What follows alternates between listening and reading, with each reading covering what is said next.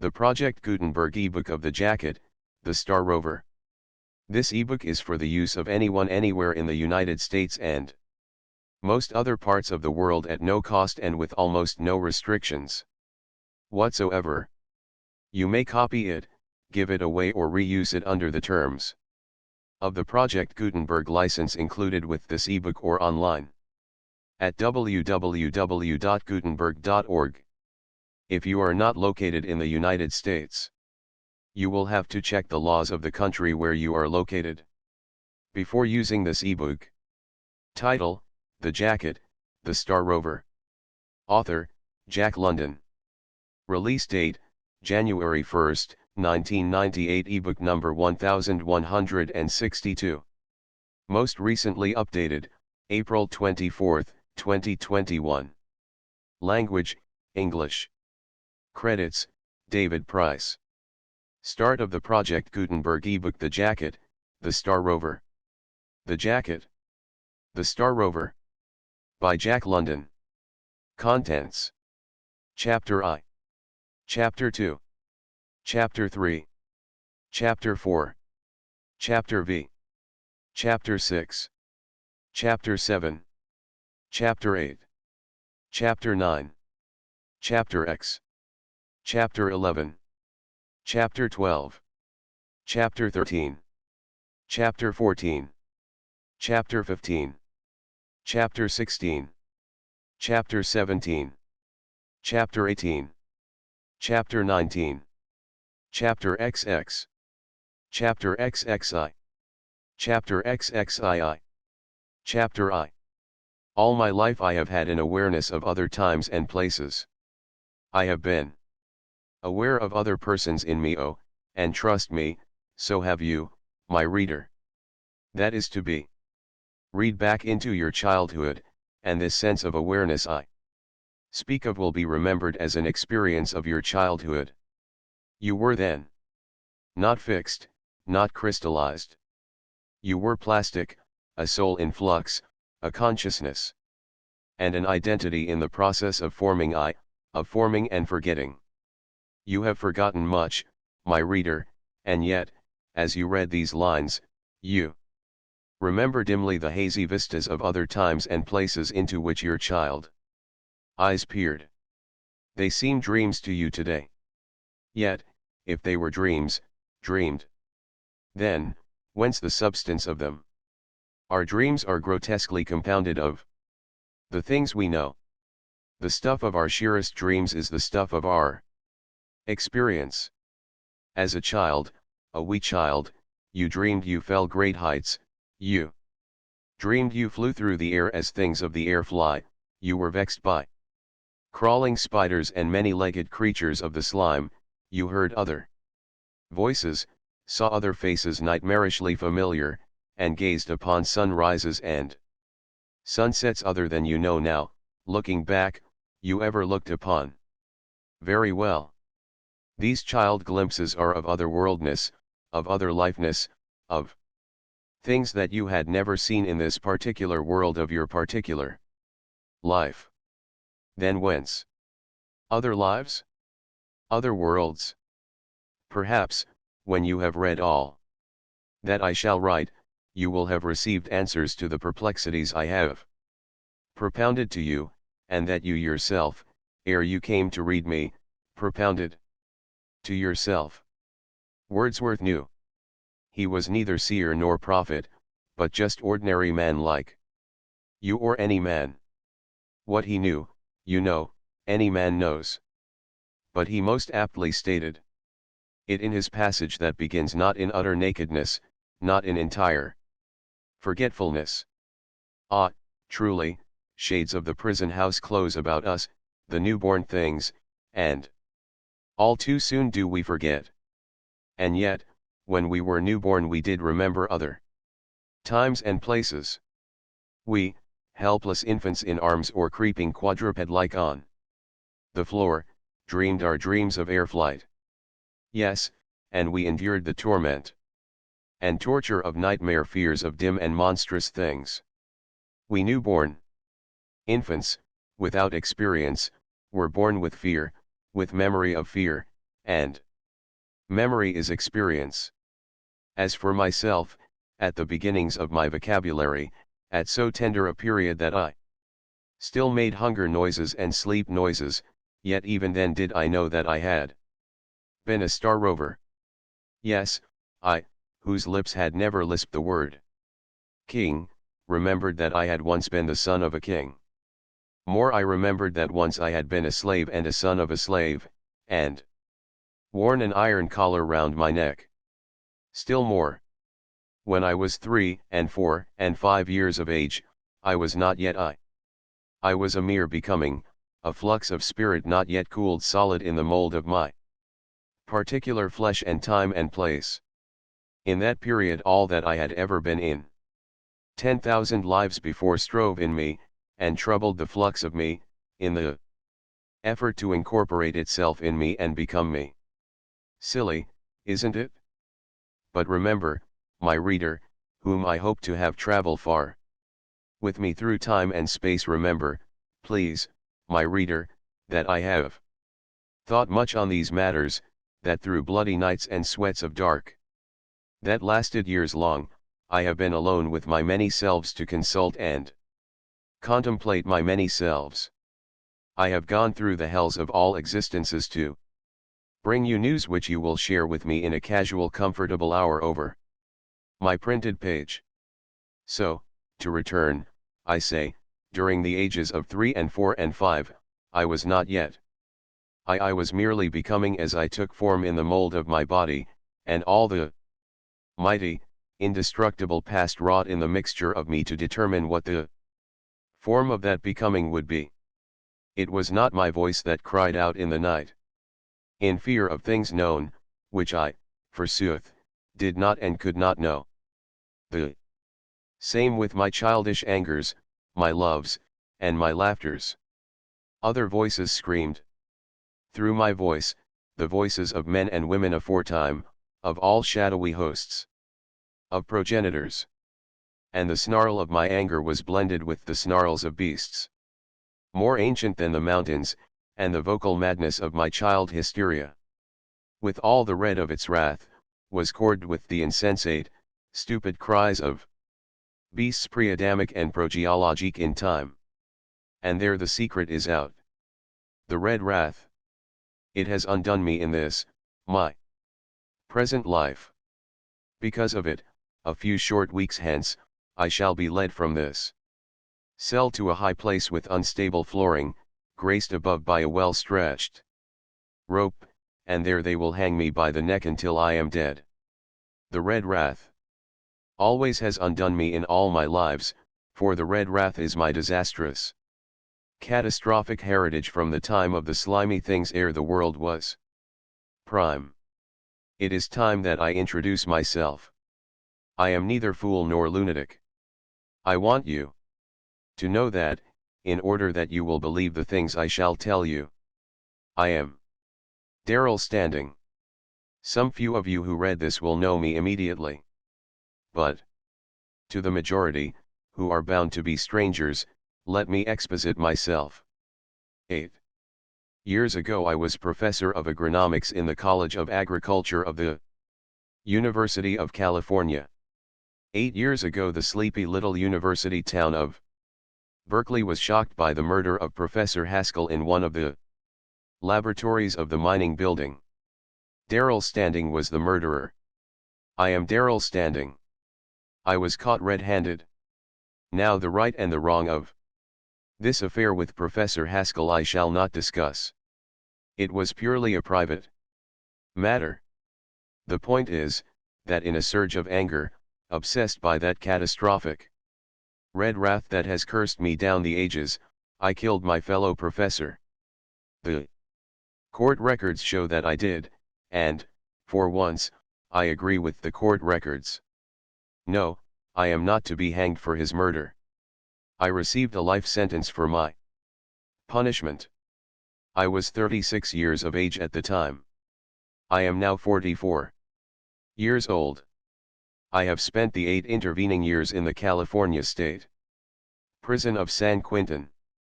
5 of these years I spent in the dark, solitary Confinement, they call it. Men who endure it, call it living death.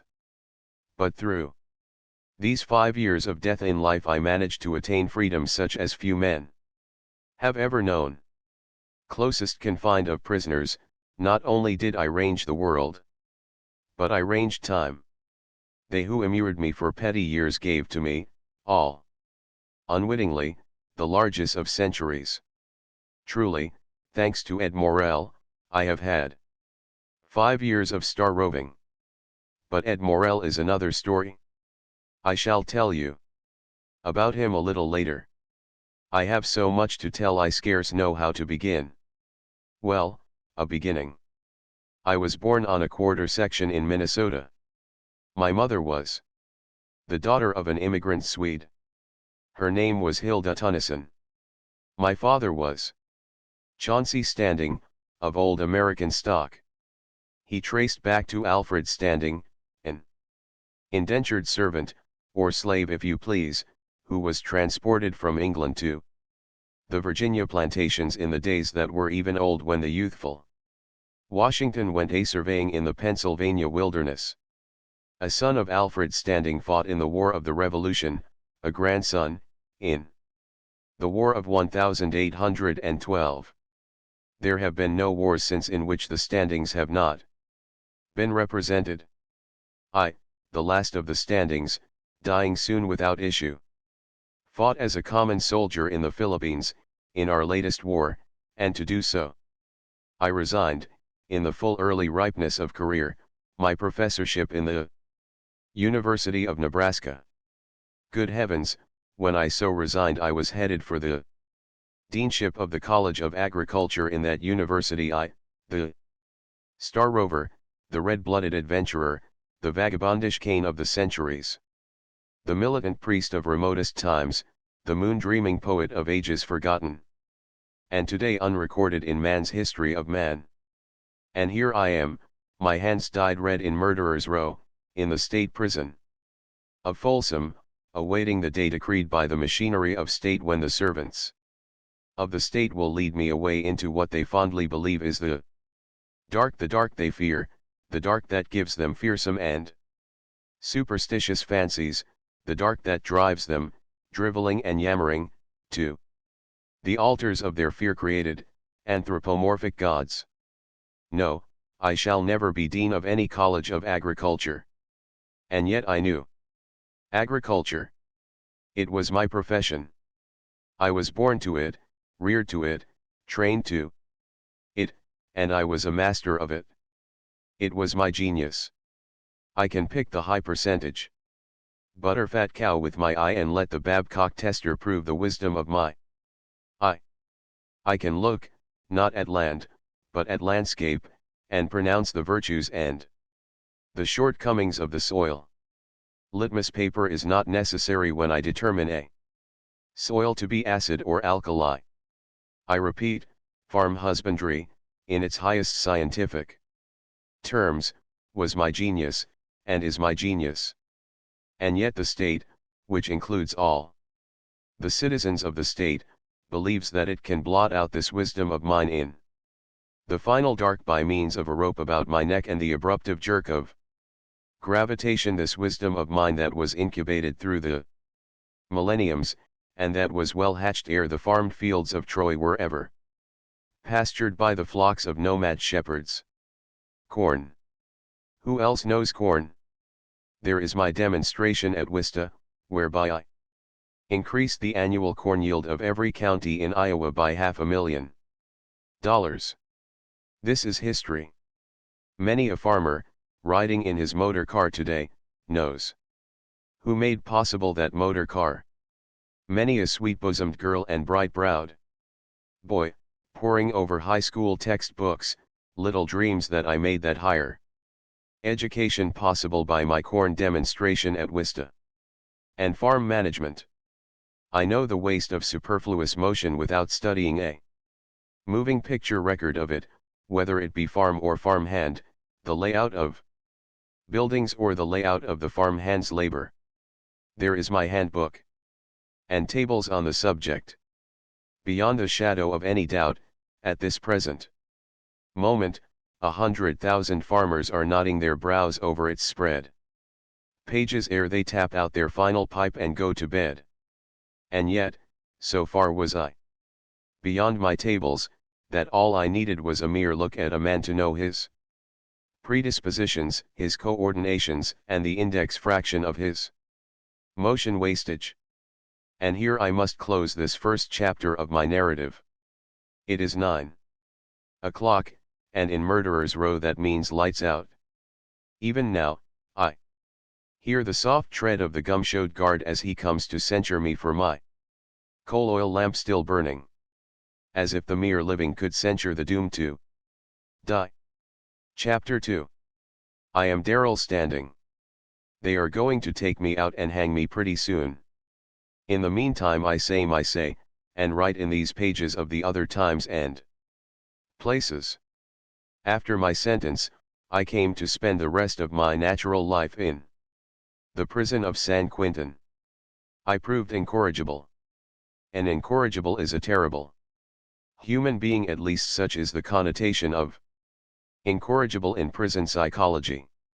I became an incorrigible because I abhorred waste motion. The prison, like all prisons, was a scandal and an affront of waste motion. They put me in the jute mill. The criminality of wastefulness irritated me. Why should it not? Elimination of waste motion was my speciality. Before the invention of steam or steam-driven looms 3,000 years before, I had rotted in prison in old Babylon, and, trust me, I speak the truth when I say that in that ancient day we prisoners wove more efficiently on hand looms than did the prisoners in the steam-powered loom rooms of San Quentin. The crime of waste was abhorrent. I rebelled. I tried to show the guards a score or so of more efficient ways. I was reported. I was given the dungeon and the starvation of light and food. I emerged and tried to work in the chaos of inefficiency of the loom rooms. I rebelled. I was given the dungeon, plus the straitjacket. I was spread-eagled and thumbed up and privily beaten by the stupid guards whose totality of intelligence was only just sufficient to show them that I was different from them and not so stupid. 2 years of this witless persecution I endured. It is terrible for a man to be tied down and gnawed by rats. The stupid brutes of guards were rats, and they gnawed the intelligence of me, gnawed all the fine nerves of the quick of me, and of the consciousness of me. And I, who in my past have been a most valiant fighter, in this present life was no fighter at all. I was a farmer, an agriculturist, a desk-tied professor, a laboratory slave, interested only in the soil and the increase of the productiveness of the soil. I fought in the Philippines because it was the tradition of the standings to fight. I had no aptitude for fighting. It was all too ridiculous, the introducing of disruptive foreign substances into the bodies of little black menfolk. It was laughable to behold science prostituting all the might of its achievement and the wit of its inventors to the violent introducing of foreign substances into the bodies of black folk. As I say, in obedience to the tradition of the standings I went to war and found that I had no aptitude for war. So did my officers find me out, because they made me a quartermaster's clerk, and as a clerk, at a desk, I fought through the Spanish-American War. So it was not because I was a fighter, but because I was a thinker, that I was enraged by the motion wastage of the loom rooms and was persecuted by the guards into becoming an incorrigible. One's brain worked. And I was punished for its working. As I told Warden Atherton, when my incorrigibility had become so notorious that he had me in on the carpet in his private office to plead with me, as I told him then. It is so absurd, my dear Warden, to think that your rat throttlers of guards can shake out of my brain the things that are clear and definite in my brain. The whole organization of this prison is stupid. You are a politician. You can weave the political pull of San Francisco saloonmen and ward heelers into a position of graft such as this one you occupy, but you can't weave. Jude. Your loom rooms are 50 years behind the times. But why continue the tirade, for tirade it was. I showed him what a fool he was, and as a result he decided that I was a hopeless incorrigible. Give a dog a bad name, you know the saw. Very well. Warden Atherton gave the final sanction to the badness of my name. I was fair game. More than one convict's dereliction was shunted off on me, and was paid for by me in the dungeon on bread and water, or in being triced up by the thumbs on my tiptoes for long hours, each hour of which was longer than any life I have ever lived. Intelligent men are cruel. Stupid men are monstrously cruel. The guards and the men over me, from the warden down, were stupid monsters. Listen, and you shall learn what they did to me. There was a poet in the prison, a convict, a weak-chinned, broad-browed, degenerate poet. He was a forger. He was a coward. He was a snitcher. He was a stool, strange words for a professor of agronomics to use in writing, but a professor of agronomics may well learn strange words when pent in prison for the term of his natural life. This poet forger's name was Cecil Winwood. He had had prior convictions. And yet, because he was a snivelling cur of a yellow dog, his last sentence had been only for 7 years. Good credits would materially reduce this time. My time was life. Yet this miserable degenerate, in order to gain several short years of liberty for himself, succeeded in adding a fair portion of eternity to my own lifetime term. I shall tell what happened the other way around, for it was only after a weary period that I learned. This Cecil Winwood, in order to curry favor with the captain of the yard, and thence the warden, the prison directors, the board of pardons, and the governor of California, framed up a prison break. Now note 3 things. A. Cecil Winwood was so detested by his fellow convicts that they would not have permitted him to bet an ounce of Bull Durham on a bed bug. Race and bed bug racing was a great sport with the convicts. B. I was the dog that had been given a bad name. C. For his frame up, Cecil Winwood needed the dogs with bad names, the lifetimers, the desperate ones, the incorrigibles. But the lifers detested Cecil Winwood, and, when he approached them with his plan of a wholesale prison break, they laughed at him and turned away with curses for the stool that he was. But he fooled them in the end, 40 of the bitterest wise ones in the pen. He approached them again and again. He told of his power in the prison by virtue of his being trustee in the warden's office, and because of the fact that he had the run of the dispensary. Show me, said Long Bill Hodge, a mountaineer doing life for train robbery, and whose whole soul for years had been bent on escaping in order to kill the companion in robbery who had turned state's evidence on him. Cecil Winwood accepted the test. He claimed that he could dope the guards the night of the break. Talk is cheap, said Long Bill Hodge. What we want is the goods. Dope one of the guards tonight. There's Barnum. He's no good. He beat up that crazy chink yesterday in Bug House Alley when he was off duty, too. He's on the night watch. Dope him tonight and make him lose his job. Show me, and we'll talk business with you. All this Long Bill told me in the dungeons afterward. Cecil Winwood demurred against the immediacy of the demonstration. He claimed that he must have time in which to steal the dope from the dispensary. They gave him the time, and a week later he announced that he was ready. 40 hard-bitten lifers waited for the guard Barnum to go to sleep on his shift. And Barnum did. He was found asleep, and he was discharged for sleeping on duty. Of course, that convinced the lifers. But there was the captain of the yard to convince. To him, daily, Cecil Winwood was reporting the progress of the break, all fancied and fabricated in his own imagination. The captain of the yard demanded to be shown. Winwood showed him, and the full details of the showing I did not learn until a year afterward, so slowly do the secrets of prison intrigue leak out. Winwood said that the 40 men in the break, in whose confidence he was, had already such power in the prison that they were about to begin smuggling in automatic pistols by means of the guards they had bought up.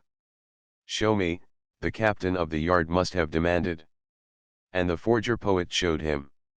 In the bakery, night work was a regular thing. One of the convicts, a baker, was on the first night shift. He was a stool of the captain of the yard, and Winwood knew it. "Tonight," he told the captain, "Summerface will bring in a dozen 44 automatics. On his next time off he'll bring in the ammunition. But tonight he'll turn the automatics over to me in the bakery. You've got a good stool there. He'll make you his report tomorrow." Now Summerface was a strapping figure of a bucolic guard who hailed from Humboldt County. He was a simple-minded, good-natured dolt and not above earning an honest dollar by smuggling in tobacco for the convicts. On that night, returning from a trip to San Francisco, he brought in with him 15 pounds of prime cigarette tobacco. He had done this before, and delivered the stuff to Cecil Winwood. So, on that particular night, he, all unwitting, turned the stuff over to Winwood in the bakery. It was a big, solid, paper-wrapped bundle of innocent tobacco. The stool baker, from concealment, saw the package delivered to Winwood and so reported to the captain of the yard next morning. But in the meantime the poet forger's too lively imagination ran away with him. He was guilty of a slip that gave me 5 years of solitary confinement and that placed me in this condemned cell in which I now write. And all the time I knew nothing about it. I did not even know of the break he had inveigled the 40 lifers into planning. I knew nothing, absolutely nothing. And the rest knew little. The lifers did not know he was giving them the cross. The captain of the yard did not know that the cross was being worked on him. Summerface was the most innocent of all. At the worst, his conscience could have accused him only of smuggling in some harmless tobacco. And now to the stupid, silly, melodramatic slip of Cecil Winwood. Next morning, when he encountered the captain of the yard, he was triumphant. His imagination took the bit in its teeth. "Well, the stuff came in all right as you said," the captain of the yard remarked. "And enough of it to blow half the prison sky high," Winwood corroborated.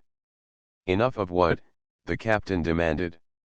"Dynamite and detonators," the fool rattled on. 35 pounds of it? Your stool saw Summerface pass it over to me. And right there the captain of the yard must have nearly died. I can actually sympathize with him. 35 pounds of dynamite loose in the prison. They say that Captain Jamie, that was his nickname, sat down and held his head in his hands. "Where is it now?" he cried. "I want it. Take me to it at once." And right there Cecil Winwood saw his mistake. "I planted it," he lied, for he was compelled to lie because, being merely tobacco in small packages, it was long since distributed among the convicts along the customary channels. "Very well," said Captain Jamie, getting himself in hand. "Lead me to it at once." But there was no plant of high explosives to lead him to. The thing did not exist, had never existed save in the imagination of the wretched Winwood. In a large prison like San Quentin there are always hiding places for things. And as Cecil Winwood led Captain Jamie, he must have done some rapid thinking. As Captain Jamie testified before the board of directors, and as Winwood also so testified, on the way to the hiding place Winwood said that he and I had planted the powder together. And I, just released from 5 days in the dungeons and 80 hours in the jacket, I, whom even the stupid guards could see was too weak to work in the loom room, I, who had been given the day off to recuperate from too terrible punishment, I was named as the one who had helped hide the non-existent 35 pounds of high explosive. Winwood led Captain Jamie to the alleged hiding place. Of course they found no dynamite in it. My God! Winwood lied. Standing has given me the cross. He's lifted the plant and stowed it somewhere else. The captain of the yard said more emphatic things than my God. Also, on the spur of the moment but cold-bloodedly, he took Winwood into his own private office, locked the doors, and beat him up frightfully, all of which came out before the board of directors. But that was afterward. In the meantime, even while he took his beating, Winwood swore by the truth of what he had told. What was Captain Jamie to do? He was convinced that 35 pounds of dynamite were loose in the prison and that 40 desperate lifers were ready for a break. Oh, he had Summerface in on the carpet, and, although Summerface insisted the package contained tobacco, Winwood swore it was dynamite and was believed. At this stage I enter, or, rather, I depart, for they took me away out of the sunshine and the light of day to the dungeons, and in the dungeons and in the solitary cells, out of the sunshine and the light of day, I rotted for 5 years. I was puzzled. I had only just been released from the dungeons, and was lying pain-racked in my customary cell, when they took me back to the dungeon. Now, said Winwood to Captain Jamie, though we don't know where it is, the dynamite is safe. Standing is the only man who does know. And he can't pass the word out from the dungeon.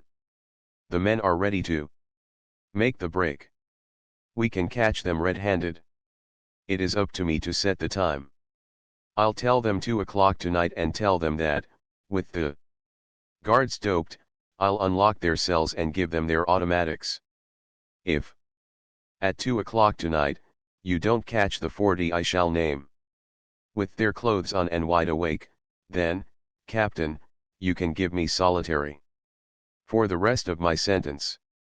And with Standing and the 40 tight in the dungeons, we'll have all the time in the world to locate the dynamite. If we have to tear the prison down stone by stone, Captain Jamie added valiantly. That was 6 years ago. In all the intervening time they have never found that non-existent explosive, and they have turned the prison upside down 1,000 times in searching for it. Nevertheless, to his last day in office, Warden Atherton believed in the existence of that dynamite. Captain Jamie, who is still captain of the yard, believes to this day that the dynamite is somewhere in the prison. Only yesterday, he came all the way up from San Quentin to Folsom to make one more effort to get me to reveal the hiding place. I know he will never breathe easy until they swing me off. Chapter 3. All that day I lay in the dungeon cudgeling my brains for the reason of this new and inexplicable punishment. All I could conclude was that some stool had lied an infraction of the rules on me in order to curry favor with the guards. Meanwhile Captain Jamie fretted his head off and prepared for the night, while Winwood passed the word along to the 40 lifers to be ready for the break. And 2 hours after midnight every guard in the prison was under orders. This included the day shift, which should have been asleep. When 2 o'clock came, they rushed the cells occupied by the 40. The rush was simultaneous. The cells were opened at the same moment, and without exception the men named by Winwood were found out of their bunks, fully dressed, and crouching just inside their doors. Of course, this was verification absolute of all the fabric of lies that the poet forger had spun for Captain Jamie. The 40 lifers were caught in red-handed readiness for the break. What if they did unite afterward, in averring that the break had been planned by Winwood? The prison board of directors believed, to a man, that the 40 lied in an effort to save themselves. The board of pardons likewise believed, for, ere 3 months were up, Cecil Winwood, forger and poet, most despicable of men, was pardoned out. Oh, well, the stir, or the pen, as they call it in convict argot, is a training school for philosophy. No inmate can survive years of it without having had burst for him his fondest illusions and fairest metaphysical bubbles. Truth. Lives, we are taught, murder will out. Well, this is a demonstration that murder does not always come out. The captain of the yard, the late warden Atherton, the prison board of directors to a man all believe, right now, in the existence of that dynamite that never existed save in the slippery geared and all too accelerated brain of the degenerate forger and poet, Cecil Winwood. And Cecil Winwood still lives, while I, of all men concerned, the utterest, absolutest, innocentest, go to the scaffold in a few short weeks. And now I must tell how entered the 40 lifers upon my dungeon stillness. I was asleep when the outer door to the corridor of dungeons clanged open and aroused me. Some poor devil, was my thought, and my next thought was that he was surely getting his, as I listened to the scuffling of feet, the dull impact of blows on flesh, the sudden cries of pain, the filth of curses, and the sounds of dragging bodies. For, you see, every man was manhandled all the length of the way. Dungeon door after dungeon door clanged open, and body after body was thrust in, flung in, or dragged in. And continually more groups of guards arrived with more beaten convicts who still were being beaten, and more dungeon doors were opened to receive the bleeding frames of men who were guilty of yearning after freedom. Yes, as I look back upon it, a man must be greatly a philosopher to survive the continual impact of such brutish experiences through the years and years. I am such a philosopher. I have endured 8 years of their torment, and now, in the end, failing to get rid of me in all other ways, they have invoked the machinery of state to put a rope around my neck and shut off my breath by the weight of my body. Oh, I know how the experts give expert judgment that the fall through the trap breaks the victim's neck. And the victims, like Shakespeare's traveler, never return to testify to the contrary. But we, who have lived in the stir, know of the cases that are hushed in the prison crypts, where the victims' necks are not broken. It is a funny thing, this hanging of a man. I have never seen a hanging, but I have been told by eyewitnesses the details of a dozen hangings, so that I know what will happen to me.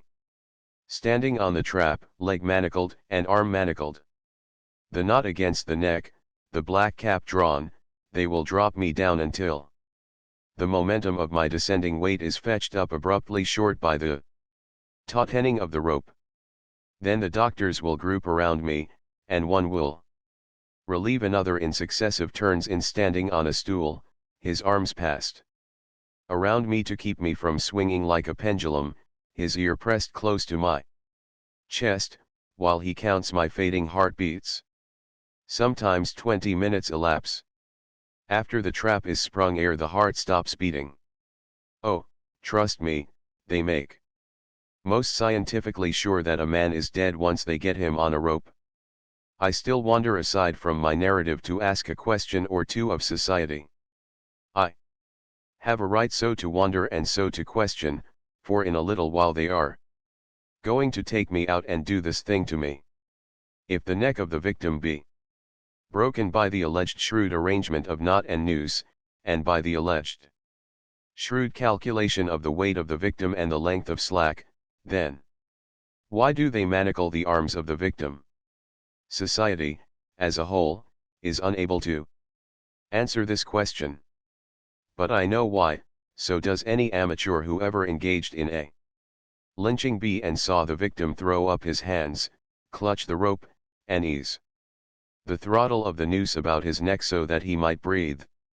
Another question I will ask of the smug, cotton-wooled member of society, whose soul has never strayed to the red hells. Why do they put the black cap over the head and the face of the victim ere they drop him through the trap? Please remember that in a short while they will put that black cap over my head. So I have a right to ask. Do they, your hangdogs, O smug citizen, do these your hangdogs fear to gaze upon the facial horror of the horror they perpetrate for you and ours and at your behest? Please remember that I am not asking this question in the 1200th year after Christ, nor in the time of Christ, nor in the 1200th year before Christ.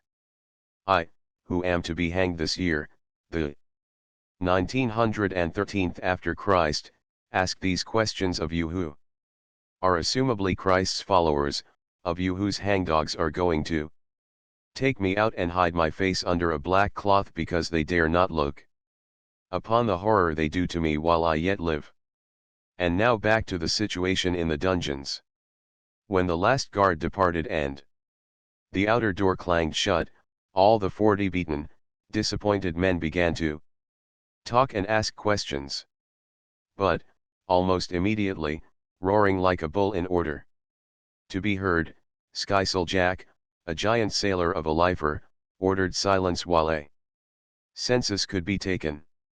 The dungeons were full, and dungeon by dungeon, in order of dungeons, shouted out its quota to the roll call.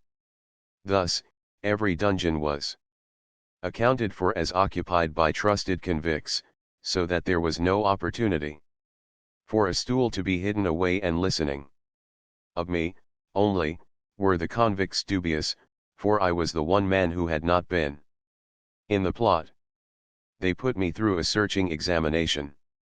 I could but tell them how I had just emerged from dungeon and jacket in the morning, and without rhyme or reason, so far as I could discover, had been put back in the dungeon after being out only several hours. My record as an incorrigible was in my favor, and soon they began to talk. As I lay there and listened, for the first time I learned of the break that had been a hatching. Who had squealed, was their one quest, and throughout the night the quest was pursued. The quest for Cecil Winwood was vain, and the suspicion against him was general. There's only one thing, lads, Skysail Jack finally said. It'll soon be morning, and then they'll take us out and give us bloody hell. We were caught dead to rights with our clothes on. Winwood crossed us and squealed. They're going to get us out one by one and mess us up. There's 40 of us. Any lion's bound to be found out. So each lad, when they sweat him, just tells the truth, the whole truth, so help him God. And there, in that dark hole of man's inhumanity, from dungeon cell to dungeon cell, their mouths against the gratings, the 20 lifers solemnly pledged themselves before God to tell the truth. Little good did their truth-telling do them. At 9 o'clock the guards, paid bravos of the smug citizens who constitute the state, full of meat and sleep, were upon us. Not only had we had no breakfast, but we had had no water. And beaten men are prone to feverishness. I wonder, my reader, if you can glimpse or guess the faintest connotation of a man beaten beat up, we prisoners call it. But no, I shall not tell you. Let it suffice to know that these beaten, feverish men lay 7 hours without water. At 9 the guards arrived. There were not many of them. There was no need for many, because they unlocked only one dungeon at a time. They were equipped with pick handles, a handy tool for the disciplining of a helpless man. One dungeon at a time, and dungeon by dungeon, they messed and pulped the lifers. They were impartial. I received the same pulping as the rest. And this was merely the beginning, the preliminary to the examination. Each man was to undergo alone in the presence of the paid brutes of the state. It was the forecast to each man of what each man might expect in Inquisition Hall.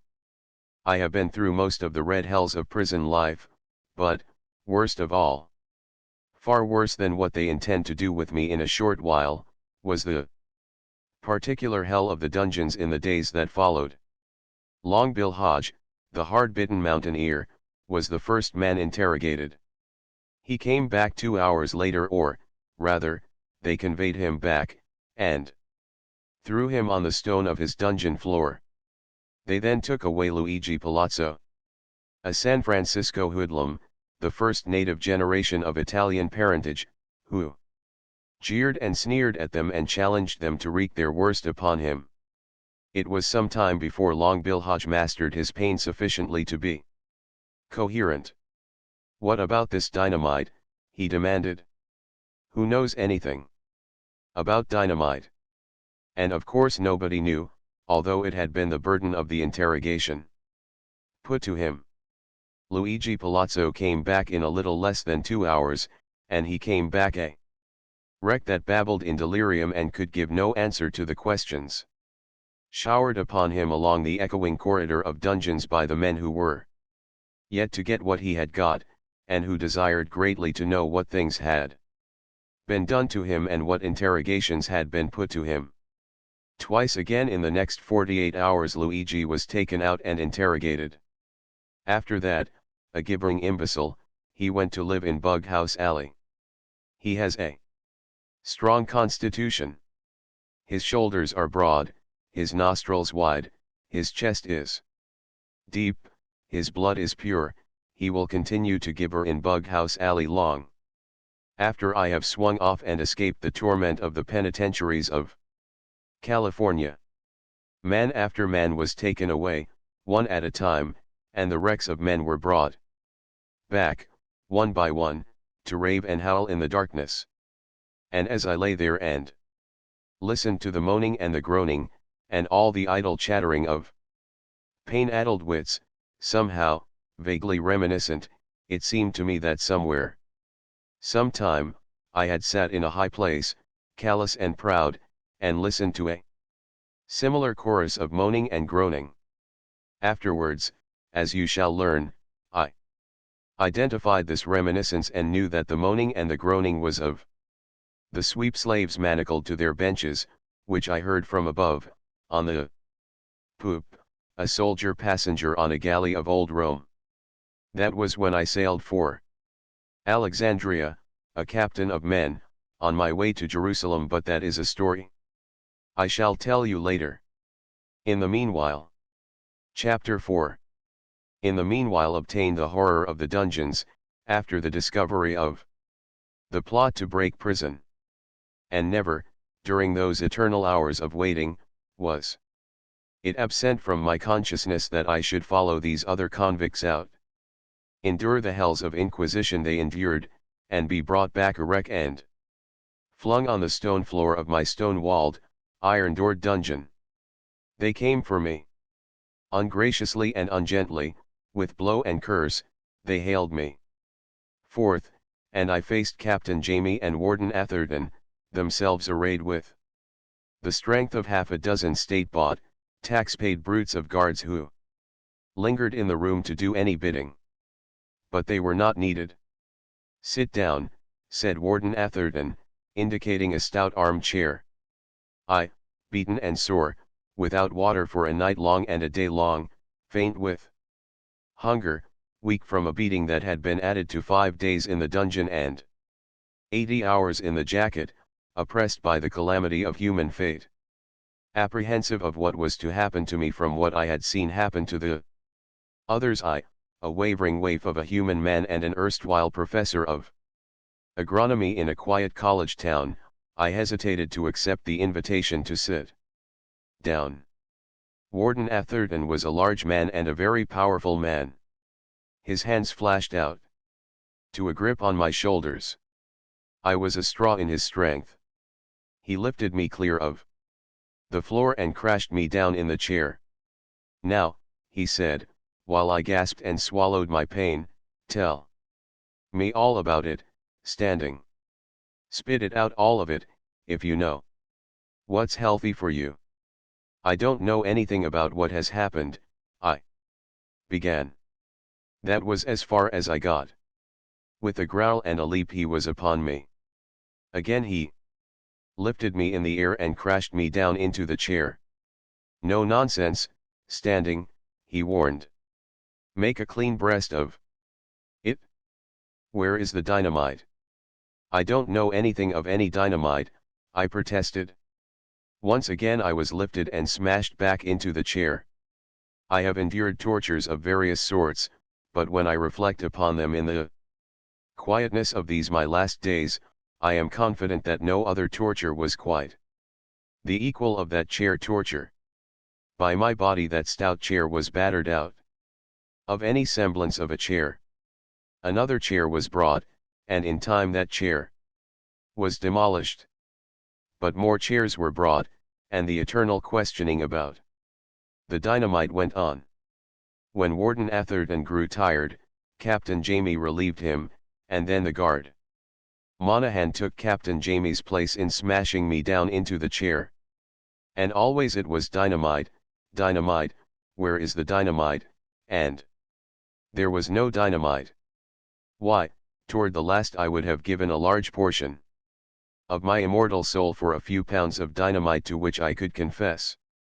I do not know how many chairs were broken by my body. I fainted times without number, and toward the last the whole thing became nightmarish. I was half carried, half shoved, and dragged back to the dark. There, when I became conscious, I found a stool in my dungeon. He was a pallid-faced, little dope fiend of a short timer who would do anything to obtain the drug. As soon as I recognized him, I crawled to the grating and shouted out along the corridor, "There is a stool in with me, fellows. He's Ignatius Irvine. Watch out what you say." The outburst of imprecations that went up would have shaken the fortitude of a braver man than Ignatius Irvine. He was pitiful in his terror, while all about him, roaring like beasts, the pain-racked lifers told him what awful things they would do to him in the years that were to come. Had there been secrets, the presence of a stool in the dungeons would have kept the men quiet. As it was, having all sworn to tell the truth, they talked openly before Ignatius Irvine. The one great puzzle was the dynamite, of which they were as much in the dark as was I. They appealed to me. If I knew anything about the dynamite, they begged me to confess it and save them all from further misery. And I could tell them only the truth, that I knew of no dynamite. One thing the stool told me, before the guards removed him, showed how serious was this matter of the dynamite. Of course, I passed the word along, which was that not a wheel had turned in the prison all day. The thousands of convict workers had remained locked in their cells, and the outlook was that not one of the various prison factories would be operated again until after the discovery of some dynamite that somebody had hidden somewhere in the prison. And ever the examination went on. Ever, one at a time, convicts were dragged away and dragged or carried back again. They reported that Warden Atherton and Captain Jamie, exhausted by their efforts, relieved each other every 2 hours. While one slept, the other examined. And they slept in their clothes in the very room in which strong man after strong man was being broken. And hour by hour, in the dark dungeons, our madness of torment grew. Oh, trust me as one who knows, hanging is an easy thing compared with the way live men may be hurt in all the life of them and still live.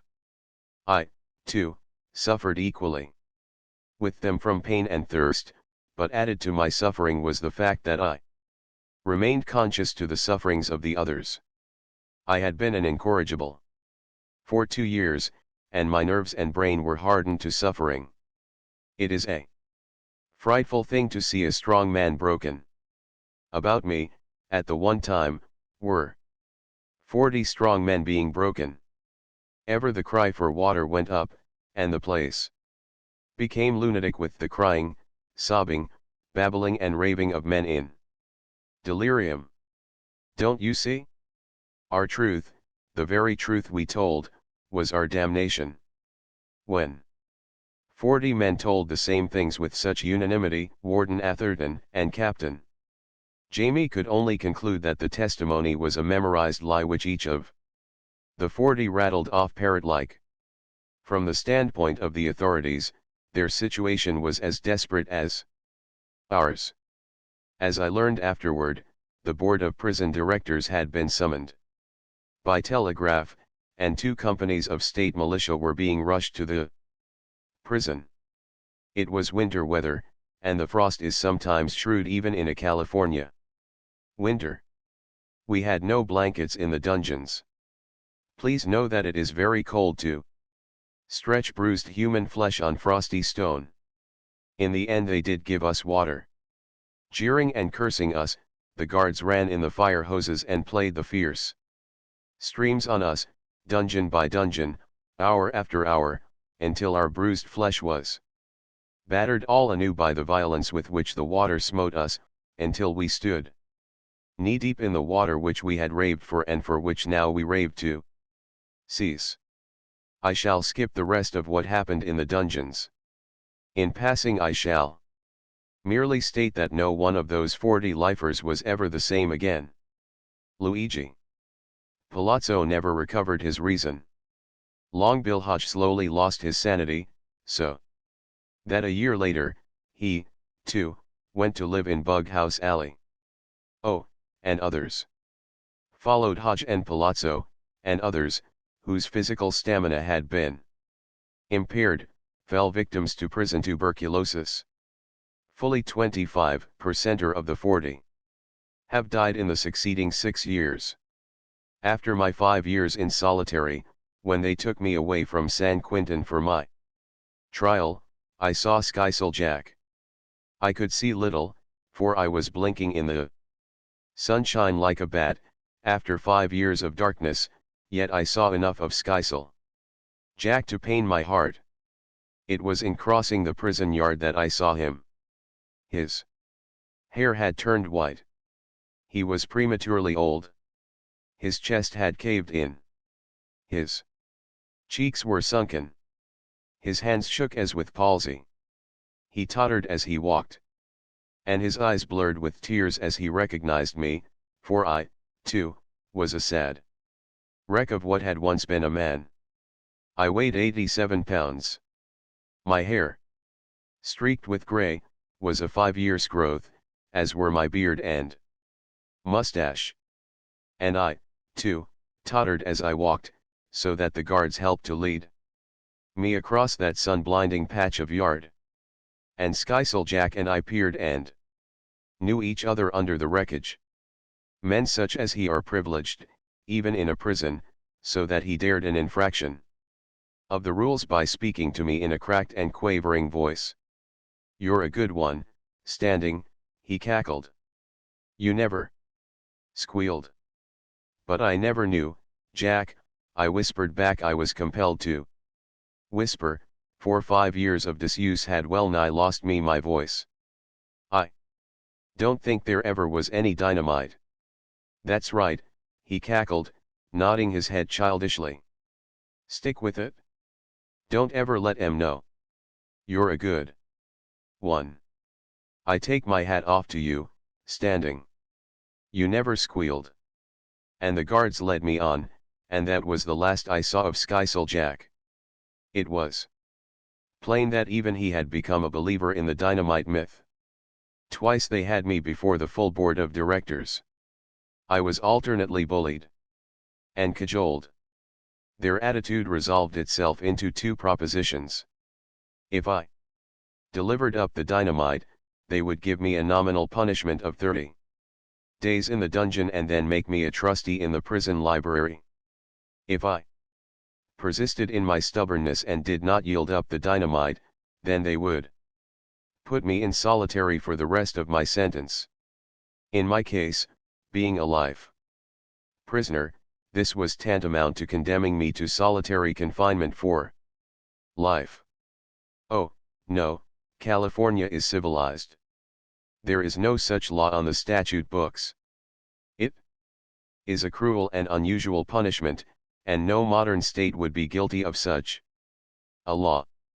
Nevertheless, in the history of California I am the third man who has been condemned for life to solitary confinement. The other two were Jake Oppenheimer and Ed Morrell. I shall tell you about them soon, for I rotted with them for years in the cells of silence. Oh, another thing. They are going to take me out and hang me in a little while. No, not for killing Professor Haskell. I got life imprisonment for that. They are going to take me out and hang me because I was found guilty of assault and battery. And this is not prison discipline. It is law, and as law, it will be found in the criminal statutes. I believe I made a man's nose bleed. I never saw it bleed, but that was the evidence. Thurston, his name was. He was a guard at San Quentin.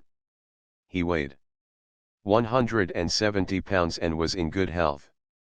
I weighed under 90 pounds, was blind as a bat from the long darkness, and had been so long pent in narrow walls that I was made dizzy by large open spaces. Really, mine was a well-defined case of incipient agoraphobia, as I quickly learned that day. I escaped from solitary and punched the guard Thurston on the nose.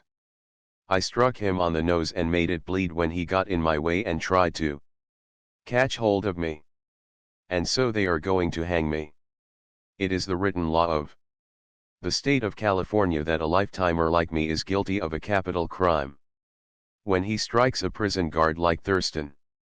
Surely, he could not have been inconvenienced more than half an hour by that bleeding nose, and yet they are going to hang me for it. And, see, this law, in my case, is ex post facto. It was not a law at the time I killed Professor Haskell. It was not passed until after I received my life sentence. And this is the very point, my life sentence gave me my status under this law which had not yet been written on the books. And it is because of my status of lifetimer that I am to be hanged for battery committed on the guard Thurston. It is clearly ex post facto, and, therefore, unconstitutional. But what bearing has the Constitution on constitutional lawyers when they want to put the notorious Professor Darrell standing out of the way? Nor do I even establish the precedent with my execution. A year ago, as everybody who reads the newspapers knows, they hanged Jake Oppenheimer, right here in Folsom, for a precisely similar offense, only, in his case of battery, he was not guilty of making a guard's nose bleed. He cut a convict unintentionally with a bread knife. It is strange life and men's ways and laws and tangled paths. I am writing these lines in the very cell in Murderers' Row that Jake Oppenheimer occupied ere they took him out and did to him what they are going to do to me. I warned you I had many things to write about. I shall now return to my narrative. The Board of Prison Directors gave me my choice, a prison trusteeship and surcease from the jute looms if I gave up the non-existent dynamite, life imprisonment in solitary if I refused to give up the non-existent dynamite. They gave me 24 hours in the jacket to think it over. Then I was brought before the board a second time. What could I do? I could not lead them to the dynamite that was not. I told them so, and they told me I was a liar. They told me I was a hard case, a dangerous man, a moral degenerate, the criminal of the century. They told me many other things, and then they carried me away to the solitary cells. I was put into number 1 cell. In number 5 lay Ed Morel. In number 12 lay Jake Oppenheimer.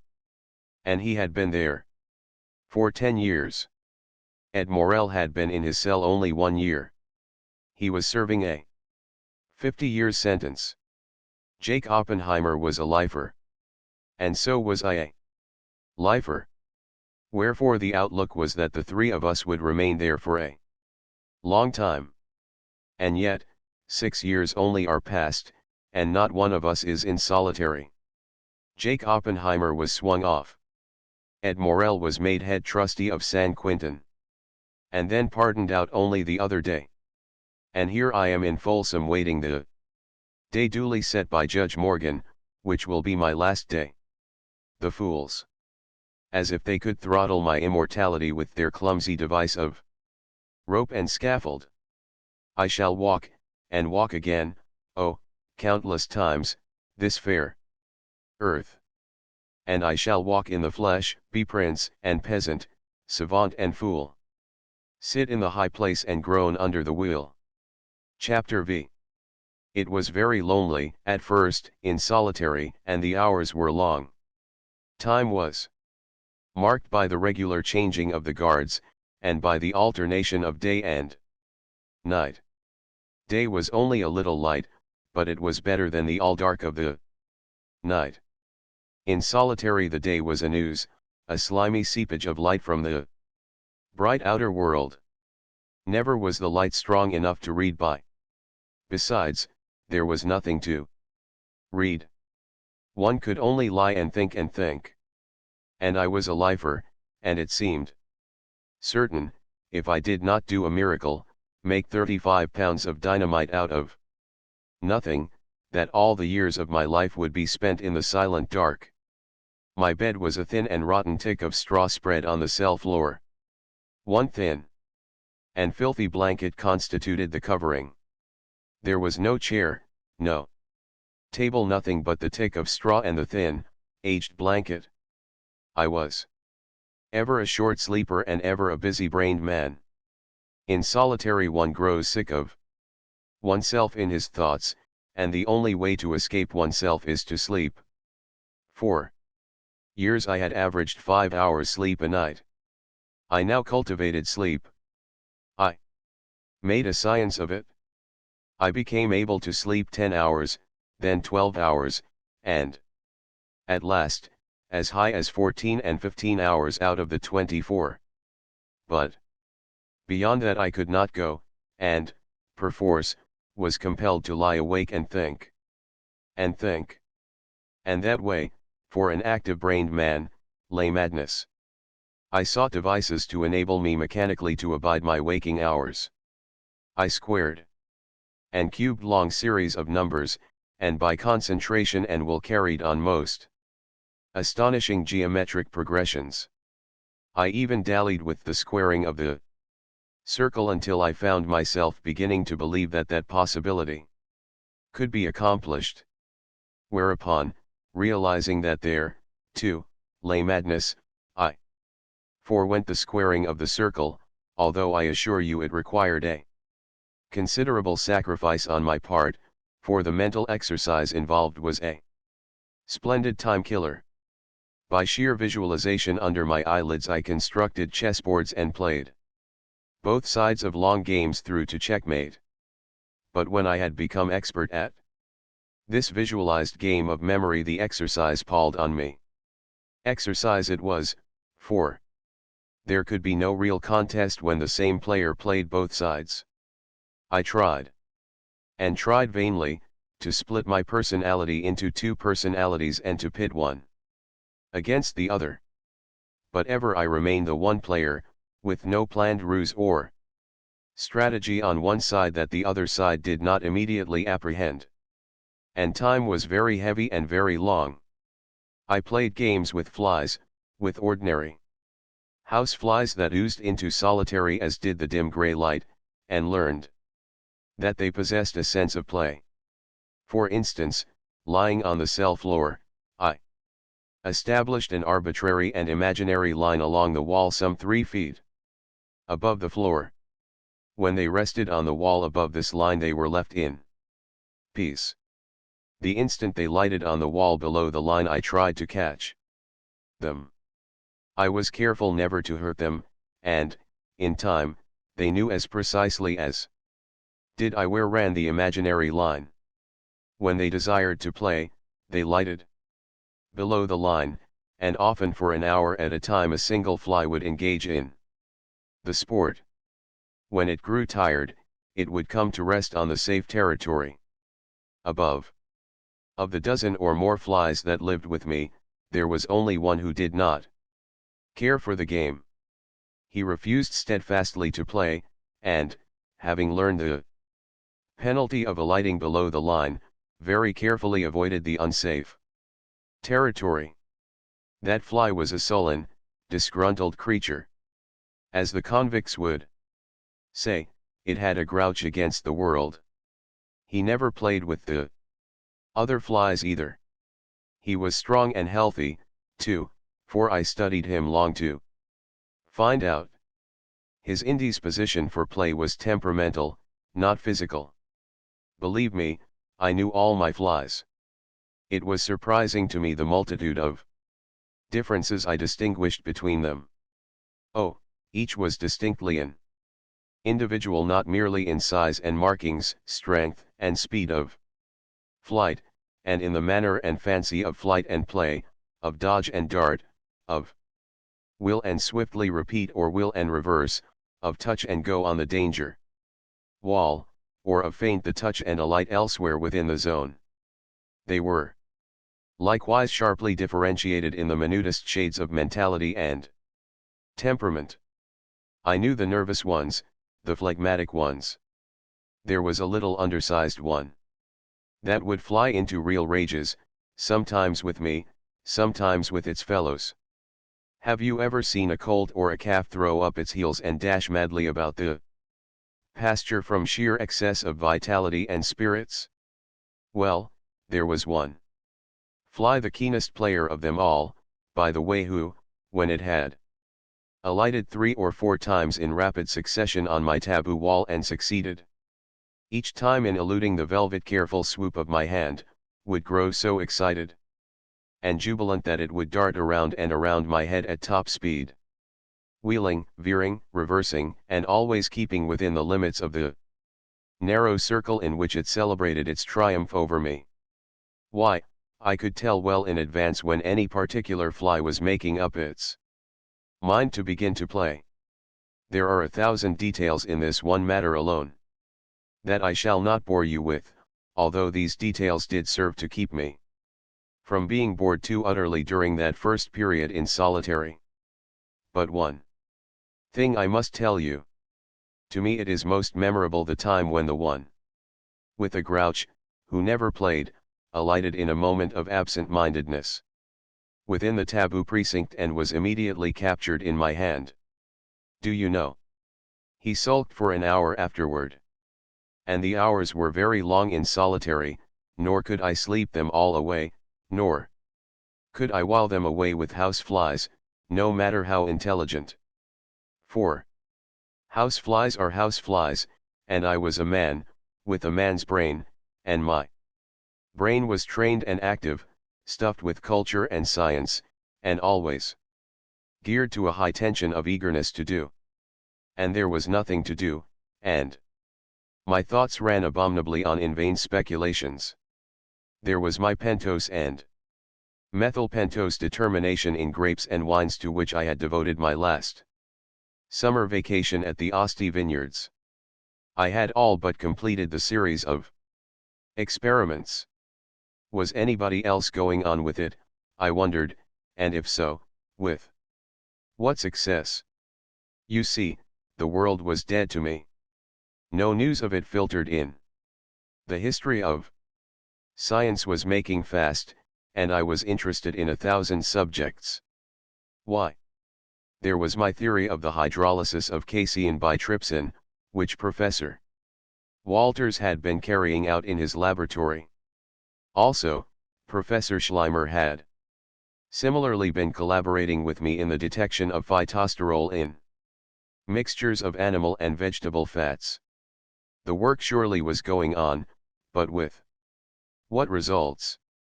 The very thought of all this activity just beyond the prison walls and in which I could take no part, of which I was never even to hear, was maddening. And in the meantime I lay there on my cell floor and played games with house flies. And yet all was not silence in solitary. Early in my confinement I used to hear, at irregular intervals, faint, low tappings. From farther away I also heard fainter and lower tappings. Continually these tappings were interrupted by the snarling of the guard. On occasion, when the tapping went on too persistently, extra guards were summoned, and I knew by the sounds that men were being straight-jacketed. The matter was easy of explanation. I had known, as every prisoner in San Quentin knew, that the two men in solitary were Ed Morel and Jake Oppenheimer. And I knew that these were the two men who tapped knuckle-talk to each other and were punished for so doing. That the code they used was simple I had not the slightest doubt, yet I devoted many hours to a vain effort to work it out.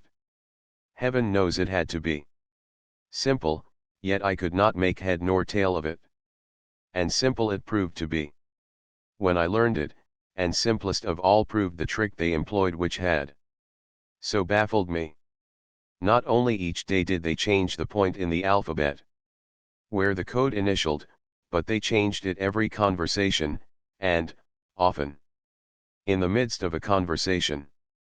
Thus, there came a day when I caught the code at the right initial, listened to two clear sentences of conversation, and, the next time they talked, failed to understand a word.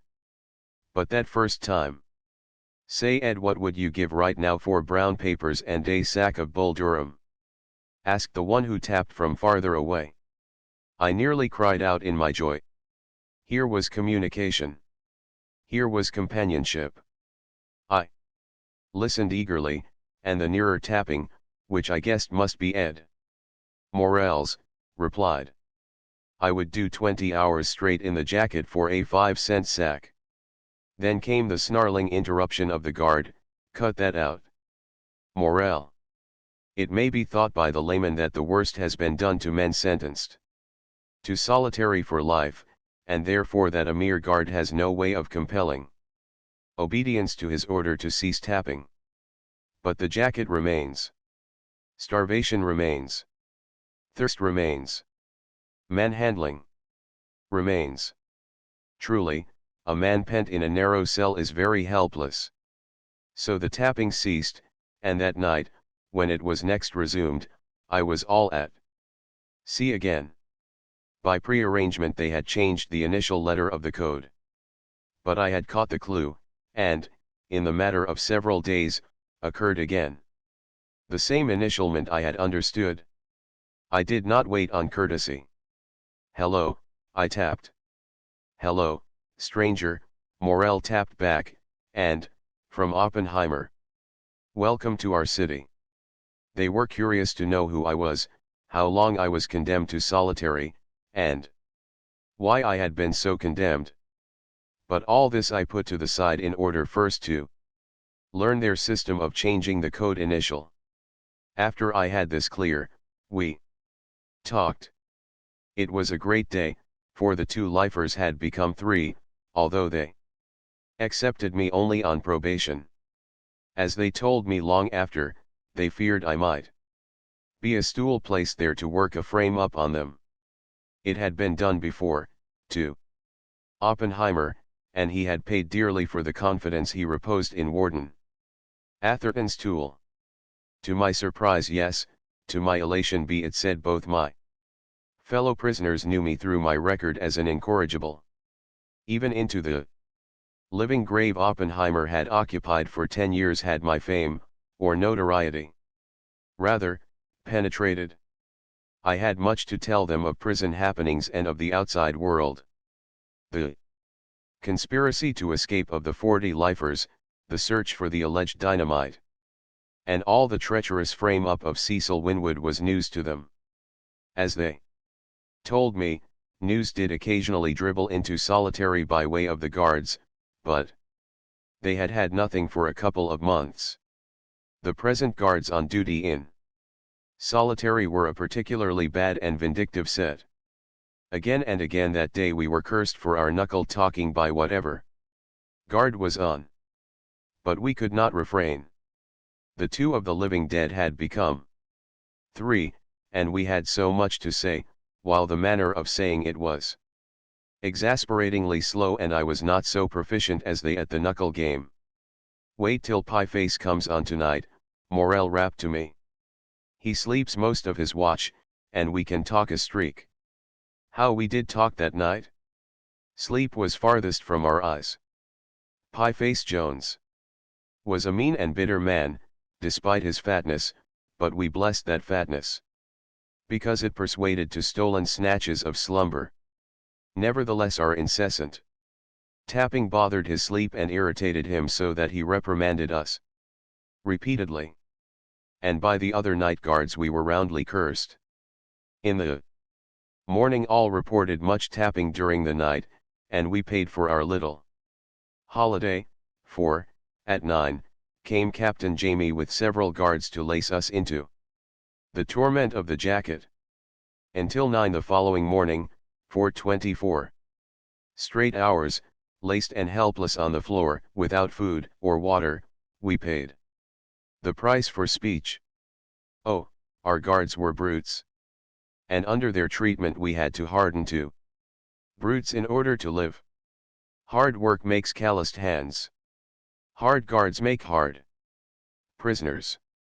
We continued to talk, and, on occasion, to be jacketed for punishment. Night was the best time, and, when substitute guards chanced to be on, we often talked through a whole shift. Night and day were one with us who lived in the dark. We could sleep any time. We could knuckle talk only on occasion. We told one another much of the history of our lives, and for long hours Morel and I have lain silently, while steadily, with faint, far taps, Oppenheimer slowly spelled out his life story.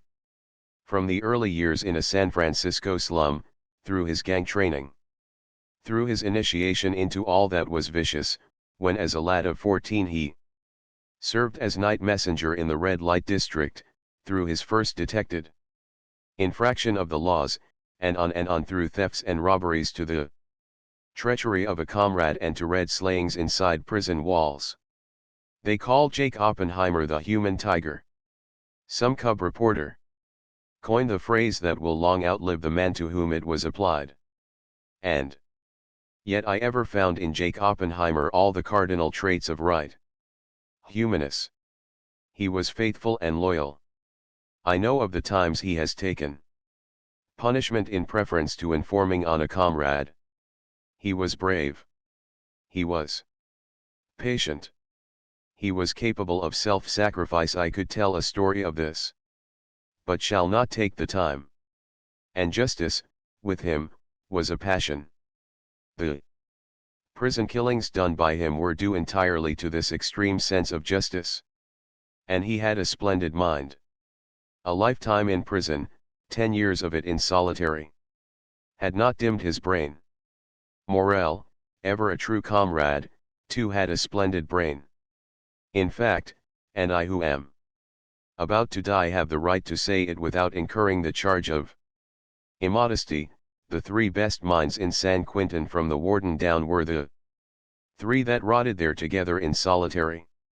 And here at the end of my days, reviewing all that I have known of life, I am compelled to the conclusion that strong minds are never docile. The stupid man, the fearful men, the men ungifted with passionate rightness and fearless championship. These are the men who make model prisoners. I thank all gods that Jake Oppenheimer, Ed Morel, and I were not model prisoners.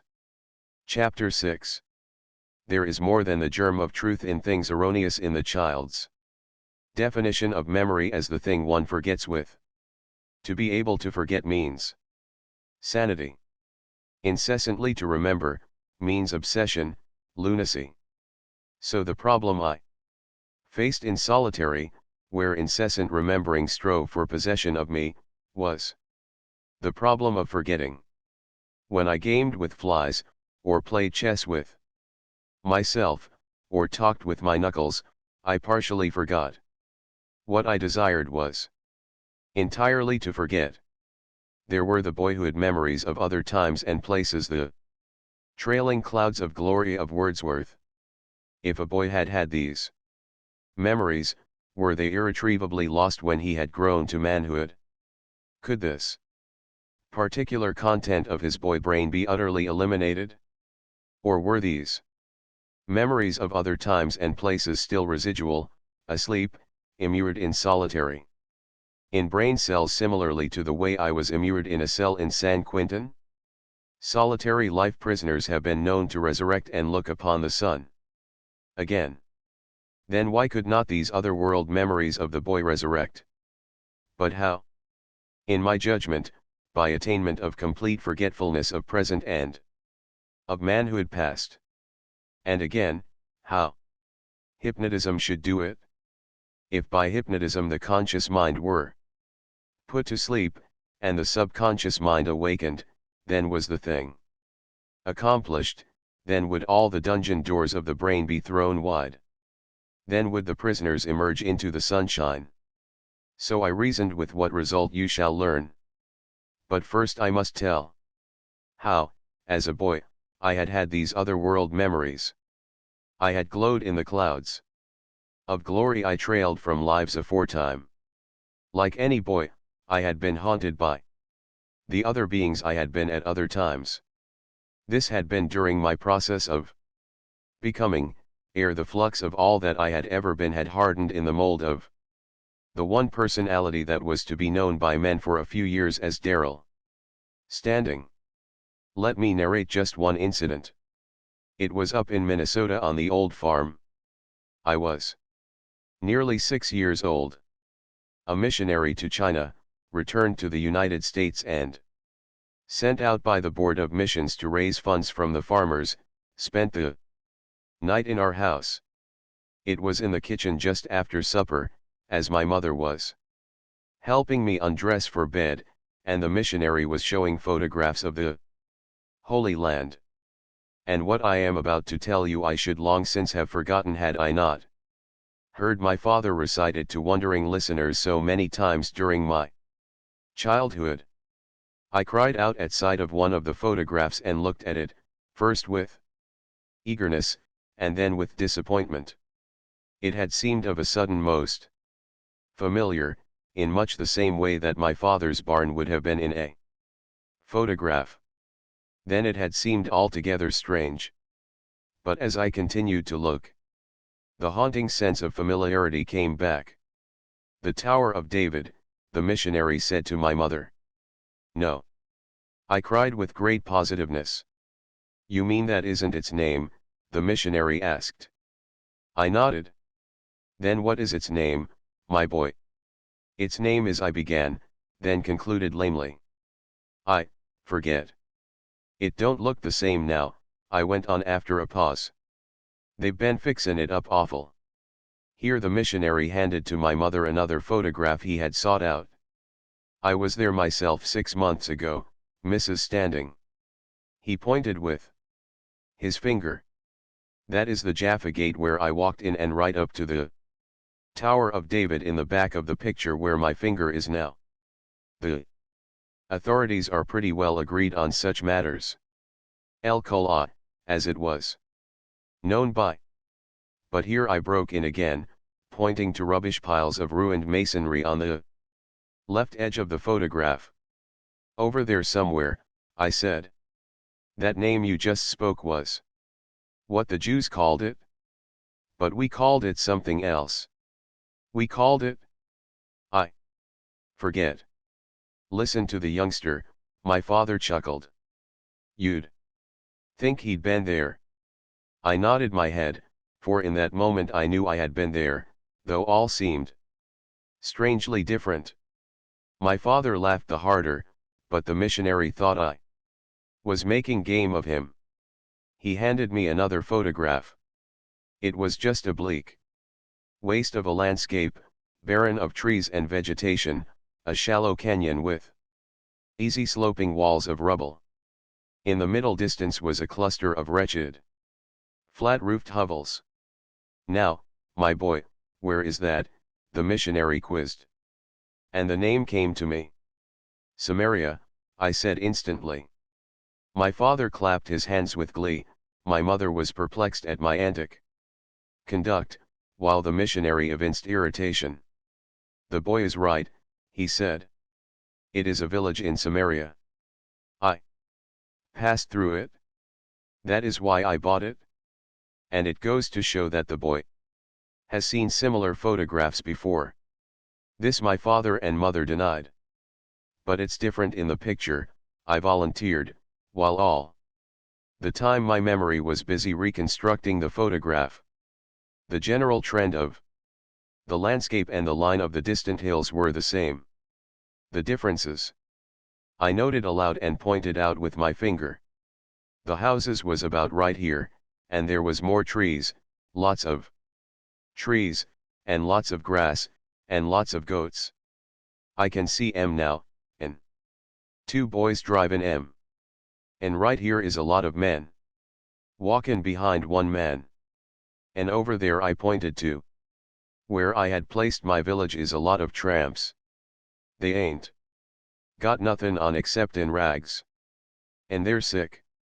Their faces, and hands, and legs is all sores. He's heard the story in church or somewhere, you remember. The healing of the lepers in Luke, the missionary said with a smile of satisfaction. How many sick tramps are there, my boy? I had learned to count to 100 when I was 5 years old, so I went over the group carefully and announced. 10 of 'em. They're all wavin' their arms and yellin' at the other men. But they don't come near them, was the query. I shook my head. They just stand right there and keep yellin' like they was in trouble. Go on, urged the missionary. What next? What's the man doing in the front of the other crowd you said was walking along? They've all stopped, and he's sayin' something to the sick men. And the boys with the goats stopped to look. Everybody's lookin'. And then, that's all. The sick men are headin' for the houses. They ain't yellin' anymore, and they don't look sick any more. And I just keep settin' on my horse lookin' on. At this all three of my listeners broke into laughter. And I'm a big man, I cried out angrily. And I got a big sword. The 10 lepers Christ healed before he passed through Jericho on his way to Jerusalem, the missionary explained to my parents. The boy has seen slides of famous paintings in some magic lantern exhibition. But neither father nor mother could remember that I had ever seen a magic lantern. Try him with another picture, father suggested. It's all different, I complained as I studied the photograph the missionary handed me. Ain't nothin' here except that hill and them other hills. This ought to be a country road along here. And over there ought to be gardens, and trees, and houses behind big stone walls. And over there, on the other side, in holes in the rocks ought to be where they buried dead folks. You see this place, they used to throw stones at people there until they killed M. I never seen M do it. They just told me about it. And the hill, the missionary asked, pointing to the central part of the print, for which the photograph seemed to have been taken. Can you tell us the name of the hill? I shook my head. Never had no name. They killed folks there. I've seen 'em. More 'n once. This time he agrees with the majority of the authorities, announced the missionary with huge satisfaction. The hill is Golgotha, the place of skulls, or, as you please, so named because it resembles a skull. Notice the resemblance. That is where they crucified. He broke off and turned to me. Whom did they crucify there, young scholar? Tell us. What else you see? Oh, I saw my father reported that my eyes were bulging, but I shook my head stubbornly and said, I ain't a-goin' to tell you because you're Logan at me. I seen lots and lots of men killed there. They nailed 'em up, and it took a long time. I seen, but I ain't a-goin' to tell. I don't tell lies. You ask Dad and Ma if I tell lies. He'd whale the stuffin' out of me if I did ask 'em. And thereat not another word could the missionary get from me, even though he baited me with more photographs that sent my head whirling with a rush of memory pictures and that urged and tickled my tongue with spates of speech, which I sullenly resisted and overcame. He will certainly make a good Bible scholar, the missionary told father and mother after I had kissed them good night and departed for bed. Or else, with that imagination, he'll become a successful fiction writer. Which shows how prophecy can go eagerly. I sit here in Murderer's Row, writing these lines in my last days, or, rather, in Darrell Standing's last days ere they take him out and try to thrust him into the dark at the end of a rope, and I smile to myself. I became neither Bible scholar nor novelist.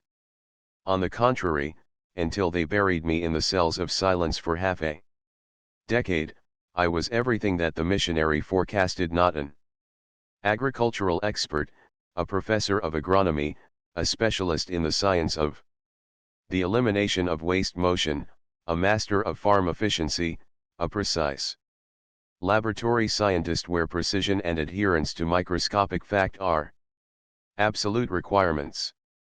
And I sit here in the warm afternoon, in Murderer's Row, and cease from the writing of my memoirs to listen to the soothing buzz of flies in the drowsy air, and catch phrases of a low-voiced conversation between Josephus Jackson, the Negro murderer on my right, and Bambixio, the Italian murderer on my left, who are discussing, through grated door to grated door, back and forth past my grated door, the antiseptic virtues and excellences of chewing tobacco for flesh wounds.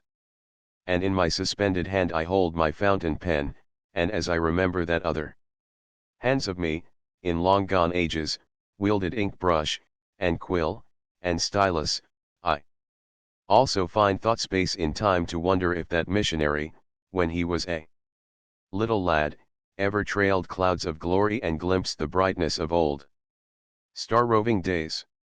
Well, back to solitary, after I had learned the code of knuckle talk and still found the hours of consciousness too long to endure. By self-hypnosis, which I began successfully to practice, I became able to put my conscious mind to sleep, and to awaken and loose my subconscious mind. But the latter was an undisciplined and lawless thing. It wandered through all nightmarish madness, without coherence, without continuity of scene, event, or person. My method of mechanical hypnosis was the soul of simplicity. Sitting with folded legs on my straw mattress, I gazed fixedly at a fragment of bright straw, which I had attached to the wall of my cell near the door where the most light was. I gazed at the bright point, with my eyes close to it, and tilted upward, till they strained to see.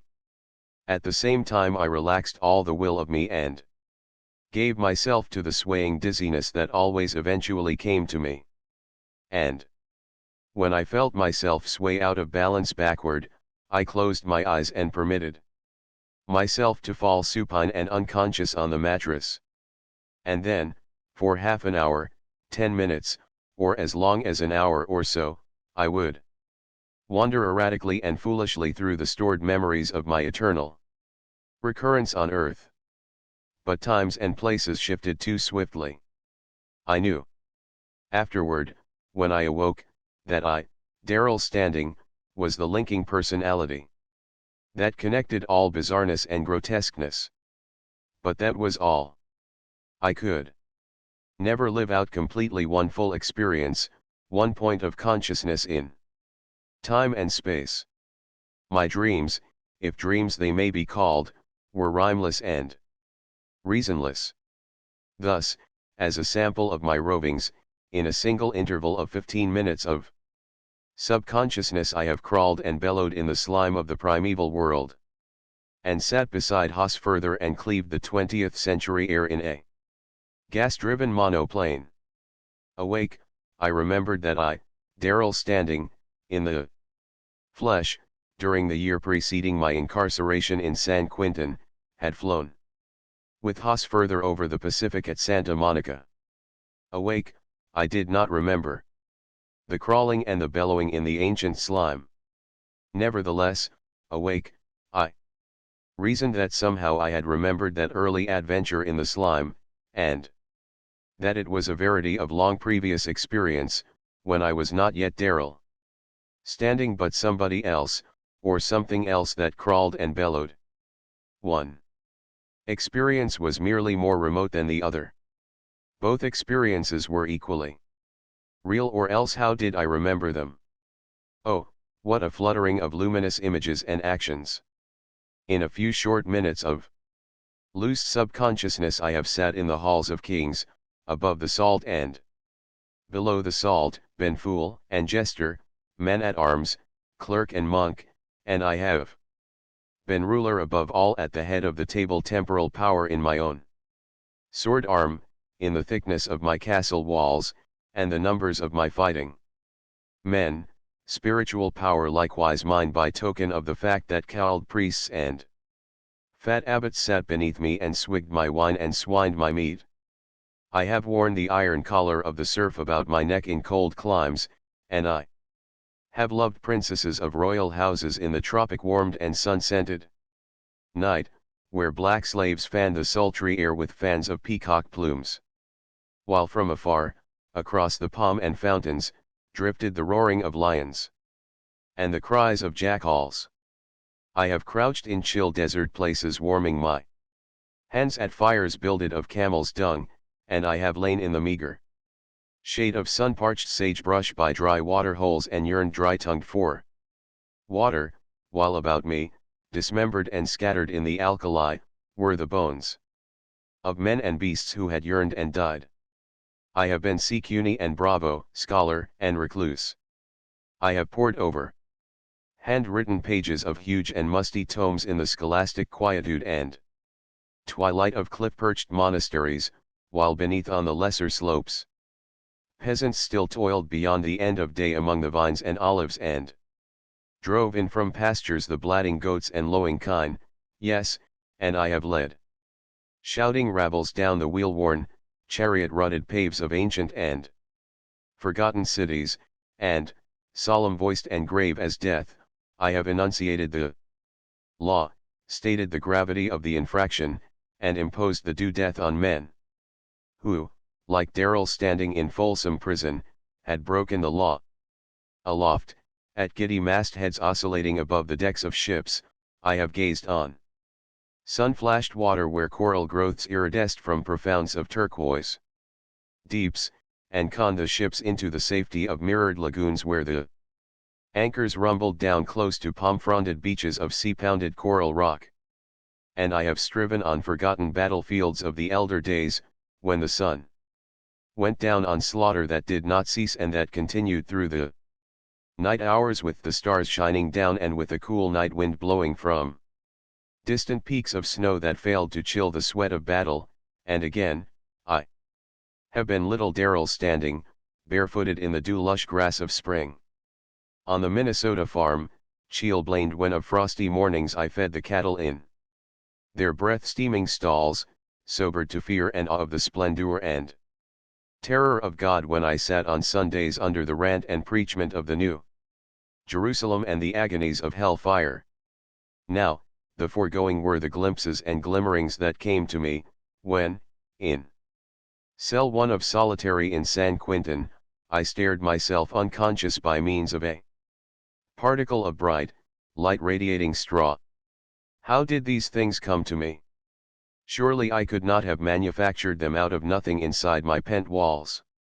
Any more than could I have manufactured out of nothing the 35 pounds of dynamite so ruthlessly demanded of me by Captain Jamie, Warden Atherton, and the prison board of directors. I am Darrell Standing, born and raised on a quarter section of land in Minnesota, erstwhile professor of agronomy, a prisoner incorrigible in San Quintin, and at present a death-sentenced man in Folsom. I do not know, of Darrell Standing's experience, these things of which I write and which I have dug from out my storehouses of subconsciousness. I, Darrell Standing, born in Minnesota and soon to die by the rope in California, surely never loved daughters of kings in the courts of kings, nor fought cutlass to cutlass on the swaying decks of ships, nor drowned in the spirit rooms of ships, guzzling raw liquor to the wassail shouting and death singing of seamen, while the ship lifted and crashed on the black-toothed rocks and the water bubbled overhead, beneath, and all about. Such things are not of Darrell Standing's experience in the world. Yet I, Darrell Standing, found these things within myself in solitary in San Quintin, by means of mechanical self-hypnosis. No more were these experiences Darrell Standing's than was the word Samaria Darrell Standing's when it leapt to his child lips at sight of a photograph. One cannot make anything out of nothing. In solitary I could not so make 35 pounds of dynamite. Nor in solitary, out of nothing in Darrell Standing's experience, could I make these wide, far visions of time and space. These things were in the content of my mind, and in my mind I was just beginning to learn my way about. Chapter 7. So here was my predicament. I knew that within myself was a Golconda of memories of other lives, yet I was unable to do more than flit like a madman through those memories. I had my Golconda but could not mine it. I remembered the case of Stainton Moses, the clergyman who had been possessed by the personalities of Saint Hippolytus, Plotinus, Athenodorus, and of that friend of Erasmus named Grocyn. And when I considered the experiments of Colonel Desroches, which I had read in tyro fashion in other and busier days, I was convinced that Stainton Moses had, in previous lives, been those personalities that on occasion seemed to possess him. In truth, they were he. They were the links of the chain of recurrence. But more especially did I dwell upon the experiments of Colonel Desroches. By means of suitable hypnotic subjects he claimed that he had penetrated backwards through time to the ancestors of his subjects. Thus, the case of Josephine, which he describes. She was 18 years old and she lived at Voiron, in the department of the Isère.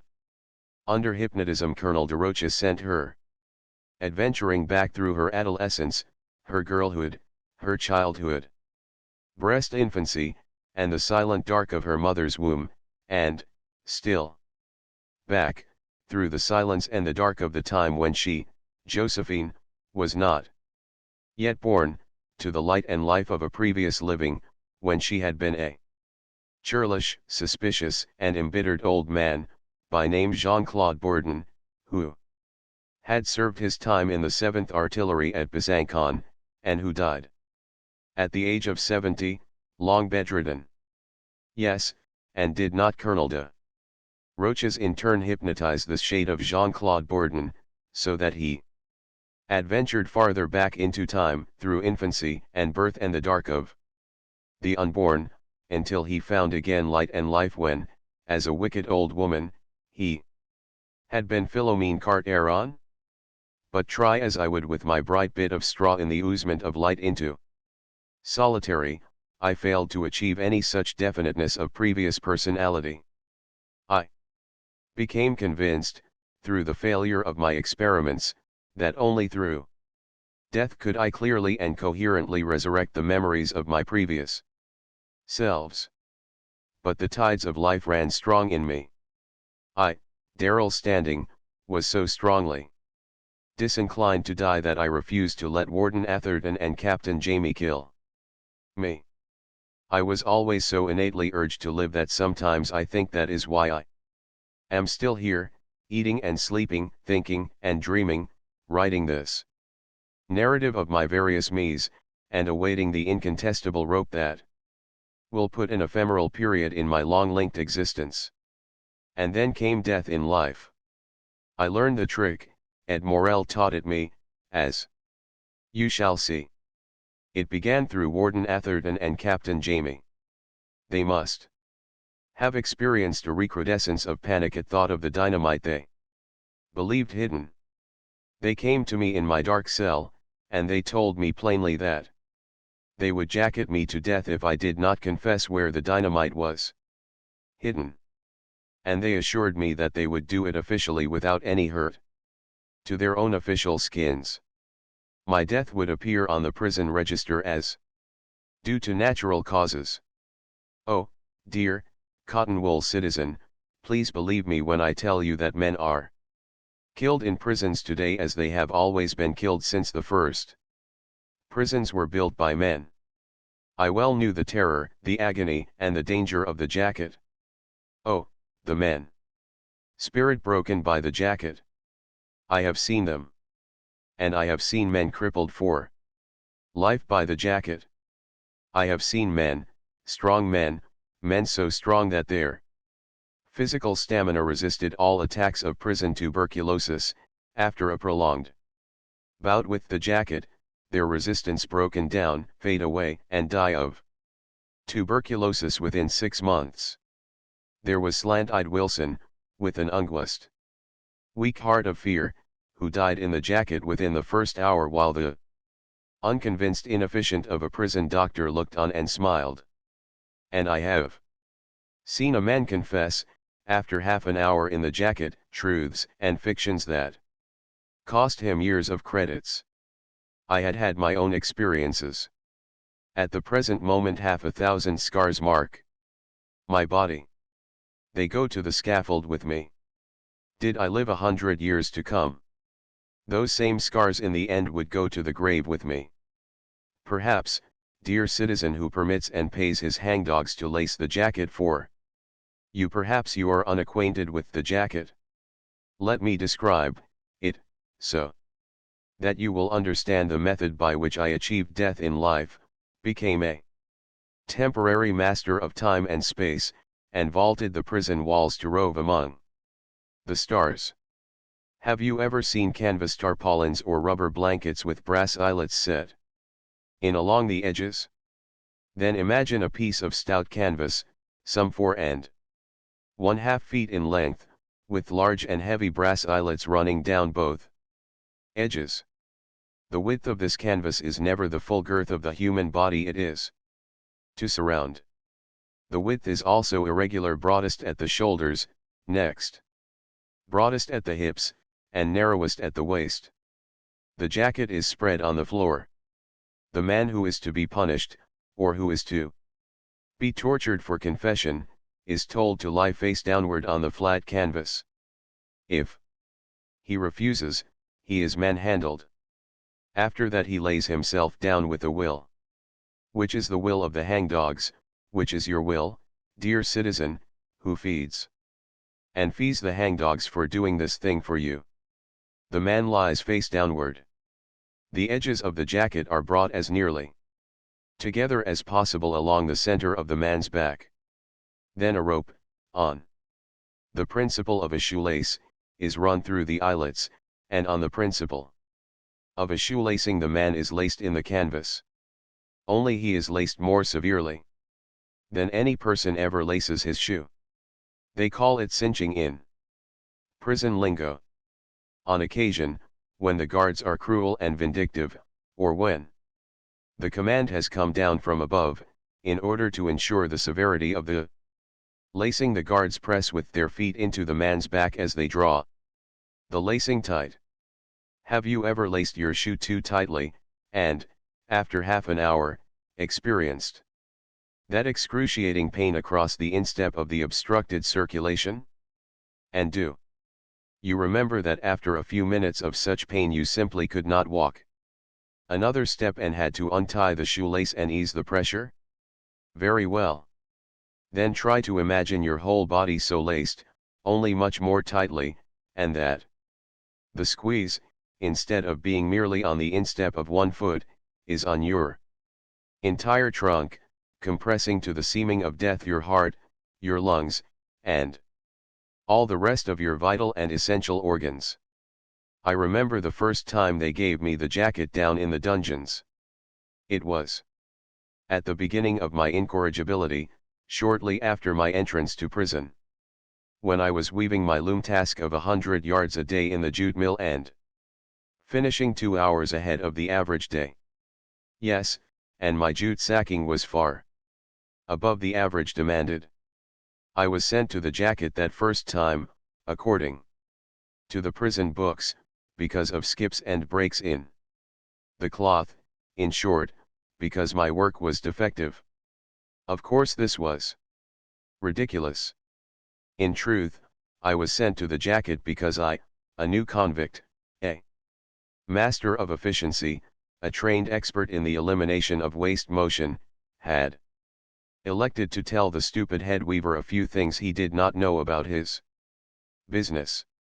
And the head weaver, with Captain Jamie present, had me called to the table where atrocious weaving, such as could never have gone through my loom, was exhibited against me. 3 times was I thus called to the table. The third calling meant punishment according to the loom room rules. My punishment was 24 hours in the jacket. They took me down into the dungeons. I was ordered to lie face downward on the canvas spread flat upon the floor. I refused. One of the guards, Morrison, gullet me with his thumbs. Mobins, the dungeon trustee, a convict himself, struck me repeatedly with his fists. In the end I lay down as directed. And because of the struggle I had vexed them with, they laced me extra tight.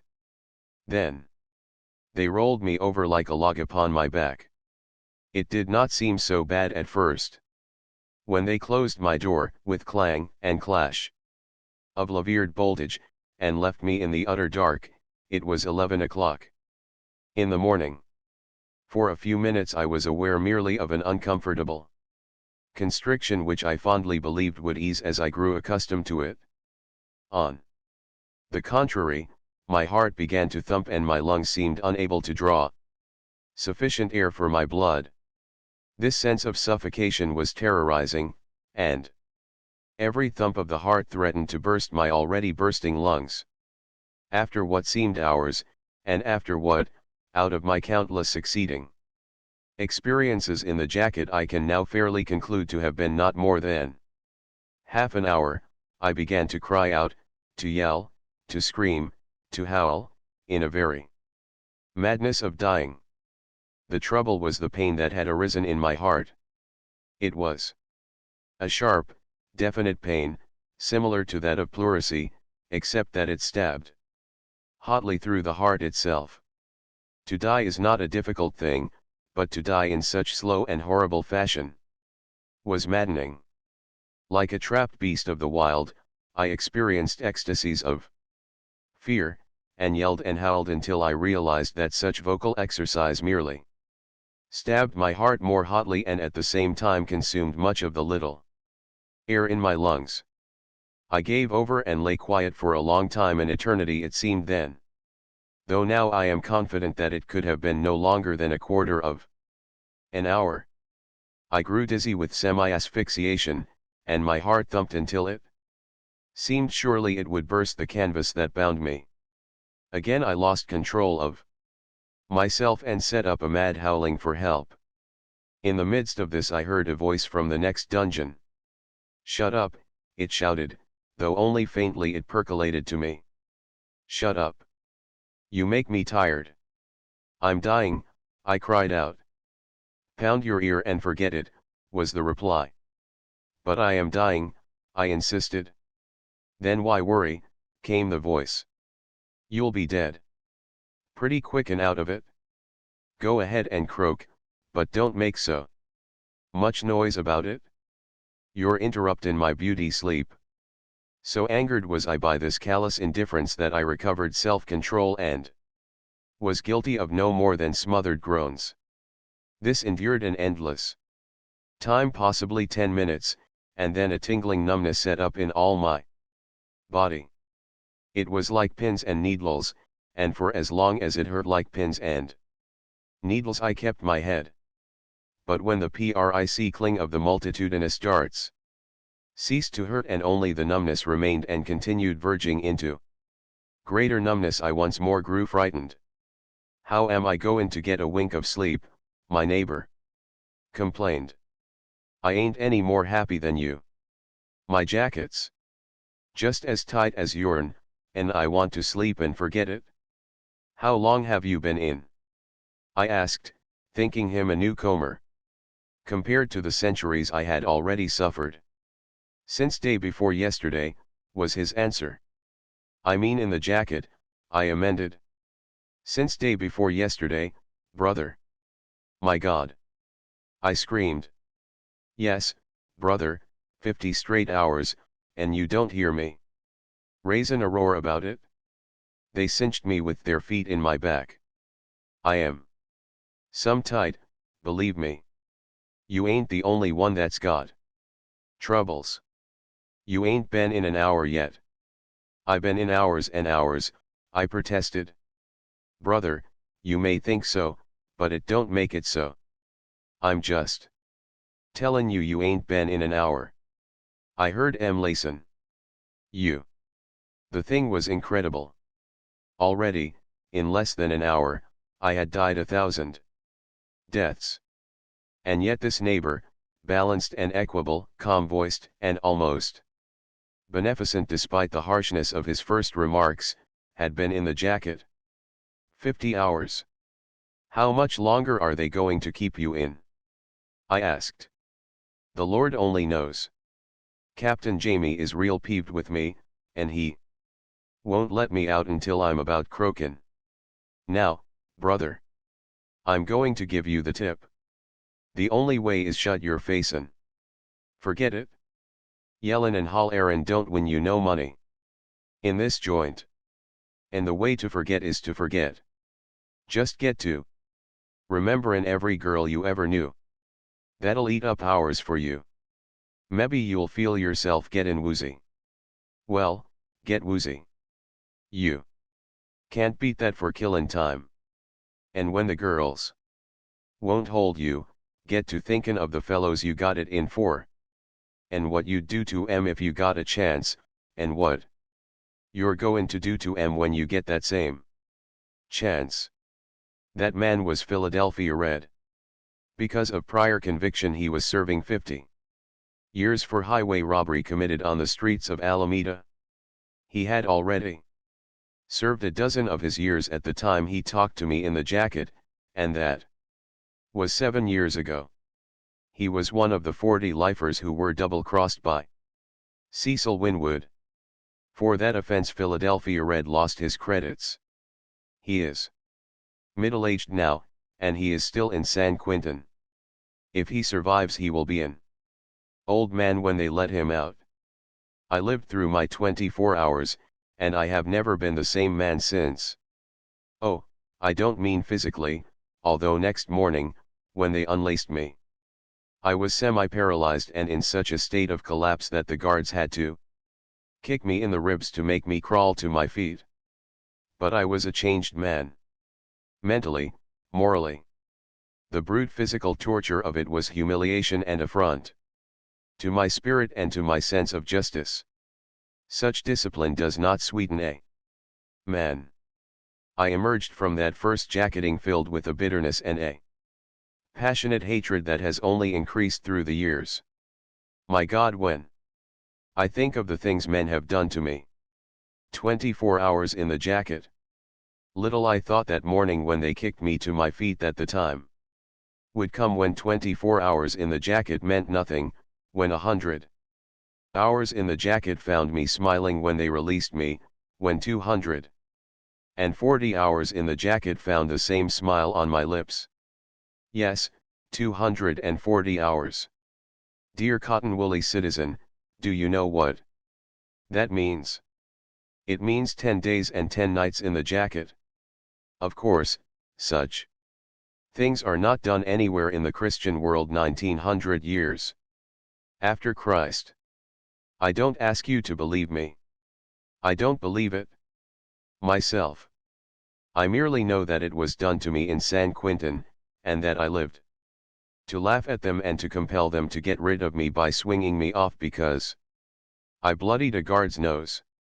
I write these lines today in the year of our Lord 1913, and today, in the year of our Lord 1913, men are lying in the jacket in the dungeons of San Quentin.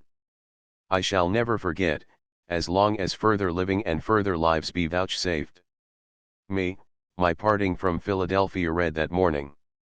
He had then been 74 hours in the jacket. Well, brother, you're still alive and kickin'. He called to me, as I was totteringly dragged from my cell into the corridor of dungeons. Shut up, you, Red, the sergeant snarled at him. Forget it, was the retort. I'll get you yet, Red, the sergeant threatened. Think so? Philadelphia Red queried sweetly, ere his tones turned to savageness. Why, you old stiff, you couldn't get nothin'. You couldn't get a free lunch, much less the job you've got now, if it wasn't for your brother's pull. And I guess we all ain't mistaken on the stink of the place where your brother's pull comes from. It was admirable, the spirit of man rising above its extremity, fearless of the hurt any brute of the system could inflict. Well, so long, brother, Philadelphia Red next called to me. So long. Be good, and love the warden. And if you see M, just tell M that you saw me but that you didn't see me. Saw. The sergeant was red with rage, and, by the receipt of various kicks and blows, I paid for Red's pleasantry. Chapter 8. In solitary, in cell 1, Warden Atherton and Captain Jamie proceeded to put me to the Inquisition. As Warden Atherton said to me, standing, you're going to come across with that dynamite, or I'll kill you in the jacket. Harder cases than you have come across. Before I got done with them. You've got your choice, dynamite or curtains. Then I guess it is curtains, I answered, because I don't know of any dynamite. This irritated the warden to immediate action. Lie down, he commanded. I obeyed, for I had learned the folly of fighting 3 or 4 strong men. They laced me tightly, and gave me 100 hours. Once each 24 hours. I was permitted a drink of water. I had no desire for food, nor was food offered me. Toward the end of the 100 hours, Jackson, the prison doctor, examined my physical condition several times. But I had grown too used to the jacket during my incorrigible days to let a single jacketing injure me. Naturally, it weakened me, took the life out of me. But I had learned muscular tricks for stealing a little space while they were lacing me.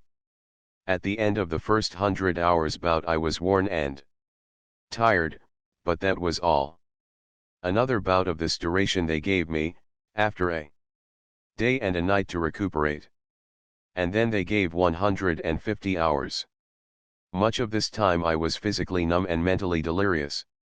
Also, by an effort of will, I managed to sleep away long hours. Next, Warden Atherton tried a variation.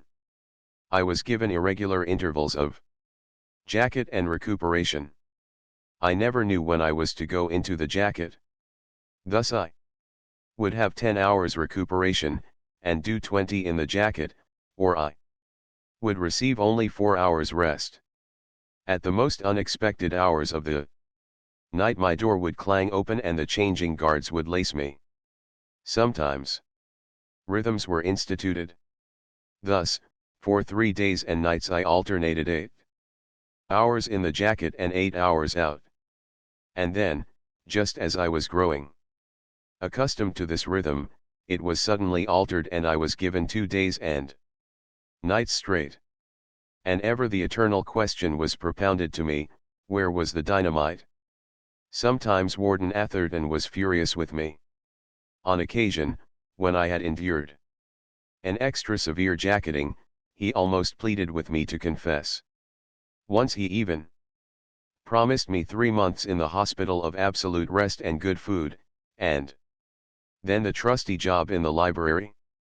Dr. Jackson, a weak stick of a creature with a smattering of medicine, grew skeptical.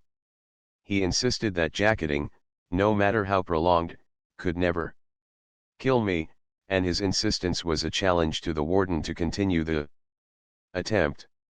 These lean college guys fool the devil, he grumbled. They're tougher and rawhide. Just the same we'll wear him down. Standing, you hear me? What you've got ain't a caution to what you're going to get. You might as well come across now and save trouble. I'm a man of my word. You've heard me say dynamite or curtains. Well, that stands. Take your choice. Surely you don't think I'm holding out because I enjoy it? I managed to gasp, for at the moment Pie-Face Jones was forcing his foot into my back in order to cinch me tighter, while I was trying with my muscle to steal slack. There is nothing to confess. Why, I'd cut off my right hand right now to be able to lead you to any dynamite. Oh, I've seen your educated kind before, he sneered. You get wheels in your head, some of you, that make you stick to any old idea. You get balky, like horses. Tighter, Jones, that ain't half a cinch. Standing, if you don't come across its curtains. I stick by that. One compensation I learned. As one grows weaker, one is less susceptible to suffering. There is less hurt because there is less to hurt. And the man, already well weakened, grows weaker more slowly. It is of common knowledge that unusually strong men suffer more severely from ordinary sicknesses than do women or invalids. As the reserves of strength are consumed, there is less strength to lose. After all superfluous flesh is gone, what is left is stringy and resistant. In fact, that was what I became, a sort of string-like organism that persisted in living. Morel and Oppenheimer were sorry for me, and wrapped me sympathy and advice. Oppenheimer told me he had gone through it, and worse, and still lived. Don't let them beat you out, he spelled with his knuckles. Don't let them kill you, for that would suit them.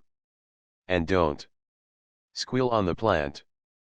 But there isn't any plant, I rapped back with the edge of the sole of my shoe against the grating. I was in the jacket at the time, and so could talk only with my feet.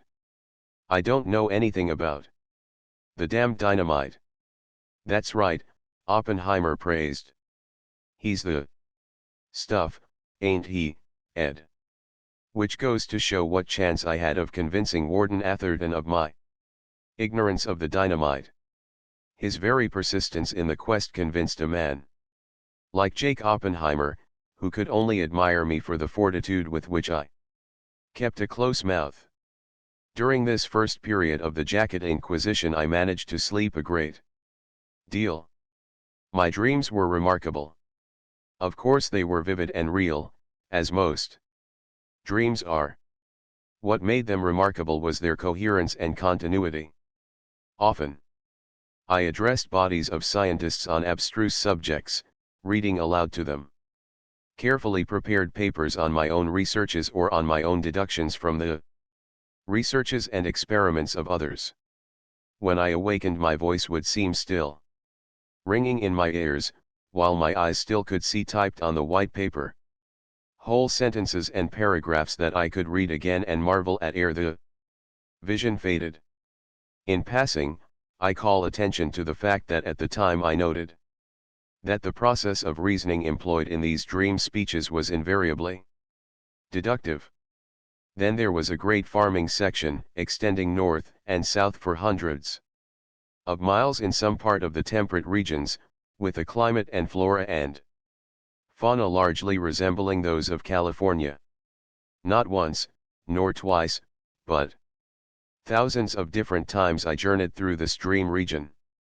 The point I desire to call attention to was that it was always the same region. No essential feature of it ever differed in the different dreams. Thus it was always an 8-hour drive behind mountain horses from the alfalfa meadows, where I kept many Jersey cows, to the straggly village beside the big dry creek, where I caught the little narrow-gauge train. Every landmark in that 8-hour drive in the mountain buckboard, every tree, every mountain, every ford and bridge, every ridge and eroded hillside was ever the same. In this coherent, rational farm region of my straitjacket dreams, the minor details, according to season and to the labor of men, did change.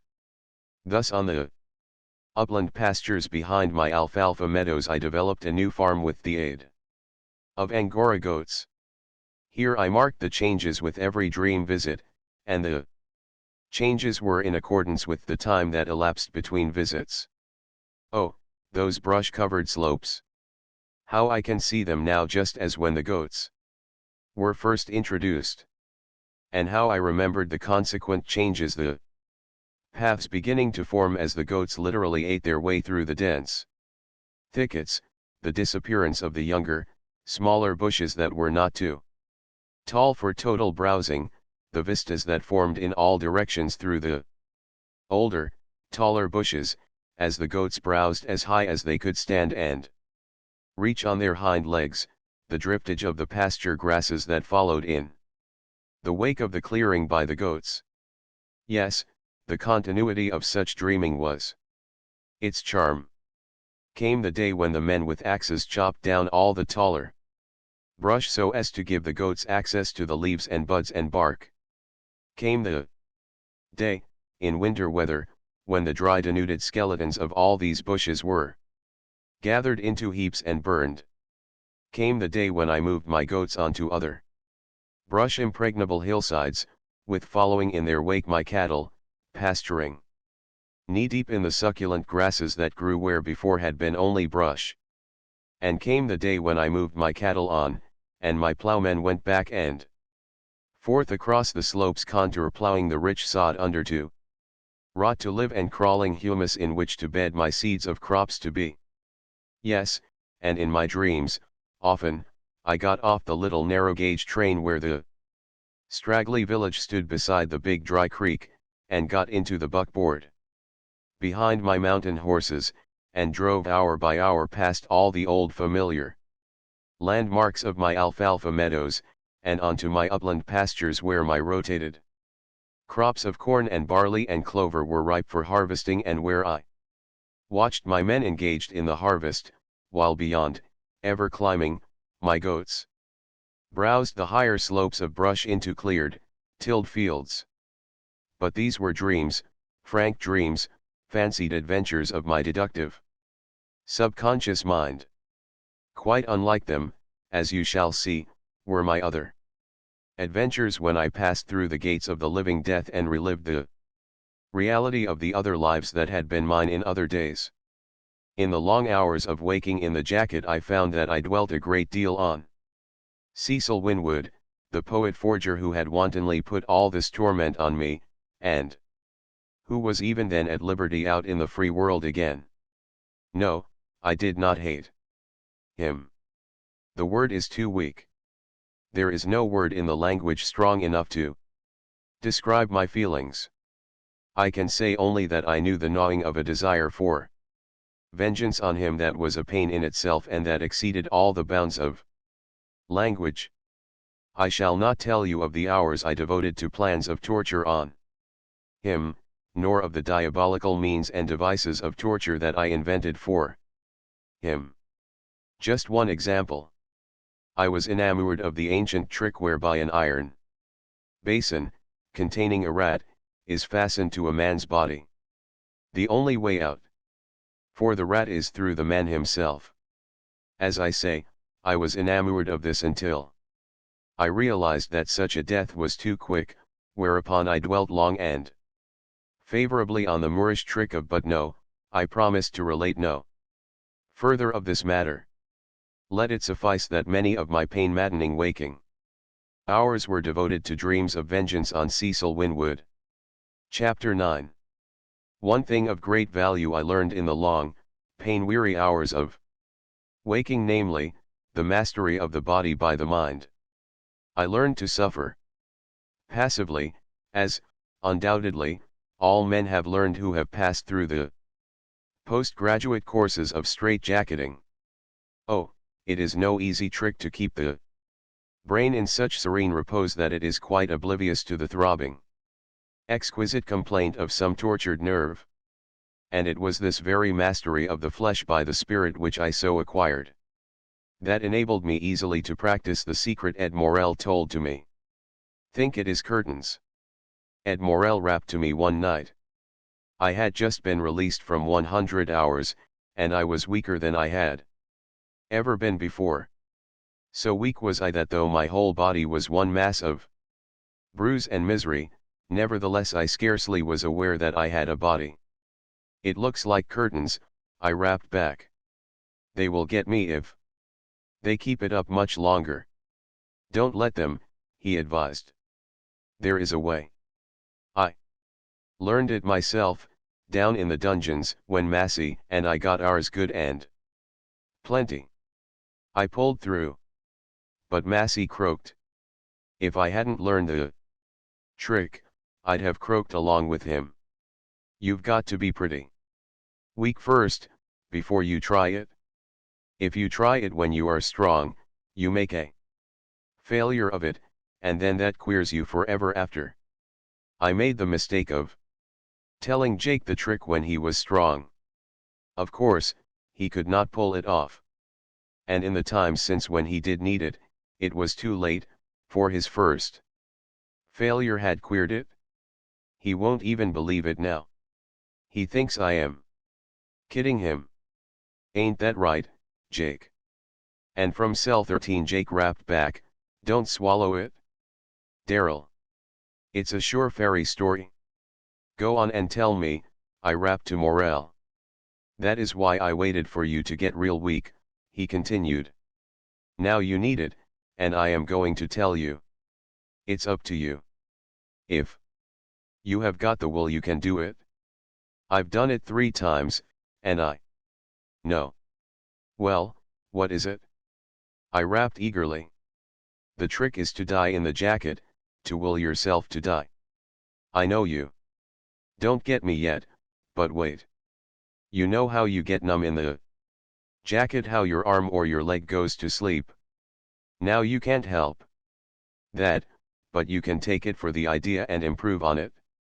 Don't wait for your legs or anything to go to sleep. You lie on your back as comfortable as you can get, and you begin to use your will. And this is the idea you must think to yourself, and that you must believe all the time you're thinking it. If you don't believe, then there's nothing to it. The thing you must think and believe is that your body is one thing and your spirit is another thing. You are you, and your body is something else that don't amount to shucks.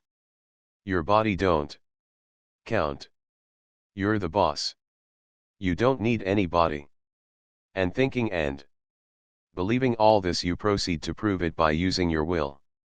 You make your body die. You begin with the toes, one at a time. You make your toes die. You will them to die. And if you've got the belief and the will, your toes will die. That is the big job to start the dying. Once you've got the first toe dead, the rest is easy, for you don't have to do any more believing. You know. Then you put all your will into making the rest of the body die. I tell you, Daryl, I know. I've done it 3 times. Once you get the dying started, it goes right along. And the funny thing is that you are all there all the time. Because your toes are dead don't make you in the least bit dead. By and by your legs are dead to the knees, and then to the thighs, and you are just the same as you always were. It is your body that is dropping out of the game a chunk at a time. And you are just you. The same you were before you began. And then what happens? I queried. Well, when your body is all dead, and you are all there yet, you just skin out and leave your body. And when you leave your body, you leave the cell. Stone walls and iron doors are to hold bodies in. They can't hold the spirit in. You see, you have proved it. You are spirit outside of your body. You can look at your body from outside of it. I tell you I know because I have done it 3 times, looked at my body lying there with me outside of it. Ha, ha, ha. Jake Oppenheimer rapped his laughter 13 cells away. You see, that's Jake's trouble, Morell went on. He can't believe that one time he tried it, he was too strong and failed. And now he thinks I am kidding. When you die you are dead, and dead men stay dead, Oppenheimer retorted. I tell you I've been dead 3 times, Morell argued. And lived to tell us about it, Oppenheimer jeered. But don't forget one thing, Daryl, Morell rapped to me. The thing is ticklish. You have a feeling all the time that you are taking liberties. I can't explain it, but I always had a feeling if I was away when they came and let my body out of the jacket that I couldn't get back into my body again. I mean that my body would be dead for keeps. And I didn't want it to be dead. I didn't want to give Captain Jamie and the rest that satisfaction. But I tell you, Daryl, if you can turn the trick, you can laugh at the warden. Once you make your body die that way, it don't matter whether they keep you in the jacket a month on end. You don't suffer none, and your body don't suffer. You know there are cases of people who have slept a whole year at a time. That's the way it will be with your body. It just stays there in the jacket, not hurting or anything, just waiting for you to come back. You try it. I am giving you the straight steer. And if he don't come back? Oppenheimer asked. Then the laugh will be on him, I guess, Jake, Morell answered. Unless, maybe, it will be on us for sticking round this old dump when we could get away that easy. And here the conversation ended, for Pie-Face Jones, waking crustily from stolen slumber, threatened Morell and Oppenheimer with a report next morning. That would mean the jacket for them. Me he did not threaten, for he knew I was doomed for the jacket anyway. I lay long there in the silence, forgetting the misery of my body while I considered this proposition Morell had advanced. Already, as I have explained, by mechanical self-hypnosis I had sought to penetrate back through time to my previous selves. That I had partly succeeded I knew, but all that I had experienced was a fluttering of apparitions that merged erratically and were without continuity.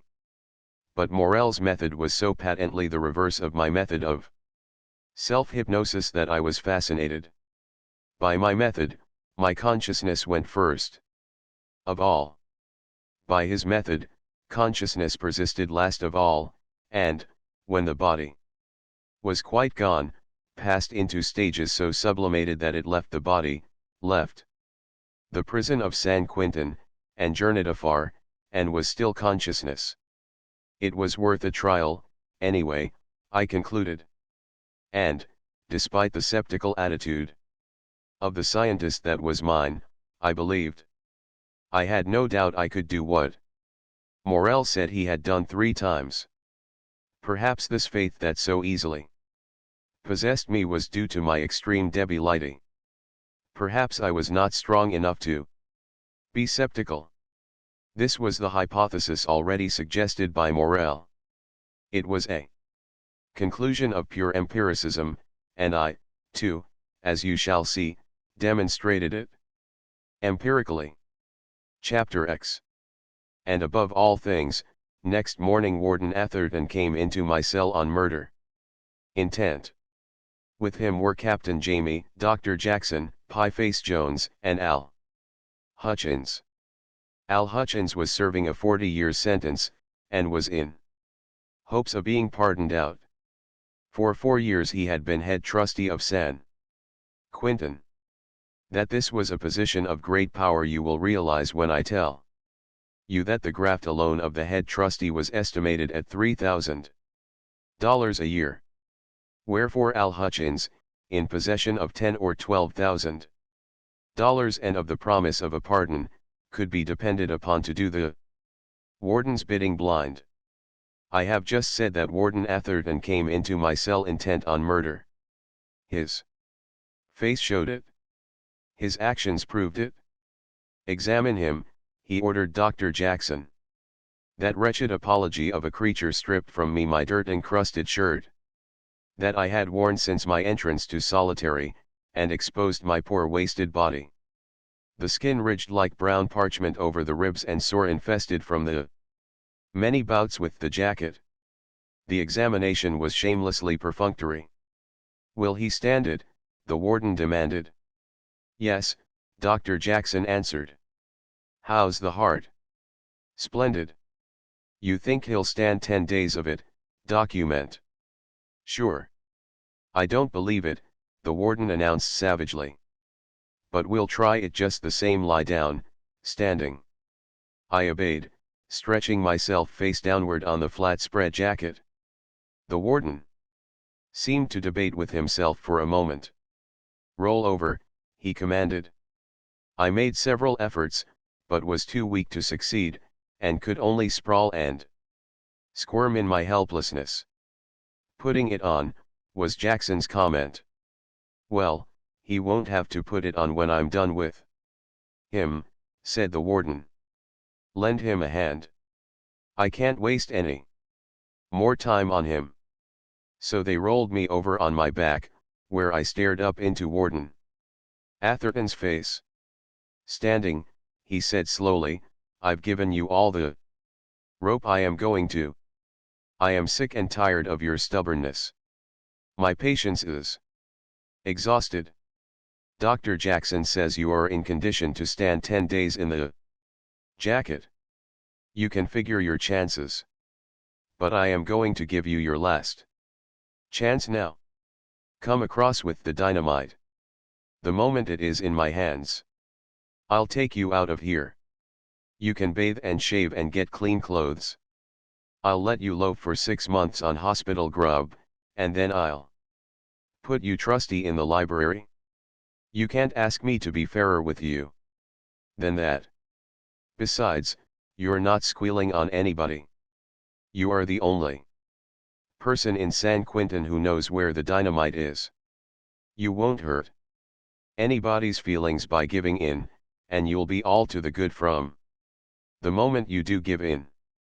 And if you don't? He paused and shrugged his shoulders significantly. Well, if you don't, you start in the 10 days right now. The prospect was terrifying. So weak was I that I was as certain as the warden was that it meant death in the jacket. And then I remembered Morel's trick. Now, if ever, was the need of it, and now, if ever, was the time to practice the faith of it. I smiled up in the face of Warden Atherton.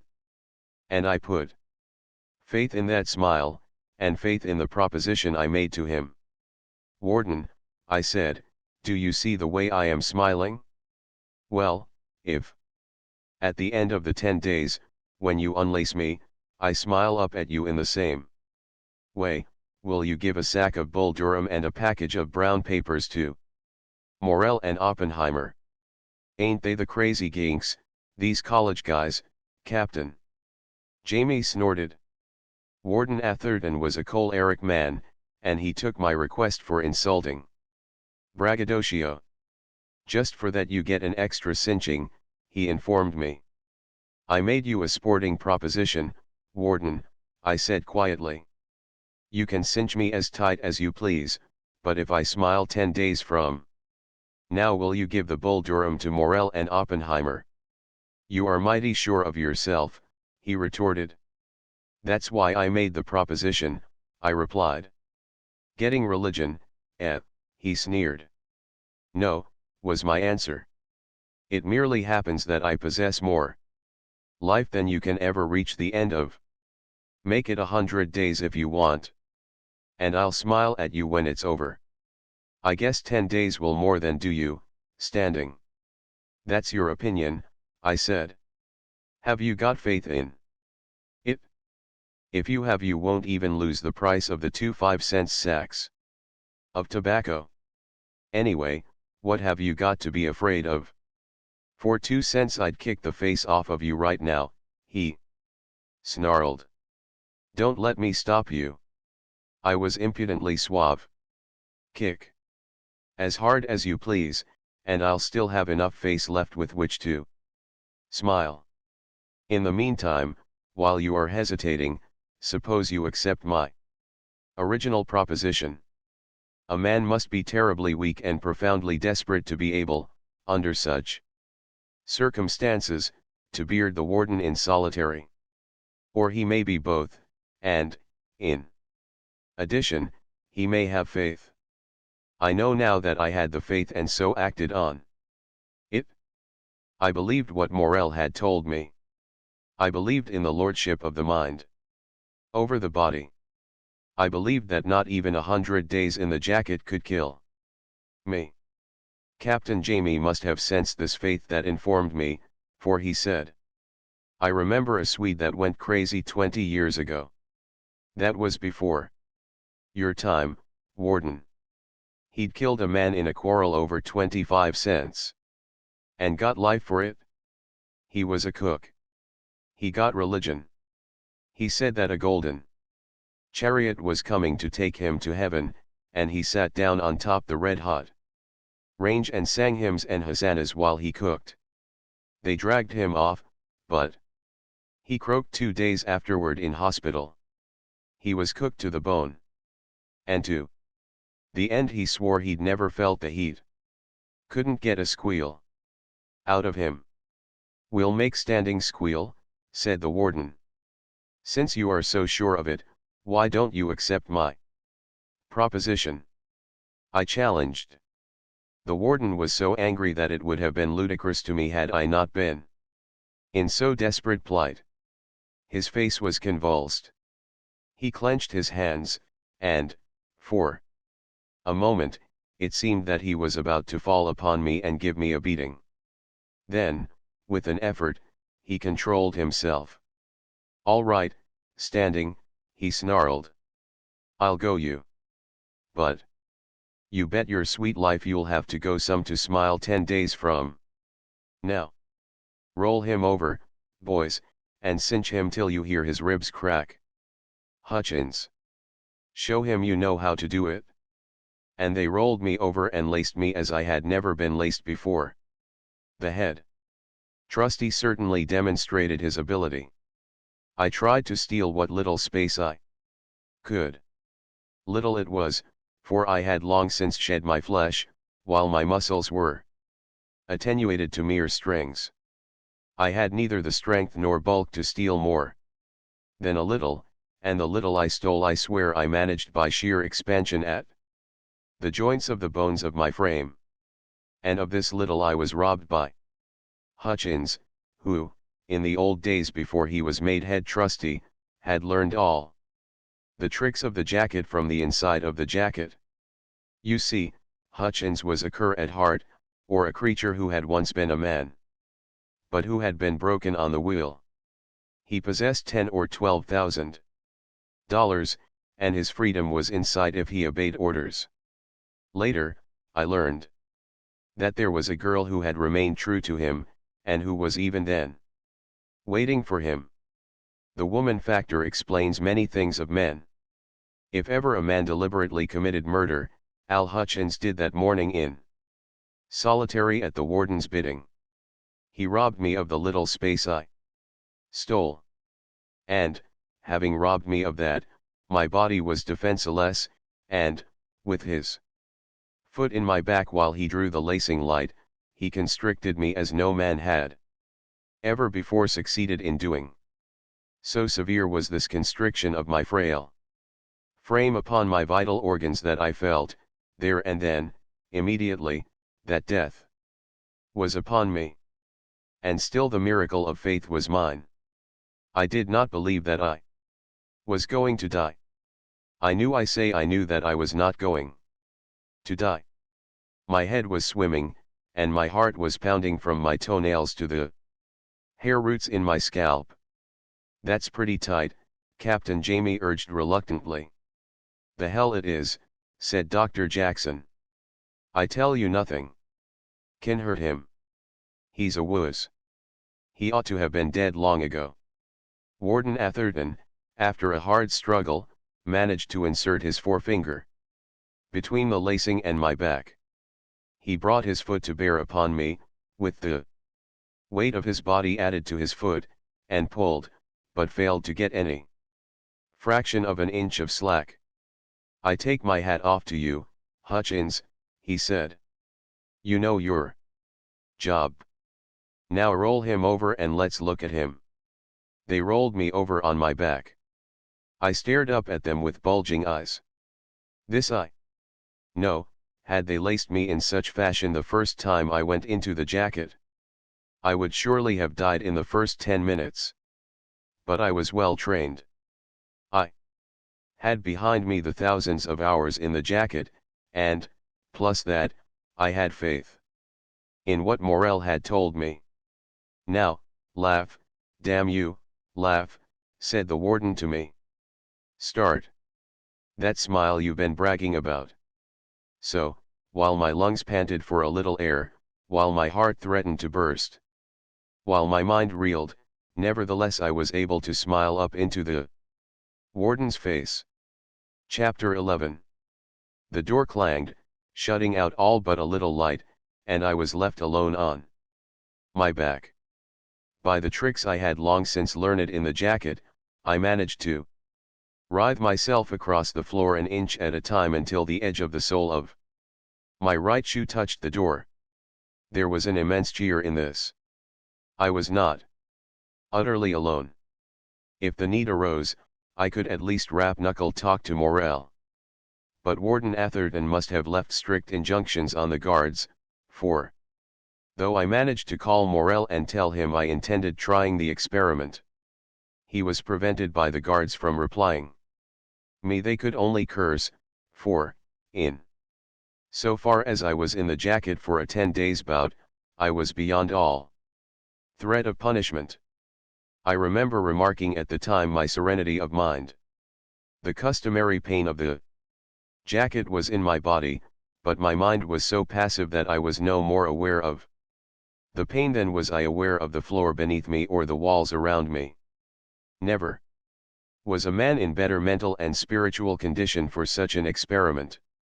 Of course, this was largely due to my extreme weakness. But there was more to it. I had long schooled myself to be oblivious to pain. I had neither doubts nor fears. All the content of my mind seemed to be an absolute faith in the overlordship of the mind. This passivity was almost dreamlike, and yet, in its way, it was positive almost to a pitch of exaltation. I began my concentration of will. Even then my body was numbing and prickling. Through the loss of circulation, I directed my will to the little toe of my right foot, and I willed that toe to cease to be alive in my consciousness. I Willed that toe to die so far as I, its lord, and a different thing entirely from it, was concerned. There was the hard struggle. Morel had warned me that it would be so. But there was no flicker of doubt to disturb my faith. I knew that that toe would die, and I knew when it was dead. Joint by joint it had died under the compulsion of my will. The rest was easy, but slow, I will admit. Joint by joint, toe by toe, all the toes of both my feet ceased to be. And joint by joint, the process went on. Came the time when my flesh below the ankles had ceased. Came the time when all below my knees had ceased. Such was the pitch of my perfect exaltation, that I knew not the slightest prod of rejoicing at my success. I knew nothing save that I was making my body die. All that was I was devoted to that sole task. I performed the work as thoroughly as any mason laying bricks, and I regarded the work as just about as commonplace as would a brick mason regard his work. At the end of an hour my body was dead to the hips, and from the hips up, joint by joint, I continued to will the ascending death. It was when I reached the level of my heart that the first blurring and dizzying of my consciousness occurred. For fear that I should lose consciousness, I willed to hold the death I had gained, and shifted my concentration to my fingers. My brain cleared again, and the death of my arms to the shoulders was most rapidly accomplished. At this stage my body was all dead, so far as I was concerned, save my head and a little patch of my chest. No longer did the pound and smash of my compressed heart echo in my brain. My heart was beating steadily but feebly. The joy of it, had I dared joy at such a moment, would have been the cessation of sensations. At this point my experience differs from Morel's. Still willing. Automatically, I began to grow dreamy, as one does in that borderland between sleeping and waking. Also, it seemed as if a prodigious enlargement of my brain was taking place within the skull itself that did not enlarge. There were occasional glintings and flashings of light as if even I, the overlord, had ceased for a moment, and the next moment was again myself, still the tenant of the fleshly tenement that I was making to die. Most perplexing was the seeming enlargement of brain. Without having passed through the wall of skull, nevertheless it seemed to me that the periphery of my brain was already outside my skull and still expanding. Along with this was one of the most remarkable sensations or experiences that I have ever encountered. Time and space, in so far as they were the stuff of my consciousness, underwent an enormous extension. Thus, without opening my eyes to verify, I knew that the walls of my narrow cell had receded until it was like a vast audience chamber. And while I contemplated the matter, I knew that they continued to recede. The whim struck me for a moment that if a similar expansion were taking place with the whole prison, then the outer walls of San Quintin must be far out in the Pacific Ocean on one side, and on the other side must be encroaching on the Nevada desert. A companion whim was that since matter could permeate matter, then the walls of my cell might well permeate the prison walls, pass through the prison walls, and thus put my cell outside the prison and put me at liberty. Of course, this was pure fantastic whim, and I knew it at the time for what it was. The extension of time was equally remarkable. Only at long intervals did my heart beat. Again a whim came to me, and I counted the seconds, slow and sure, between my heartbeats. At first, as I clearly noted, over 100 seconds intervened between beats. But as I continued to count, the intervals extended so that I was made weary of counting. And while this illusion of the extension of time and space persisted and grew, I found myself dreamily considering a new and profound problem. Morel had told me that he had won freedom from his body by killing his body or by eliminating his body from his consciousness, which, of course, was in effect the same thing.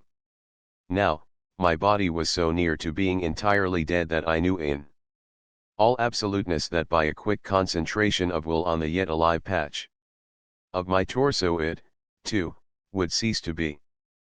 And here was the problem, and Morel had not warned me, should I also will my head to be dead? If I did so, no matter what befell the spirit of Darrell Standing, would not the body of Darrell Standing be forever dead? I chanced the chest and the slow beating heart. The quick compulsion of my will was rewarded. I no longer had chest nor heart. I was only a mind, a soul, a consciousness, call it what you will, incorporate in a nebulous brain. That, while it still centered inside my skull, was expanded, and was continuing to expand, beyond my skull. And then, with flashings of light, I was off and away.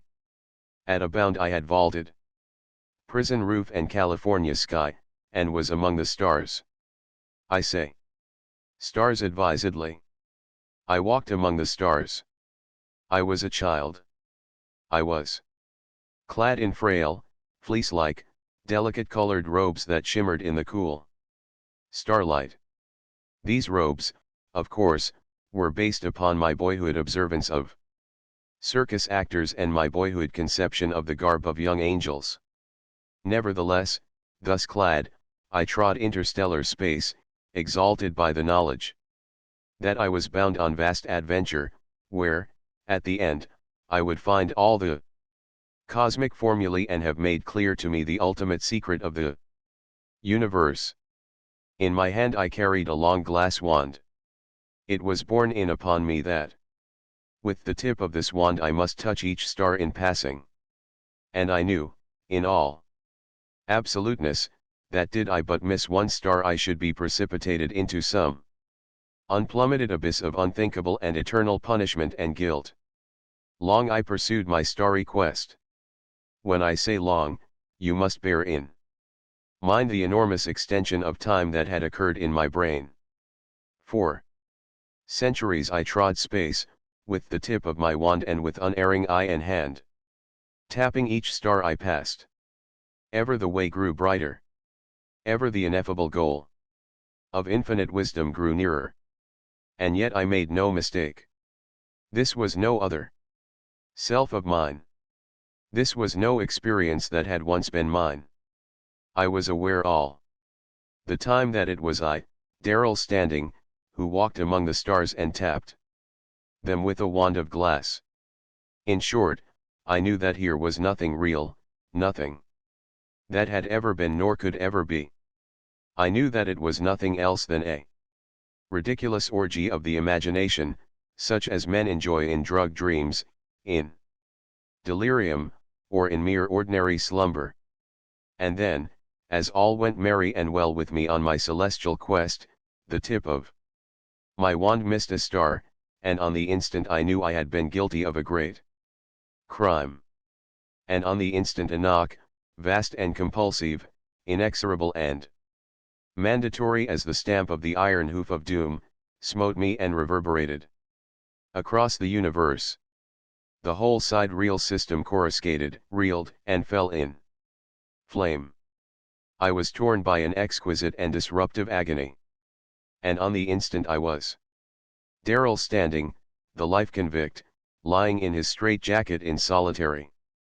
And I knew the immediate cause of that summons. It was a rap of the knuckle by Ed Morel, in cell 5, beginning the spelling of some message. And now, to give some comprehension of the extension of time and space that I was experiencing.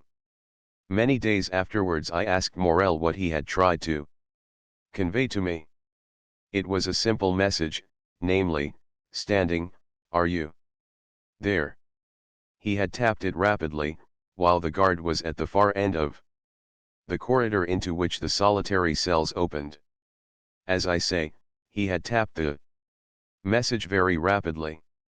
And now behold, between the first tap and the second I was off and away among the stars, clad in fleecy garments, touching each star. As I passed in my pursuit of the formulae that would explain the last mystery of life. And, as before, I pursued the quest for centuries. Then came the summons, the stamp of the hoof of doom, the exquisite disruptive agony, and again I was back in my cell in San Quentin. It was the second tap of Ed Morel's knuckle. The interval between it and the first tap could have been no more than a fifth of a second. And yet, so unthinkably enormous was the extension of time to me, that in the course of that fifth of a second I had been away star roving for long ages. Now I know, my reader, that the foregoing seems all a farrago. I agree with you. It is farrago. It was experience, however. It was just as real to me as is the snake beheld by a man in delirium tremens. Possibly, by the most liberal estimate, it may have taken Ed Morel 2 minutes to tap his question. Yet, to me, eons elapsed between the first tap of his knuckle and the last. No longer could I tread my starry path with that ineffable pristine joy, for my way was beset with dread of the inevitable summons that would rip and tear me as it jerked me back to my straitjacket. Hell! Thus my eons of star wandering were eons of dread. And all the time I knew it was Ed Morel's knuckle that thus cruelly held me earthbound. I tried to speak to him, to ask him to cease. But so thoroughly had I eliminated my body from my consciousness that I was unable to resurrect it. My body lay dead in the jacket, though I still inhabited the skull. In vain I strove to will my foot to tap my message to Morel. I reasoned I had a foot. And yet, so thoroughly had I carried out the experiment, I had no foot. Next, and I know now that it was because Morel had spelled his message quite out, I pursued my way among the stars and was not called back. After that, and in the course of it, I was aware, drowsily, that I was falling asleep, and that it was delicious sleep. From time to time, drowsily, I stirred. Please, my reader, don't miss that verb, I stirred. I moved my legs, my arms. I was aware of clean, soft bed linen against my skin. I was aware of bodily well-being. Oh, it was delicious. As thirsting men on the desert dream of splashing fountains and flowing wells, so dreamed I of easement from the constriction of the jacket, of cleanliness in the place of filth, of smooth velvety skin, of health in place of my poor parchment crinkled hide. But I dreamed with a difference, as you shall see. I awoke. Oh, broad and wide awake I was, although I did not open my eyes. And please know that in all that follows I knew no surprise whatever. Everything was the natural and the expected. I, be sure of that. But I was not Darrell Standing. Darrell Standing had no more to do with the being I was than did Darrell Standing's parchment crinkled skin have aught to do with the cool, soft skin that was mine. Nor was I aware of any Darrell Standing, as I could not well be, considering that Darrell Standing was as yet unborn and would not be born for centuries. But you shall see. I lay with closed eyes, lazily listening. From without came the clacking of many hoofs moving orderly on stone flags. From the accompanying jingle of metal bits of men harness and steed harness I knew some cavalcade was passing by on the street beneath my windows. Also, I wondered idly who it was. From somewhere, and I knew where, for I knew it was from the inn yard, came the ring and stamp of hoofs and an impatient neigh that I recognized as belonging to my waiting horse. Came steps and movements, steps openly advertised as suppressed with the intent of silence, and that yet were deliberately noisy with the secret intent of rousing me if I still slept. I smiled inwardly at the rascal's trick. "Pons," I ordered, without opening my eyes, "water, cold. Water, quick, a deluge. I drank over long last night, and now my gullet scorches. And slept over long today," he scolded, as he passed me the water, ready in his hand. I sat up, opened my eyes, and carried the tankard to my lips with both my hands. And as I drank I looked at Pons. Now know two things. I spoke in French. I was not conscious that I spoke in French. Not until afterward, back in solitary, when I remembered what I am narrating, did I know that I had spoken in French, and spoken well. As for me, Darrell Standing, at present writing these lines in Murderers' Row of Folsom Prison, why, I know only high school French sufficient to enable me to read the language. As for my speaking it, impossible. I can scarcely intelligibly pronounce my way through a menu. But to return. Pons was a little withered old man. He was born in our house, I know, for it chanced that mention was made of it this very day I am describing. Pons was all of 60 years. He was mostly toothless, and, despite a pronounced limp that compelled him to go slippity-hop, he was very alert and spry in all his movements. Also, he was impudently familiar. This was because he had been in my house 60 years. He had been my father's servant before I could toddle, and after my father's death, Pons and I talked of it this day, he became my servant. The limp he had acquired on a stricken field in Italy, when the horseman charged across. He had just dragged my father clear of the hoofs when he was lanced through the thigh, overthrown and trampled. My father, conscious but helpless from his own wounds, witnessed it all. And so, as I say, Pons had earned such a right to impudent familiarity that at least there was no gainsaying him by my father's son. Pons shook his head as I drained the huge draught. "Did you hear it boil?" I laughed, as I handed back the empty tankard. "Like your father," he said hopelessly. "But your father lived to learn better, which I doubt you will do."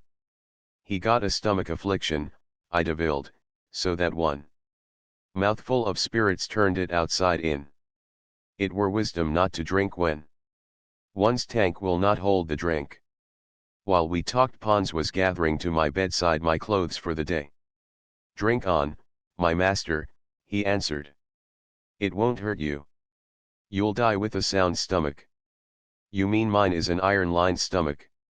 I willfully misunderstood him. "I mean," he began with a quick peevishness, then broke off, as he realized my teasing, and with a pout of his withered lips draped my new sable cloak upon a chair back.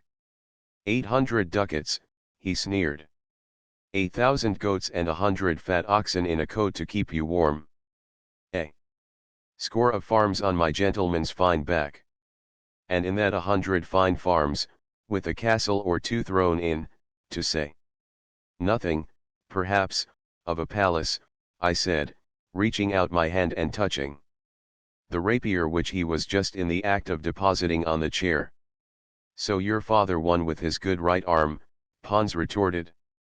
"But what your father won he held." Here Pons paused to hold up to scorn my new scarlet satin doublet, a wondrous thing of which I had been extravagant. 60 ducats for that," Pons indicted. "Your father'd have seen all the tailors and Jews of Christendom roasting in hell before he'd a paid such a price." And while we dressed, that is, while Pons helped me to dress, I continued to quip with him. "It is quite clear, Pons, that you have not heard the news," I said slyly. Whereat up pricked his ears like the old gossip he was. "Late news?" he queried. Mayhap from the English court. Nay, I shook my head. But news perhaps to you, but old news for all of that. Have you not heard? The philosophers of Greece were whispering it nigh 2,000 years ago. It is because of that news that I put 20 fat farms on my back, live at court, and am become a dandy. You see, Pons, the world is a most evil place, life is most sad, all men die, and, being dead well, are dead. Wherefore, to escape the evil and the sadness, men in these days, like me, seek amazement, insensibility, and the madnesses of dalliance. But the news, master. What did the philosophers whisper about so long ago? That God was dead, Pons, I replied solemnly. Didn't you know that? God is dead, and I soon shall be, and I wear 20 fat farms on my back. God lives, Pons asserted fervently. God lives, and his kingdom is at hand. I tell you, master, it is at hand. It may be no later than tomorrow that the earth shall pass away. So said they in old Rome, Pons, when Nero made torches of them to light his sports. Pons regarded me pityingly. Too much learning is a sickness, he complained. I was always opposed to it. But you must have your will and drag my old body about with you studying astronomy and numbers in Venice, poetry and all the Italian falderols in Florence, and astrology in Pisa, and God knows what in that madman country of Germany. Pish for the philosophers. I tell you, master, I, Pons, your servant, a poor old man who knows not a letter from a pikestaff, I tell you God lives, and the time you shall appear before him is short. He paused with sudden recollection, and added, he is here, the priest you spoke of. On the instant I remembered my engagement. Why did you not tell me before? I demanded angrily. What did it matter? Pons shrugged his shoulders. Has he not been waiting 2 hours as it is? Why didn't you call me? He regarded me with a thoughtful, censorious eye. And you rolling to bed and shouting like Chanticleer, sing kyuku. Sing kyuku, kyuku nu nu kyuku, sing kyuku, sing kyuku, sing kyuku, sing kyuku. He mocked me with the senseless refrain in an ear-jangling falsetto. Without doubt I had bawled the nonsense out on my way to bed. You have a good memory, I commented drily, as I essayed a moment to drape my shoulders with the new sable cloak ere I tossed it to Pons to put aside. He shook his head sourly.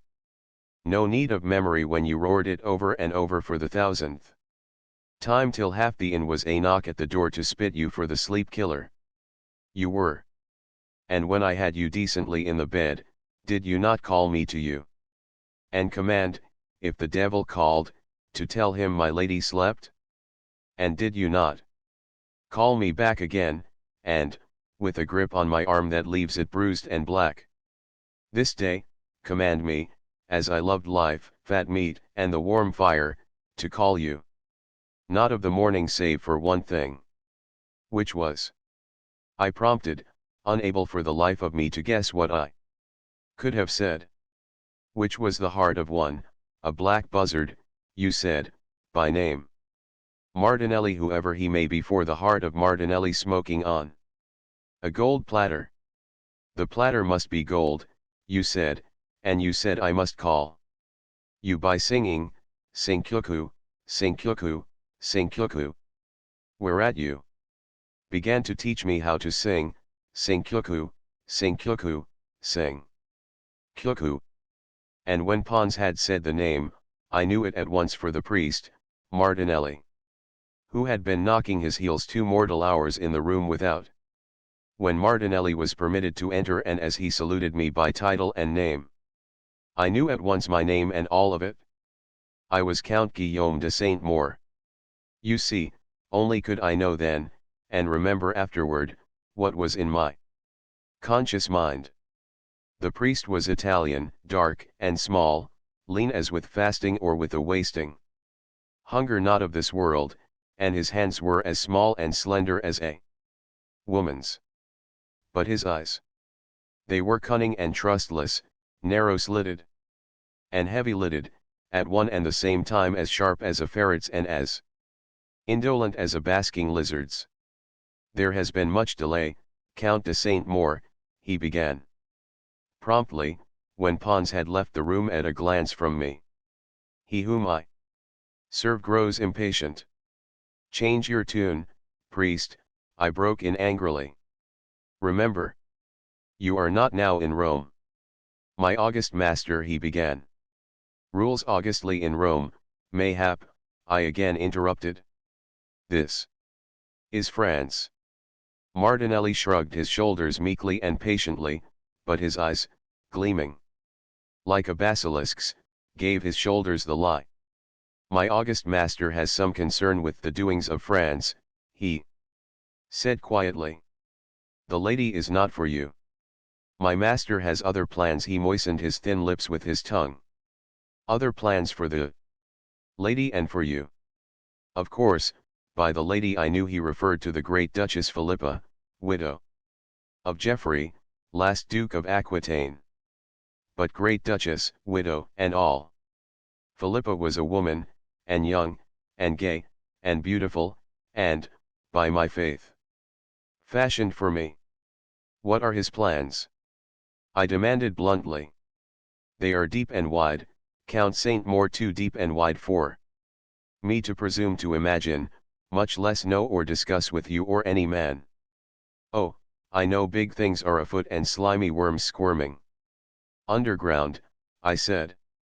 They told me you were stubborn-necked, but I have obeyed commands. Martinelli arose to leave, and I arose with him. I said it was useless, he went on. But the last chance to change your mind was accorded you. My august master deals more fairly than fair. Oh, well, I'll think the matter over, I said airily, as I bowed the priest to the door. He stopped abruptly at the threshold. The time for thinking is past, he said. It is decision I came for. I will think the matter over, I repeated, then added, as afterthought, if the lady's plans do not accord with mine, then mayhap the plans of your master may fruit as he desires. For remember, priest, he is no master of mine. You do not know my master, he said solemnly. Nor do I wish to know him, I retorted. And I listened to the lithe, light step of the little intriguing priest go down the creaking stairs. Did I go into the minutiae of detail of all that I saw this half a day and half a night that I was Count Guillaume de Saint Maur, not 10 books the size of this I am writing could contain the totality of the matter. Much I shall skip, in fact, I shall skip almost all, for never yet have I heard of a condemned man being reprieved in order that he might complete his memoirs, at least, not in California. When I rode out in Paris that day, it was the Paris of centuries agone. The narrow streets were an unsanitary scandal of filth and slime. But I must skip. And skip I shall, all of the afternoon's events, all of the ride outside the walls, of the grand fete given by Hugh de Monge, of the feasting and the drinking in which I took little part. Only of the end of the adventure will I write, which begins with where I stood jesting with Philippa herself. Ah, dear God, she was wondrous beautiful. A great lady but before that, and after that, and always, a woman. We laughed and jested lightly enough, as about us jostled the merry throng, but under our jesting was the deep earnestness of man and woman well advanced across the threshold of love, and yet not too sure each of the other. I shall not describe her. She was small, exquisitely slender, but there, I am Describing her. In brief, she was the one woman in the world for me, and little I recked the long arm of that grey old man in Rome could reach out half across Europe between my woman and me. And the Italian, Fortini, leaned to my shoulder and whispered. One who desires to speak. One who must wait my pleasure, I answered shortly. I wait no man's pleasure, was his equally short reply. And, while my blood boiled, I remembered the priest, Martinelli, and the grey old man at Rome. The thing was clear. It was deliberate. It was the long arm. Fortini smiled lazily at me while I thus paused for the moment to debate, but in his smile was the essence of all insolence. This, of all times, was the time I should have been cool. But the old red anger began to kindle in me. This was the work of the priest. This was the Fortini.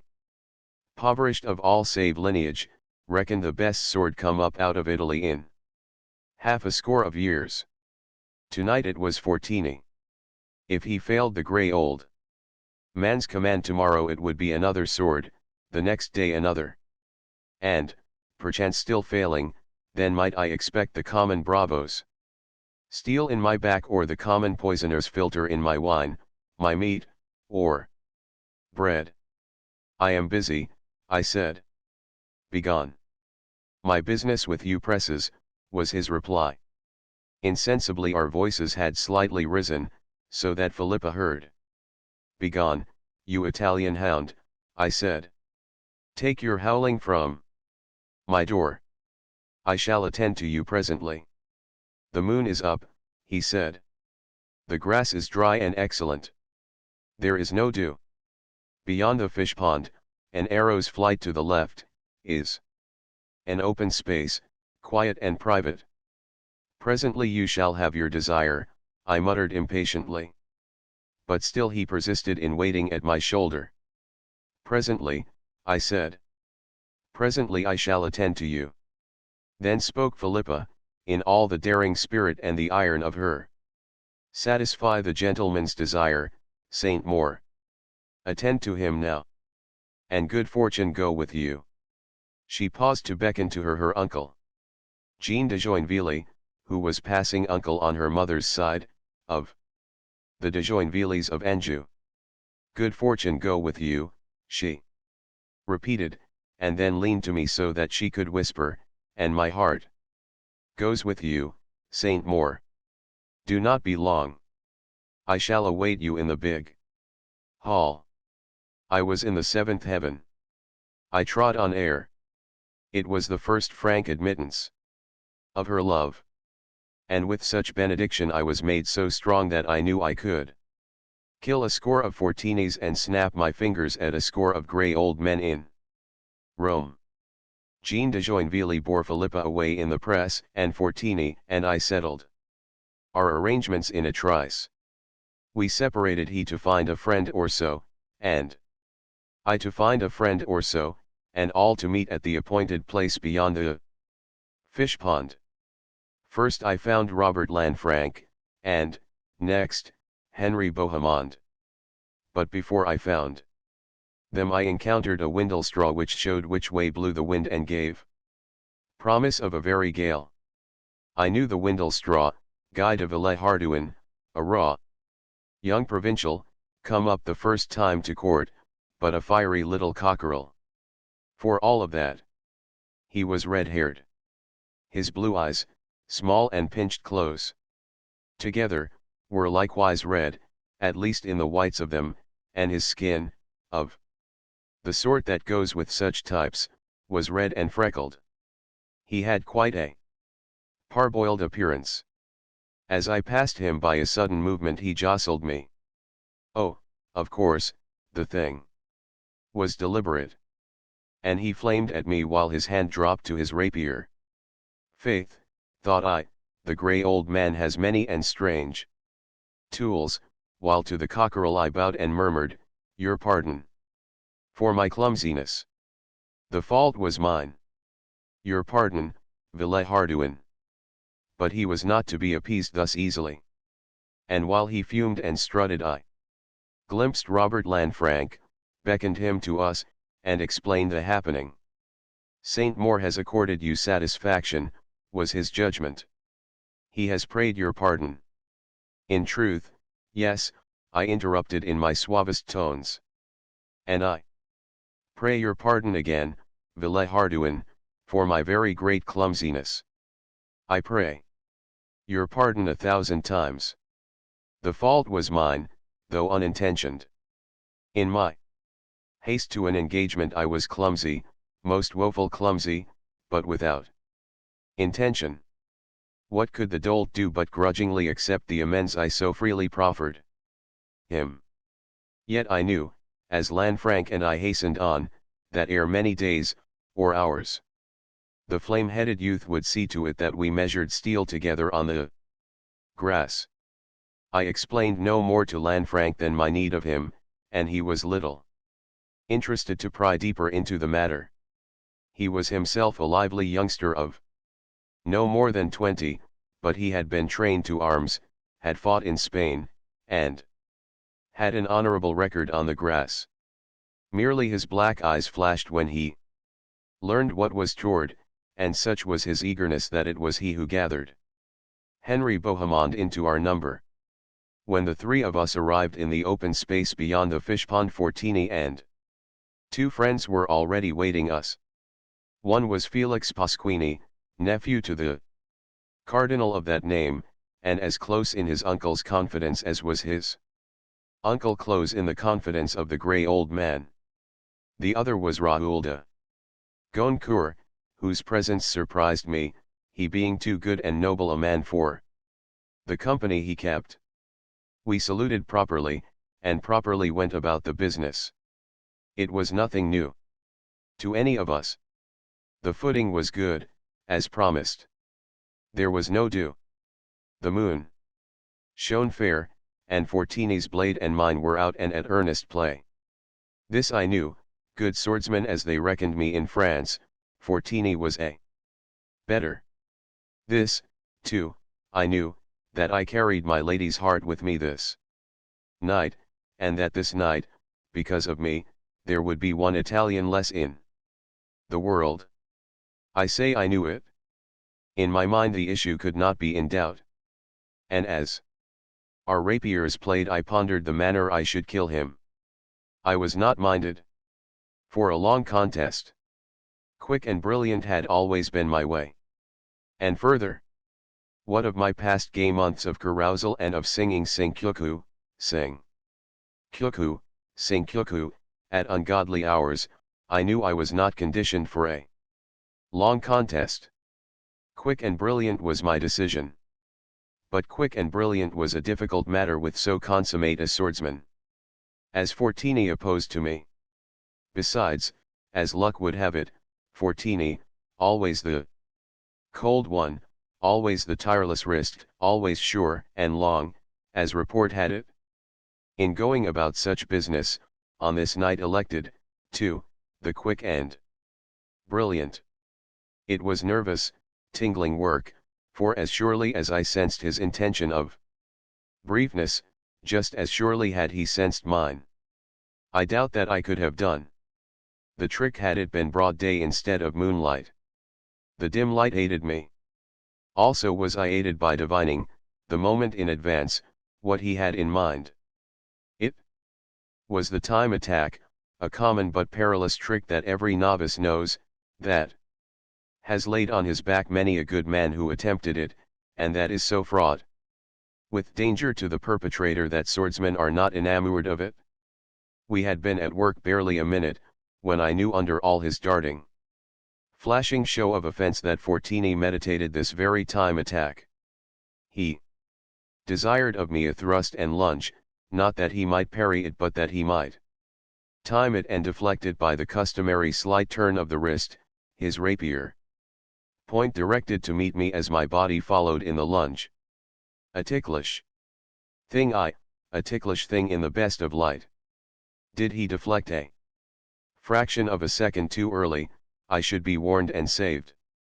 Did he deflect a fraction of a second too late, my thrust would go home to him. Quick and brilliant is it, was my thought. Very well, my Italian friend, quick and brilliant shall it be, and especially shall it be. Quick. In a way, it was time attack against time attack, but I would fool him on the time by being over quick. And I was quick. As I said, we had been at work. Scarcely a minute when it happened. Quick. That thrust and lunge of mine were 1. A snap of action it was, an explosion, an instantaneousness. I swear my thrust and lunge were a fraction of a second quicker than any man is supposed to thrust and lunge. I won the fraction of a second. By that fraction of a second too late Fortini attempted to deflect my blade and impale me on his. But it was his blade that was deflected. It flashed past my breast, and I was inside his weapon, which extended full length in the empty air behind me, and my blade was inside of him, and through him, hard high, from right side of him to left side of him and outside of him beyond. It is a strange thing to do, to spit a live man on a length of steel. I sit here in my cell, and cease from writing a space, while I consider the matter. And I have considered it often, that moonlight night in France of long ago, when I taught the Italian hound quick and brilliant. It was so easy a thing. That perforation of a torso. One would have expected more resistance. There would have been resistance had my rapier point touched bone. As it was, it encountered only the softness of flesh. Still it perforated so easily. I have the sensation of it now, in my hand, my brain, as I write. A woman's hatpin could go through a plum pudding not more easily than did my blade go through the Italian. Oh, there was nothing amazing about it at the time to Guillaume de Saint-Maur, but amazing it is to me, Darrell standing, as I recollect and ponder it across the centuries. It is easy, most easy, to kill a strong, live, breathing man with so crude a weapon as a piece of steel. Why? Men are like soft-shell crabs, so tender, frail, and vulnerable are they. But to return to the moonlight on the grass. My thrust made home, there was a perceptible pause. Not at once did Fortini fall. Not at once did I withdraw the blade. For a full second we stood in pause, I, with legs spread, and arched and tense, body thrown forward, right arm horizontal and straight out. Fortini, his blade beyond me so far that hilt and hand just rested lightly against my left breast, his body rigid, his eyes open and shining. So statuesque were we for that second that I swear those about us were not immediately aware of what had happened. Then Fortini gasped and coughed slightly. The rigidity of his pose slackened. The hilt and hand against my breast wavered, then the arm drooped to his side till the rapier point rested on the lawn. By this time Pasquini and de Goncourt had sprung to him and he was sinking into their arms. In faith, it was harder for me to withdraw the steel than to drive it in. His flesh clung about it as if jealous to let it depart. Oh, believe me, it required a distinct physical effort to get clear of what I had done. But the pang of the withdrawal must have stung him back to life and purpose. For he shook off his friends, straightened himself, and lifted his rapier into position. I, too, took position, marveling that it was possible I had spitted him hard high and yet missed any vital spot. Then, and before his friends could catch him, his legs crumpled under him and he went heavily to grass. They laid him on his back, but he was already dead, his face ghastly still under the moon, his right hand still a clutch of the rapier. Yes, it is indeed a marvelous easy thing to kill a man. We saluted his friends and were about to depart, when Felix Pasquini detained me. Pardon me, I said. Let it be tomorrow. We have but to move a step aside, he urged, where the grass is still dry. Let me then wet it for you, Saint Maur, Lanfranc asked of me. Eager himself to do for an Italian. I shook my head. Pasquini is mine, I answered. He shall be first. Tomorrow. Are there others? Lanfranc demanded. Ask de Goncourt, I grinned. I imagine he is already laying claim to the honor of being the third. At this, de Goncourt showed distressed acquiescence. Lanfranc looked inquiry at him, and de Goncourt nodded. And after him I doubt not comes the cockerel, I went on. And even as I spoke the red-haired guide of Villehardouin, alone, strode to us. Across the moonlit grass. At least I shall have him, Lanfranc cried, his voice almost wheedling, so great was his desire. Ask him, I laughed, then turned to Pasquini. Tomorrow, I said. Do you name time and place, and I shall be there. The grass is most excellent, he teased, the place is most excellent, and I am minded that Fortini has you for company this night. 'Twere better he were accompanied by a friend, I quipped. And now your pardon, for I must go. But he blocked my path. Whoever it be, he said, let it be now. For the first time, with him, my anger began to rise. You serve your master well, I sneered. I serve but my pleasure, was his answer. Master I have none. Pardon me if I presume to tell you the truth, I said. Which is, he queried softly. That you are a liar, Pasquini, a liar like all Italians. He turned immediately to Lanfranc and Bohemond. You heard, he said. And after that you cannot deny me. Him. They hesitated and looked to me for counsel of my wishes. But Pasquini did not wait. And if you still have any scruples, he hurried on, then allow me to remove them thus. And he spat in the grass at my feet. Then my anger seized me and was beyond me. The red wrath, I call it, an overwhelming, all-mastering desire to kill and destroy. I forgot that Philippa waited for me in the great hall. All I knew was my wrongs, the unpardonable interference in my affairs by the grey old man, the errand of the priest, the insolence of Fortini, the impudence of Villehardouin, and here Pasquini standing in my way and spitting in the grass. I saw red. I thought red. I looked upon all these creatures as rank and noisome growths that must be hewn out of my path, out of the world. As a netted lion may rage against the meshes, so raged I against these creatures. They were all about me. In truth, I was in the trap. The one way out was to cut them down, to crush them into the earth and stamp upon them. Very well, I said, calmly enough, although my passion was such that my frame shook.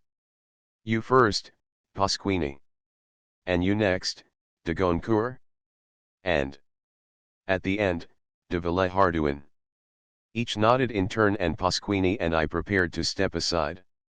Since you are in haste, Henry Bohemond proposed to me, and since there are three of them and three of us, why not settle it at the one time? Yes, yes, was Lanfranc's eager cry. Do you take de Goncourt, de Villehardouin for mine? But I waved my good friends back. They are here by command, I explained. It is I they desire. So strongly that by my faith I have caught the contagion of their desire, so that now I want them and will have them for myself. I had observed that Pasquini fretted at my delay of speech-making, and I resolved to fret him further. You, Pasquini, I announced, I shall settle with in short account. I would not that you tarried while Fortini waits your companionship. You, Raoul de Goncourt, I shall punish as you deserve for being in such bad company. You are getting fat and wheezy. I shall take my time with you until your fat melts and your lungs pant and wheeze like leaky bellows.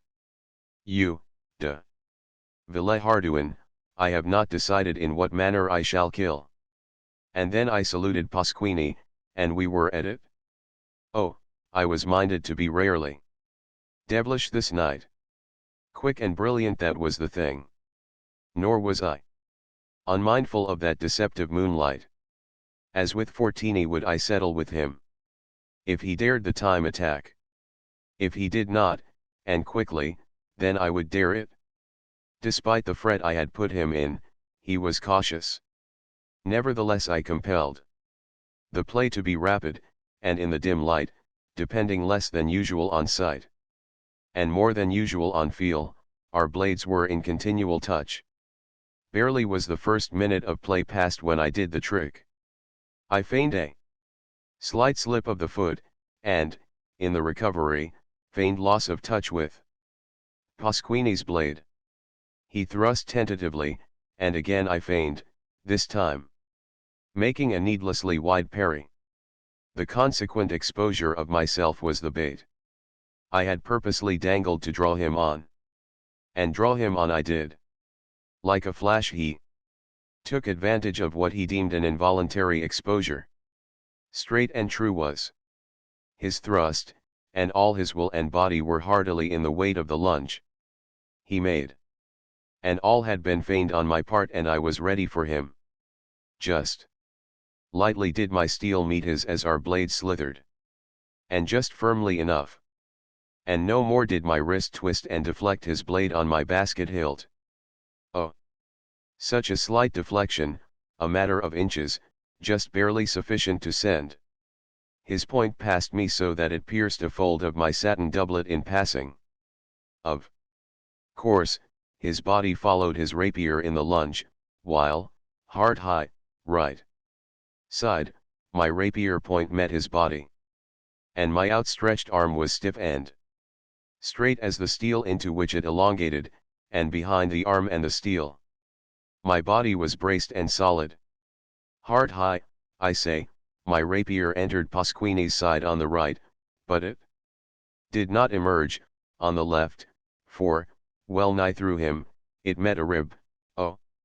Man-killing is butcher's work, with such a will that the forcing overbalanced him, so that he fell part backward and part sidewise to the ground.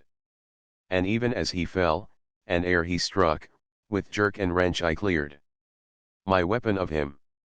De Goncourt was to him, but he waved de Goncourt to attend on me. Not so swiftly as Fortini did Pasquini pass. He coughed and spat, and, helped by de Villeharduin, propped his elbow under him, rested his head on hand, and coughed and spat again. A pleasant journey, Pasquini, I laughed to him in my red anger.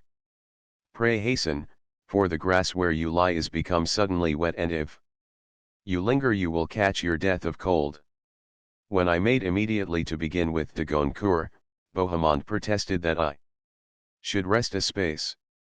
Nay, I said, I have not properly warmed up. And to de Goncourt, now will we have you dance and we salute. De Goncourt's heart was not in the work. It was patent that he fought under the compulsion of command. His play was old-fashioned, as any middle-aged man's is apt to be, but he was not an indifferent swordsman. He was cool, determined, dogged. But he was not brilliant, and he was oppressed with foreknowledge of defeat. A score of times, by quick and brilliant, he was mine. But I refrained. I have said that I was devilish-minded. Indeed I was. I wore him down. I backed him away from the moon so that he could see little of me. Because I fought in my own shadow. And while I wore him down until he began to wheeze as I had predicted, Pasquini, head on hand and watching, coughed and spat out his life. Now, de Goncourt, I announced finally. You see I have you. Quite helpless. You are mine in any of a dozen ways. Be ready, brace yourself. For this is the way I will. And, so saying, I merely went from cart to tears, and as he recovered wildly and parried widely I returned to cart, took the opening, and drove home. Heart high and through. And at sight of the conclusion Pasquini let go his hold on life, buried his face in the grass, quivered a moment, and lay still. Your master will be 4 servants short this night, I assured de Villeharduin, in the moment just ere we engaged. And such an engagement! The boy was ridiculous. In what bucolic school of fence he had been taught was beyond imagining. He was downright clownish. Short work and simple was my judgment, while his red hair seemed a bristle with very rage, and while he pressed me like a madman. Alas! It was his clownishness that undid me. When I had played with him and laughed at him for a handful of seconds for the clumsy boor he was, he became so angered that he forgot the worse than little fence he knew. With an arm-wide sweep of his rapier, as though it bore heft and a cutting edge, he whistled it through the air and rapped it down on my crown. I was in a maze. Never had so absurd a thing happened to me. He was wide open, and I could have run him through forthright. But, as I said, I was in a maze, and the next I knew was the pang of the entering steel as this clumsy provincial ran me through and charged forward, bull-like, till his hilt bruised my side and I was borne backward. As I fell I could see the concern on the faces of Lanfranc and Bohemond and the glut of satisfaction in the face of de Villeharduin as he pressed me. I was falling, but I never reached the grass. Came a blur of flashing lights. A thunder in my ears, a darkness, a glimmering of dim light slowly dawning, a wrenching, racking pain beyond all describing, and then I heard the voice of one who said, "I can't feel anything." I knew the voice. It was Warden Atherton's. And I knew myself for Darrell. Standing, just returned across the centuries to the jacket hell of San Quintin. And I knew the touch of fingertips on my neck was Warden Atherton's. And I knew the fingertips that displaced his were Dr. Jackson's. And it was Dr. Jackson's voice that said, "You don't know how to take a man's pulse from the neck. They're right there, put your fingers where mine are. D'ye get it?" Ah, I thought so. Heart weak, but steady as a chronometer. "It's only 24 hours, Captain Jamie said, and he was never in like condition before. Putting it on, that's what he's doing, and you can stack on that." Al Hutchins, the head trustee, interjected. "I don't know," Captain Jamie insisted. "When a man's pulse is that low it takes an expert to find it." "Ah, I served my apprenticeship in the jacket," Al Hutchins sneered. "And I've made you unlace me, Captain, when you thought I was croaking, and it was all I could do to keep from snickering in your face. What do you think, Doc?" Warden Atherton asked. "I tell you the heart action is splendid," was the answer. "Of course it is weak. That is only to be expected. I tell you Hutchins is right. The man is feigning." With his thumb he turned up one of my eyelids, whereat I opened my other eye and gazed up at the group bending over me. "What did I tell you?" was Dr. Jackson's cry of triumph. And then, although it seemed the effort must crack my face, I summoned all the will of me and smiled. They held water to my lips, and I drank greedily. It must be remembered that all this while I lay helpless on my back, my arms pinioned along with my body inside the jacket. When they offered me food, dry prison bread, I shook my head. I closed my eyes in advertisement that I was tired of their presence. The pain of my partial resuscitation was unbearable. I could feel my body coming to life. Down the cords of my neck and into my patch of chest over. The heart-darting pains were making their way. And in my brain the memory was strong that Philippa waited me in the big hall, and I was desirous to escape. Away back to the half a day and half a night I had just lived in old France. So it was, even as they stood about me, that I strove to eliminate the live portion of my body from my consciousness. I was in haste to depart, but Warden Atherton's voice held me back. "Is there anything you want to complain about?" he asked. Now I had but one fear, namely, that they would unlace me, so that it must be understood that my reply was not uttered in braggadocio but was meant to forestall any possible unlacing. "You might make the jacket a little tighter," I whispered. "It's too loose for comfort. I get lost in it." "Hutchins is stupid. He is also a fool. He doesn't know the first thing about lacing the jacket. Warden, you ought to put him in charge of the loom room. He is a more profound master of inefficiency than the present incumbent, who is merely stupid without being a fool as well. Now get out, all of you, unless you can think of worse to do to me. In which case, by all means remain. I invite you heartily to remain, if you think in your feeble imaginings that you have devised fresh torture for me. He's a wuss, a true blue, dyed-in-the-wool wuss, Dr. Jackson chanted, with the medico's delight in a novelty. Standing, "You are a wonder," the warden said. "You've got an iron will, but I'll break it as sure as God made little apples." "And you've the heart of a rabbit," I retorted. 1/10 the jacketing I have received in San Quentin would have squeezed your rabbit heart out of your long ears. Oh, it was a touch, that, for the warden did have unusual airs. They would have interested Lamrasso, I am sure. As for me, I went on, I laugh at you, and I wish no worse fate to the loom room than that you should take charge of it yourself. Why? You've got me down and worked your wickedness on me, and still I live and laugh in your face. Inefficient. You can't even kill me. Inefficient. You couldn't kill a cornered rat with a stick of dynamite, real dynamite, and not the sort you are deluded into believing I have hidden away. Anything more?" he demanded, when I had ceased from my diatribe. And into my mind flashed what I had told Fortini when he pressed his insolence on me. "Begone, you prison cur," I said. "Take your yapping from my door." It must have been a terrible thing for a man of Warden Atherton's stripe to be thus bearded by a helpless prisoner. His face whitened with rage and his voice shook as he threatened. "By God, standing, I'll do for you yet." "There is only one thing you can do," I said.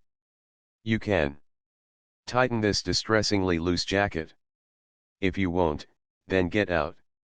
And I don't care if you fail to come back for a week or for the whole 10 days. And what can even the warden of a great prison do in reprisal on a prisoner upon whom the ultimate reprisal has already been wreaked?" It may be that Warden Atherton thought of some possible threat, for he began to speak. But my voice had strengthened with the exercise, and I began to sing, "Sing kyuku, sing. Kyuku, sing kyuku." And sing I did until my door clanged and the bolts and locks squeaked and grated fast. Chapter 12. Now that I had learned the trick, the way was easy. And I knew the way was bound to become easier the more I traveled it. Once establish a line of least resistance, every succeeding journey along it will find still less resistance. And so, as you shall see, my journeys from San Quentin life into other lives were achieved almost automatically as time went by. After Warden Atherton and his crew had left me, it was a matter of minutes to Will the resuscitated portion of my body back into the little death? Death in life it was, but it was only the little death, similar to the temporary death produced by an anesthetic. And so, from all that was sordid and vile, from brutal solitary and jacket hell, from acquainted flies and sweats of darkness and the knuckle talk of the living dead, I was away at a bound into time and space. Came the duration of darkness, and the slow-growing awareness of other things, and of another self. First of all, in this awareness, was dust. It was in my nostrils, dry and acrid. It was on my lips. It coated my face, my hands, and especially was it noticeable on the fingertips when touched by the ball of my thumb. Next I was aware of ceaseless movement. All that was about me lurched and oscillated. There was jolt and jar, and I heard what I knew as a matter of course to be the grind of wheels on axles and the grate and clash of iron tires against rock and sand. And there came to me the jaded voices of men, in curse and snarl of slow-plodding, jaded animals. I opened my eyes, that were inflamed with dust, and immediately fresh dust bit into them. On the coarse blankets on which I lay the dust was half an inch thick. Above me, through sifting dust, I saw an arched roof of lurching, swaying canvas, and myriads of dust motes descended heavily in the shafts of sunshine that entered through holes in the canvas. I was a child, a boy of 8 or 9, and I was weary, as was the woman, dusty-visaged and haggard, who sat up beside me and soothed a crying babe in her arms. She was my mother, that I knew as a matter of course, just as I knew, when I glanced along the canvas tunnel of the wagon top, that the shoulders of the man on the driver's seat were the shoulders of my father. When I started to crawl along the packed gear with which the wagon was laden, my mother said in a tired and querulous voice, "Can't you ever be still a minute, Jessie?" That was my name, Jessie. I did not know my surname, though I heard my mother call my father John. I have a dim recollection of hearing, at one time or another, the other men address my father as Captain. I knew that he was the leader of this company, and that his orders were obeyed by all. I crawled out through the opening in the canvas and sat down beside my father on the seat. The air was stifling with the dust that rose from the wagons and the many hoofs of the animals. So thick was the dust that it was like mist or fog in the air, and the low sun shone through it dimly and with a bloody light. Not alone was the light of the setting sun ominous, but everything about me seemed ominous. The landscape, my father's face, the fret of the babe in my mother's arms that she could not still, the 6 horses my father drove that had continually to be urged and that were without any sign of color, so heavily had the dust settled on them. The landscape was an aching, eye-hurting desolation. Low hills stretched endlessly away on every hand. Here and there only on their slopes were occasional scrub growths of heat-parched brush. For the most part the surface of the hills was naked, dry and composed of sand and rock. Our way followed the sand bottoms between the hills. And the sand bottoms were bare, save for spots of scrub, with here and there short tufts of dry and withered grass. Water. There was none, nor sign of water, except for washed gullies that told of ancient and torrential rains. My father was the only one who had horses to his wagon. The wagons went in single file, and as the train wound and curved I saw that the other wagons were drawn by oxen. 3 or 4 yoke of oxen strained and pulled weakly at each wagon, and beside them, in the deep sand, walked men with ox goads, who prodded the unwilling beasts along. On a curve I counted the wagons ahead and behind. I knew that there were 40 of them, including our own, for often I had counted them before. And as I counted them now, as a child will to while away tedium, they were all there, 40 of them, all canvas-topped, big and massive, crudely fashioned, pitching and lurching, grinding and jarring over sand and sagebrush and rock. To right and left of us, scattered along the train, rode a dozen or 15 men and youths on horses. Across their pommels were long-barreled rifles. Whenever any of them drew near to our wagon, I could see that their faces, under the dust, were drawn and anxious like my father's. And my father, like them, had a long-barreled rifle close to hand as he drove. Also, to one side, limped a score or more of footsore, yoke-galled, skeleton oxen, that ever paused to nip at the occasional tufts of withered grass, and that ever were prodded on by the tired-faced youths who herded them. Sometimes one or another of these oxen would pause and low, and such lowing seemed as ominous as all else about me. Far, far away I have a memory of having lived, a smaller lad, by the tree-lined banks of a stream. And as the wagon jolts along, and I sway on the seat with my father, I continually return and dwell upon that pleasant water flowing between the trees. I have a sense that for an interminable period I have lived in a wagon and traveled on, ever on, with this present company. But strongest of all upon me is what is strong upon all the company, namely, a sense of drifting to doom. Our way was like a funeral march. Never did a laugh arise. Never did I hear a happy tone of voice. Neither peace nor ease marched with us. The faces of the men and youths who outrode the train were grim, set, hopeless. And as we toiled through the lurid dust of sunset, often I scanned my father's face in vain quest of some message of cheer. I will not say that my father's face, in all its dusty haggardness, was hopeless. It was dogged, and oh, so grim and anxious, most anxious. A thrill seemed to run along the train. My father's head went up. So did mine. And our horses raised their weary heads, scented the air with long-drawn snorts, and for the nonce pulled willingly. The horses of the outriders quickened their pace. And as for the herd of scarecrow oxen, it broke into a forthright gallop. It was almost ludicrous. The poor brutes were so clumsy in their weakness and haste. They were galloping skeletons draped in mangy hide.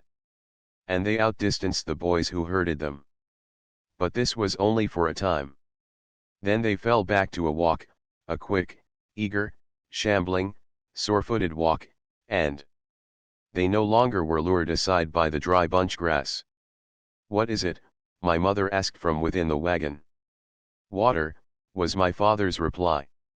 "It must be Nephi." And my mother, "Thank God. And perhaps they will sell us food." And into Nephi, through blood-red dust, with grind, and grate and jolt and jar, our great wagons rolled. A dozen scattered dwellings or shanties composed the place. The landscape was much the same as that through which we had passed. There were no trees, only scrub growths and sandy bareness. But here were signs of tilled fields, with here and there a fence. Also there was water. Down the stream ran no current. The bed, however, was damp, with now and again a water hole into which the loose oxen and the saddle horses stamped and plunged their muzzles to the eyes. Here, too, grew an occasional small willow. That must be Bill Black's mill they told us about, my father said, pointing out a building to my mother, whose anxiousness had drawn her to peer out over our shoulders. An old man, with buckskin shirt and long, matted, sunburnt hair, rode back to our wagon and talked with father. The signal was given, and the head wagons of the train began to deploy in a circle. The ground favored the evolution, and From long practice, it was accomplished without a hitch, so that when the 40 wagons were finally halted they formed a circle. All was bustle and orderly confusion. Many women, all tired-faced and dusty like my mother, emerged from the wagons. Also poured forth a very horde of children. There must have been at least 50 children, and it seemed I knew them all of long time, and there were at least 20 of women. These went about the preparations for cooking supper, while some of the men chopped sagebrush and we children carried it to the fires that were kindling. Other men unyoked the oxen and let them stampede for water. Next the men, in big squads, moved the wagon snugly into place. The tongue of each wagon was on the inside of the circle, and, front and rear, each wagon was in solid contact with the next wagon before and behind. The great brakes were locked fast, but, not content with this, the wheels of all the wagons were connected with chains. This was nothing new to us children. It was the trouble sign of a camp in hostile country. One wagon only was left out of the circle, so as to form a gate to the corral. Later on, as we knew, ere the camp slept, the animals would be driven inside, and the gate wagon would be chained like the others in place. In the meanwhile, and for hours, the animals would be herded by men and boys to what scant grass they could find. While the camp making went on, my father, with several others of the men, including the old man with the long, sunburnt hair, went away on foot in the direction of the mill. I remember that all of us, men, women, and even the children, paused to watch them depart, and it seemed their errand was of grave import. While they were away, other men, strangers, inhabitants of desert Nephi, came into camp and stalked about. They were white men, like us, but they were hard-faced, stern-faced, somber, and they seemed angry with all our company. Bad feeling was in the air, and they said things calculated to rouse the tempers of our men. But the warning went out from the women, and was passed on everywhere to our men and youths, that there must be no words. One of the strangers came to our fire, where my mother was alone, cooking.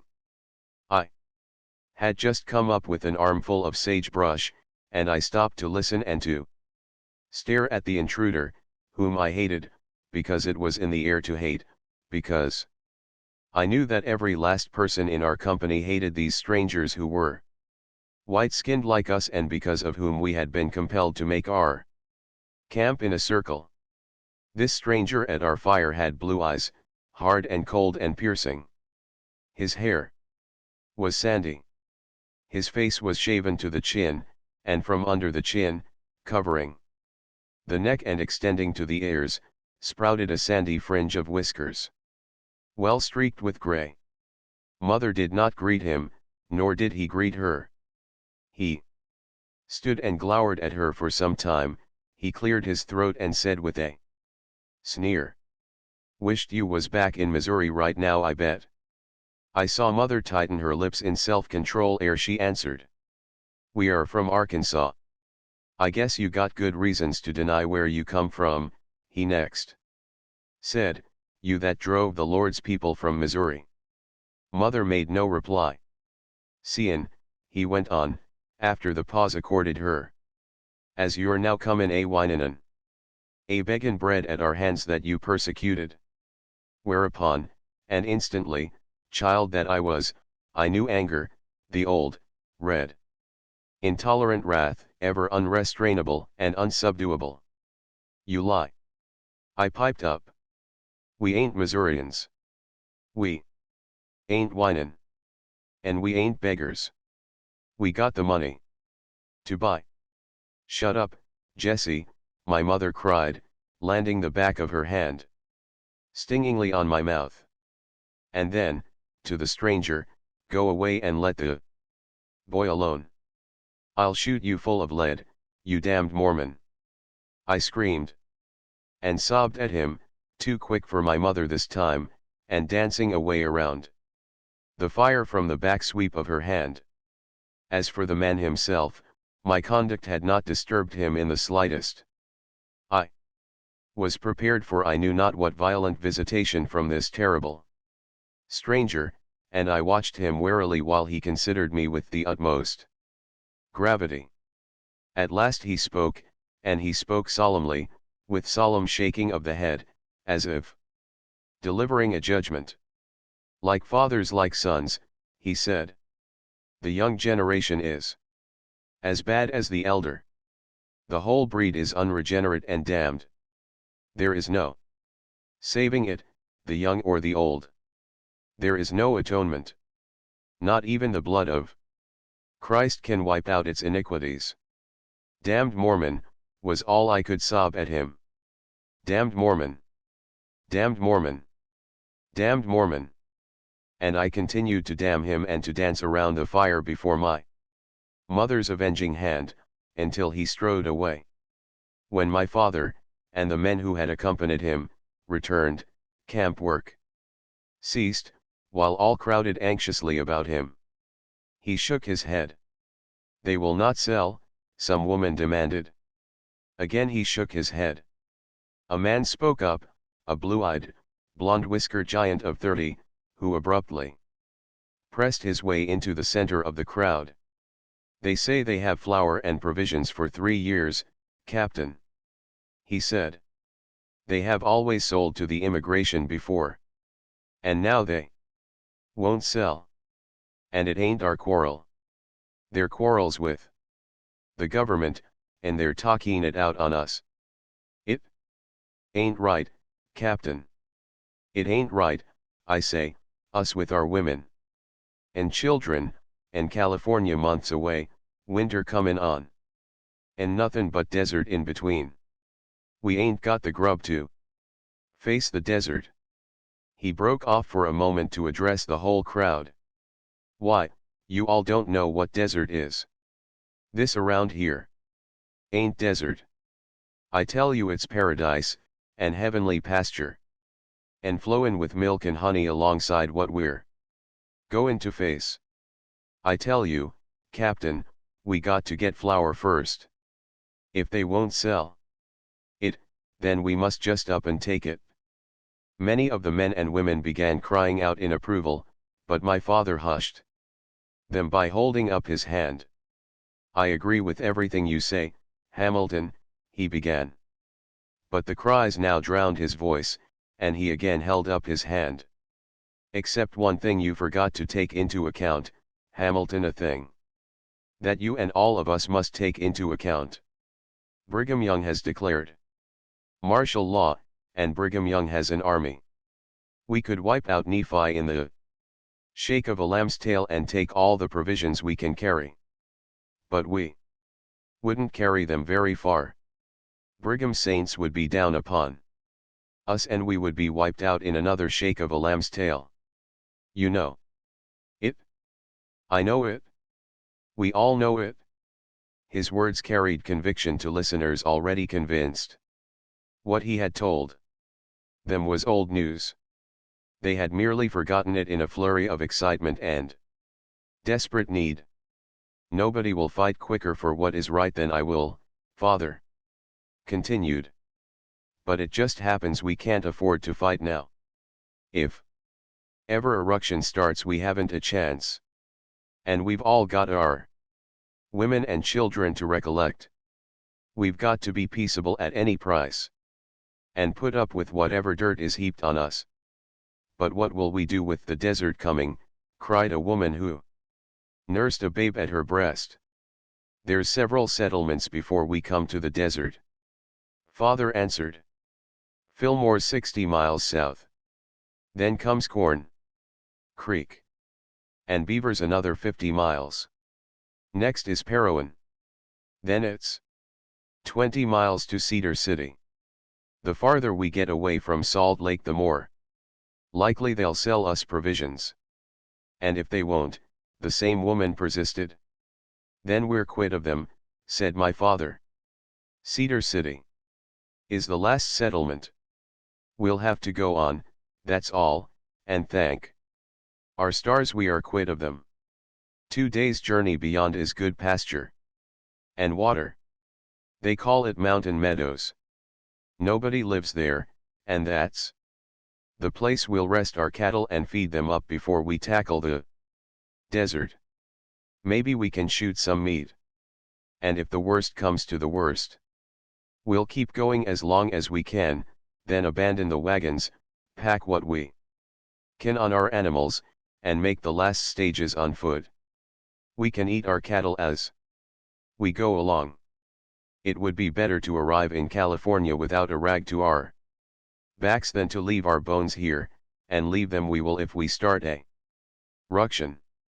With final reiterated warnings against violence of speech or act, the impromptu meeting broke up. I was slow in falling asleep that night. My rage against the Mormon had left my brain in such a tingle that I was still awake when my father crawled into the wagon after a last round of the night watch. They thought I slept, but I heard Mother ask him if he thought that the Mormons would let us depart peacefully from their land. His face was turned aside from her as he busied himself with pulling off a boot, while he answered her with hearty confidence that he was sure the Mormons would let us go if none of our own company started trouble. But I saw his face at that moment in the light of a small tallow dip, and in it was none of the confidence that was in his voice. So it was that I fell asleep, oppressed by the dire fate that seemed to overhang us, and pondering upon Brigham Young, who bulked in my child imagination as a fearful, malignant being. A very devil with horns and tail and all. And I awoke to the old pain of the jacket in solitary. About me were the customary four: Warden Atherton, Captain Jamie, Dr. Jackson, and Al Hutchins. I cracked my face with my willed smile, and struggled not to lose control under the exquisite torment of returning circulation. I drank the water. They held to me, waved aside the proffered bread, and refused to speak. I closed my eyes and strove to win back to the chain-locked wagon circle at Nephi. But so long as my visitors stood about me and talked, I could not escape. One snatch of conversation I could not tear myself away from hearing. Just as yesterday, Dr. Jackson said, "No change one way or the other. Then he can go on standing it." Warden Atherton queried, without a quiver. "The next 24 hours as easy as the last. He's a wuss, I tell you, a perfect wuss. If I didn't know it was impossible, I'd say he was doped." "I know his dope," said the warden. "It's that cursed will of his. I'd bet, if he made up his mind, that he could walk barefoot across red-hot stones, like those Canuck priests from the South Seas." Now perhaps it was the word priests that I carried away with me through the darkness of another flight in time. Perhaps it was the cue. More probably it was a mere coincidence. At any rate, I awoke, lying upon a rough, rocky floor, and found myself on my back, my arms crossed in such fashion that each elbow rested in the palm of the opposite hand. As I lay there, eyes closed, half awake, I rubbed my elbows with my palms and found that I was rubbing prodigious calluses. There was no surprise in this. I accepted the calluses as of long time and a matter of course. I opened my eyes. My shelter was a small cave, no more than 3 feet in height and a dozen in length. It was very hot in the cave. Perspiration noduled the entire surface of my body. Now and again several nodules coalesced and formed tiny rivulets. I wore no clothing save a filthy rag about the middle. My skin was burned to a mahogany brown. I was very thin, and I contemplated my thinness with a strange sort of pride, as if it were an achievement to be so thin. Especially was I enamored of my painfully prominent ribs. The very sight of the hollows between them gave me a sense of solemn elation, or, rather, to use a better word, of sanctification. My knees were collused like my elbows. I was very dirty. My beard, evidently once blonde, but now a dirt-stained and streaky brown, swept my midriff in a tangled mass. My long hair, similarly stained and tangled, was all about my shoulders, while wisps of it continually strayed in the way of my vision so that sometimes I was compelled to brush it aside with my hands. For the most part, however, I contented myself with peering through it like a wild animal. From a thicket just at the tunnel-like mouth of my dim cave the day reared itself in a wall of blinding sunshine. After a time I crawled to the entrance, and, for the sake of greater discomfort, lay down in the burning sunshine on a narrow ledge of rock.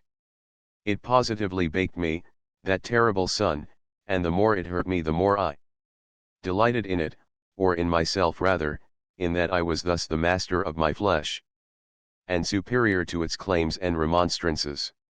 When I found under me a particularly sharp, but not too sharp, rock projection, I ground my body upon the point of it, rowelled my flesh in a very ecstasy of mastery and of purification. It was a stagnant day of heat.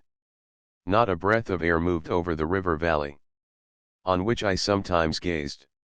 Hundreds of feet beneath me the wide river ran sluggishly. The farther shore was flat and sandy and stretched away to the horizon. Above the water were scattered clumps of palm trees. On my side, eaten into a curve by the river, were lofty, crumbling cliffs. Farther along the curve, in plain view from my eyrie, carved out of the living rock, were four colossal figures. It was the stature of a man to their ankle joints. The four colossi sat, with hands resting on knees, with arms crumbled quite away, and gazed out upon the river. At least three of them so gazed. Of the fourth all that remained were the lower limbs to the knees and the huge hands resting on the knees. At the feet of this one, ridiculously small, crouched a sphinx, yet this sphinx was taller than I. I looked upon these carven images with contempt, and spat as I looked. I knew not what they were, whether forgotten gods or unremembered kings. But to me, they were representative of the vanity of earthmen and earth aspirations. And over all this curve of river and sweep of water and wide sands beyond, arched a sky of aching brass unflecked by the tiniest cloud. The hours passed while I roasted in the sun.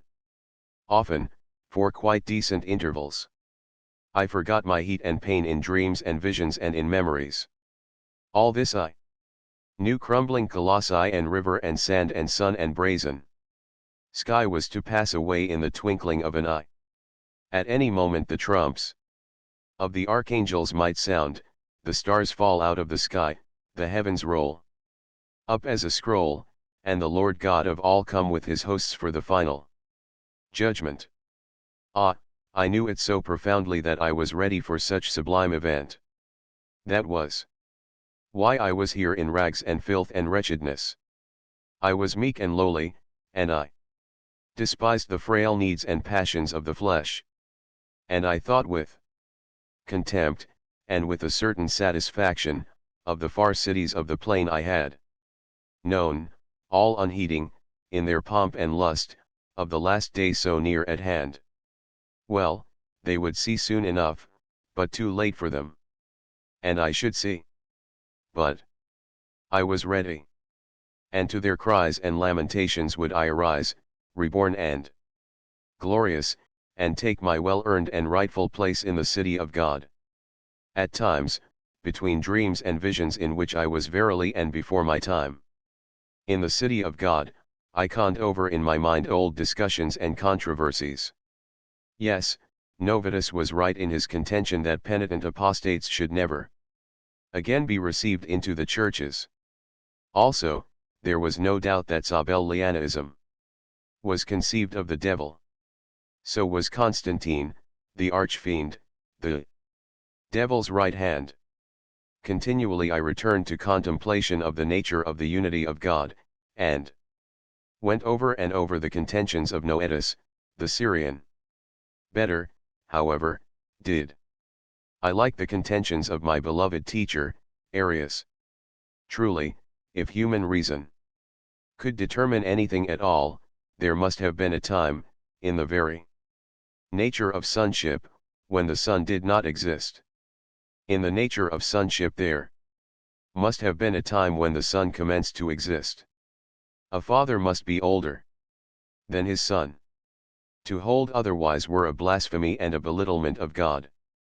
And I remembered back to my young days when I had sat at the feet of Arius, who had been a presbyter of the city of Alexandria, and who had been robbed of the bishopric by the blasphemous and heretical Alexander. Alexander the Sabellianite, that is what he was, and his feet had fast hold of hell. Yes, I had been to the Council of Nicaea, and seen it avoid the issue. And I remembered when the Emperor Constantine had banished Arius for his uprightness. And I remembered when Constantine repented for reasons of state and policy and commanded Alexander the other Alexander, thrice cursed, bishop of Constantinople to receive Arius into communion on the morrow. And that very night did not Arius die in the street? They said it was a violent sickness visited upon him in answer to Alexander's prayer to God.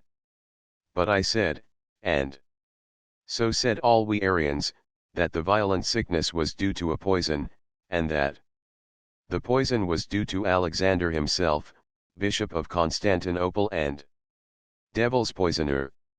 And here I ground my body back and forth on the sharp stones, and muttered aloud, drunk with conviction, let the Jews and pagans mock. Let them triumph, for their time is short. And for them there will be no time after time. I talked to myself aloud a great deal on that rocky shelf overlooking the river. I was feverish, and on occasion I drank sparingly of water from a stinking goatskin. This goatskin I kept hanging in the sun that the stench of the skin might increase and that there might be no refreshment of coolness in the water. Food there was, lying in the dirt on my cave floor, a few roots and a chunk of moldy barley cake, and hungry I was, although I did not eat. All I did that blessed, livelong day was to sweat and swelter in the sun, mortify my lean flesh upon the rock, gaze out of the desolation, resurrect old memories, dream dreams, and mutter my convictions aloud. And when the sun set, in the swift twilight I took a last look at the world so soon to pass. About the feet of the colossi I could make out the creeping forms of beasts that laired in the once proud works of men. And to the snarls of the beasts I crawled into my hole, and, muttering and dozing, visioning fevered fancies and praying that the last day come quickly, I ebbed down into the darkness of sleep. Consciousness came back to me in solitary, with the quartet of torturers about me. Blasphemous and heretical warden of San Quintin, whose feet have fast hold of hell, I jibed, after I had drunk deep of the water they held to my lips. Let the jailers and the trustees triumph. Their time is short. And for them there is no time after time. He's out of his head, Warden Atherton affirmed. He's putting it over on you, was Dr. Jackson's surer judgment. But he refuses food, Captain Jamie protested. Huh, he could fast 40 days and not hurt himself, the doctor answered. And I have, I said, and 40 nights as well. Do me the favor to tighten the jacket and then get out of here. The head trustee tried to insert his forefinger inside the lacing. You couldn't get a quarter of an inch of slack with block and tackle, he assured them. Have you any complaint to make, standing? The warden asked. Yes, was my reply. On 2 counts. What are they? First, I said, the jacket is abominably loose. Hutchins is an ass. He could get a foot of slack if he wanted. What is the other count? Warden Atherton asked. That you are conceived of the devil, Warden. Captain Jamie and Dr. Jackson tittered, and the warden, with a snort, led the way out of my cell. Left alone, I strove to go into the dark and gain back to the wagon circle at Nephi. I was interested to know the outcome of that doomed drifting of our 40 great wagons across a desolate and hostile land, and I was not at all interested in what came of the mangy hermit with his raw-crowled ribs and stinking water skin. And I gained back, neither to Nephi nor the Nile, but to.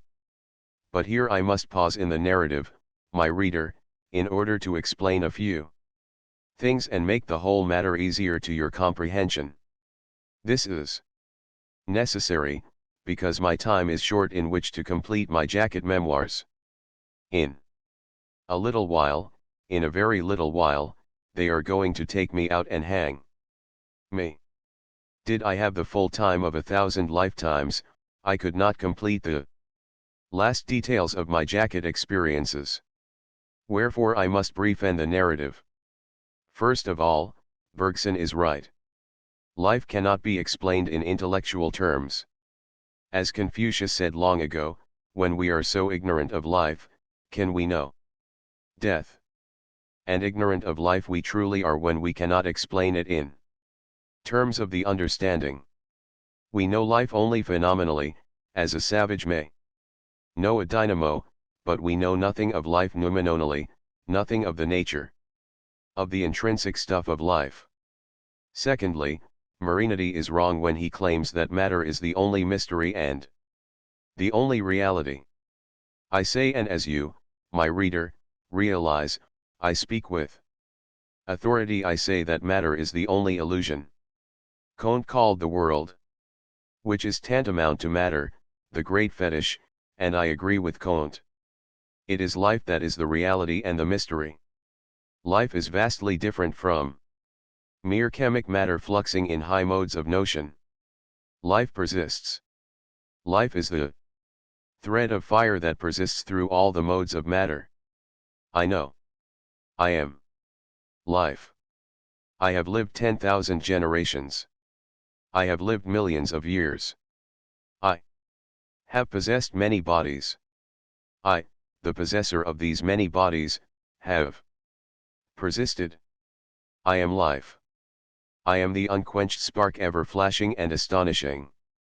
The face of time, ever working my will and wreaking my passion on the cloddy aggregates of matter, called bodies, which I have transiently inhabited.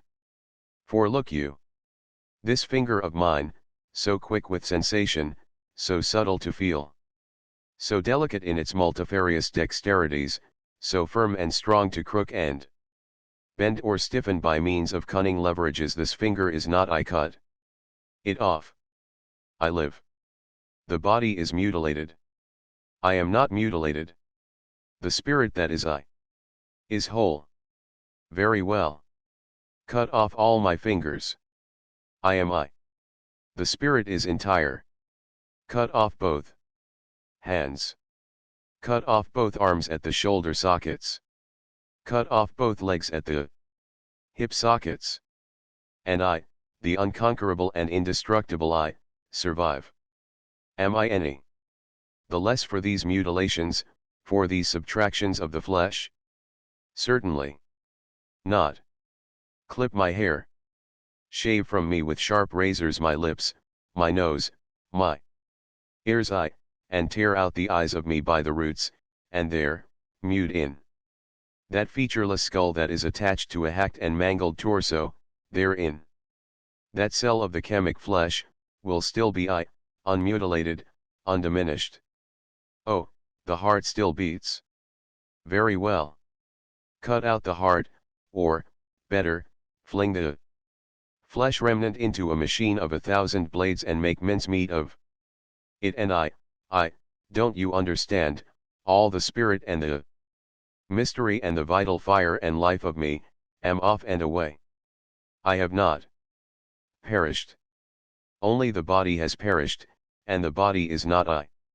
I believe Colonel Desroches was correct when he asserted that under the compulsion of his will he sent the girl Josephine, while she was in hypnotic trance, back through the 18 years she had lived, back through the silence and the dark air she had been born, back to the light of a previous living when she was a bedridden old man, the ex-artilleryman, Jean-Claude Bourdon.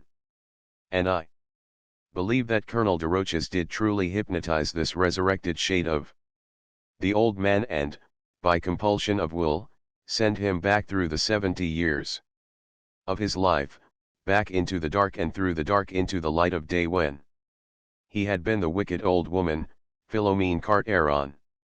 Already, have I not shown you, my reader, that in previous times, inhabiting various cloddy aggregates of matter, I have been Count Guillaume de Saint-Maur, a mangy and nameless hermit of Egypt, and the boy Jesse, whose father was captain of 40 wagons in the great westward emigration.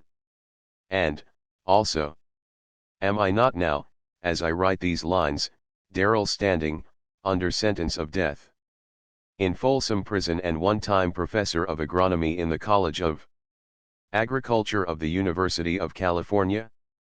Matter is the great illusion. That is, matter manifests itself in form, and form is apparitional.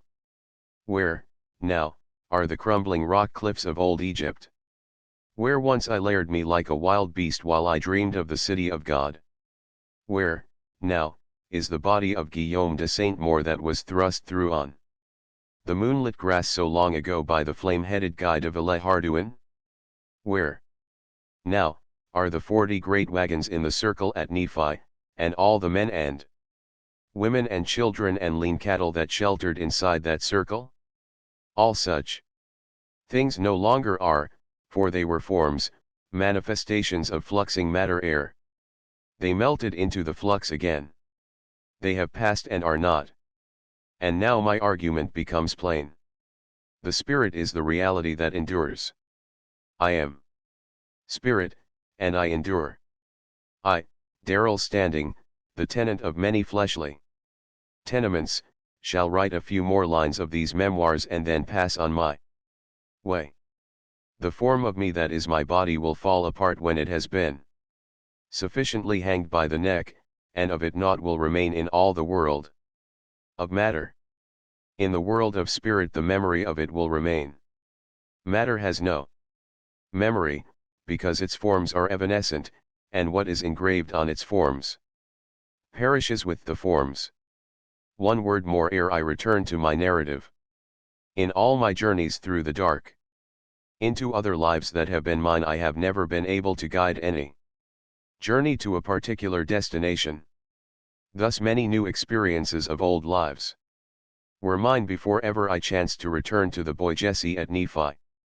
Possibly, all told, I have lived over Jesse's experiences a score of times.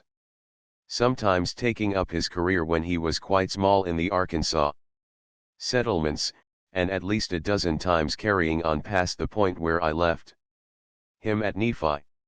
It were a waste of time to detail the whole of it, and so, without prejudice to the verity of my account, I shall skip much that is vague and tortuous and repetitional, and give the facts as I have assembled them out of the various times, in whole and part, as I relived them. Chapter 13. Long before daylight the camp at Nephi was astir. The cattle were driven out to water and pasture, while the men unchained the wheels and drew the wagons apart. And clear for yoking in, the women cooked 40 breakfasts over 40 fires.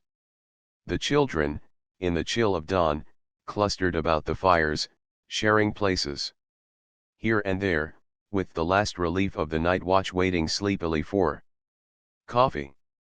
It requires time to get a large train such as ours underway, for its speed is the speed of the slowest. So the sun was an hour high and the day was already uncomfortably hot when we rolled out of Nephi and on into the sandy barrens. No inhabitant of the place saw us off.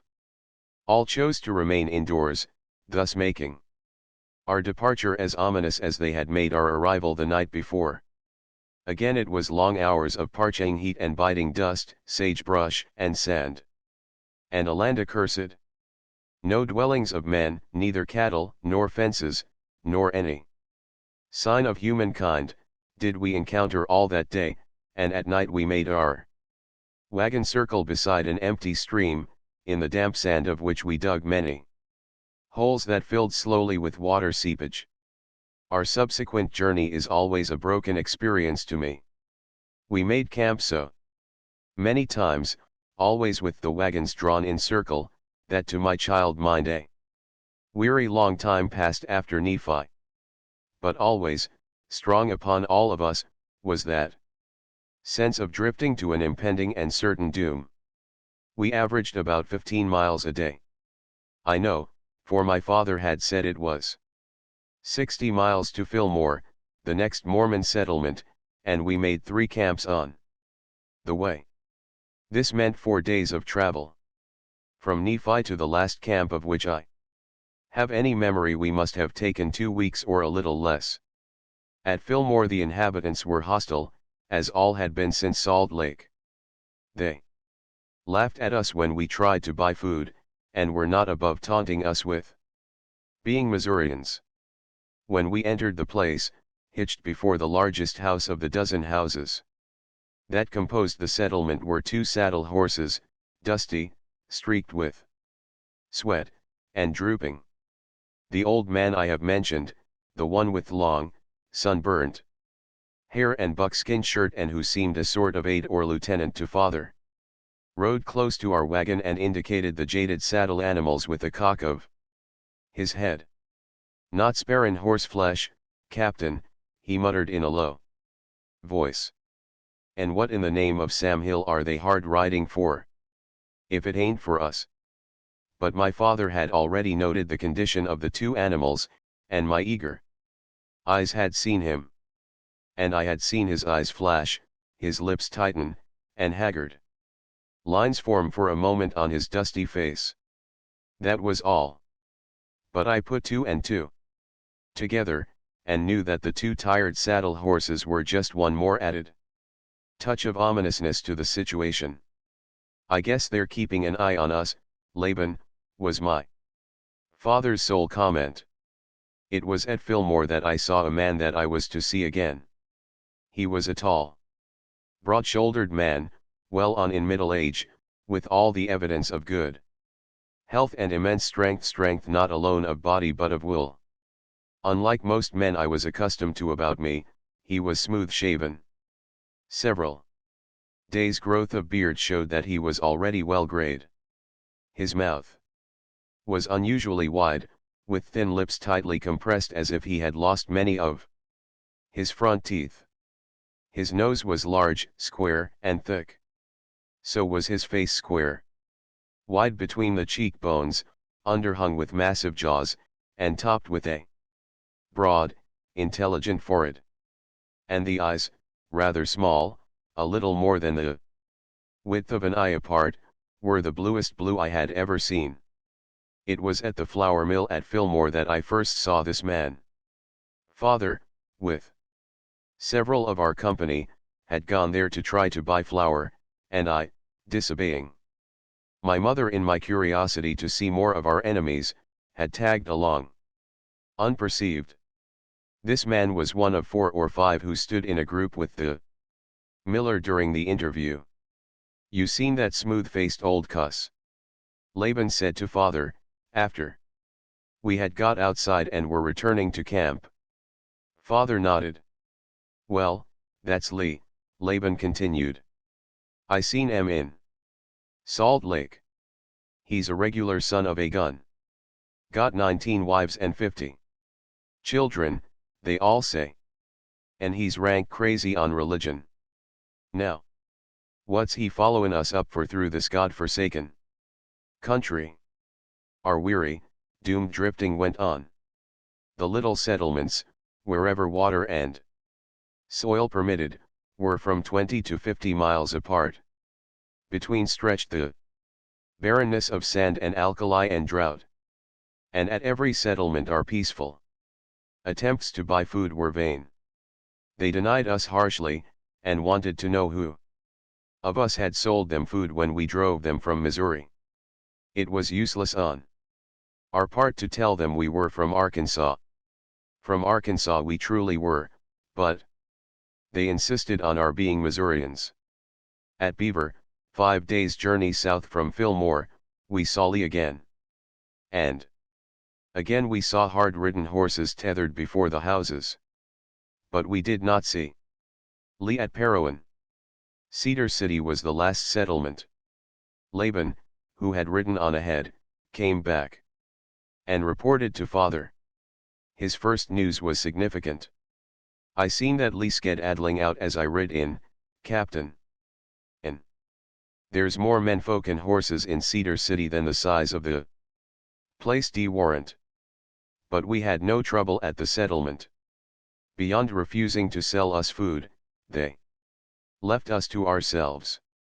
The women and children stayed in the houses, and though some of the men appeared in sight, they did not, as on former occasions, enter our camp and taunt us.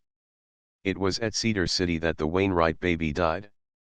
I remember Mrs. Wainwright weeping and pleading with Laban to try to get some cow's milk. It may save the baby's life, she said. And they've got cow's milk. I saw fresh cows with my own eyes. Go on. Please, Laban. It won't hurt you to try. They can only refuse. But they won't. Tell them it's for a baby, a wee little baby. Mormon women have mothers' hearts. They couldn't refuse a cup of milk for a wee little baby. And Laban tried. But, as he told father afterward, he did not get to see any Mormon women. He saw only the Mormon men, who turned him away. This was the last Mormon outpost. Beyond lay the vast desert, with, on the other side of it, the dreamland, the myth land, of California. As our wagons rolled out of the place in the early morning, I, sitting beside my father on the driver's seat, saw Laban give expression to his feelings. We had gone perhaps half a mile, and were topping a low rise that would sink Cedar City from view, when Laban turned his horse around, halted it, and stood up in the stirrups. Where he had halted was a new-made grave, and I knew it for the Wainwright baby's, not the first of our graves since we had crossed the Wasatch Mountains. He was a weird figure of a man. Aged and lean, long-faced, hollow-cheeked, with matted, sunburnt hair that fell below the shoulders of his buckskin shirt. His face was distorted with hatred and helpless rage. Holding his long rifle in his bridle hand, he shook his free fist at Cedar City. "God's curse on all of you," he cried out. "On your children, and on your babes unborn. May drought destroy your crops. May you eat sand seasoned with the venom of rattlesnakes. May the sweet water of your springs turn to bitter alkali. May." Here his words became indistinct as our wagons rattled on, but his heaving shoulders and brandishing fist attested that he had only begun to lay the curse. That he expressed the general feeling in our train was evidenced by the many women who leaned from the wagons, thrusting out gaunt forearms and shaking bony, labor-malformed fists at the last of Mormondom. A man, who walked in the sand and goaded the oxen of the wagon behind ours, laughed and waved his goad. It was unusual, that laugh, for there had been no laughter in our train for many days. "Give 'em hell, Laban," he encouraged. "Them's my sentiments." And as our train rolled on, I continued to look back at Laban, standing in his stirrups by the baby's grave. Truly he was a weird figure, with his long hair, his moccasins and fringed leggings. So old and weather-beaten was his Buckskin shirt that ragged filaments, here and there, showed where proud fringes once had been. He was a man of flying tatters. I remember, at his waist, dangled dirty tufts of hair that, far back in the journey, after a shower of rain, were wont to show glossy black. These I knew were Indian scalps, and the sight of them always thrilled me. It will do him good, father commended, more to himself than to me. I been looking for days for him to blow up. I wish he'd go back and take a couple of scalps, I volunteered. My father regarded me quizzically. Don't like the Mormons, son. I shook my head and felt myself swelling with the inarticulate hate that possessed me. When I grow up, I said, after a minute, I'm going gunning for them. You, Jesse, came my mother's voice from inside the wagon. Shut your mouth instanter. And to my father, you ought to be ashamed letting the boy talk on like that. 2 days' journey brought us to Mountain Meadows, and here, well beyond the last settlement, for the first time we did not form the wagon circle. The wagons were roughly in a circle, but there were many gaps, and the wheels were not chained. Preparations were made to stop a week. The cattle must be rested. For the real desert, though this was desert enough in all seeming. The same low hills of sand were about us, but sparsely covered with scrub brush. The flat was sandy, but there was some grass more than we had encountered in many days. Not more than 100 feet from camp was a weak spring that barely supplied human needs. But farther along the bottom various other weak springs emerged from the hillsides, and it was at these that the cattle watered. We made camp early that day, and, because of the program to stay a week, there was a general overhauling of soiled clothes by the women, who planned to start washing on the morrow. Everybody worked till nightfall. While some of the men mended harness, others repaired the frames and ironwork of the wagons. Them was much heating and hammering of iron and tightening of bolts and nuts. And I remember coming upon Laban, sitting cross-legged in the shade of a wagon and sewing away till nightfall on a new pair of moccasins. He was the only man in our train who wore moccasins and buckskin, and I have an impression that he had not belonged to our company when it left Arkansas. Also, he had neither wife nor family, nor wagon of his own. All he possessed was his horse, his rifle, the clothes he stood up in, and a couple of blankets that were hauled in the mason wagon. Next morning it was that our doom fell. 2 days' journey beyond the last Mormon outpost, knowing that no Indians were about and apprehending nothing from the Indians on any count, for the first time we had not chained our wagons in the solid circle, placed guards on the cattle, nor set a night watch. My awakening was like a nightmare. It came as a sudden blast of sound.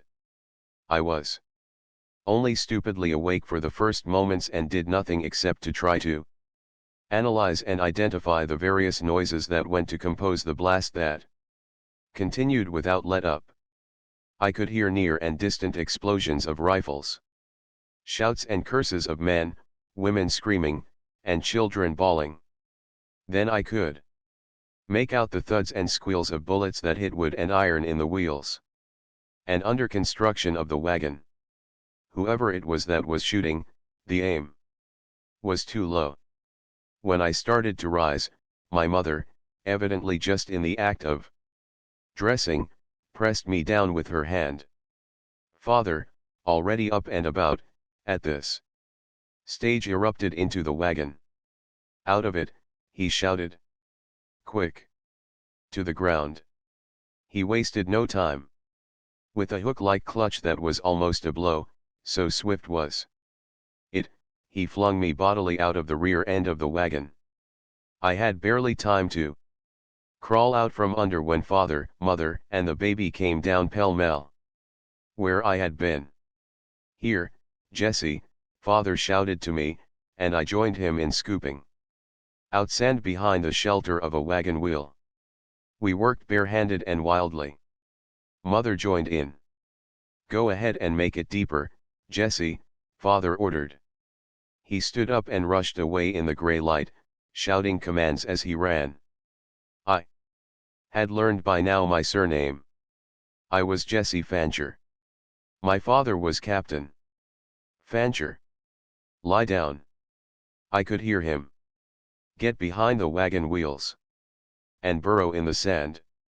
Family men, get the women and children out of the wagons. Hold your fire. No more shooting. Hold your fire and be ready for the rush when it comes. Single men, join Laban at the right, Cochrane at the left, and me in the center. Don't stand up. Crawl for it." But no rush came. For a quarter of an hour the heavy and irregular firing continued. Our damage had come in the first moments of surprise when a number of the early rising men were caught exposed in the light of the campfires they were building. The Indians, for Indians Laban declared them to be, had attacked us from the open, and were lying down and firing at us. In the growing light father made ready for them. His position was near to where I lay in the burrow with mother, so that I heard him when he cried out, "Now, all together." From left, right, and center our rifles loosed in a volley. I had popped my head up to see, and I could make out more than one stricken Indian. Their fire immediately ceased, and I could see them scampering back on foot across the open, dragging their dead and wounded with them. All was work with us on the instant. While the wagons were being dragged and chained into the circle with tongues inside, I saw women and little boys and girls flinging their strength on the wheel spokes to help. We took toll of our losses. First, and gravest of all, our last animal had been run off. Next, lying about the fires they had been building, were 7 of our men. 4 were dead, and 3 were dying. Other men, wounded, were being cared for by the women. Little Rish Hardacre had been struck in the arm by a heavy ball. He was no more than 6, and I remember looking on with mouth agape while his mother held him on her lap and his father set about bandaging the wound. Little Rish had stopped crying. I could see the tears on his cheeks while he stared wonderingly at a sliver of broken bone sticking out of his forearm. Granny White was found dead in the Foxwell wagon. She was a fat and helpless old woman who never did anything but sit down all the time and smoke a pipe. She was the mother of Abby Foxwell. And Mrs. Grant had been killed. Her husband sat beside her body. He was very quiet. There were no tears in his eyes. He just sat there, his rifle across his knees, and everybody left him alone. Under father's directions the company was working like so many beavers. The men dug a big rifle pit in the center of the corral, forming a breastwork out of the displaced sand. Into this pit the women dragged bedding, food, and all sorts of necessaries from the wagons. All the children helped. There was no whimpering, and little or no excitement. There was work to be done, and all of us were folks born to work. The big rifle pit was for the women and children. Under the wagons, completely around the circle, a shallow trench was dug and an earthwork thrown up. This was for the fighting men. Laban returned from a scout. He reported that the Indians had withdrawn the matter of half a mile, and were holding a powwow. Also he had seen them carry 6 of their number off the field, 3 of which, he said, were deaders. From time to time, during the morning of that first day, we observed clouds of dust that advertised the movements of considerable bodies of mounted men. These clouds of dust came toward us, hemming us in on all sides. But we saw no living creature. One cloud of dirt only moved away from us. It was a large cloud, and everybody said it was our cattle being driven off. And our 40 great wagons that had rolled over the Rockies and half across the continent stood in a helpless circle. Without cattle they could roll no farther. At noon Laban came in from another scout. He had seen fresh Indians arriving from the south, showing that we were being closed in. It was at this time that we saw a dozen white men ride out on the crest of a low hill to the east and look down on us. That settles it, Laban said to father. The Indians have been put up to it. They're white like us, I heard Abby Foxwell complain to mother. Why don't they come in to us? They ain't whites, I piped up, with a wary eye for the swoop of mother's hand. They're Mormons. That night, after dark, 3 of our young men stole out of camp. I saw them go. They were Will Aden, Abel Milliken, and Timothy Grant. They are heading for Cedar City to get help, father told mother, while he was snatching a hasty bite of supper. Mother shook her head. There's plenty of Mormons within calling distance of camp, she said. If they won't help, and they haven't shown any signs, then the Cedar City ones won't either. But there are good Mormons and bad Mormons, father began. We haven't found any good ones so far, she shut him off. Not until morning did I hear of the return of Abel Milliken and Timothy Grant. But I was not long in learning.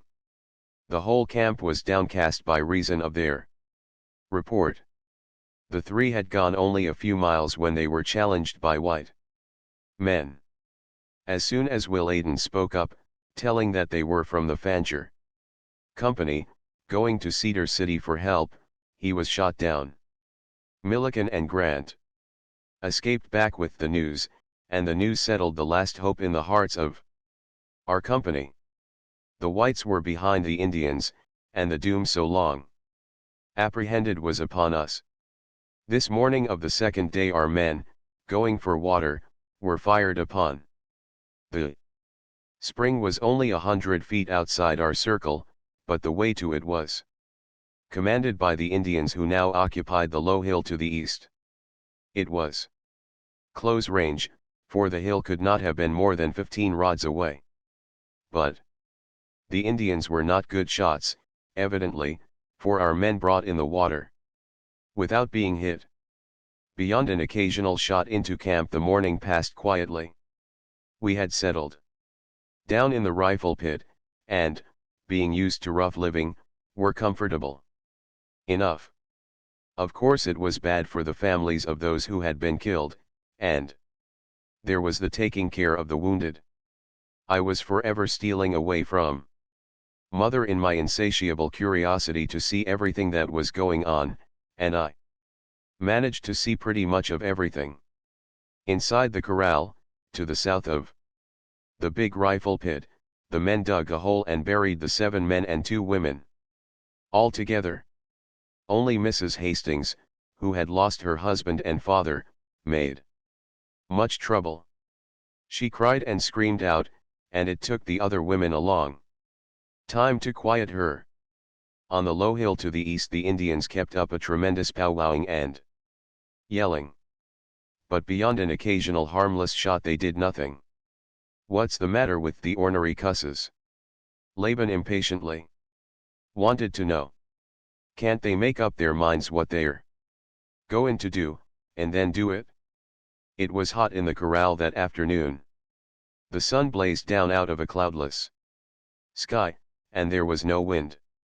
The men, lying with their rifles in the trench under the wagons, were partly shaded, but the big rifle pit, in which were over 100 women and children, was exposed to the full power of the sun. Here, too, were the wounded men, over whom we erected awnings of blankets. It was crowded and stifling in the pit, and I was forever stealing out of it to the firing line, and making a great to-do at carrying messages for father.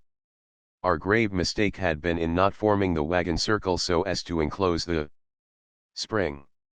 This had been due to the excitement of the first attack, when we did not know how quickly it might be followed by a second one. And now it was too late. At 15 rods distance from the Indian position on the hill we did not dare unchain our wagons. Inside the corral, south of the graves, we constructed a latrine, and, north of the rifle pit in the center, a couple of men were told off by father to dig a well for water. In the mid-afternoon of that day, which was the second day, we saw Lee again.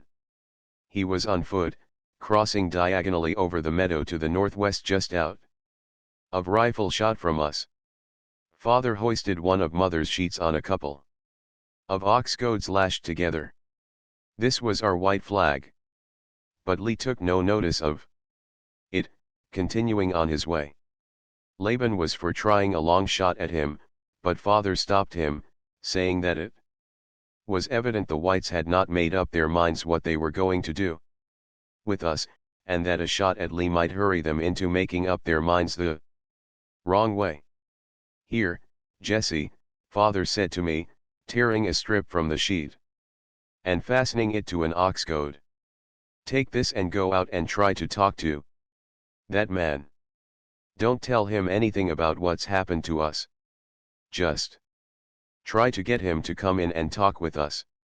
As I started to obey, my chest swelling with pride in my mission, Jed Dunham cried out that he wanted to go with me. Jed was about my own age. "Dunham, can your boy go along with Jesse?" father asked. Jed's father. "Two's better than one. They'll keep each other out of mischief." So Jed and I, two youngsters of 9, went out under the white flag to talk with the leader of our enemies. But Lee would not talk. When he saw us coming, he started to sneak away. We never got within calling distance of him, and after a while he must have hidden in the brush, for we never laid eyes on him again, and we knew he couldn't have got clear away. Jed and I beat up the brush for hundreds of yards all around. They hadn't told us how long we were to be gone, and since the Indians did not fire on us, we kept on going. We were away over 2 hours, though had either of us been alone he would have been back in a quarter of the time. But Jed was bound to outbrave me, and I was equally bound to outbrave him. Our foolishness was not without profit. We walked boldly about under our white flag, and learned how thoroughly our camp was beleaguered. To the south of our train, not more than half a mile away, we made out a large Indian camp. Beyond, on the meadow, we could see Indian boys riding hard on their horses. Then there was the Indian position on the hill to the east. We managed to climb a low hill so as to look into this position. Jed and I spent half an hour trying to count them, and concluded, with much guessing, that there must be at least a couple of hundred. Also, we saw white men with them and doing a great deal of talking. Northeast of our train, not more than 400 yards from it, we discovered a large camp of whites behind a low rise of ground. And beyond we could see 50 or 60 saddle horses grazing. And a mile or so away, to the north, we saw a tiny cloud of dust approaching. Jed and I waited until we saw a single man, riding fast, gallop into the camp of the whites. When we got back into the corral, the first thing that happened to me was a smack from mother for having stayed away so long, but father praised Jed and me. When we gave our report, "Watch for an attack now maybe, Captain," Aaron Cochran said to father. "That man the boys seen has rid in for a purpose. The whites are holding the Indians till they get orders from higher up. Maybe that man brung the orders one way or the other. They ain't sparing horse flesh. That's one thing sure." Half an hour after our return, Laban attempted a scout under a white flag. But He had not gone 20 feet outside the circle when the Indians opened fire on him and sent him back on the run. Just before sundown I was in the rifle pit holding the baby, while mother was spreading the blankets for a bed. There were so many of us that we were packed and jammed. So little room was there that many of the women the night before had sat up and slept with their heads bowed on their knees, right alongside of me, so near that when he tossed his arms about he struck me on the shoulder. Silas Dunlap was dying. He had been shot in the head in the first attack, and all the second day was out of his head and raving and singing doggerel. One of his songs, that he sang over and over, until it made mother frantic nervous, was, said the first little devil to the second little devil, "Give me some tabaxi from your old tabaxi box." Said the second little devil to the first little devil, "Stick close to your money and close to your rocks, and you'll always have tabaxi in your old tabaxi box." I was sitting directly alongside of him, holding the baby, when the attack burst on us. It was sundown, and I was staring with all my eyes at Silas Dunlap, who was just in the final act of dying. His wife, Sarah, had one hand resting on his forehead. Both she and her Aunt Martha were crying softly. And then it came explosions and bullets from hundreds of rifles. Clear around from east to west, by way of the north, they had strung out in half a circle and were pumping lead in our position. Everybody in the rifle pit flattened down. Lots of the younger children set up a squalling, and it kept the women busy hushing them. Some of the women screamed at first, but not many. Thousands of shots must have rained in on us in the next few minutes. How I wanted to crawl out to the trench under the wagons where our men were keeping up a steady but irregular fire. Each was shooting on his own whenever he saw a man to pull trigger on. But mother suspected me, for she made me crouch down and keep right on holding the baby. I was just taking a look at Silas Dunlap. He was still quivering when the little Castleton baby was killed. Dorothy Castleton, herself only about 10, was holding it, so that it was killed in her arms. She was not hurt at all. I heard them talking about it, and they conjectured that the bullet must have struck high on one of the wagons and been deflected down into the rifle pit.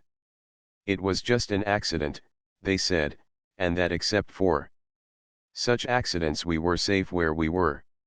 When I looked again, Silas Dunlap was dead, and I suffered distinct disappointment in being cheated out of witnessing that particular event.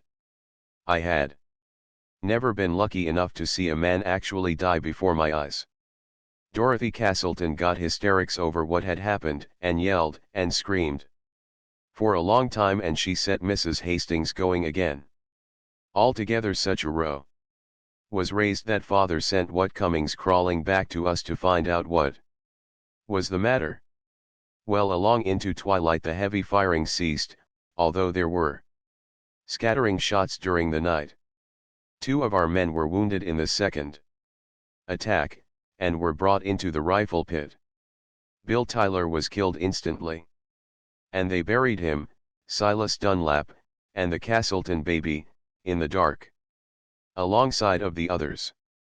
All during the night men relieved one another at sinking the well deeper, but the only sign of water they got was damp sand. Some of the men fetched a few pails of water from the spring, but were fired upon, and they gave it up when Jeremy Hopkins had his left hand shot off at the wrist. Next morning, the third day, it was hotter and drier than ever. We awoke thirsty, and there was no cooking. So dry were our mouths that we could not eat. I tried a piece of stale bread mother gave me, but had to give it up. The firing rose and fell. Sometimes there were hundreds shooting into the camp. At other times came lulls in which not a shot was fired. Father was continually cautioning our men not to waste shots because we were running short of ammunition. And all the time the men went on digging the well. It was so deep that they were hoisting the sand up in buckets. The men who hoisted were exposed, and one of them was wounded in the shoulder. He was Peter Bromley, who drove oxen for the Bloodgood wagon, and he was engaged to Mary Jane Bloodgood. She jumped out of the rifle pit and ran right to him while the bullets were flying and led him back into shelter. About midday the well caved in, and there was lively work digging out the couple who were buried in the sand. Amos Wentworth did not come to for an hour. After that they timbered the well with bottom boards from the wagons and wagon tongues, and the digging went on. But all they could get, and they were 20 feet down, was damp sand. The water would not seep. By this time the conditions in the rifle pit were terrible. The children were complaining for water, and the babies, hoarse from much crying, went on crying. Robert Carr, another wounded man, lay about 10 feet from mother and me. He was out of his head, and kept thrashing his arms about and calling for water. And some of the women were almost as bad, and kept raving against the Mormons and Indians.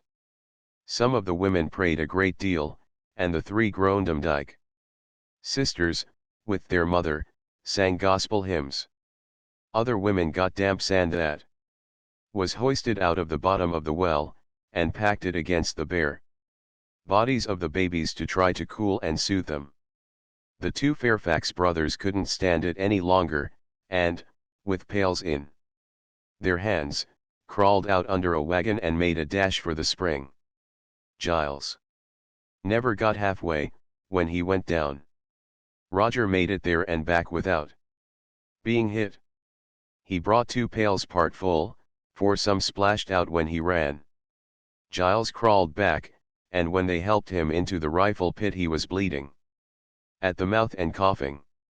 2 part pails of water could not go far among over 100 of us, not counting the men.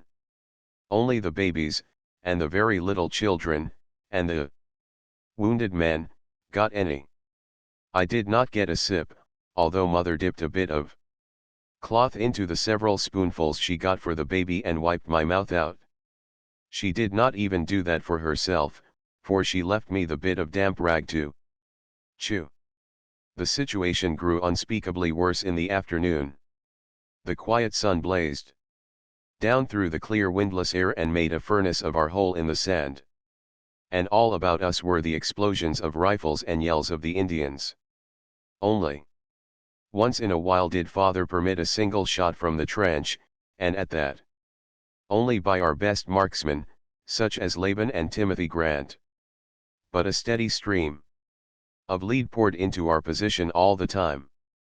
There were no more disastrous ricochets, however, and our men in the trench, no longer firing, lay low and escaped damage. Only 4 were wounded, and only one of them very badly. Father came in from the trench during a lull in the firing. He sat for a few minutes alongside mother and me without speaking. He seemed to be listening to all the moaning and crying for water that was going up. Once he climbed out of the rifle pit and went over to investigate the well. He brought back only damp sand, which he plastered thick on the chest and shoulders of Robert Carr.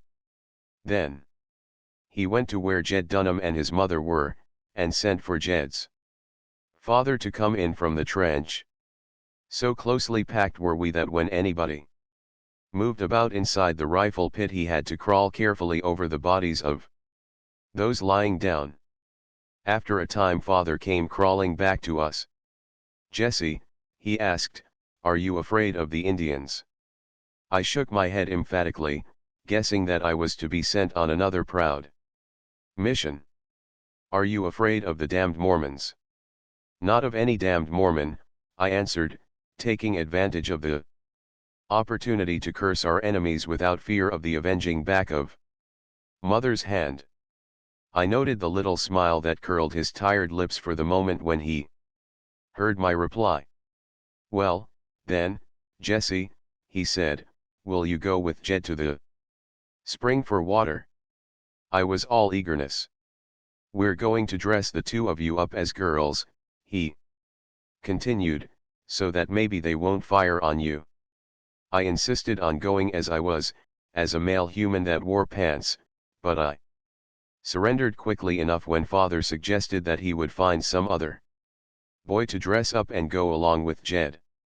A chest was fetched in from the Chotux wagon. The Chotux girls were twins and of about a size with Jed and me. Several of the women got around to help. They were the Sunday dresses of the Chotux twins, and had come in the chest all the way from Arkansas. In her anxiety, mother left the baby with Sarah Dunlap, and came as far as the trench with me. There, under a wagon and behind a little breastwork of sand, Jed and I received our last instructions. Then we crawled out and stood up in the open. We were dressed precisely alike: white stockings, white dresses, with big blue sashes, and white sunbonnets. Jed's right and my left hand were clasped together. In each of our free hands we carried two small pails. "Take it easy," father cautioned, as we began our advance. "Go slow. Walk like girls." Not a shot was fired. We made the spring safely, filled our pails, and lay down, and took a good drink ourselves. With a full pail in each hand we made the return trip, and still not a shot was fired. I cannot remember how many journeys we made, fully 15 or 20. We walked slowly, always going out with hands clasped, always coming back slowly, with 4 pails of water. It was astonishing how thirsty we were. We lay down several times and took long drinks. But it was too much for our enemies.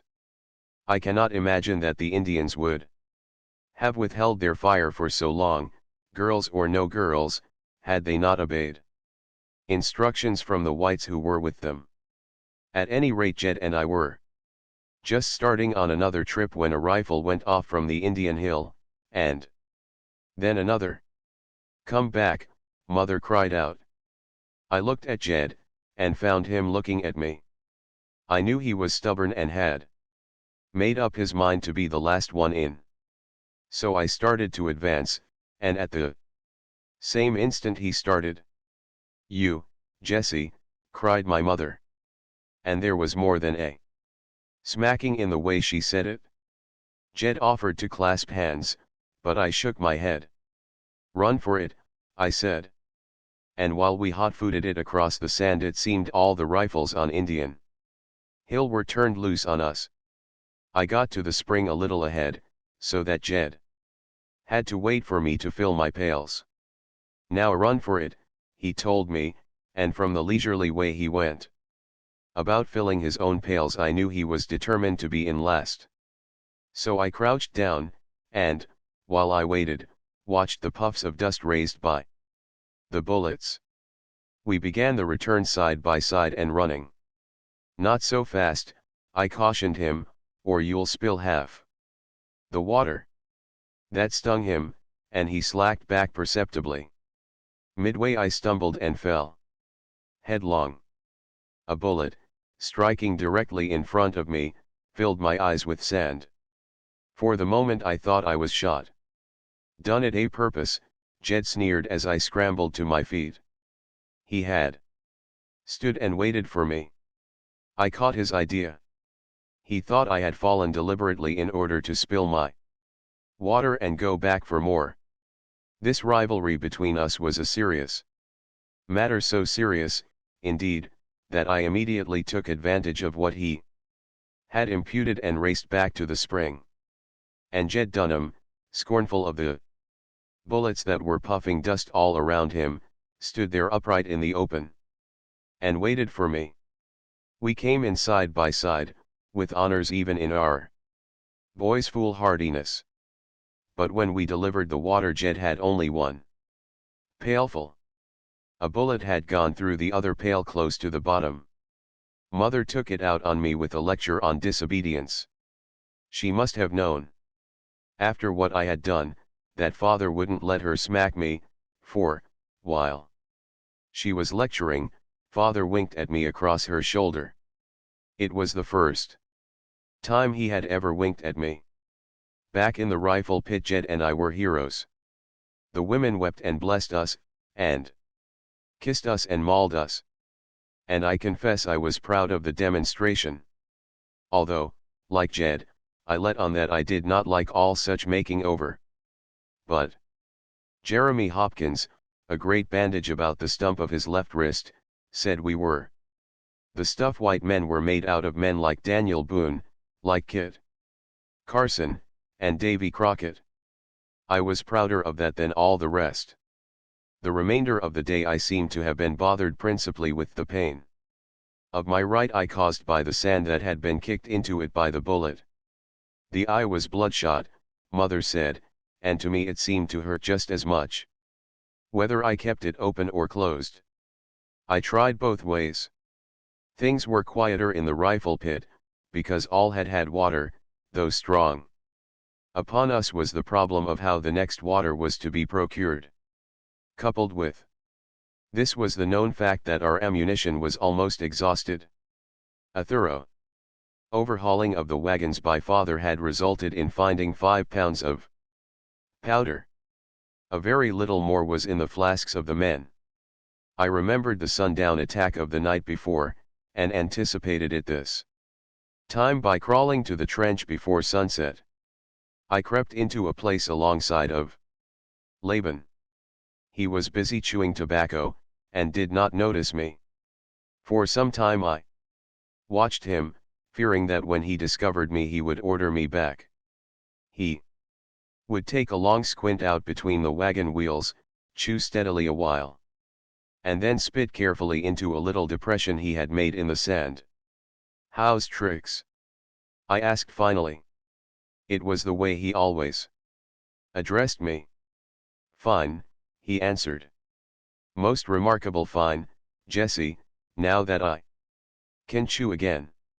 My mouth was that dry that I couldn't chew from sun up to when you brung the water." Here a man showed head and shoulders over the top of the little hill to the northeast occupied by the whites. Laban sighted his rifle on him for a long minute. Then he shook his head. 400 yards. Nope, I don't risk it. I might get him, and then again I might hunt, and your dad is mighty anxious about the powder. What do you think our chances are?" I asked, man fashion, for after my water exploit, I was feeling very much the man. Laban seemed to consider carefully for a space ere he replied. "Jesse, I don't mind tellin' you we're in a damned bad hole. But we'll get out, oh, we'll get out, you can bet your bottom dollar." "Some of us ain't going to get out," I objected. "Who, for instance?" he queried. "Why, Bill Tyler, and Mrs. Grant, and Silas Dunlap, and all the rest." "Ah, shucks, Jesse, they're in the ground already. Don't you know everybody has to bury their dead as they traipse along? They've been doin' it for thousands of years, I reckon, and there's just as many alive as ever they was. You see, Jesse, birth and death go hand in hand. And they're born as fast as they die faster, I reckon, because they've increased and multiplied. Now you might a got killed this afternoon packin' water. But you're here, ain't you? A gassin' with me and likely to grow up and be the father of a fine large family in California. They say everything grows large in California." This cheerful way of looking at the matter encouraged me to dare sudden expression of a long covetousness. "Say, Laban, supposin' you got killed here." "Who, me?" he cried. "I'm just sayin' supposin'," I explained. "Oh, all right then. Go on." Supposin' I am killed. Will you give me your scalps? Your ma'll smack you if she catches you a wearin' them, he temporized. I don't have to wear them when she's around. Now if you got killed, Laban, somebody'd have to get them scalps. Why not me? Why not, he repeated. That's correct, and why not? You. All right, Jesse. I like you, and your pa. The minute I'm killed the scalps is yourn, and the scalpin' knife, too. And there's Timothy. Grant for witness. Did you hear, Timothy? Timothy said he had heard, and I lay there speechless in the stifling trench. Too overcome by my greatness of good fortune to be able to utter a word of gratitude. I was rewarded for my foresight in going to the trench. Another general attack was made at sundown, and thousands of shots were fired into us. Nobody on our side was scratched. On the other hand, although we fired barely 30 shots, I saw Laban and Timothy Grant each get an Indian. Laban told me that from the first only the Indians had done the shooting. He was certain that no white had fired a shot. All of which sorely puzzled him. The whites neither offered us aid nor attacked us, and all the while were on visiting terms with the Indians, who were attacking us. Next morning found the thirst harsh upon us. I was out at the first hint of light. There had been a heavy dew, and men, women, and children were lapping it up with their tongues from off the wagon tongues, brake blocks, and wheel tires. There was talk that Laban had returned from a scout just before daylight, that he had crept close to the position of the whites, that they were already up, and that in the light of their campfires he had seen them praying in a large circle. Also he reported from what few words he caught that they were praying about us and what was to be done with us. May God send them the light then, I heard one of the Demdike sisters say to Abby Foxwell. And soon, said Abby Foxwell, for I don't know what we'll do a whole day without water, and our powder is about gone. Nothing happened all morning. Not a shot was fired. Only the sun blazed down through the quiet air. Our thirst grew, and soon the babies were crying and the younger children whimpering and complaining. At noon Will Hamilton took 2 large pails and started for the spring. But before he could crawl under the wagon, Demdike ran and got her arms around him and tried to hold him back. But he talked to her, and kissed her, and went on. Not a shot was fired, nor was any fired all the time he continued to go out and bring back water.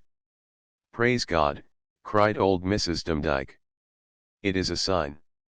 They have relented. This was the opinion of many of the women. About 2 o'clock, after we had eaten and felt better, a white man appeared, carrying a white flag. Will Hamilton went out and talked to him, came back and talked with father and the rest of our men, and then went out to the stranger again. Farther back we could see a man standing and looking on, whom we recognized as Lee. With us all was excitement. The women were so relieved that they were crying and kissing one another, and old Mrs. Demdike and others were hallelujahing and blessing God.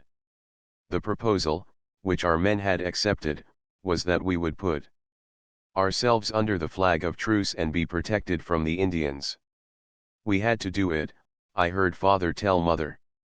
He was sitting, droop-shouldered and dejected, on a wagon tongue. But what if they intend treachery, mother asked. He shrugged his shoulders. We've got to take the chance that they don't, he said. Our ammunition is gone. Some of our men were unchanged, gaining one of our wagons and rolling it out of the way. I ran across to see what was happening. In came Lee himself, followed by 2 empty wagons, each driven by 1 man. Everybody crowded around Lee. He said, that they had had a hard time with the Indians keeping them off of us, and that Major Higbee, with 50 of the Mormon militia, were ready to take us under their charge. But what made Father and Laban and some of the men suspicious was when Lee said that we must put all our rifles into one of the wagons so as not to arouse the animosity of the Indians. By so doing we would appear to be the prisoners of the Mormon militia. Father straightened up and was about to refuse when he glanced to Laban, who replied in an undertone, "They ain't no more use in our hands than in the wagon, seein' as the powder's gone."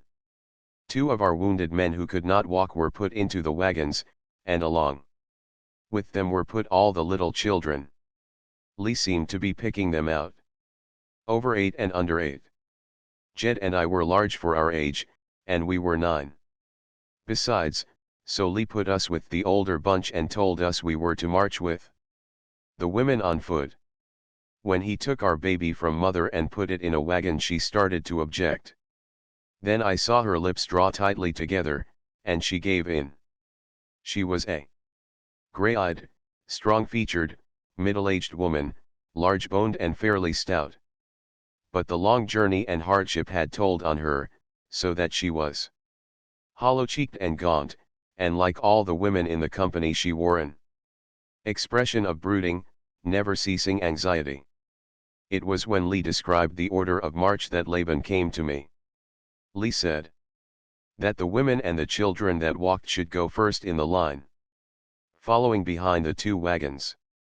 Then the men, in single file, should follow the women. When Laban heard this, he came to me, untied the scalps from his belt, and fastened them to my waist. "But you ain't killed yet," I protested. "You bet your life I ain't," he answered lightly. "I've just reformed, that's all. This scalp wearin' is a vain thing and heathen." He stopped a moment as if he had forgotten something, then, as he turned abruptly on his heel to regain the men of our company, he called over his shoulder, "Well, so long, Jesse." I was wondering why he should say goodbye when a white man came riding into the corral. He said Major Higbee had sent him to tell us to hurry up, because the Indians might attack at any moment. So the march began, the 2 wagons first. Lee kept along with the women and walking children. Behind us, after waiting until we were a couple of 100 feet in advance, came our men. As we emerged from the corral, we could see the militia just a short distance away. They were leaning on their rifles and standing in a long line about 6 feet apart. As we passed them, I could not help noticing how solemn-faced they were. They looked like men at a funeral. So did the women notice this, and some of them began to cry. I walked right behind my mother. I had chosen this position so that she would not catch sight of my scalps. Behind me came the 3 Demdike sisters, 2 of them helping the old mother. I could hear Lee calling all the time to the men who drove the wagons not to go so fast. A man that one of the Demdike girls said must be Major Higbee sat on a horse watching us go by. Not an Indian was in sight. By the time our men were just abreast of the militia, I had just looked back to try to see where Jed Dunham was. The thing happened. I heard Major Higbee cry out in a loud voice, "Do your duty." All the rifles of the militia seemed to go off at once, and our men were falling over and sinking down. All the Demdike women went down at one time. I turned quickly to see how Mother was, and she was down. Right alongside of us, out of the bushes, came hundreds of Indians, all shooting. I saw the 2 Dunlap sisters start on the run across the sand, and took after them, for whites and Indians were all killing us. And as I ran, I saw the driver of one of the wagons shooting the 2 wounded men. The horses of the other wagon were plunging and rearing, and their driver was trying to hold them. It was when the little boy that was I was running after the Dunlap girls that blackness came upon him. All memory there ceases, for Jesse Fancher there ceased, and, as Jesse Fancher, ceased forever. The form that was Jesse Fancher, the body that was his, being matter and apparitional, like an apparition past and was not. But the imperishable spirit did not cease. It continued to exist, and, in its next incarnation, became the residing spirit of that apparitional body known as Darrell Standings, which soon is to be taken out and hanged and sent into the nothingness whither all apparitions go. There is a lifer here in Folsom, Matthew Davies, of old pioneer stock, who is trustee of the scaffold and execution chamber. He is an old man, and his folks crossed the plains in the early days. I have talked with him, and he has verified the massacre in which Jesse Fancher was killed. When this old lifer was a child, there was much talk in his family of the Mountain Meadows massacre.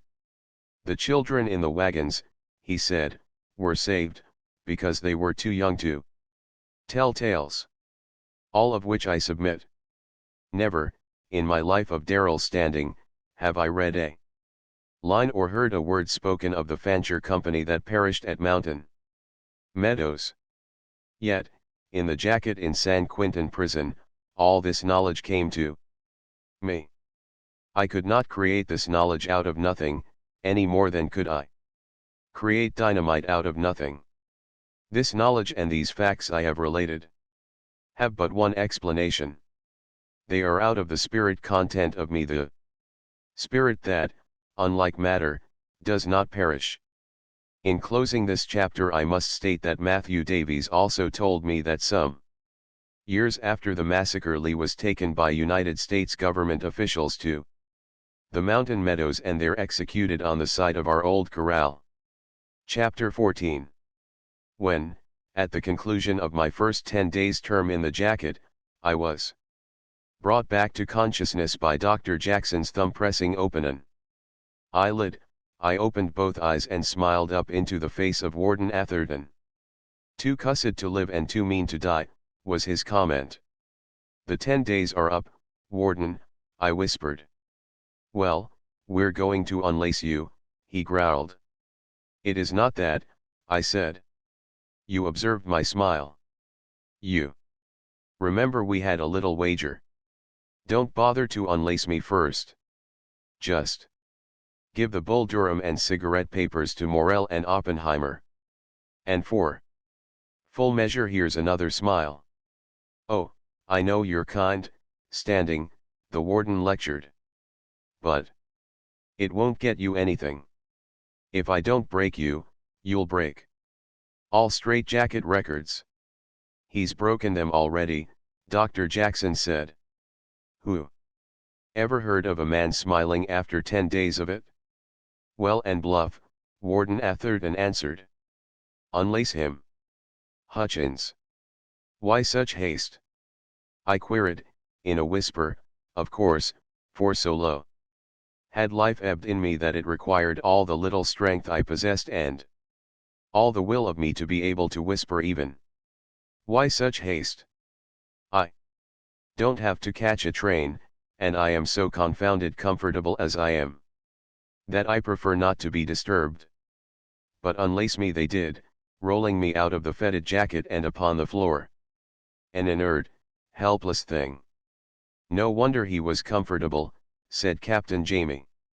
"He didn't feel anything. He's paralysed." "Paralysed your grandmother," sneered the warden. "Get him up on his feet and you'll see him stand." Hutchins and the doctor dragged me to my feet. "Now let go," the warden commanded.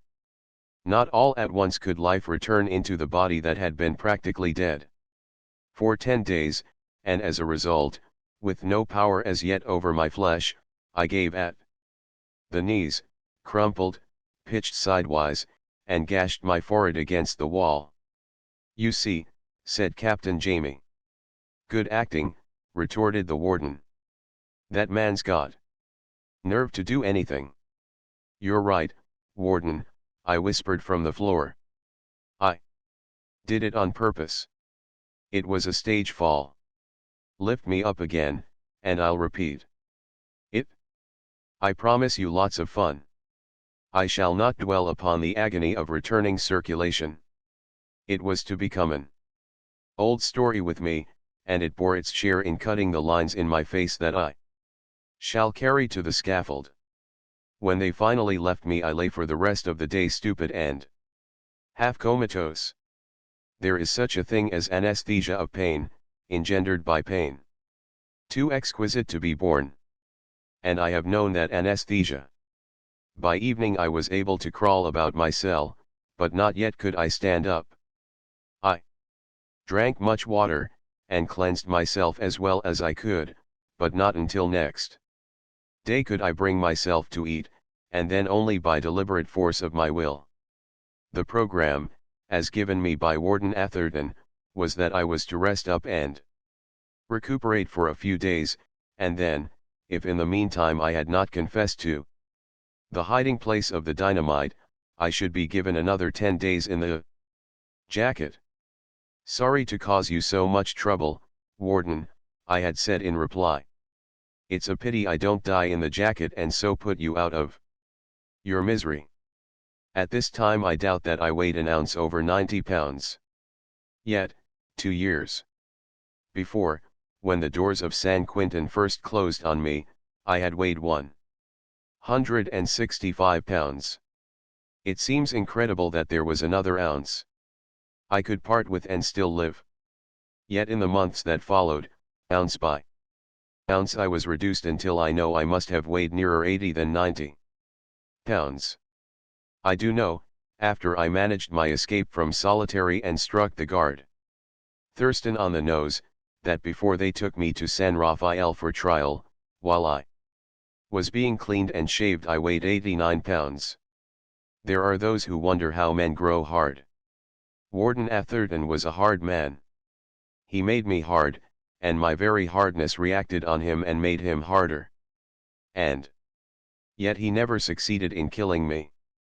It required the state law of California, a hanging judge, and an unpardoning governor to send me to the scaffold for striking a prison guard with my fist. I shall always contend that that guard had a nose most easily bleedable. I was a bad-eyed, tottery skeleton at the time. I sometimes wonder if his nose really did bleed. Of course he swore it did, on the witness stand. But I have known prison guards take oath to worse perjuries than that. Ed Morel was eager to know if I had succeeded with the experiment, but when he attempted to talk with me he was shut up by Smith, the guard who happened to be on duty in solitary. That's all right, Ed, I rapped to him. You and Jake keep quiet, and I'll tell you about it. Smith can't prevent you from listening, and he can't prevent me from talking. They have done their worst, and I am still here. Cut that out, standing. Smith bellowed at me from the corridor on which all the cells opened. Smith was a peculiarly saturnine individual, by far the most cruel and vindictive of our guards. We used to canvass whether his wife bullied him or whether he had chronic indigestion. I continued rapping with my knuckles, and he came to the wicket to glare in at me. I told you to out that out, he snarled. Sorry, I said suavely. But I have a sort of premonition that I shall go right on rapping. And excuse me for asking a personal question, what are you going to do about it? He began explosively, proving, by his inability to conclude the remark, that he thought in henads. Yes. I encouraged. Just what, pray? I'll have the warden here, he said lamely. Do, please. A most charming gentleman, to be sure. A shining example of the refining influences that are creeping into our prisons. Bring him to me at once. I wish to report you to him. Me. Yes, just precisely you, I continued. You persist, in a rude and boorish manner, in interrupting my conversation with the other guests. In this hostelry. And Warden Atherton came. The door was unlocked, and he blustered into my cell. But oh, I was so safe. He had done his worst. I was beyond his power. I'll shut off your grub, he threatened. As you please, I answered. I'm used to it. I haven't eaten for 10 days, and, do you know, trying to begin to eat again is a confounded nuisance. Oh, ho, you're threatening me, are you? A hunger strike. Eh. Pardon me, I said, my voice sulky with politeness. The proposition was yours, not mine. Do try and be logical on occasion. I trust you will believe me when I tell you that your illogic is far more painful for me to endure than all your tortures. Are you going to stop your knuckle talking? He demanded. No, forgive me for vexing you, for I feel so strong a compulsion to talk with my knuckles that for 2 cents I'll put you back in the jacket, he broke in. Do, please. I dote on the jacket. I am the jacket baby. I get fat in the jacket. Look at that arm. I pulled up my sleeve and showed a biceps so attenuated that when I flexed it, it had the appearance of a string. A real blacksmith's biceps, Warden. Cast your eyes on my swelling chest. Sando had better look out for his laurels. And my abdomen, why? Man, I am growing so stout that my case will be a scandal of prison. Overfeeding. Watch out, Warden, or you'll have the taxpayers after you. Are you going to stop knuckle talk? He roared. No, thanking you for your kind solicitude. On mature deliberation I have decided that I shall keep on knuckle talking. He stared at me speechlessly for a moment, and then, out of sheer impotency, turned to go. One question, please. What is it? He demanded over his shoulder. What are you going to do about it? From the choleric exhibition he gave there and then, it has been an unceasing wonder with me to this day that he has not long since died of apoplexy. Hour by hour, after the warden's discomfited departure, I rapped on the tale of my adventures. Not until that night, when Pie-Face Jones came on duty and proceeded to steal his customary naps, were Morel and Oppenheimer able to do any talking. Pipe dreams, Oppenheimer rapped his verdict. Yes, was my thought, our experiences are the stuff of our dreams. When I was a night messenger I hit the hop once, Oppenheimer continued. And I want to tell you, you haven't anything on me when it came to seeing things. I guess that is what all the novel writers do, hit the hop so as to throw their imagination into the high gear.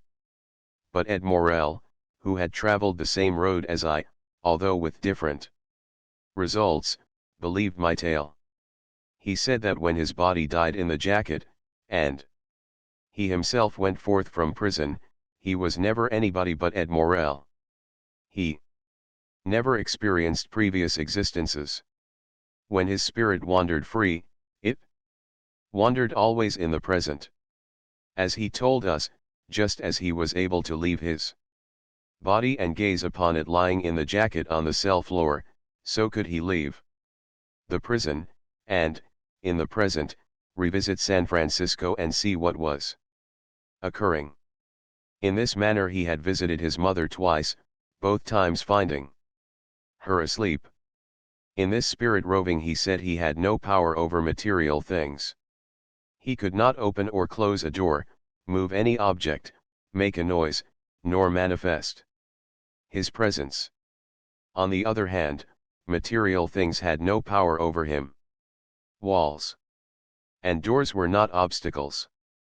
The entity, or the real thing that was he, was thought, Spirit. The grocery store on the corner, half a block from where Mother lived. Changed hands, he told us.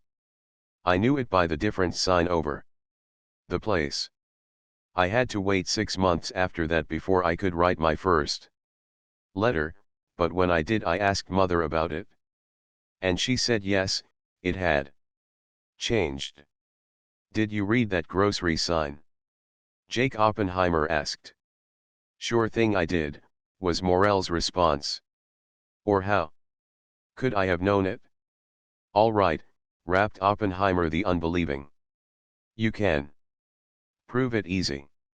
Sometime, when they shift some decent guards on us that will give us a peep at a newspaper, you get yourself thrown into the jacket, climb out of your body, and sashay down to little old Frisco. Slide up to 3rd and market just about 2 or 3 a.m. when they are running the morning papers off the press. Read the latest news. Then make a swift sneak for San Quentin, get here before the newspaper tug crosses the bay, and tell me what you read. Then we'll wait and get a morning paper, when it comes in, from a guard. Then, if what you told me is in that paper, I am with you to a fare you well. It was a good test. I could not but agree with Oppenheimer that such a proof would be absolute. Morell said he would take it up some time, but that he disliked to such an extent the process of leaving his body that he would not make the attempt until such time that his suffering in the jacket became too extreme to be borne. That is the way with all of them, won't come across with the goods, was Oppenheimer's criticism.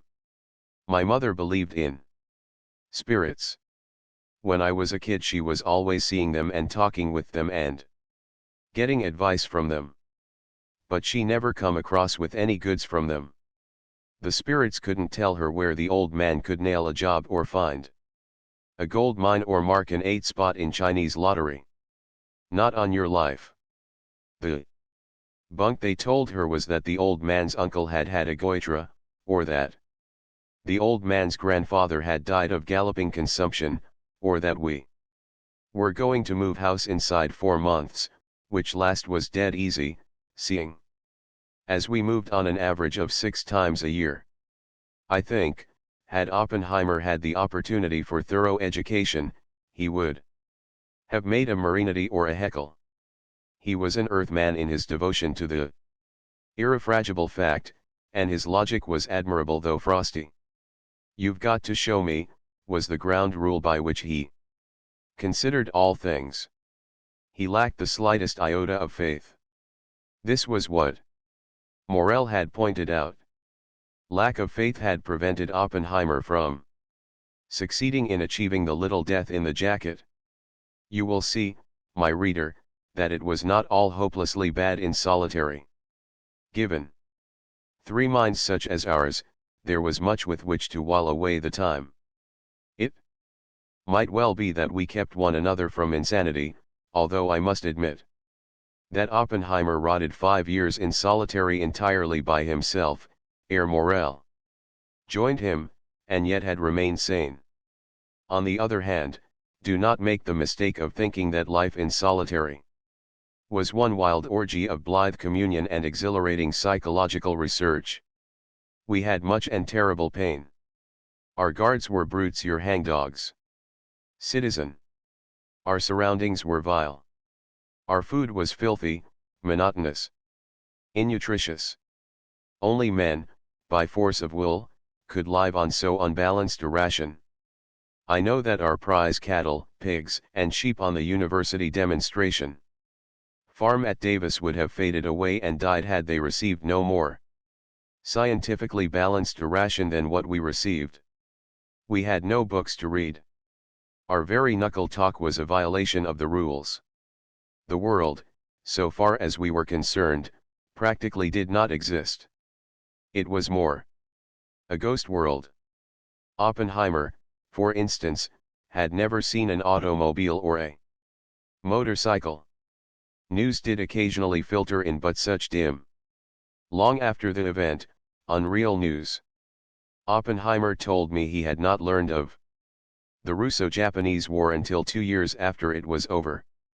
We were the buried alive, the living dead. Solitary was our tomb, in which, on occasion, we talked with our knuckles like spirits rapping at a séance. News. Such little things were news to us. A change of bakers we could tell it by our bread.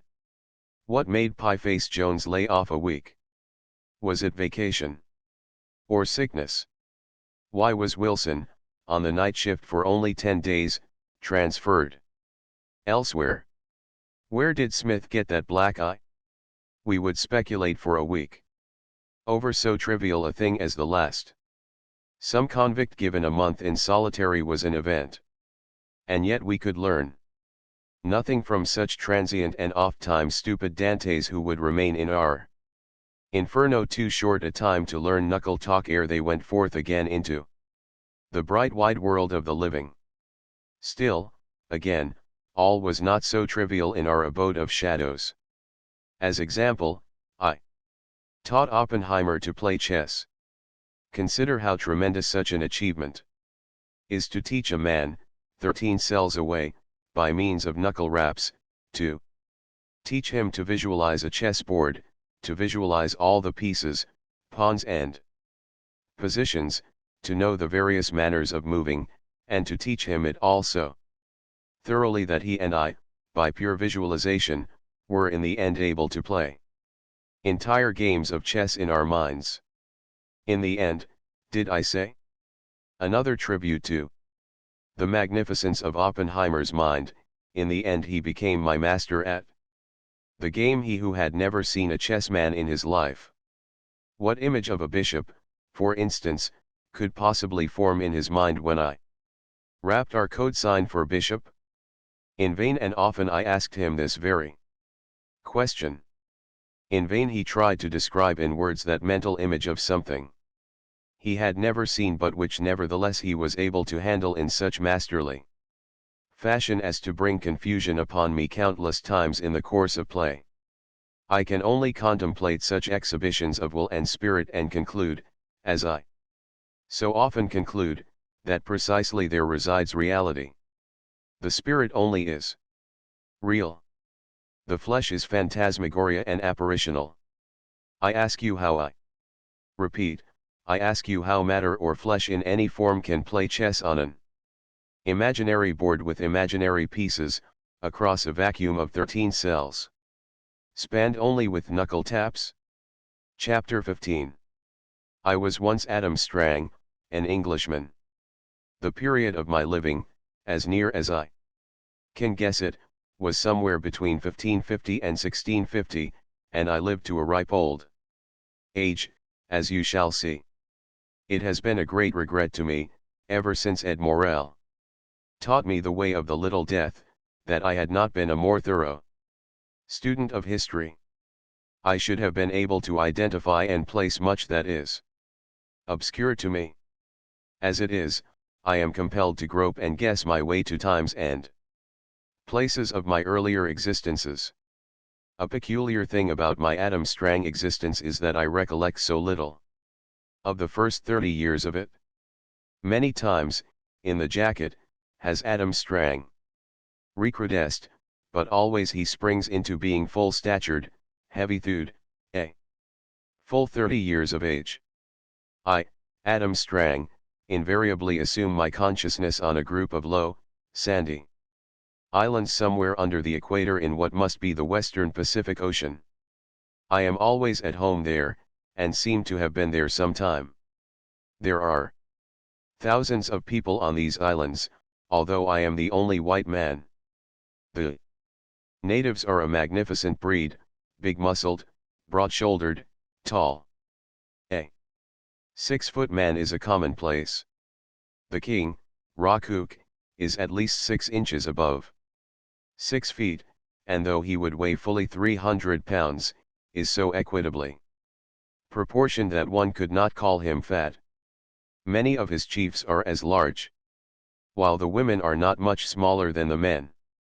There are numerous islands in the group, over all of which Rockhook is king. Although the cluster of islands to the south is restive and occasionally in revolt. These natives with whom I live are Polynesian, I know, because their hair is straight and black. Their skin is a sun-warm golden brown. Their speech, which I speak uncommonly easy, is round, and rich and musical, possessing a paucity of consonants, being composed principally of vowels. They love flowers, music, dancing, and games, and are childishly simple and happy in their amusements, though cruelly savage in their angers and wars. I, Adam Strang, know my past, but do not seem to think much about it. I live in the present. I brood neither over past nor future. I am careless, improvident, uncautious, happy out of sheer well-being and overplus of physical energy. Fish, fruits, vegetables, and seaweed a full stomach and I am content. I am high in place with Rockhook, than whom none is higher, not even Abatake, who is highest over the priest. No man dare lift hand or weapon to me. I am taboo sacred as the sacred canoe house under the floor of which repose the bones of heaven alone knows how many previous kings of Rockhook's line.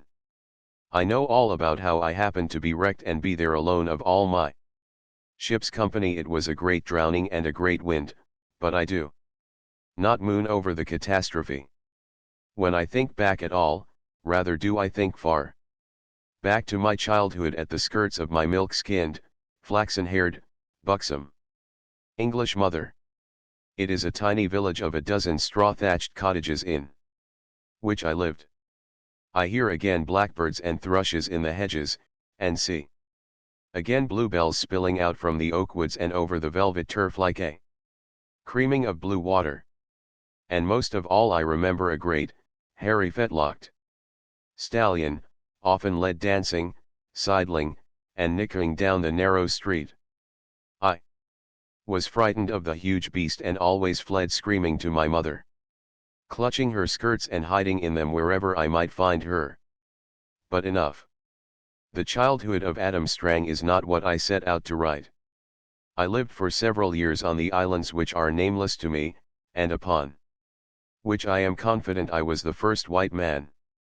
I was married to Lele, the king's sister, who was a fraction over 6 feet and only by that fraction topped me.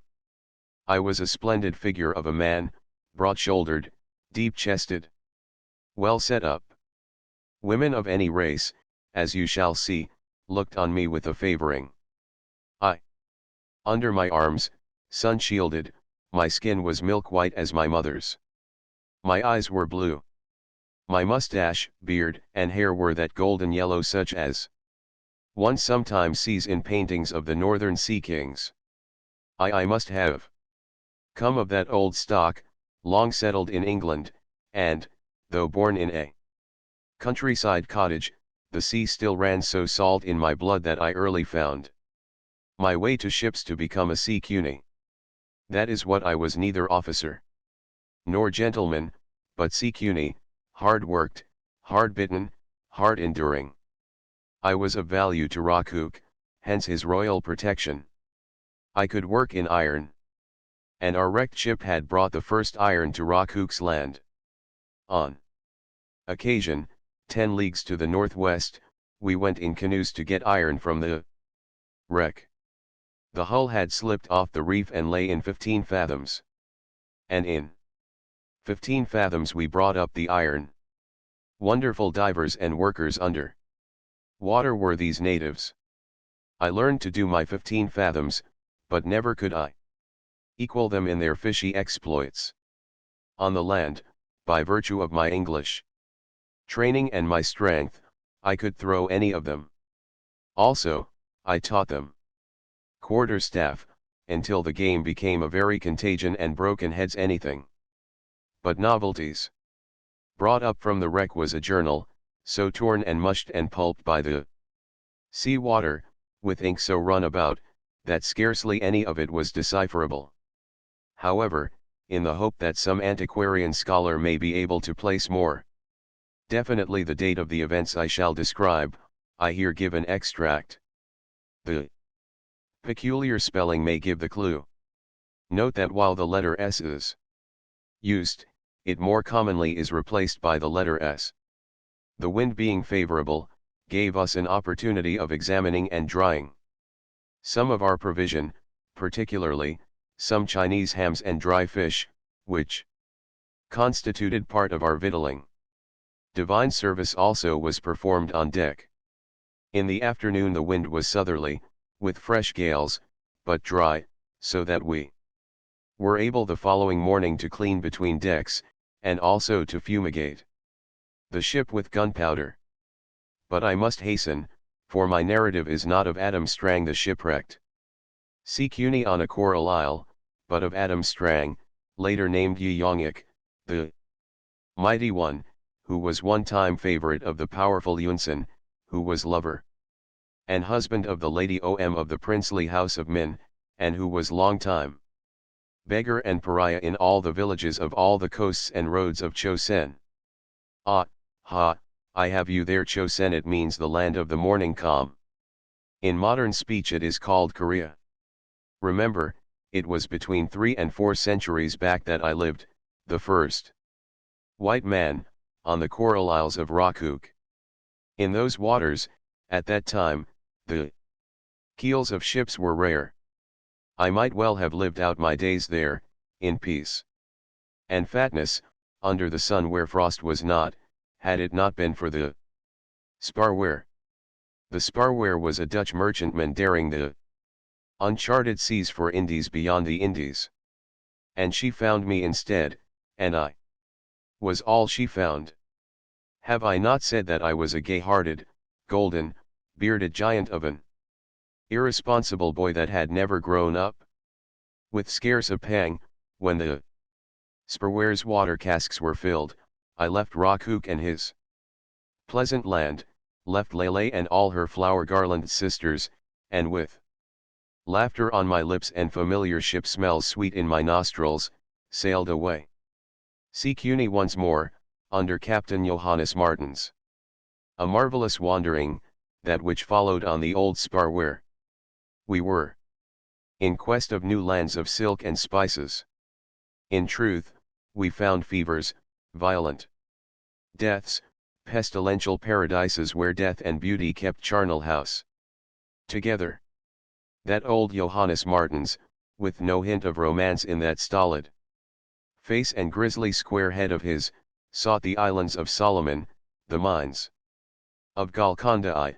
He sought old lost Atlantis, which he hoped to find still afloat unscuppered. And he found head-hunting, tree-dwelling anthropophagi.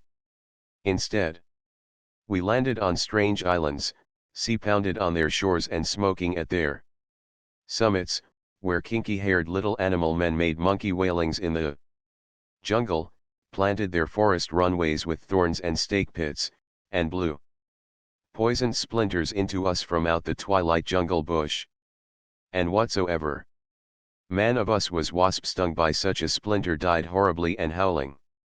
And we encountered other men, fiercer, bigger, who faced us on the beaches in open fight, showering us with spears and arrows, while the great tree drums and the little tom-toms rumbled and rattled war across the tree-filled hollows, and all the hills were pillared with signal smokes. Hendrik Hamel was supercargo and part owner of the Sparware Adventure. And what he did not own was the property of Captain Johannes Martens. The latter spoke little English, Hendrik Hamel but little more. The sailors, with whom I gathered, spoke Dutch only. But trust a Sea Cuny to learn Dutch and Korean, as you shall see. Toward the end we came to the charted country of Japan. But the people would have no dealings with us, and 2 sword officials, in sweeping robes of silk, that made Captain Johannes Martens' mouth water, came aboard of us and politely requested us to be gone. Under their suave manners was the iron of a warlike race, and we knew, and went our way. We crossed the Straits of Japan and were entering the Yellow Sea on our way to China, when we laid the sparware on the rocks. She was a crazy tub, the old sparware, so clumsy and so dirty with whiskered marine life on her bottom that she could not get out of her own way. Close hauled, the closest she could come was to 6 points of the wind, and then she bobbed up and down without way, like a derelict turnip. Galliots were clippers compared with her. To tack her about was undreamed of, to wear her required all hands and half a watch. So situated, we were caught on a lee shore in an 8-point shift of wind at the height of a hurricane that had beaten our souls sick for 48 hours. We drifted in upon the land in the chill light of a stormy dawn across a heartless cross-sea mountain high. It was dead of winter, and between smoking snow squalls we could glimpse the forbidding coast, if coast it might be called, so broken was it. There were grim rock isles and islets beyond counting, dim snow-covered ranges beyond, and everywhere upstanding cliffs too steep for snow, outjets of headlands and pinnacles and slivers of rock upthrust from the boiling sea. There was no name to this country on which we drove, no record of it ever having been visited by navigators. Its coastline was only hinted at in our chart, from all of which we could argue that the inhabitants were as inhospitable as the little of their land we could see. The sparware drove in bow on upon a cliff. There was deep water to its sheer foot, so that our sky-aspiring bowsprit crumpled at the impact and snapped short off. The foremast went by the board, with a great snapping of rope shrouds and stays, and fell forward against the cliff. I have always admired old Johannes Martens. Washed and rolled off the high poop by a burst of sea, we were left stranded in the waist of the ship, whence we fought our way for'ard to the steep-pitched forecastle head. Others joined us. We lashed ourselves fast and counted noses. We were 18.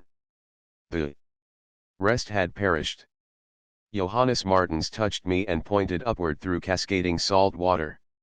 From the backfling of the cliff, I saw what he desired. 20 feet below the truck the foremast ground and crunched against a boss of the cliff.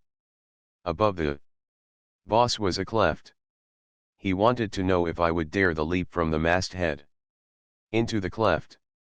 Sometimes the distance was a scant 6 feet. At other times it was a score, for the mast reeled drunkenly to the rolling and pounding of the hull on which rested its splintered butt. I began the climb. But they did not wait. One by one they unlashed themselves and followed me up the perilous mast. There was reason for haste, for at any moment the sparware might slip off into deep water. I timed my leap, and made it, landing in the cleft in a scramble and ready to lend a hand to those who leaped after. It was slow work. We were wet and half freezing in the wind drive. Besides, the leaps had to be timed to the roll of the hull and the sway of the mast. The cook was the first to go. He was snapped off the mast end, and his body performed cartwheels in its fall.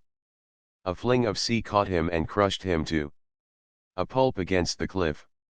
The cabin boy, a bearded man of 20-odd, lost hold, slipped, swung around the mast, and was pinched against the boss of rock. Pinched. The life squeezed from him on the instant. 2 others followed the way of the cook. Captain Johannes Martens was the last, completing the 14 of us that clung on in the cleft. An hour afterward the sparware slipped off and sank in deep water.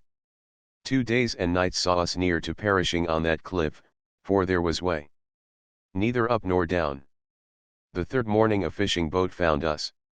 The men were clad entirely in dirt white, with their long hair done up in a curious knot on their pates, the marriage knot, as I was afterward to learn, and also, as I was to learn, a handy thing to clutch hold of with one hand whilst you clout with the other when an argument went beyond words. The boat went back to the village for help, and most of the villagers, most of their gear, and most of the day were required to get us down. They were a poor and wretched folk, their food difficult even for the stomach of a sea cuny to countenance. Their rice was brown as chocolate. Half the husks remained in it, along with bits of chaff, splinters, and unidentifiable dirt which made one pause often in the chewing in order to stick into his mouth thumb and forefinger and pluck out the offending stuff. Also, they ate a sort of millet and pickles of astounding variety and ungodly hot. Their houses were earthen-walled and straw-thatched. Under the floors ran flues, through which the kitchen smoke escaped, warming the sleeping room in its passage.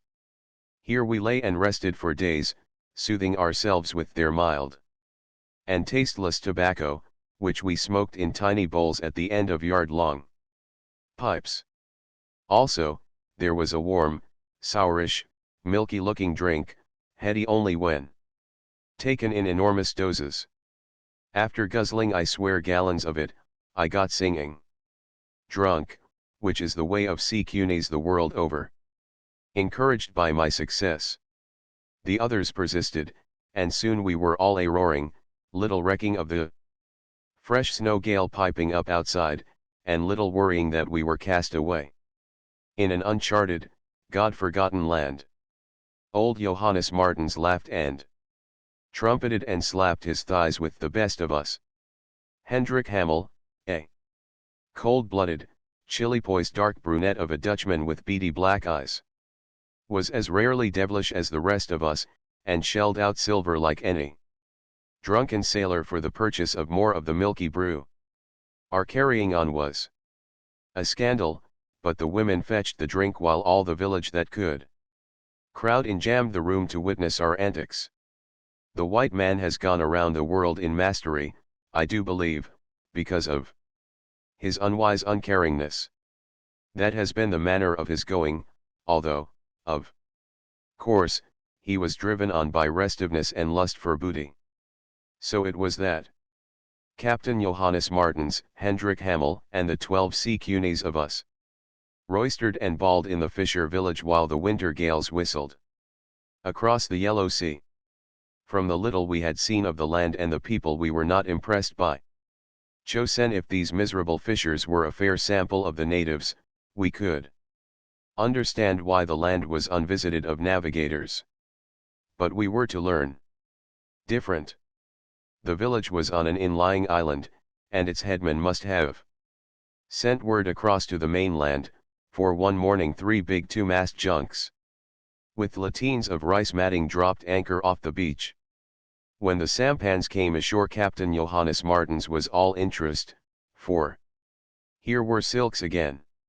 One strapping Korean, all in pale tinted silks of various colors, was surrounded by half a dozen obsequious attendants, also clad in silk. Kwan Young Jin, as I came to know his name, was a Yangban, or noble.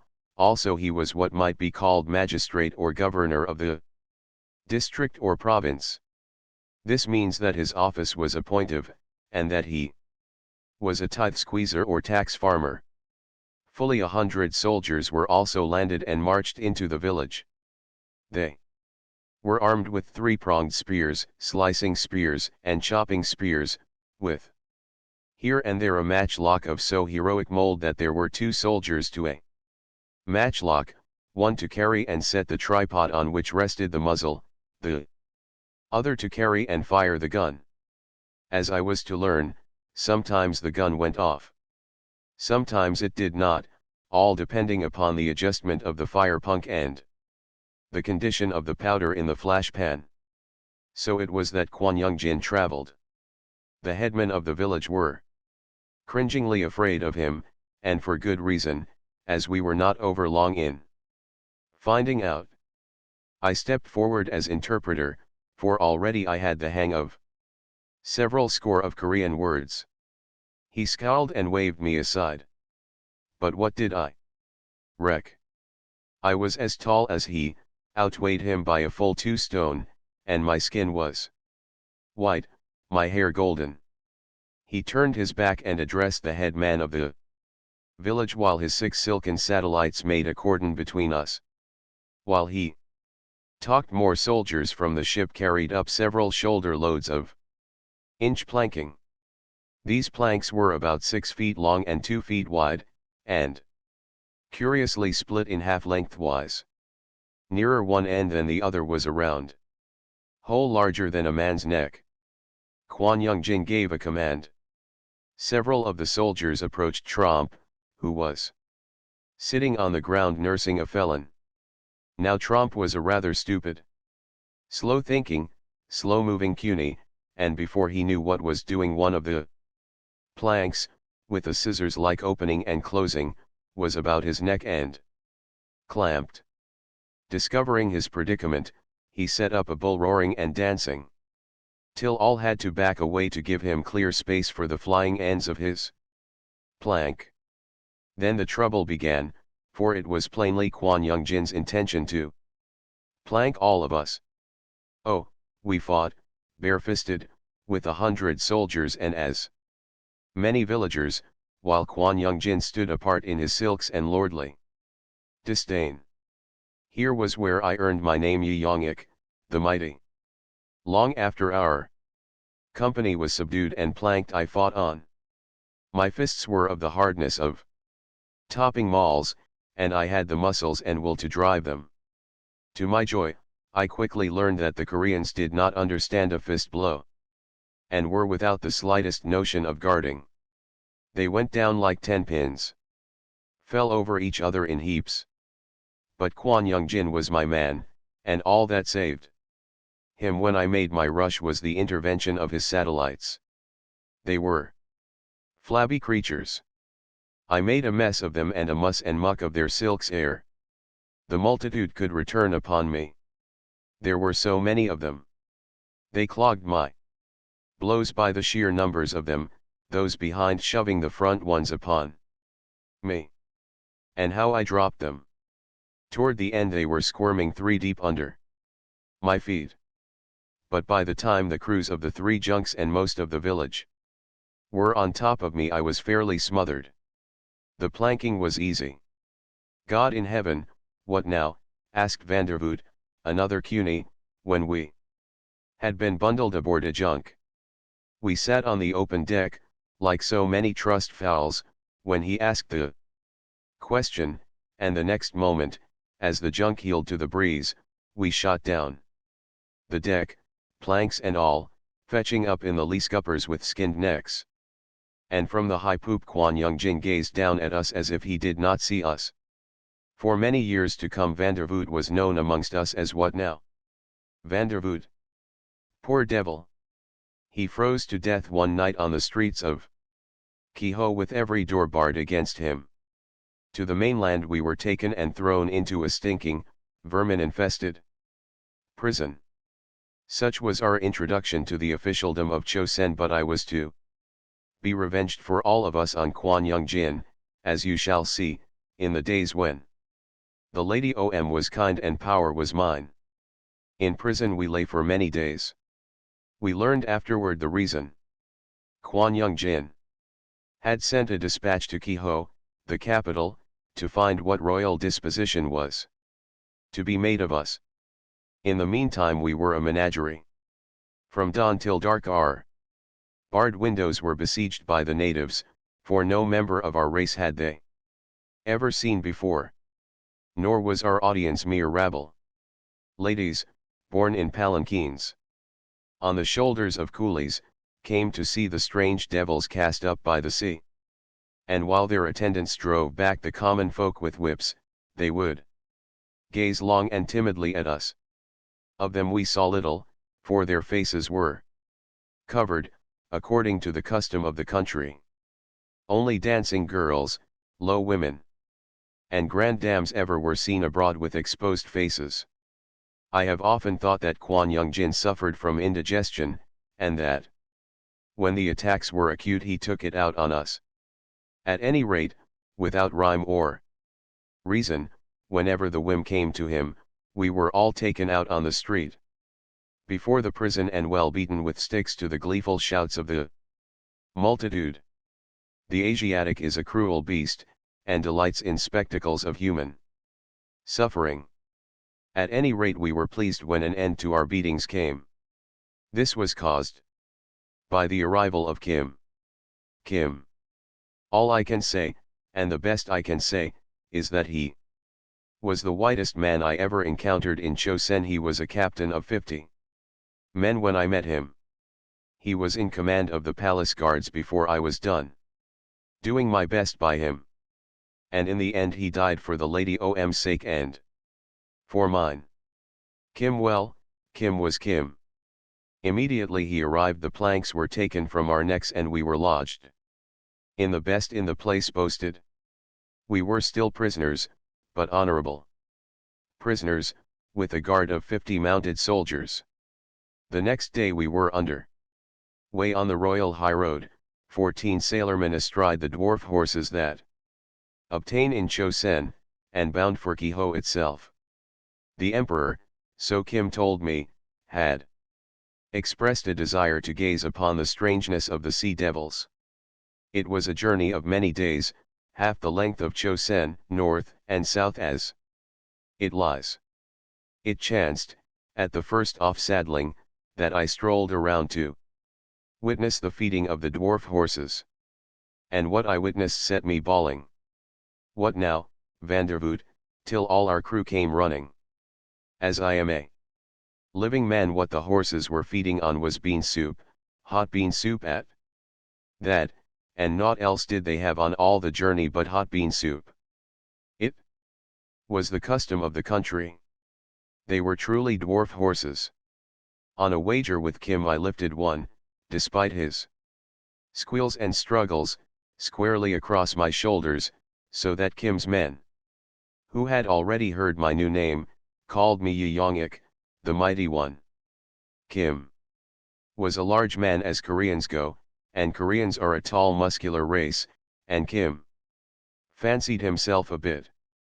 But, elbow to elbow and palm to palm, I put his arm down at will. And his soldiers and the gaping villagers would look on and murmur, Yongik. In a way we were a traveling menagerie. The word went on ahead, so that all the country folk flocked to the roadside to see us pass. It was an unending circus procession. In the towns at night our inns were besieged by multitudes, so that we got no peace until the soldiers drove them off with lance pricks and blows. But first Kim would call for the village strong men and wrestlers for the fun of seeing me crumple them and put them in the dirt.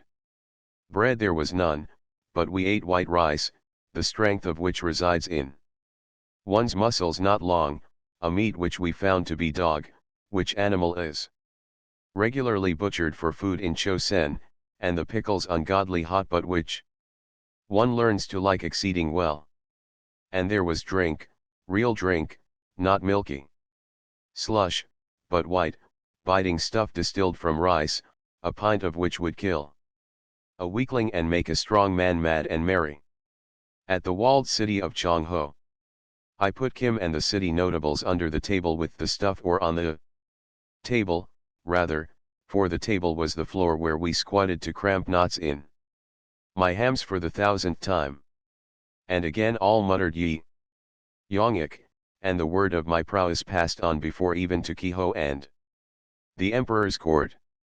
I was more an honored guest than a prisoner, and invariably I rode by Kim's side, my long legs near reaching the ground, and, where the going was deep, my feet scraping the muck. Kim was young. Kim was human. Kim was universal. He was a man anywhere in any country. He and I talked and laughed and joked the day long and half the night. And I verily ate up the language. I had a gift that way anyway. Even Kim marveled at the way I mastered the idiom. And I learned the Korean points of view, the Korean humor, the Korean soft places, weak places, Touchy places. Kim taught me flower songs, love songs, drinking songs. One of the latter was his own, of the end of which I shall give you a crude attempt at translation. Kim and Pak, in their youth, swore a pact to abstain from drinking, which pact was speedily broken. In old age Kim and Pak sang, "No, no, begone. The merry bowl again shall bolster up my soul against itself. What, good man, hold. Canst tell me where red wine is sold? Nay, just beyond yon peach tree. There. Good luck be thine, I'll thither fare." Hendrik Hamel, scheming and crafty, ever encouraged and urged me in my antic course that brought Kim's favor, not alone to me, but through me to Hendrik Hamel and all our company. I here mention Hendrik Hamel as my adviser, for it has a bearing on much that followed at Kehoe in the winning of Yunson's favor, the Lady Om's heart, and the Emperor's tolerance. I had the will and the fearlessness for the game I played, and some of the wit, but most of the wit I freely admit was supplied me by Hendrik Hamel. And so we journeyed up to Kehoe, from walled city to walled city across a snowy mountain land that was hollowed with innumerable fat farming valleys.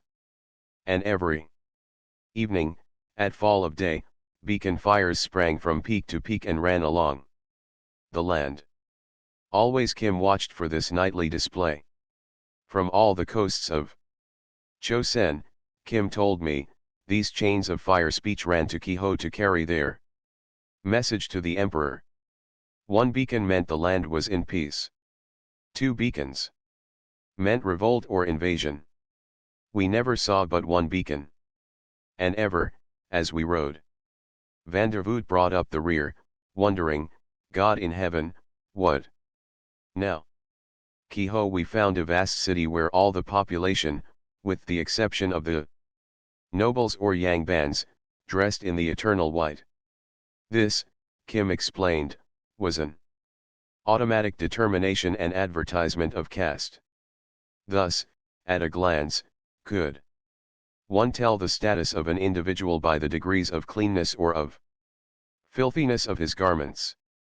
It stood to reason that a coolie, possessing but the clothes he stood up in, must be extremely dirty. And to reason it stood that the individual in immaculate white must possess many changes and command the labor of laundresses to keep his changes immaculate. As for the yang bands, who wore the pale, varicolored silks, they were beyond such common yardstick of place. After resting in an inn for several days, during which time we washed our garments and repaired the ravages of shipwreck and travel, we were summoned before the emperor.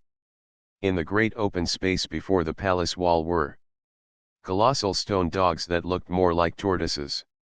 They crouched on massive stone pedestals of twice the height of a tall man. The walls of the palace were huge and of dressed stone. So thick were these walls that they could defy a breach from the mightiest of cannon in a year-long siege. The mere gateway was of the size of a palace in itself, rising pagoda-like, in many retreating stories, each story fringed with tile roofing. A smart guard of soldiers turned out at the gateway. These, Kim told me, were the tiger hunters of Pyongyang, the fiercest and most terrible fighting men of which Chosen could boast. But enough. On mere description of the emperor's palace 1,000 pages of my narrative could be worthily expended. Let it suffice that here we knew power in all its material expression. Only a civilization deep and wide and old and strong could produce this far-walled, many-gabled roof of kings. To no audience hall were we Cunis led, but, as we took it, to a feasting hall. The feasting was at its end, and all the throng was in a merry mood. And such a throng! High dignitaries, princes of the blood, sword nobles, pale priests, weather-tanned officers of high command, court ladies with faces exposed, painted kisang or dancing girls who rested from entertaining, and duennas, waiting women, eunuchs, lackeys, and palace slaves, a myriad of them. All fell away from us, however, when the emperor, with a following of intimates, advanced to look us over. He was a merry monarch, especially so for an Asiatic. Not more than 40, with a clear, pallid skin that had never known the sun. He was paunched and weak-legged. Yet he had once been a fine man. The noble forehead attested that. But the eyes were bleared and weak-lidded, the lips twitching and trembling from the various excesses in which he indulged. Which excesses, as I was to learn, were largely devised and pandered by Yunsan, the Buddhist priest, of whom more anon. In our sea garments we mariners were a motley crew, and motley was the queue of our reception. Exclamations of wonder at our strangeness gave way to laughter. The Kisang invaded us, dragging us about, making prisoners of us, 2 or 3 of them to one of us, leading us about like so many dancing bears and putting us through our antics. It was offensive, true, but what could poor sea cuneys do? What could old Johannes Martins do, with a bevy of laughing girls about him, tweaking his nose, pinching his arms, tickling his ribs till he pranced? To escape such torment Hans Amden cleared a space and gave a clumsy-footed Olanish breakdown till all the court roared its laughter. It was offensive to me who had been equal and boon companion of Kim for many days. I resisted the laughing Kisang. I braced my legs and stood upright with folded arms, nor could pinch or tickle bring a quiver from me. Thus they abandoned me for easier prey. For God's sake, man, make an impression. Hendrik Hamel, who had struggled to me with 3 Kisang dragging behind, mumbled. Well might he mumble, for whenever he opened his mouth to speak they crammed it with sweets. Save us from this folly, he persisted, ducking his head about to avoid their sweet-filled palms. We must have dignity, understand. Dignity. This will ruin us. They are making tame animals of us, playthings. When they grow tired of us they will throw us out. You're doing the right thing. Stick to it. Stand them off. Command respect, respect for all of us. The last was barely audible, for by this time the Kisang had stuffed his mouth to speechlessness. As I have said, I had the will and the fearlessness, and I racked my sea cuny brains for the wit. A palace eunuch, tickling my neck with a feather from behind, gave me my start. I had already drawn attention by my aloofness and imperviousness to the attacks of the Kisang, so that many were looking on at the eunuch's baiting of me. I gave no sign, made no move, until I had located him and distanced him. Then, like a shot, without turning head or body, merely by my arm I fetched him an open, backhanded slap. My knuckles landed flat on his cheek and jaw. There was a crack like a spar parting in a gale. He was bowled clean over, landing in a heap on the floor a dozen feet away. There was no laughter, only cries of surprise and murmurings and whisperings of Yeyongik. Again I folded my arms and stood with a fine assumption of haughtiness. I do believe that I, Adam Strang, had among other things the soul of an actor in me. For see what follows. I was now the most significant of our company. Proud-eyed, disdainful, I met unwavering the eyes upon me and made them drop, or turn away all eyes but one. These were the eyes of a young woman, whom I judged, by richness of dress and by the half-dozen women fluttering at her back, to be a court lady of distinction. In truth, she was the Lady O.M., Princess of the House of Min. Did I say young?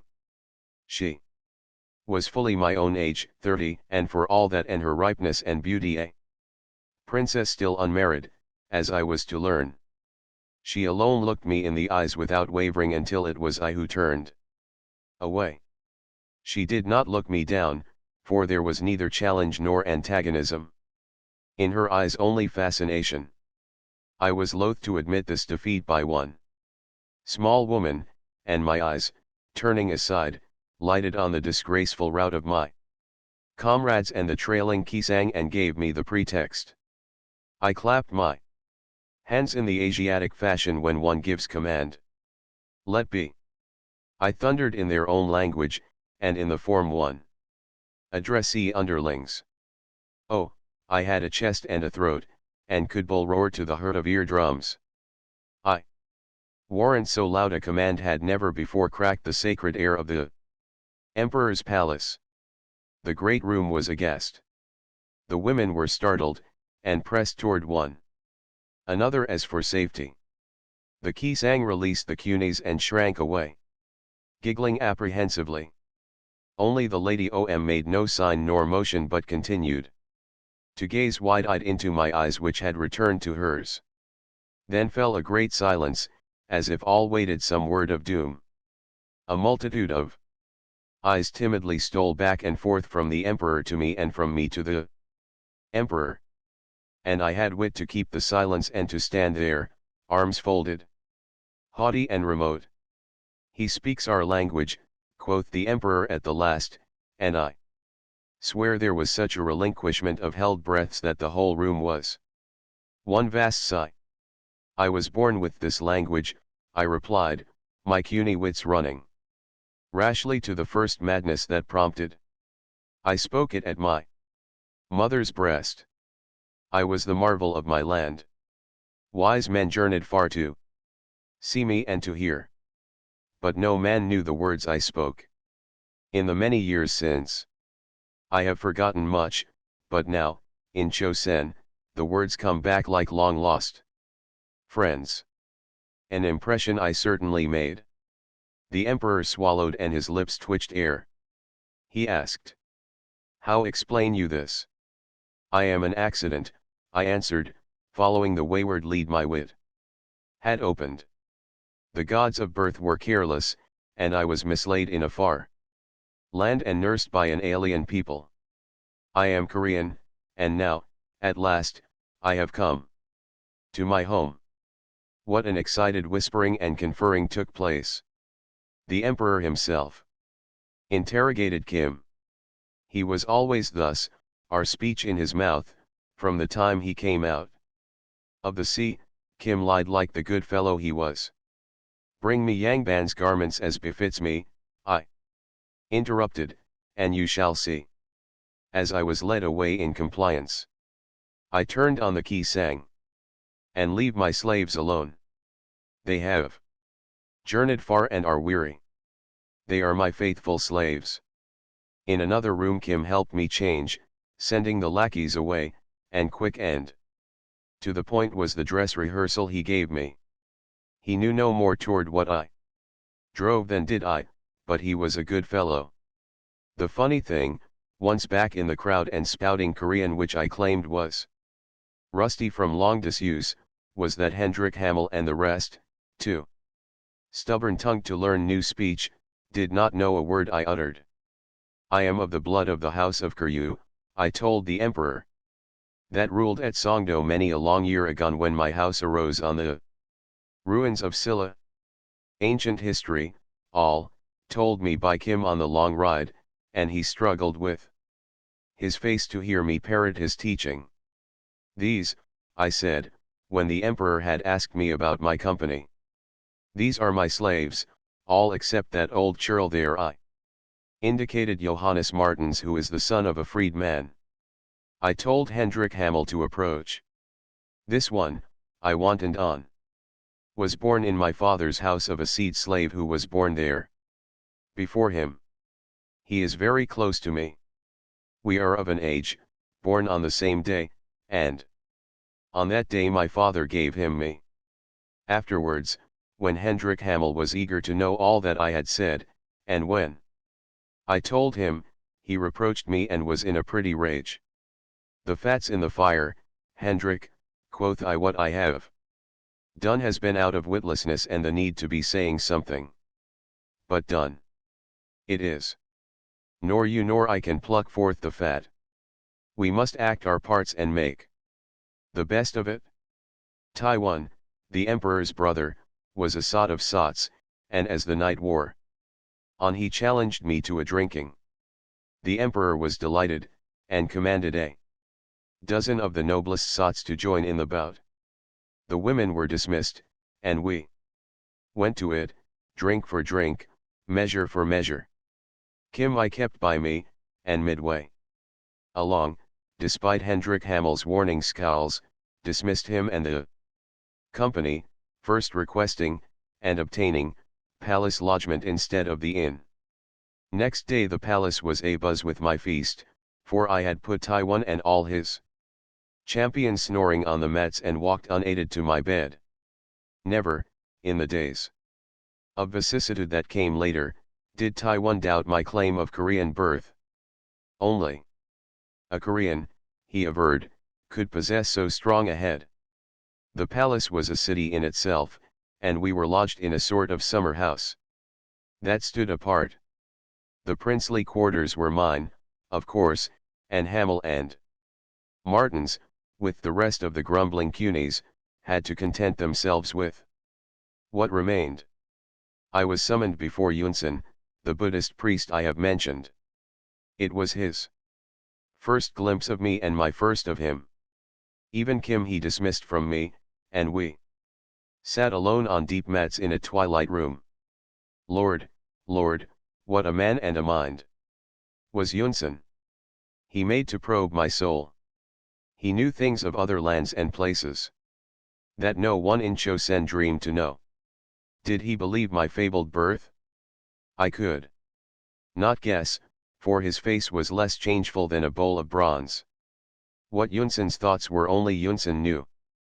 But in him, this poor-clad, lean-bellied priest, I sensed the power behind power in all the palace and in all Chosen. I sensed also, through the drift of speech, that he had use of me. Now was this use suggested by the Lady a nut I gave Hendrik Hamel to crack? I little knew, and less I cared, for I lived always in the moment and let others forecast, forefend, and travail their anxiety. I answered, too, the summons of the Lady following a sleek-faced, cat-footed eunuch through quiet palace byways to her apartments. She lodged as a princess of the blood should lodge.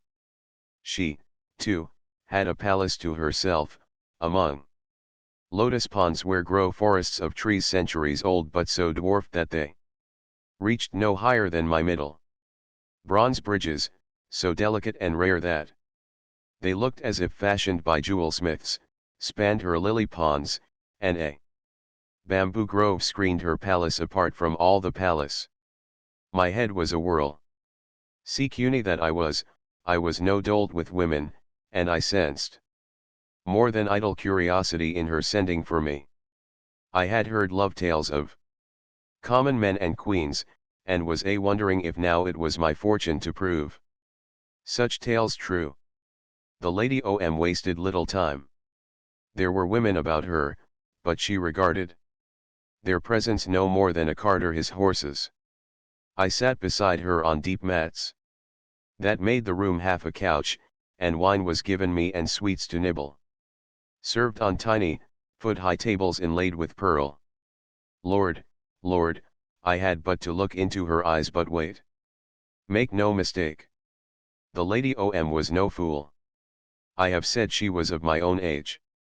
All of 30 she was, with the poise of her years. She knew what she wanted. She knew what she did not want. It was because of this she had never married, although all pressure that an Asiatic court could put upon a woman had been vainly put upon her to compel her to marry Chong Mong-ju. He was a lesser cousin of the great Min family, himself no fool, and grasping so greedily for power as to perturb Yunsan, who strove to retain all power himself and keep the palace and Chosen in ordered balance. Thus Yunsan it was who in secret allied himself with the Lady Om, saved her from her cousin, used her to trim her cousin's wings. But enough of intrigue. It was long before I guessed a tithe of it, and then largely through the Lady Om's confidences and Hendrik Hamel's conclusions. The Lady Om was a very flower of woman. Women such as she are born rarely. Scarce twice a century the whole world over. She was unhampered by rule or convention. Religion, with her, was a series of abstractions, partly learned from Yunsan, partly worked out for herself. Vulgar religion, the public religion, she held, was a device to keep the toiling millions to their toil. She had a will of her own, and she had a heart all womanly. She was a beauty, yes, a beauty by any set rule of the world. Her large black eyes were neither slitted nor slanted in the Asiatic way. They were long, true, but set squarely, and with just the slightest hint of obliqueness that was all for piquancy. I have said she was no fool. Behold! As I palpitated to the situation, princess, and see CUNY and love not a little that threatened big, I racked my CUNY's brains for wit to carry the thing off with manhood credit. It chanced, early in this first meeting, that I mentioned what I had told all the court, that I was in truth a Korean of the blood of the ancient house of Koryu. Let be, she said, tapping my lips with her peacock fan. No child's tales here. Know that with me you are better and greater than of any house of Koryu. You are. She paused, and I waited, watching the daring grow in her eyes. You are a man, she completed. Not even in my sleep have I ever dreamed there was such a man as you on his two legs upstanding in the world. Lord, Lord. And what could a poor sea cuny do?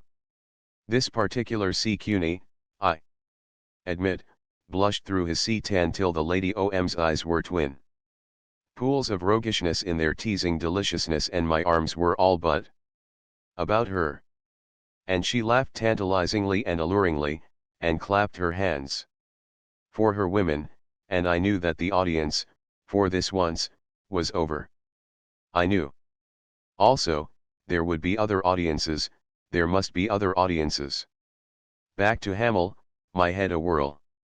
The woman, said he, after deep cogitation. He looked at me and sighed an envy I could not mistake. It is your brawn, Adam Strang, that bull throat of yours, your yellow hair. Well, it's the game, man. Play her, and all will be well with us. Play her, and I shall teach you how. I bristled. See CUNY I was, but I was man, and to no man would I be beholden in my way with women. Hendrik Hamel might be one time part owner of the old Sparware, with a navigator's knowledge of the stars and deep versed in books, but with women, no, there I would not give him better. He smiled that thin-lipped smile of his, and queried, how like you the Lady Om? In such matters a CUNY is not particular, I temporized. How like you her, he repeated, his beady eyes boring into me. Passing well, and more than passing well, if you will have it. Then win to her, he commanded, and some day we will get ship and escape from this cursed land. I'd give half the silks of the Indies for a meal of Christian food again. He regarded me intently. Do you think you can win to her? He questioned. I was half in the air at the challenge. He smiled his satisfaction. But not too quickly, he advised. Quick things are cheap things. Put a prize upon yourself. Be chary of your kindnesses. Make a value of your bull throat and yellow hair, and thank God you have them, for they are of more worth in a woman's eyes than are the brains of a dozen philosophers. Strange whirling days were those that followed, what of my audiences with the Emperor, my drinking bouts with Taiwan, my conferences with Yunsan, and my hours with the Lady O.M. Besides, I sat up half the nights, by Hamel's command, learning from Kim all the minutiae of court etiquette and manners, the history of Korea and of gods old and new, and the forms of polite speech, noble speech, and coolie speech. Never was CUNY work so hard. I was a puppet to Yunsan, who had need of me, puppet to Hamel, who schemed the wit of the affair that was so deep that alone I should have drowned. Only with the Lady O.M. was I man, not puppet, and yet, as I look back and ponder across time, I have my doubts. I think the Lady O.M., too, had her will with me, wanting me for her heart's desire. Yet in this she was well met, for it was not long ere she was my heart's desire, and such was the immediacy of my will that not her will, nor Hendrik Hamel's, nor Yunsan's, could hold back my arms from about her. In the meantime, however, I was caught up in a palace intrigue I could not fathom. I could catch the drift of it, no more, against Chong Mongju, the princely cousin of the Lady O.M. Beyond my guessing there were cliques and cliques within cliques that made a labyrinth of the palace and extended to all the 7 coasts. But I did not worry. I left that to Hendrik Hamel. To him I reported every detail that occurred when he was not with me, and he, with furrowed brows, sitting darkling by the hour, like a patient spider unraveled the tangle and spun the web afresh.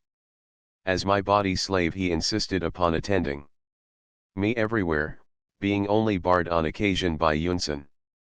Of course I barred him from my moments with the Lady O.M., but told him in general what passed, with exception of tenderer incidents that were not his business. I think Hamel was content to sit back and play the secret part.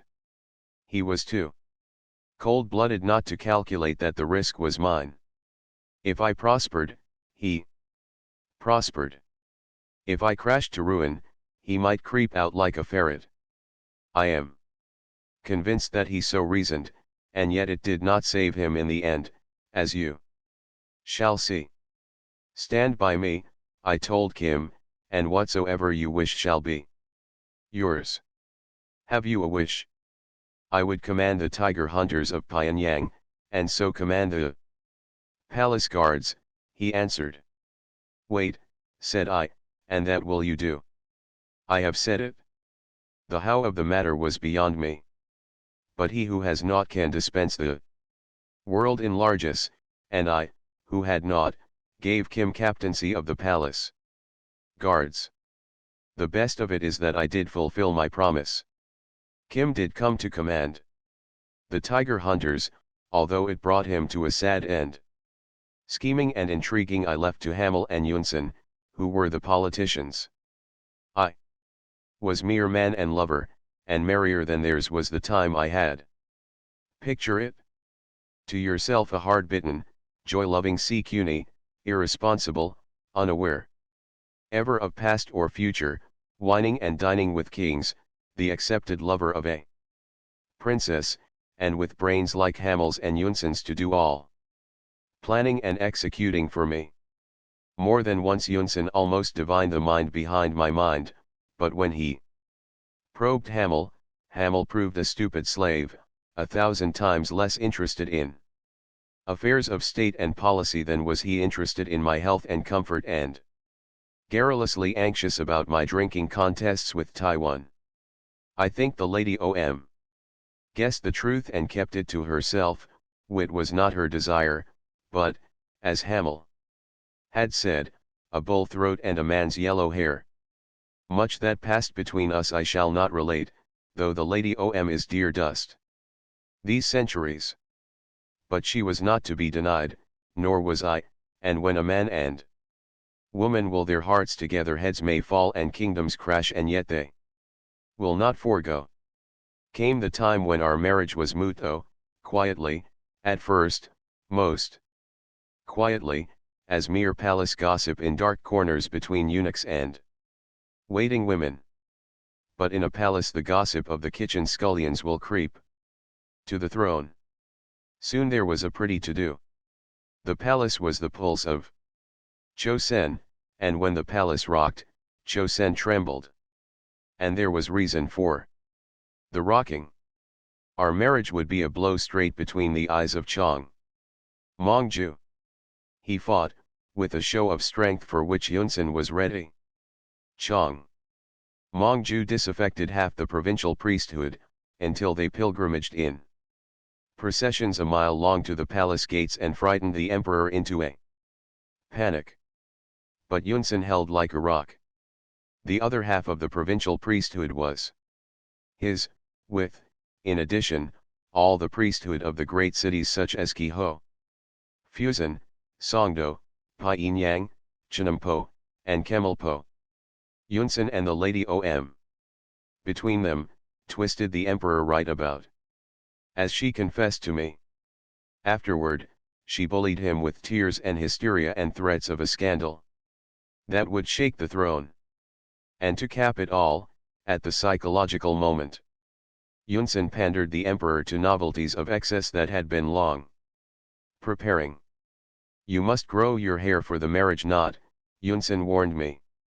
One day, with the ghost of a twinkle in his austere eyes, more nearly facetious and human than I had ever beheld him. Now it is not meet that a princess espouse a Sikuni, or even a claimant of the ancient blood of Koryu, who is without power, or place, or visible symbols of rank. So it was promulgated by imperial decree that I was a prince of Koryu. Next, after breaking the bones and decapitating the then governor of the 5 provinces, himself an adherent of Chong Mongju, I was made governor of the 7 home provinces of ancient Koryu.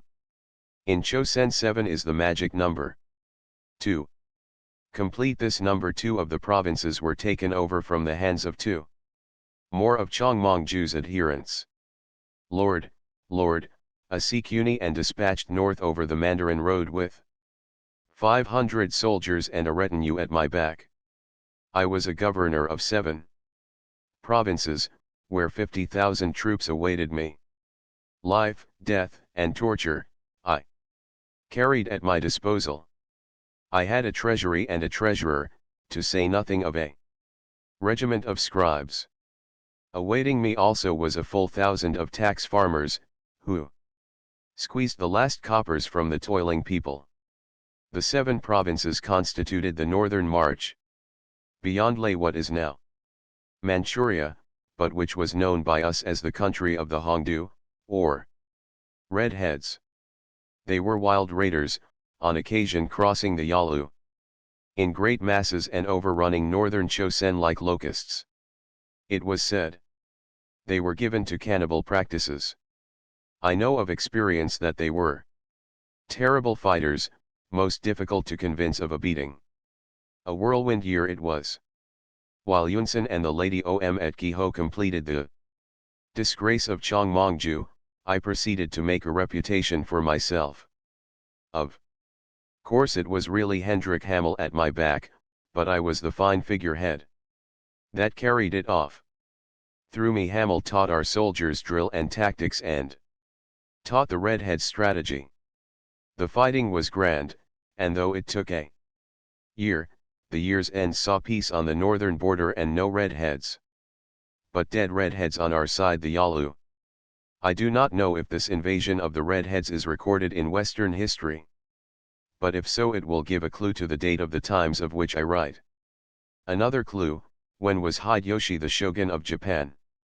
In my time I heard the echoes of the 2 invasions, a generation before, driven by Hideyoshi through the heart of Chosen from Fusan in the south to as far north as Pyongyang. It was this Hideyoshi who sent back to Japan a myriad tubs of pickled ears and noses of Koreans slain in battle. I talked with many old men and women who had seen the fighting and escaped the pickling. Back to Kehoe and the Lady Lord, she was a woman. For 40 years she was my woman. I know. No dissenting voice was raised against the marriage.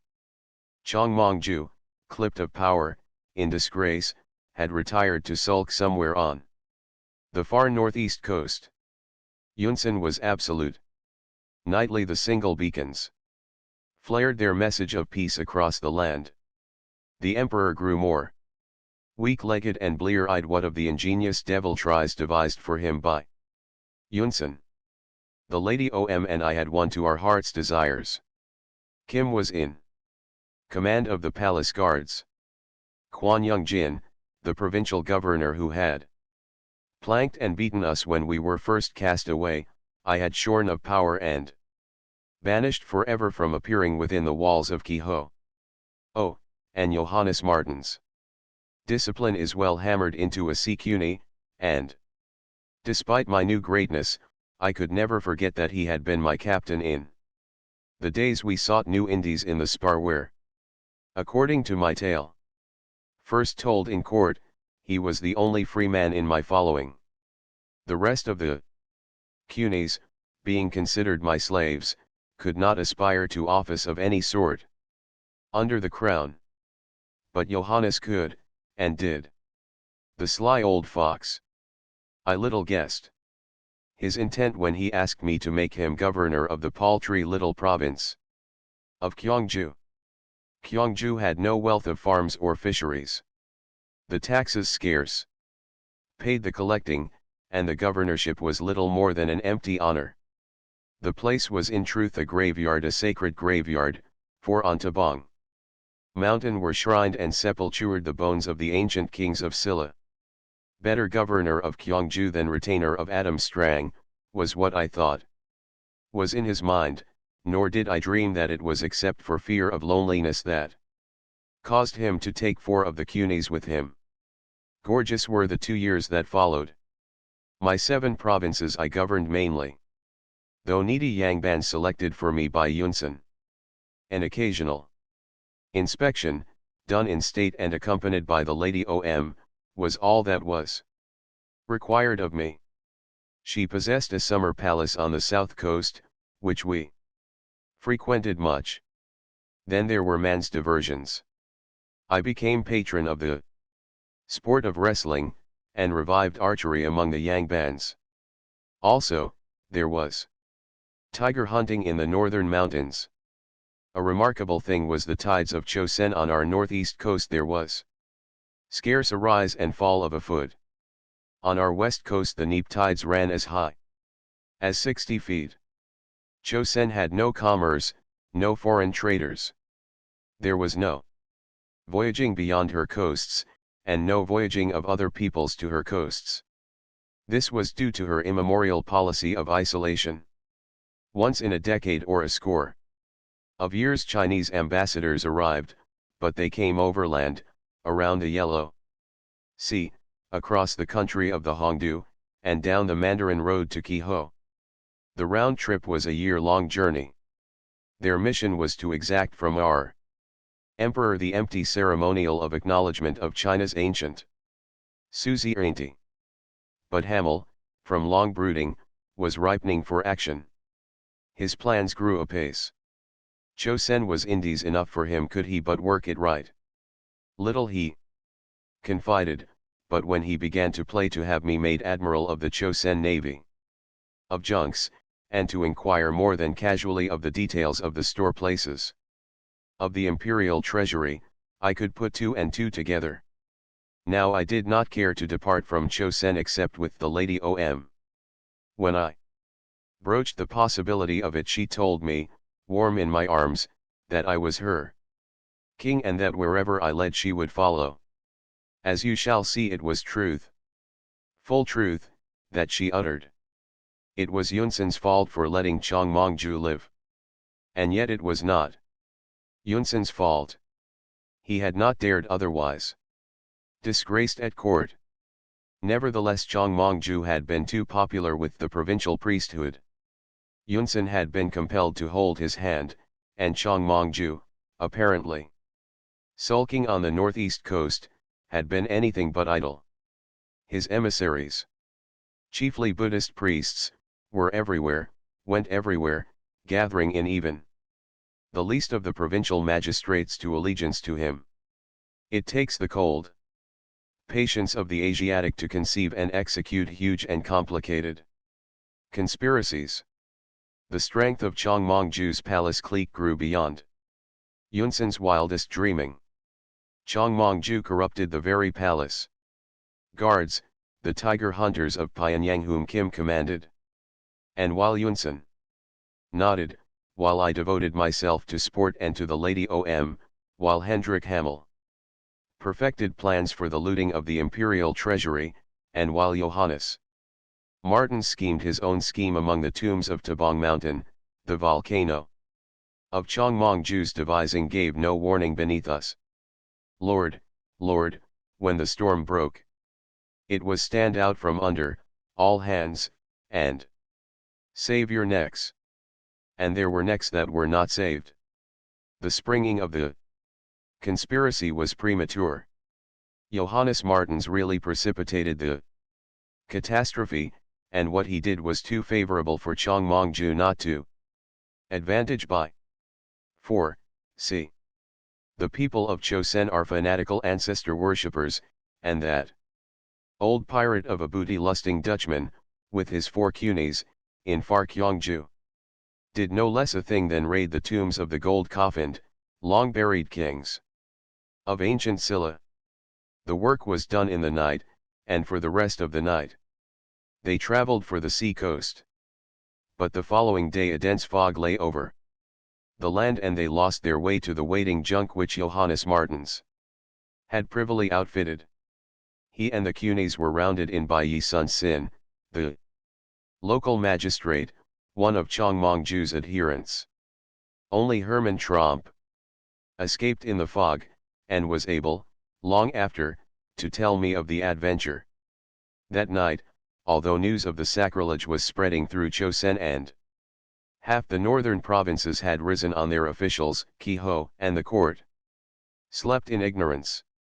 By Chongmongju's orders the beacons flared their nightly message of peace. And night by night the peace beacons flared, while day and night Chongmongju's messengers killed horses on all the roads of Chosen. It was my luck to see his messenger arrive at Kiho at twilight. As I rode out through the great gate of the capital, I saw the jaded horse fall, and the exhausted rider stagger in on foot, and I little dreamed that that man carried my destiny with him into Kiho. His message sprang the palace revolution. I was not due to return until midnight, and by midnight all was over. At 9 in the evening the conspirators secured possession of the emperor in his own apartments. They compelled him to order the immediate attendance of the heads of all departments, and as they presented themselves, one by one, before his eyes, they were cut down. Meantime, the tiger hunters were up and out of hand. Yunsan and Hendrik Hamel were badly beaten with the flats of swords and made prisoners. The 7 other cunies escaped from the palace along with the Lady O.M. They were enabled to do this by Kim, who held the way, sword in hand, against his own tiger hunters. They cut him down and trod over him. Unfortunately he did not die of his wounds. Like a flaw of wind on a summer night the revolution, a palace revolution of course, blew and was past. Chongmongju was in the saddle. The emperor ratified whatever Chongmongju willed. Beyond gasping at the sacrilege of the king's tombs and applauding Chongmongju, Chosen was unperturbed. Heads of officials fell everywhere, being replaced by Chongmongju's appointees, but there were no risings against the dynasty. And now to what befell us. Johannes Martins and his 3 cunies, after being exhibited to be spat upon by the rabble of half the villages and walled cities of Chosen, were buried to their necks in the ground of the open space before the palace gate. Water was given them that they might live longer to yearn for the food, steaming hot and savory and changed hourly, that was place temptingly before them. They say old Johannes Martens lived longest, not giving up the ghost for a full 15 days. Kim was slowly crushed to death, bone by bone and joint by joint, by the torturers, and was a long time in dying. Hamel, whom Chong Mong-ju divined as my brains, was executed by the paddle. In short, was promptly and expeditiously beaten to death to the delighted shouts of the Kiho populace. Yunsan was given a brave death. He was playing a game of chess with the jailer, when the emperor's, or, rather, Chong Mong-ju's, messenger arrived with the poison cup. "Wait a moment," said Yunsan. "You should be better mannered than to disturb a man in the midst of a game of chess. I shall drink directly the game is over." And while the messenger waited, Yunsan finished the game, winning it, then drained the cup. It takes an Asiatic to temper his spleen to steady, persistent, lifelong revenge. This Chong Mong-ju did with the Lady Om and me. He did not destroy us. We were not even imprisoned. The Lady Om was degraded of all rank and divested of all possessions. An imperial decree was promulgated and posted in the least village of Chosen to the effect that I was of the house of Kuryu and that no man might kill me. It was further declared that the 8 Kunis who survived must not be killed. Neither were they to be favored. They were to be outcasts, beggars on the highways. And that is what the Lady Om and I became, beggars on the highways. 40 long years of persecution followed, for Chong Mong-ju's hatred of the Lady Om and me was deathless. Worse luck, he was favored with long life as well as were we cursed with it. I have said the Lady Om was a wonder of a woman. Beyond endlessly repeating that statement, words fail me, with which to give her just appreciation. Somewhere I have heard that a great lady once said to her lover, "A tent and a crust of bread with you." In effect, that is what the Lady Om said to me. More than to say it, she lived the last letter of it, when more often than not crusts were not plentiful and the sky itself was our tent. Every effort I made to escape beggary was in the end frustrated by Chong Mong-ju. In Songdo I became a fuel carrier, and the Lady Om and I shared a hut that was vastly more comfortable than the open road in bitter winter weather. But Chong Mong-ju found me out, and I was beaten and planked and put out upon the road. That was a terrible winter, the winter poor what now? Vandervoot froze to death on the streets of Keho. In Pyongyang I became a water carrier, for know that old city, whose walls were ancient even in the time of David, was considered by the people to be a canoe, and that, therefore, to sink a well inside the walls would be to scupper the city. So all day long thousands of coolies, water jars yoked to their shoulders, tramped out the river gate and back. I became one of these. Until Chong Mong-ju sought me out, and I was beaten and planked and set upon the highway. Ever it was the same. In Far Waiju I became a dog butcher, killing the brutes publicly before my open stall, cutting and hanging the carcasses for sale, tanning the hides under the filth of the feet of the passers-by by spreading the hides, raw side up, in the muck of the street. But Chong Mong-ju found me out. I was a dyer's helper in Pyonhan, a gold miner in the placers of Kangwon, a rope maker and twine twister in Chiksan. I plaited straw hats in Padok, gathered grass in Huanghai, and in Masenpo sold myself to a rice farmer to toil bent double in the flooded paddies for less than a coolie's pay. But there was never a time or place that the long arm of Chong Mong-ju did not Reach out and punish and thrust me upon the beggar's way. The Lady Om and I searched 2 seasons and found a single root of the wild mountain ginseng, which is esteemed so rare and precious a thing by the doctors, that the Lady Om and I could have lived a year in comfort from the sale of our one root. But in the selling of it I was apprehended, the root confiscated, and I was better beaten and longer planked than ordinarily. Everywhere the wandering members of the great peddlers' guild carried word of me, of my comings and goings and doings, to Chongmongju at Kiho. Only twice, in all the days after my downfall, did I meet Chongmongju face to face. The first time was a wild winter night of storm in the high mountains of Kangwon. A few hoarded coppers had bought for the Lady Om and me sleeping space in the dirtiest and coldest corner of the one large room of the inn. We were just about to begin on our meager supper of horsebeans and wild garlic, cooked into a stew with a scrap of bullock that must have died of old age, when there was a tinkling of bronze pony bells and the stamp of hoofs without. The doors opened, and entered Chongmongju, the personification of well-being, prosperity and power, shaking the snow from his priceless Mongolian furs. Place was made for him and his dozen retainers, and there was room for all without crowding, when his eyes chanced to light on the Lady Om and me. "The vermin there in the corner, clear it out," he commanded.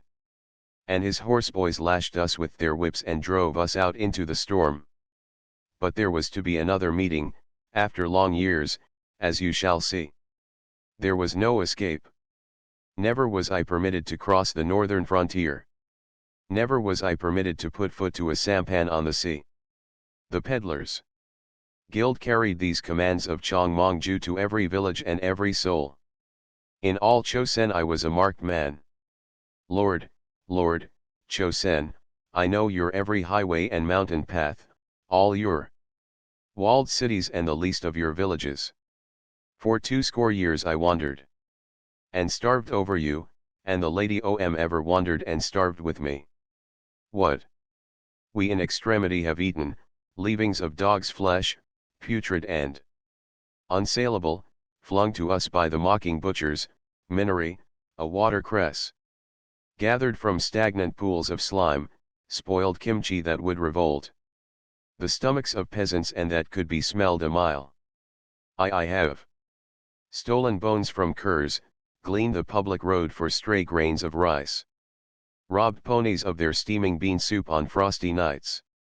It is not strange that I did not die. I knew and was upheld by 2 things, the first, the Lady Om by my side, the second, the certain faith that the time would come when my thumbs and fingers would fast lock in the gullet of Chong Mongju. Turned always away at the city gates of Kiho, where I sought Chongmongju, we wandered on, through seasons and decades of seasons, across Chosen, whose every inch of road was an old story to our sandals. Our history and identity were wide scattered as the land was wide.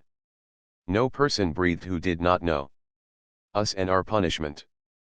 There were coolies and peddlers who shouted insults at the Lady Om and who felt the wrath of my clutch in their top knots, the wrath of my knuckles in their faces.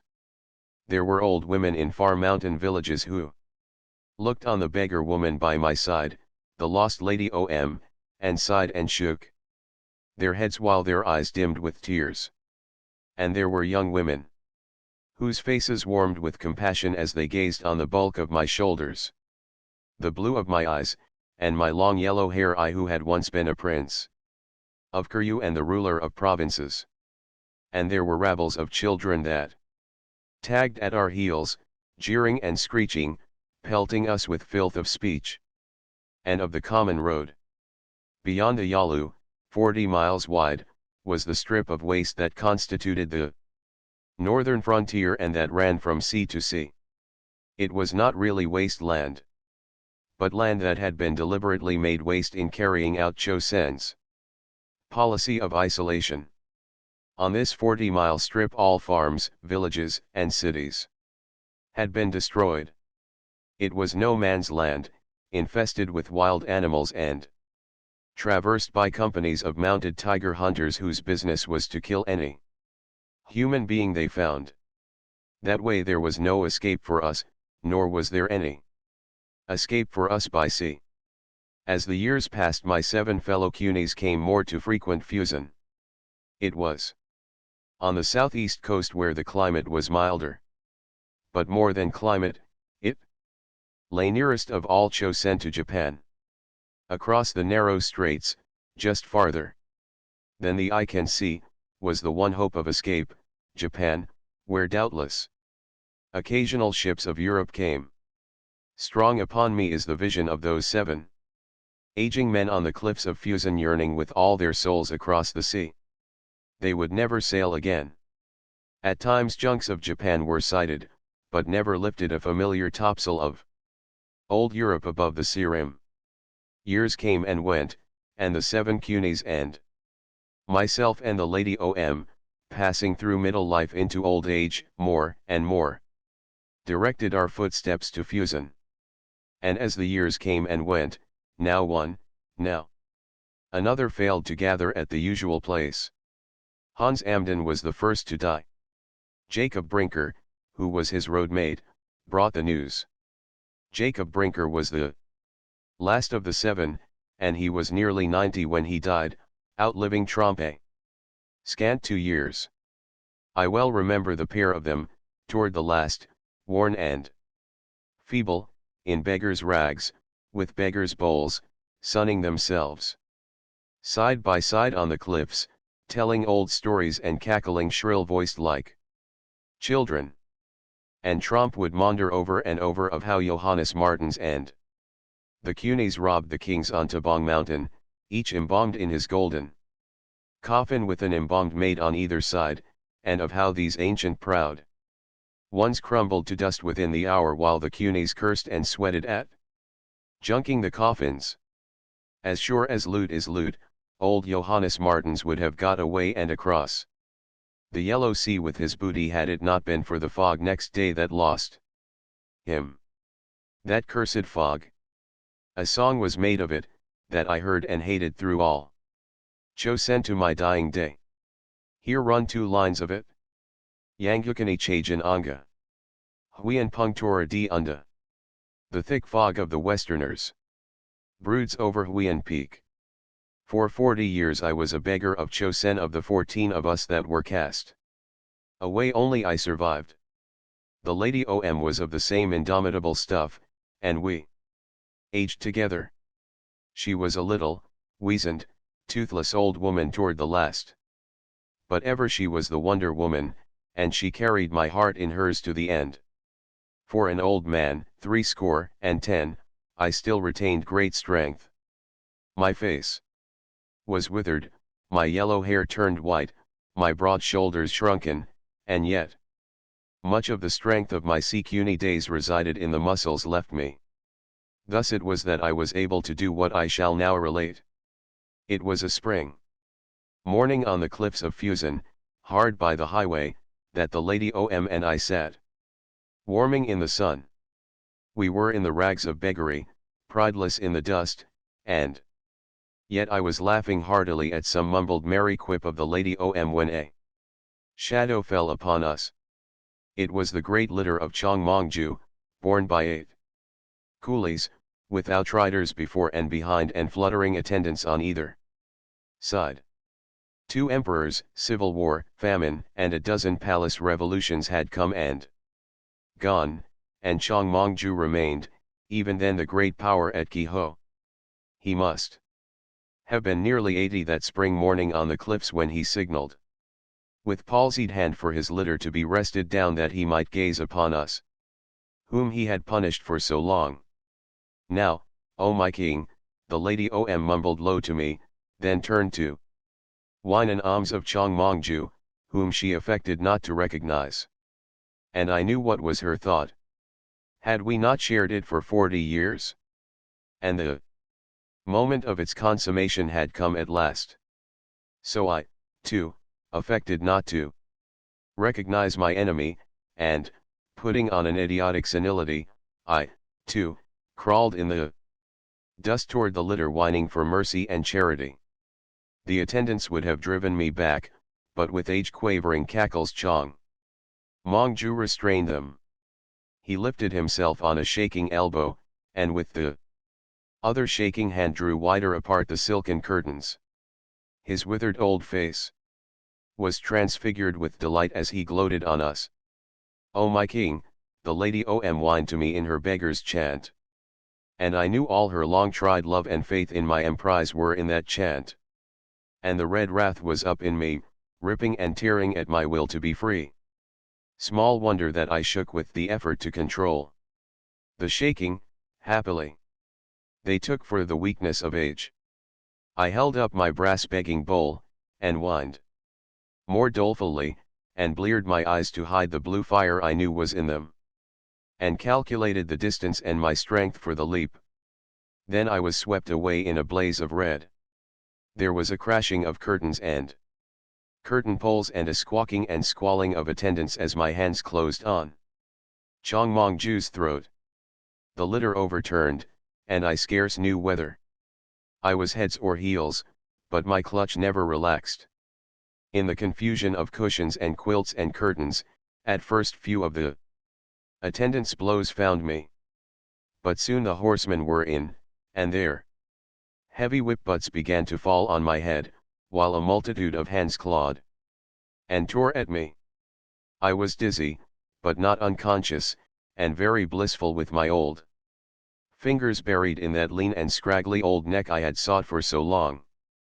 The blows continued to rain on my head, and I had whirling thoughts in which I likened myself to a bulldog with jaws fast locked.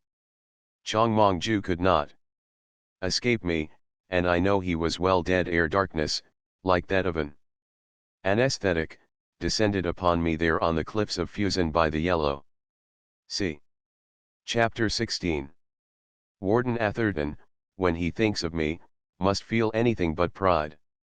I have taught him what spirit is, humbled him with my own spirit that rose invulnerable, triumphant, above all his tortures. I sit here in Folsom, in Murderer's Row, awaiting my execution.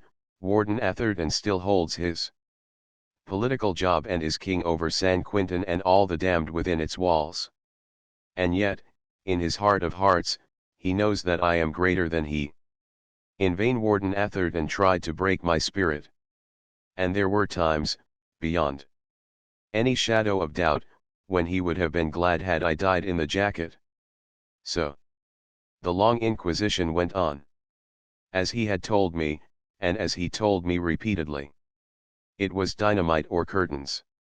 Captain Jamie was a veteran in dungeon horrors, yet the time came when he broke down under the strain I put on him and on the rest of my torturers. So desperate did he become that he dared words with the warden and washed his hands of the affair.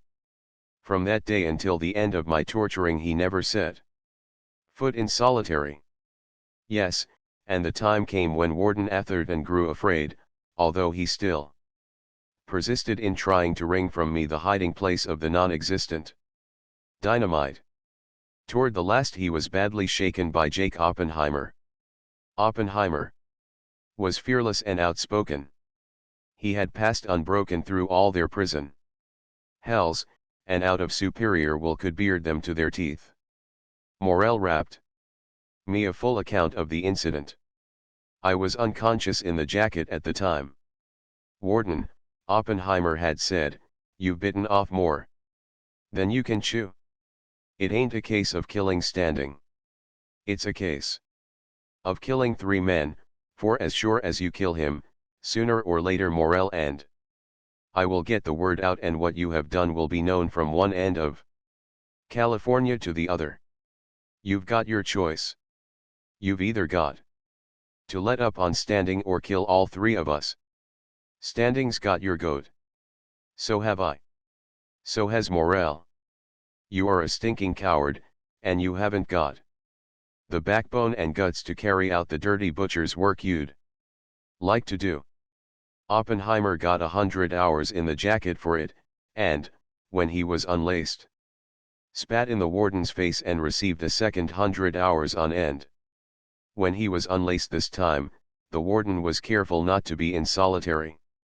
That he was shaken by Oppenheimer's words there is no doubt. But it was Dr. Jackson who was the archfiend. To him I was a novelty, and he was ever eager to see how much more I could stand before I broke. He can stand 20 days off the bat, he bragged to the warden in my presence. You are conservative, I broke in. I can stand 40 days. Pshaw. I can stand 100 when such as you administer it. And, remembering my CUNY's patience of 40 years waiting ere I got my hands on Chong Mong Ju's gullet, I added, you prison curs. You don't know what a man is. You think a man is made in your own cowardly images. Behold, I am a man. You are feeblings. I am your master. You can't bring a squeal out of me. You think it remarkable, for you know how easily you would squeal. Oh, I abused them, called them sons of toads, hell scullions, slime of the pit. For I was above them, beyond them. They were slaves. I was free. Spirit. My flesh only lay pent there in solitary. I was not pent. I had mastered the flesh, and the spaciousness of time was mine to wander in, while my poor flesh, not even suffering, lay in the little death in the jacket. Much of my adventures I rapped to my two comrades. Morel believed, for he had himself tasted the little death. But Oppenheimer, enraptured with my tales, remained a sceptic to the end. His regret was naive, and at times really pathetic, in that I had devoted my life to the science of agriculture instead of to fiction writing. But, man, I reasoned with him, what do I know of myself? About this Chosen? I am able to identify it with what is today called Korea. And that is about all. That is as far as my reading goes. For instance, how, possibly, out of my present life's experience, could I know anything about kimchi? Yet I know kimchi. It is a sort of sauerkraut. When it is spoiled it stinks to heaven. I tell you, when I was Adam Strang, I ate kimchi thousands of times. I know good kimchi, bad kimchi, rotten kimchi. I know the best kimchi is made by the women of Wosan. Now how do I know that?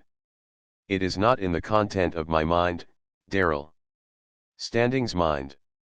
It is in the content of Adam Strang's mind, who, through various births and deaths, bequeathed his experiences to me, Darrell Standing, along with the rest of the experiences of those various other lives that intervened. Don't you see, Jake? That is how men come to be, to grow, how spirit develops. Ah, come off, he rapped back with the quick imperative knuckles I knew so well. Listen to your uncle talk now. I am Jake Oppenheimer. I always have been Jake Oppenheimer. No other guy is in my makings. What I know as Jake Oppenheimer. Now what do I know? I'll tell you one thing. I know kimchi. Kimchi is a sort of sauerkraut made in a country that used to be called Chosen. The women of Wosan make the best kimchi. And when kimchi is spoiled it stinks to heaven. You keep out of this. Ed, wait till I tie the professor up. Now, professor, how do I know all this stuff about kimchi? It is not in the content of my mind. But it is, I exulted. I put it there. All right, old boss. Then who put it into your mind? Adam Strang. Not on your tintype. Adam Strang is a pipe dream. You read it? Somewhere. Never, I averred. The little I read of Korea was the war. Correspondence at the time of the Japanese-Russian War. Do you remember all you read? Oppenheimer queried. No. Some you forget. Yes, but. That's all, thank you, he interrupted, in the manner of a lawyer abruptly concluding a cross-examination after having extracted a fatal admission from a witness. It was impossible to convince Oppenheimer of my sincerity. He insisted that I was making it up as I went along, although he applauded what he called my to be continued in our next, and, at the times they were resting me up from the jacket, was continually begging and urging me to run off a few more chapters. Now, Professor, cut out that highbrow stuff, he would interrupt Ed Morel's and my metaphysical discussions, and tell us more about the Kisang and the Kunis. And, say, while you're about it, tell us what happened to the Lady OM when that roughneck husband of hers choked the old geezer and croaked. How often have I said that form perishes? Let me repeat. Form perishes. Matter has no memory. Spirit only remembers, as here, in prison cells, after the centuries, knowledge of the Lady OM and Chong Mong-ju persisted in my mind, was conveyed by me into Jake Oppenheimer's mind, and by him was reconveyed into my mind in the argot and jargon of the West. And now I have conveyed it into your mind, my reader. Try to eliminate it from your mind. You cannot. As long as you live, what I have told will tenant your mind. Mind. There is nothing permanent but mind. Matter fluxes, crystallizes, and fluxes again, and forms are never repeated. Forms disintegrate into the eternal nothingness from which there is no return. Form is apparitional and passes, as past the physical forms of the Lady OM and Chong Mong-ju. But the memory of them remains, shall always remain as long as spirit endures, and spirit is indestructible. One thing sticks out as big as a house, was Oppenheimer's final criticism of my Adam Strang adventure. And that is that you've done more hanging around Chinatown dumps and hop joints than was good for a respectable college professor. Evil communications, you know. I guess that's what brought you here. Before I return to my adventures, I am compelled to tell one remarkable incident that occurred in solitary. It is remarkable in two ways. It shows the astounding mental power of that child of the gutters, Jake Oppenheimer, and it is in itself convincing proof of the verity of my experiences when in the jacket coma. Say, Professor, Oppenheimer tapped to me one day. When you was spieling that Adam Strang yarn, I remember you mentioned playing chess with that royal souse of an emperor's brother. Now is that chess like our kind of chess? Of course I had to reply that I did not know, that I did not remember the details after I returned to my normal state. And of course he laughed good-naturedly at what he called my foolery. Yet I could distinctly remember that in my Adam Strang adventure I had frequently played chess. The trouble was that whenever I came back to consciousness in solitary, unessential and intricate details faded from my memory. It must be remembered that for convenience I have assembled my intermittent and repetitional jacket experiences into coherent and consecutive narratives. I never knew in advance where my journeys in time would take me. For instance, I have a score of different times returned to Jesse Fancher in the wagon circle at Mountain Meadows. In a single 10 days bout in the jacket I have gone back and back, from life to life, and often skipping whole series of lives that at other times I have covered, back to prehistoric time, and back of that to days ere civilization began. So I resolved, on my next return from Adam Strang's experiences, whenever it might be, that I should, immediately, on resuming consciousness, Concentrate. Upon what visions and memories I had brought back of chess playing. As luck would have it, I had to endure Oppenheimer's chaffing for a full month ere it happened. And then, no sooner out of jacket and circulation restored, than I started knuckle rapping the information. Further, I taught Oppenheimer the chess Adam Strang had played in Chosen centuries agone. It was different from Western chess, and yet could not but be fundamentally the same, tracing back to a common origin, probably India. In place of our 64 squares there are 81 squares. We have 8 pawns on a side, they have 9, and though limited similarly, the principle of moving is different. Also, in the Chosen game, there are 20 pieces and pawns against our 16, and they are arrayed in 3 rows instead of 2. Thus, the 9 pawns are in the front row, in the middle row are 2 pieces resembling our castles, and in the back row, midway, stands the king, flanked in order on either side by gold money, silver money, knight, and spear. It will be observed that in the Chosen game there is no queen. A further radical variation is that a captured piece or pawn is not removed from the board. It becomes the property of the captor and is thereafter played by him. Well, I taught Oppenheimer this game, a far more difficult achievement than our own game, as will be admitted, when the capturing and recapturing and continued playing of pawns and pieces is considered. Solitary is not heeded. It would be a wickedness to ease a convict from any spite of the elements. And many a dreary day of biting cold did Oppenheimer and I forget that and the following winter in the absorption of Chosen chess. But there was no convincing him that I had in truth brought this game back to San Quentin across the centuries. He insisted that I had read about it somewhere, and, though I had forgotten the reading, the stuff of the reading was nevertheless in the content of my mind, ripe to be brought out in any pipe dream. Thus he turned the tenets and jargon of psychology back on me. What's to prevent your inventing it right here in solitary? Was his next hypothesis. Didn't Ed invent the knuckle talk? And ain't you and me improving on it right along? I got you, Bo. You invented it? Say, get it patented.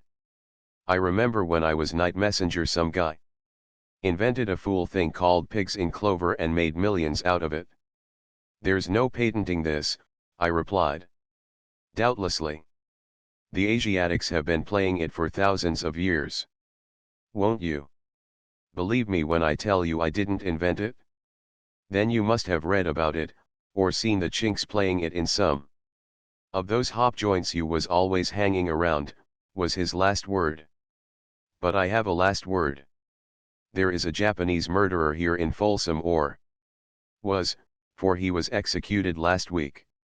I talked the matter over with him, and the game Adam Strang played, and which I taught Oppenheimer, proved quite similar to the Japanese game.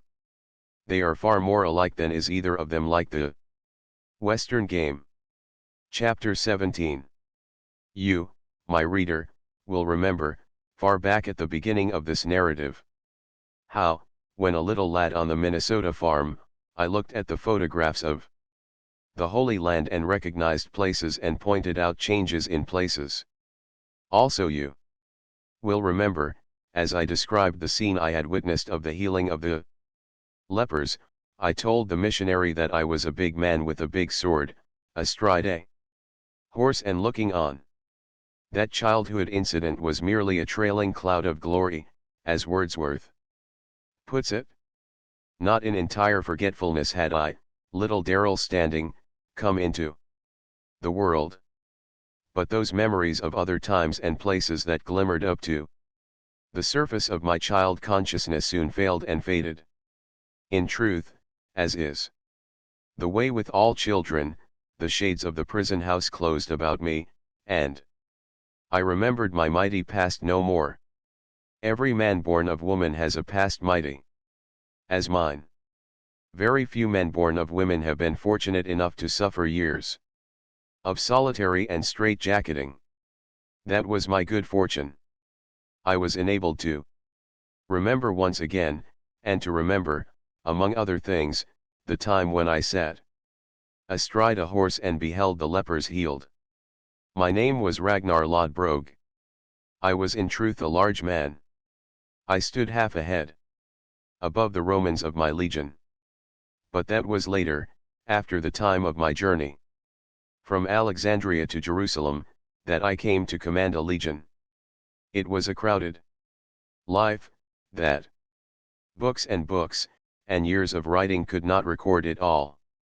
So I shall briefen and no more than hint at the beginnings of it. Now all is clear and sharp save the very beginning. I never knew my mother.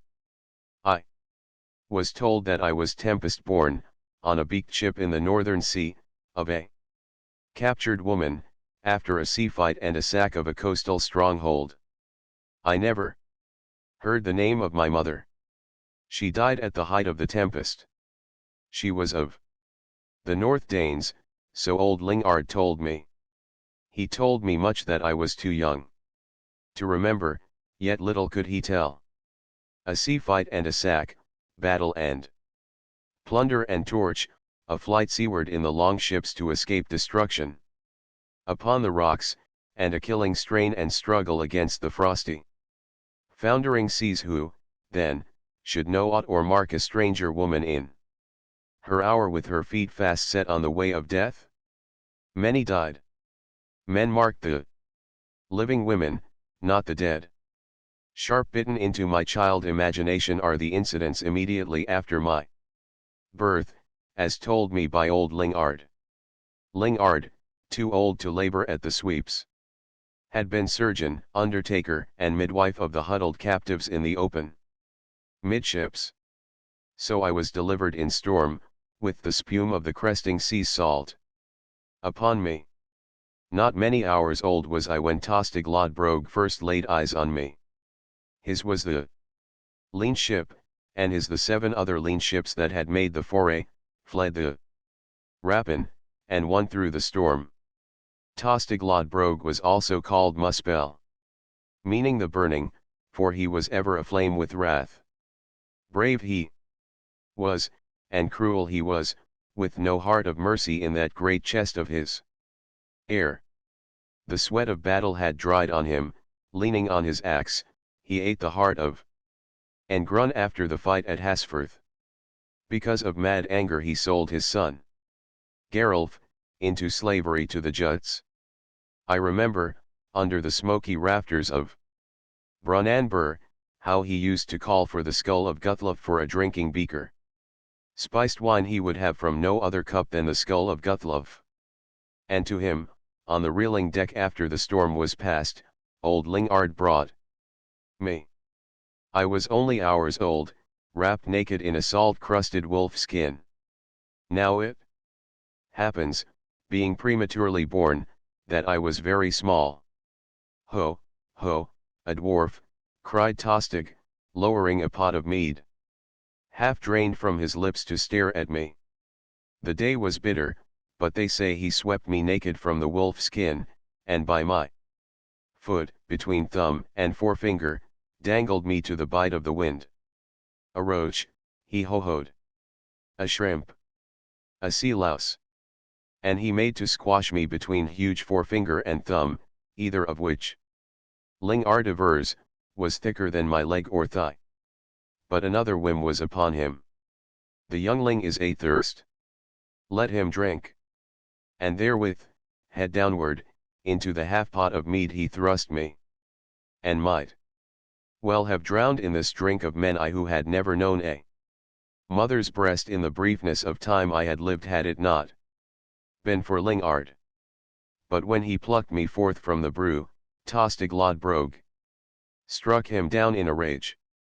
We rolled on the deck, and the great bear hounds, captured in the fight with the North Danes just past, sprang upon us. Ho, ho, roared Tostig Lodbrog, as the old man and I and the wolf skin were mauled and worried by the dogs. But Lingard gained his feet, saving me but losing the wolf skin to the hounds.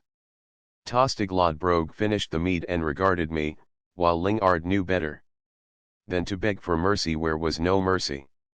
Hop o' my thumb, quoth Tostig. By Odin, the women of the North Danes are a scurvy breed.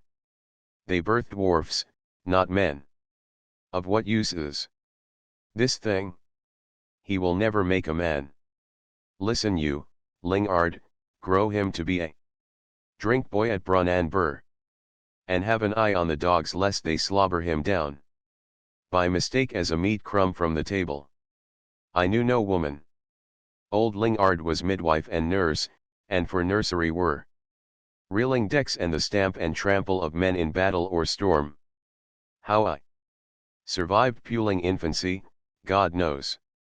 I must have been born iron in a day of iron, for survive I did, to give the lie to Tostig's promise of dwarfhood. I outgrew all beakers and tankards, and not for long could he half drown me in his mead pot. This last was a favorite feat of his. It was his raw humor, a sally esteemed by him delicious wit. My first memories are of Tostig Lodbrog's beaked ships and fighting men, and of the feast hall at Brunanburh when our boats lay beached beside the frozen fjord.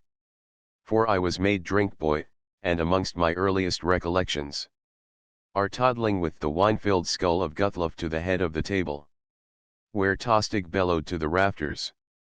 They were madmen, all of madness, but it seemed the common way of life to me who knew naught else.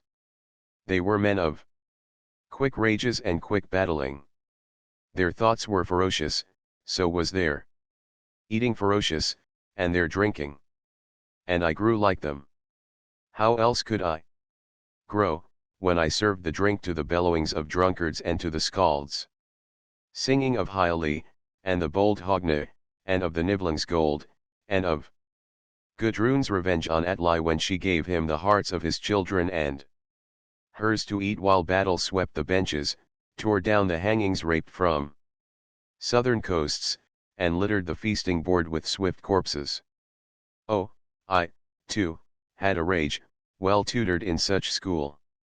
I was but 8 when I showed my teeth at a drinking between the men of Brunanburh and the Juts who came as friends with the Jarl Agard in his 3 long ships. I stood at Tostig Lodbrog's shoulder, holding the skull of Guthluf that steamed and stank with the hot, spiced wine. And I waited while Tostig should complete his ravings against the North Dane men. But still he raved and still I waited, till he caught breath of fury to assail the North Dane woman. Whereat I remembered my North Dane mother, and saw my rage red in my eyes, and smote him with the skull of Guthluf, so that he was wine-drenched, and wine-blinded, and fire-burnt. And as he reeled unseeing, smashing his great groping clutches through the air at me, I was in and short-dirked him thrice in belly, thigh and buttock, than which I could reach no higher up the mighty frame of him. And the Jarl Agard's steel was out, and his Juts joining him as he shouted, "A bear cub! A bear cub! By Odin, let the cub fight!" And there, under that roaring roof of Brunanburh, the babbling drink boy of the North Danes fought with mighty Lodbrog. And when, with one stroke, I was flung, dazed and breathless, half the length of that great board, my flying body mowing down pots and tankards, Lodbrog cried out command. Out with him! Fling him to the hounds! But the Jarl would have it no, and clapped Lodbrog on the shoulder, and asked me as a gift of friendship. And south I went, when the ice passed out of the fjord, in Jarl Agard's ships. I was made drink boy and sword bearer to him, and in lieu of other name, was called Ragnar Lodbrog. Agard's country was neighbor to the Frisians, and a sad, flat country of fog and fen it was. I was with him for 3 years. To his death, always at his back, whether hunting swamp wolves or drinking in the great hall where Elgiva, his young wife, often sat among her women.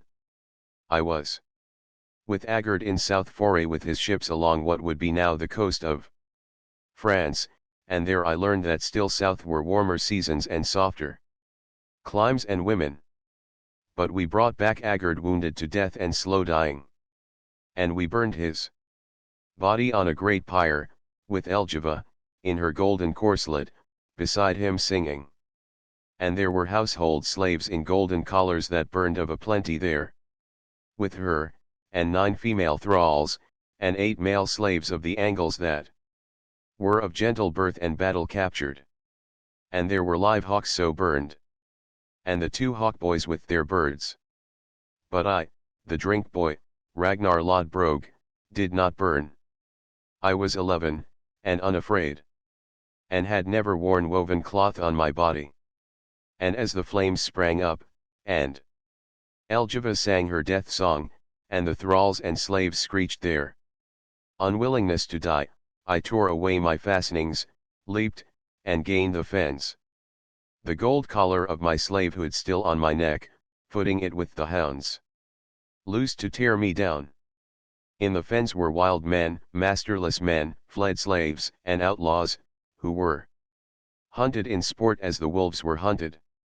For 3 years I knew never roof nor fire, and I grew hard as the frost, and would have stolen a woman from the Juts but that the Frisians by mischance, in a 2 days' hunt, ran me down.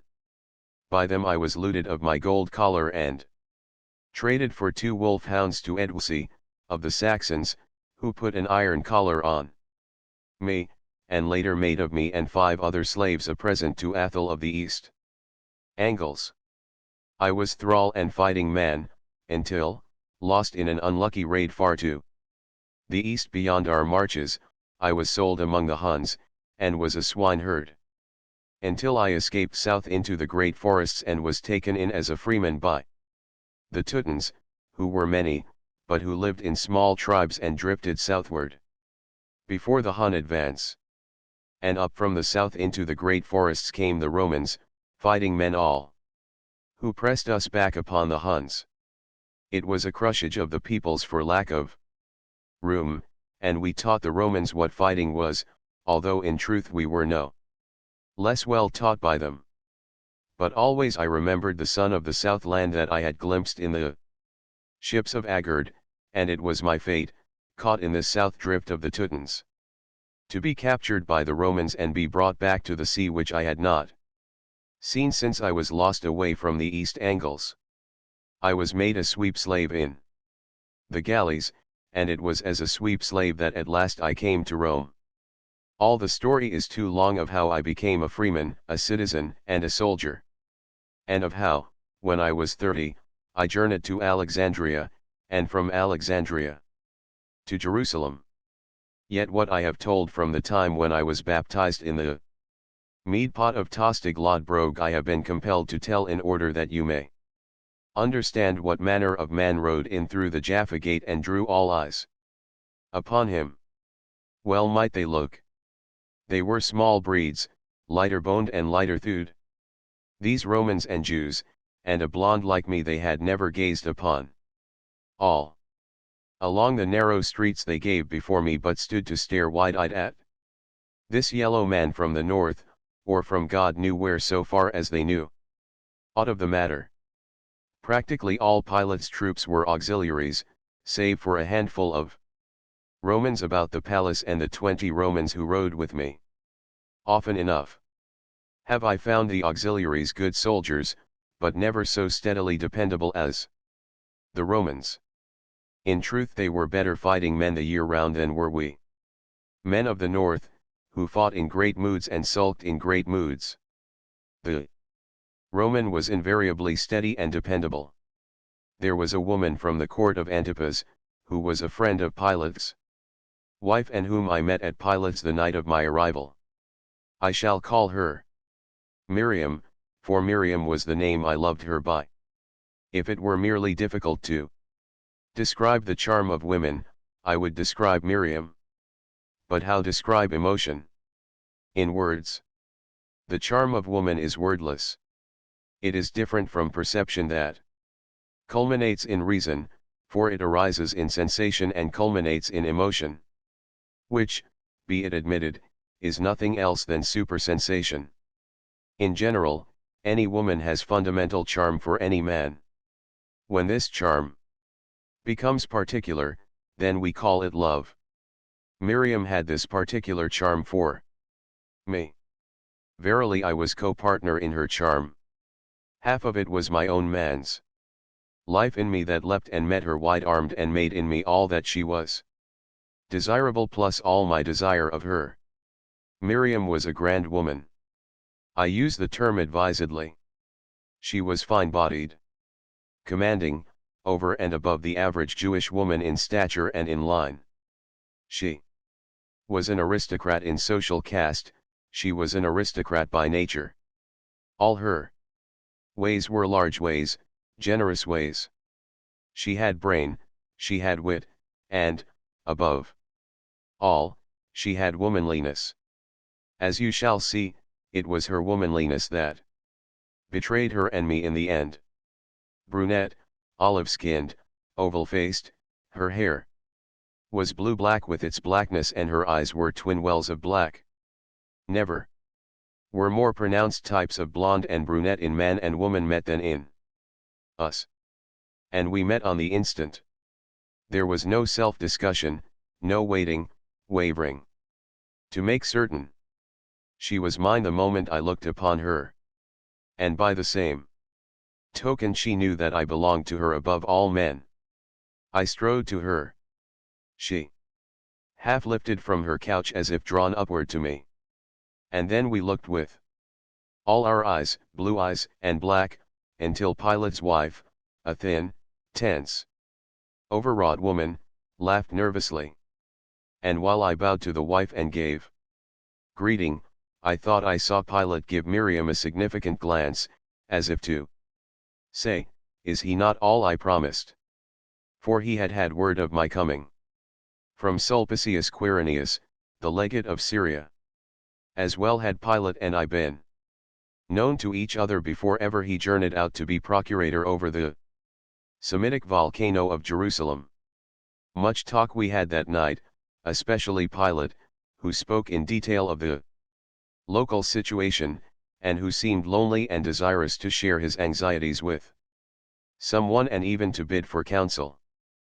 Pilate was of the solid type of Roman, with sufficient imagination intelligently to enforce the iron policy of Rome, and not unduly excitable under stress. But on this night it was plain that he was worried. The Jews had got on his nerves. They were too volcanic, spasmodic, eruptive. And further, they were subtle. The Romans had a straight, forthright way of going about anything. The Jews never approached anything directly, save backwards, when they were driven by compulsion. Left to themselves, they always approached by indirection. Pilate's irritation was due, as he explained, to the fact that the Jews were ever intriguing to make him, and through him Rome, the catspaw in the matter of their religious dissensions.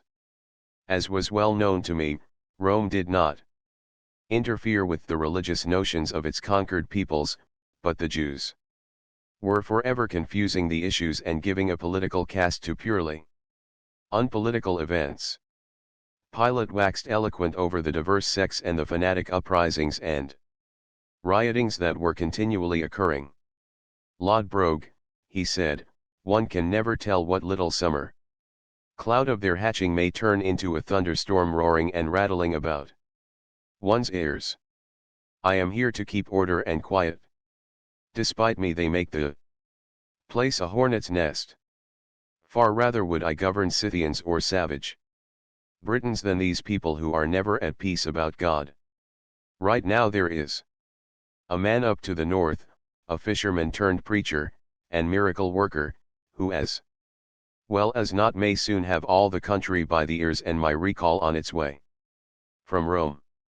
This was the first I had heard of the man called Jesus, and I little remarked it at the time. Not until afterward did I remember him, when the little summer cloud had become a full-fledged thunderstorm. I have had report of him, Pilate went on. He is not political. There is no doubt of that. But trust Caiaphas, and Hanan behind Caiaphas, to make of this fisherman a political thorn with which to prick Rome and ruin me. This Caiaphas, I have heard of him as high priest. Then who is this Hanan? I asked. The real high priest, a cunning fox, Pilate explained. Caiaphas was appointed by Gratus, but Caiaphas is the shadow and the mouthpiece of Hanan. They have never forgiven you that little matter of the votive shields, Miriam teased. Whereupon, as a man will when his sore place is touched, Pilate launched upon the episode, which had been an episode, no more, at the beginning, but which had nearly destroyed him. In all innocence before his palace he had affixed 2 shields with votive inscriptions. Ere the consequent storm that burst on his head had passed, the Jews had written their complaints to Tiberius, who approved them and reprimanded Pilate. I was glad, a little later, when I could have talk with Miriam. Pilate's wife had found opportunity to tell me about her. She was of old royal stock. Her sister was wife of Philip, tetrarch of Gaulonitis and Batanea. Now, this Philip was brother to Antipas, tetrarch of Galilee and Perea, and both were sons of Herod, called by the Jews the Great. Miriam, as I understood, was at home in the courts of both tetrarchs, being herself of the blood. Also, when a girl, she had been betrothed to Archelaus at the time he was ethnarch of Jerusalem. She had a goodly fortune in her own right, so that marriage had not been compulsory. To boot, she had a will of her own, and was doubtless hard to please in so important a matter as husbands. It must have been in the very air we breathed, for in no time Miriam and I were at it on the subject of religion. Truly, the Jews of that day battened on religion as did we on fighting and feasting. For all my stay in that country, there was never a moment when my wits were not buzzing with the endless discussions of life and death, law and God. Now Pilate believed neither in gods, nor devils, nor anything. Death, to him, was the blackness of unbroken sleep, and yet, during his years in Jerusalem, he was ever vexed with the inescapable fuss and fury of things religious. Why, I had a horseboy on my trip into Idumea, a wretched creature that could never learn to saddle, and who yet could talk, and most learnedly, without breath, from nightfall to sunrise, on the hair-splitting differences in the teachings of all the rabbis, from Shemaiah to Gamaliel. But to return to Miriam. You believe you are immortal, she was soon challenging me. Then why do you fear to talk about it? Why burden my mind with thoughts about certainties? I countered. But are you certain? She insisted. Tell me about it. What? Is it like your immortality? And when I had told her of Nibelheim and Muspel, of the birth of the giant Ymir from the snowflakes, of the cow and Humbla, and of Fenrir and Loki and the frozen Jotuns, as I say, when I had told her of all this, and of Thor and Odin and our own Valhalla, she clapped her hands and cried out, with sparkling eyes, "Oh, you barbarian! You great child! You yellow giant thing of the frost! You believer of old nurse tales and stomach satisfactions! But the spirit of you, that which cannot die, where will it go when your body is dead?" As I have said, Valhalla, I answered. And my body shall be there, too. Eating, drinking, fighting, and loving, I added. We must have our women in heaven. Else what is heaven for? I do not like your heaven, she said. It is a mad place, a beast place, a place of frost and storm and fury. And your heaven? I questioned. Is always unending summer, with the year at the ripe for the fruits and flowers and growing things. I shook my head and growled. I do not like your heaven. It is a sad place, a soft place, a place for weaklings and eunuchs and fat, sobbing shadows of men. My remarks must have glamored her mind, for her eyes continued to sparkle, and mine was half a guess that she was leading me on. My heaven, she said, is the abode of the blessed. Valhalla is the abode of the blessed, I asserted. For look. You, who cares for flowers where flowers always are? In my country, after the iron winter breaks and the sun drives away the long night, the first blossoms twinkling on the melting ice edge are things of joy, and we look, and look again. And fire! I cried out. Great glorious fire! A fine heaven!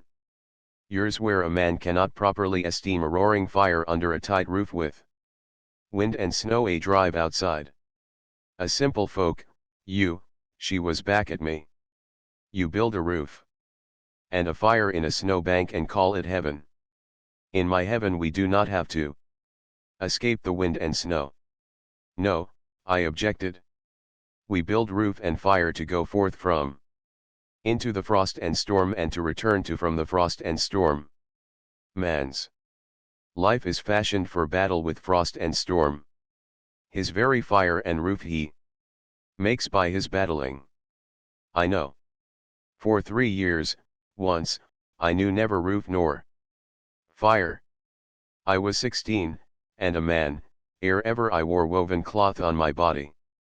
I was birthed in storm after battle, and my swaddling cloth was a wolf skin. Look at me and see what manner of man lives in Valhalla. And look she did, all a glamour, and cried out. You great, yellow giant thing of a man. Then she added pensively. Almost it saddens me that there may not be such men in my heaven. It is a good world, I consoled her. Good is the plan and wide. There is room for many heavens. It would seem that to each is given the heaven that is his heart's desire. A good country, truly, there beyond the grave. I doubt not I shall leave our feast halls and raid your coasts of sun and flowers, and steal you away. My mother was so stolen. And in the pause I looked at her, and she looked at me, and dared to look. And my blood ran fire. By Odin, this was a woman.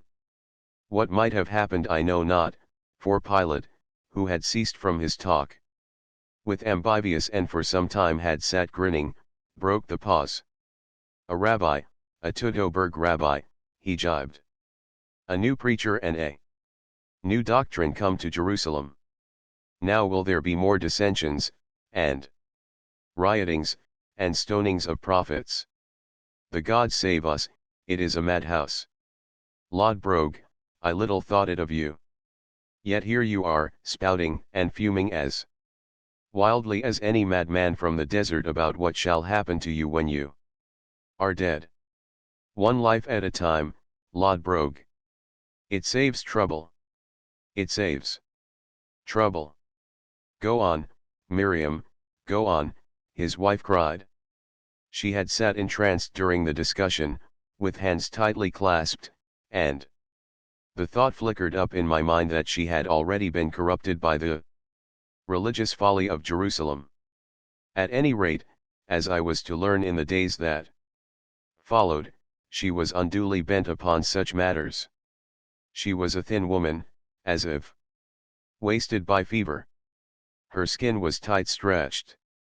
Almost it seemed I could look through her hands did she hold them between me and the light. She was a good woman, but highly nervous, and, at times, fancy flight about shades and signs and omens. Nor was she above seeing visions and hearing voices. As for me, I had no patience with such weaknesses. Yet was she a good woman with no heart of evil. I was on a mission for Tiberius, and it was my ill luck to see little of Miriam. On my return from the court of Antipas she had gone into Batanea, to Philip's court, where was her sister. Once again I was back in Jerusalem, and, though it was no necessity of my business to see Philip, who, though weak, was faithful to Roman will, I journeyed into Batanea in the hope of meeting with Miriam. Then there was my trip into Idumea. Also, I traveled into Syria in obedience to the command of Sulpicius Quirinius, who, as imperial legate, was curious of my first-hand report of affairs in Jerusalem. Thus, traveling wide and much, I had opportunity to observe the strangeness of the Jews who were so madly interested in God. It was their peculiarity. Not content with leaving such matters to their priests, they were themselves forever turning priests, and preaching wherever they could find a listener. And listeners they found a plenty. They gave up their occupations to wander about the country like beggars, disputing and bickering with the rabbis and Talmudists in the synagogues and temple porches. It was in Galilee, a district of little repute, the inhabitants of which were looked upon as witless, that I crossed the track of the man Jesus. It seems that he had been a carpenter, and after that a fisherman, and that his fellow fishermen had ceased dragging their nets and followed him in his wandering life. Some few looked upon him as a prophet, but the most contended that he was a madman. My wretched horseboy, himself claiming Talmudic knowledge second to none, sneered at Jesus, calling him the king of the beggars, calling his doctrine Ebionism, which, as he explained to me, was to the effect that only the poor should win to heaven, while the rich and powerful were to burn forever in some lake of fire. It was my observation that it was the custom of the country for every man to call every other man a madman. In truth, in my judgment, they were all mad. There was a plague of them. They cast out devils by magic charms, cured diseases by the laying on of hands, drank deadly poisons unharmed, and unharmed played with deadly snakes, or so they claimed. They ran away to starve in the deserts. They emerged howling new doctrine, gathering crowds about them, forming new sects that split on doctrine and formed more sects. By Odin, I told Pilate, a trifle of our northern frost and snow would cool their wits. This climate is too soft. In place of building roofs and hunting meat, they are ever building doctrine and altering the nature of God, Pilate corroborated sourly. A curse on doctrine. So say I agreed. If ever I get away with unaddled wits from this mad land, I'll cleave through whatever man dares mention to me what may happen after I am dead. Never were such trouble makers. Everything under the sun was pious or impious to them.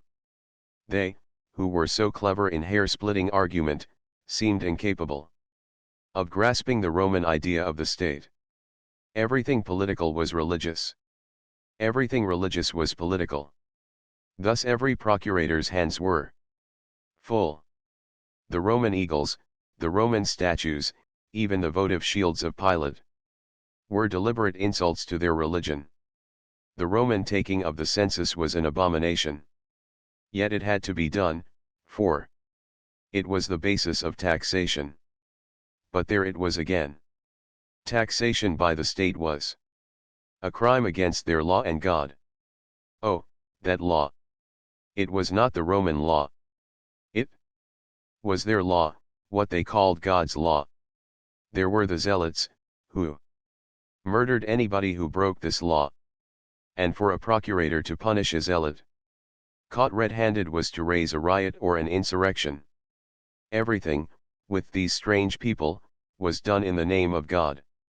There were what we Romans called the thaumaturgy.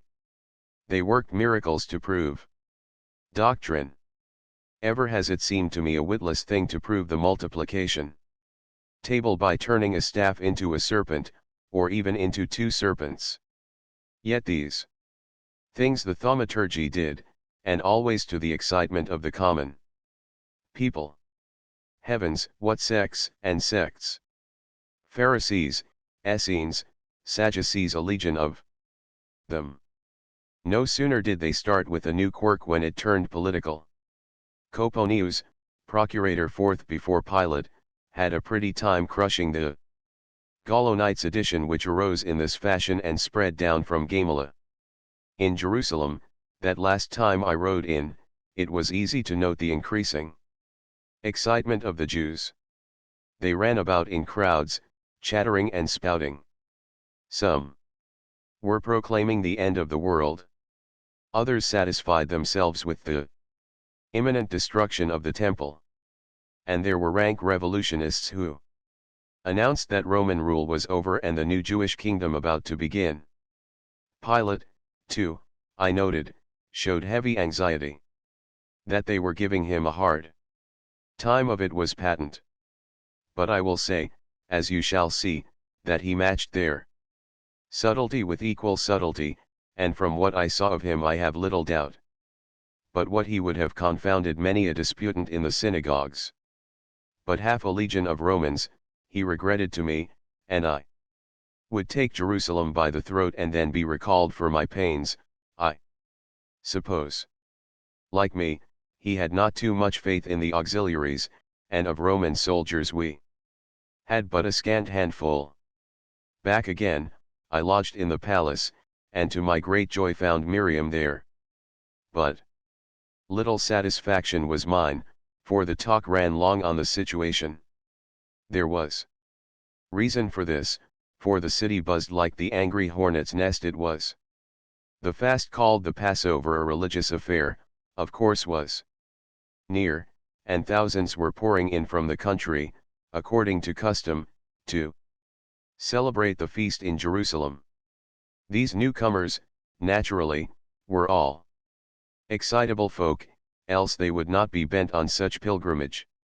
The city was packed with them, so that many camped outside the walls. As for me, I could not distinguish how much of the ferment was due to the teachings of the wandering fishermen, and how much of it was due to Jewish hatred for Rome. A tithe, no more, and maybe not so much, is due to this Jesus. Pilate answered my query.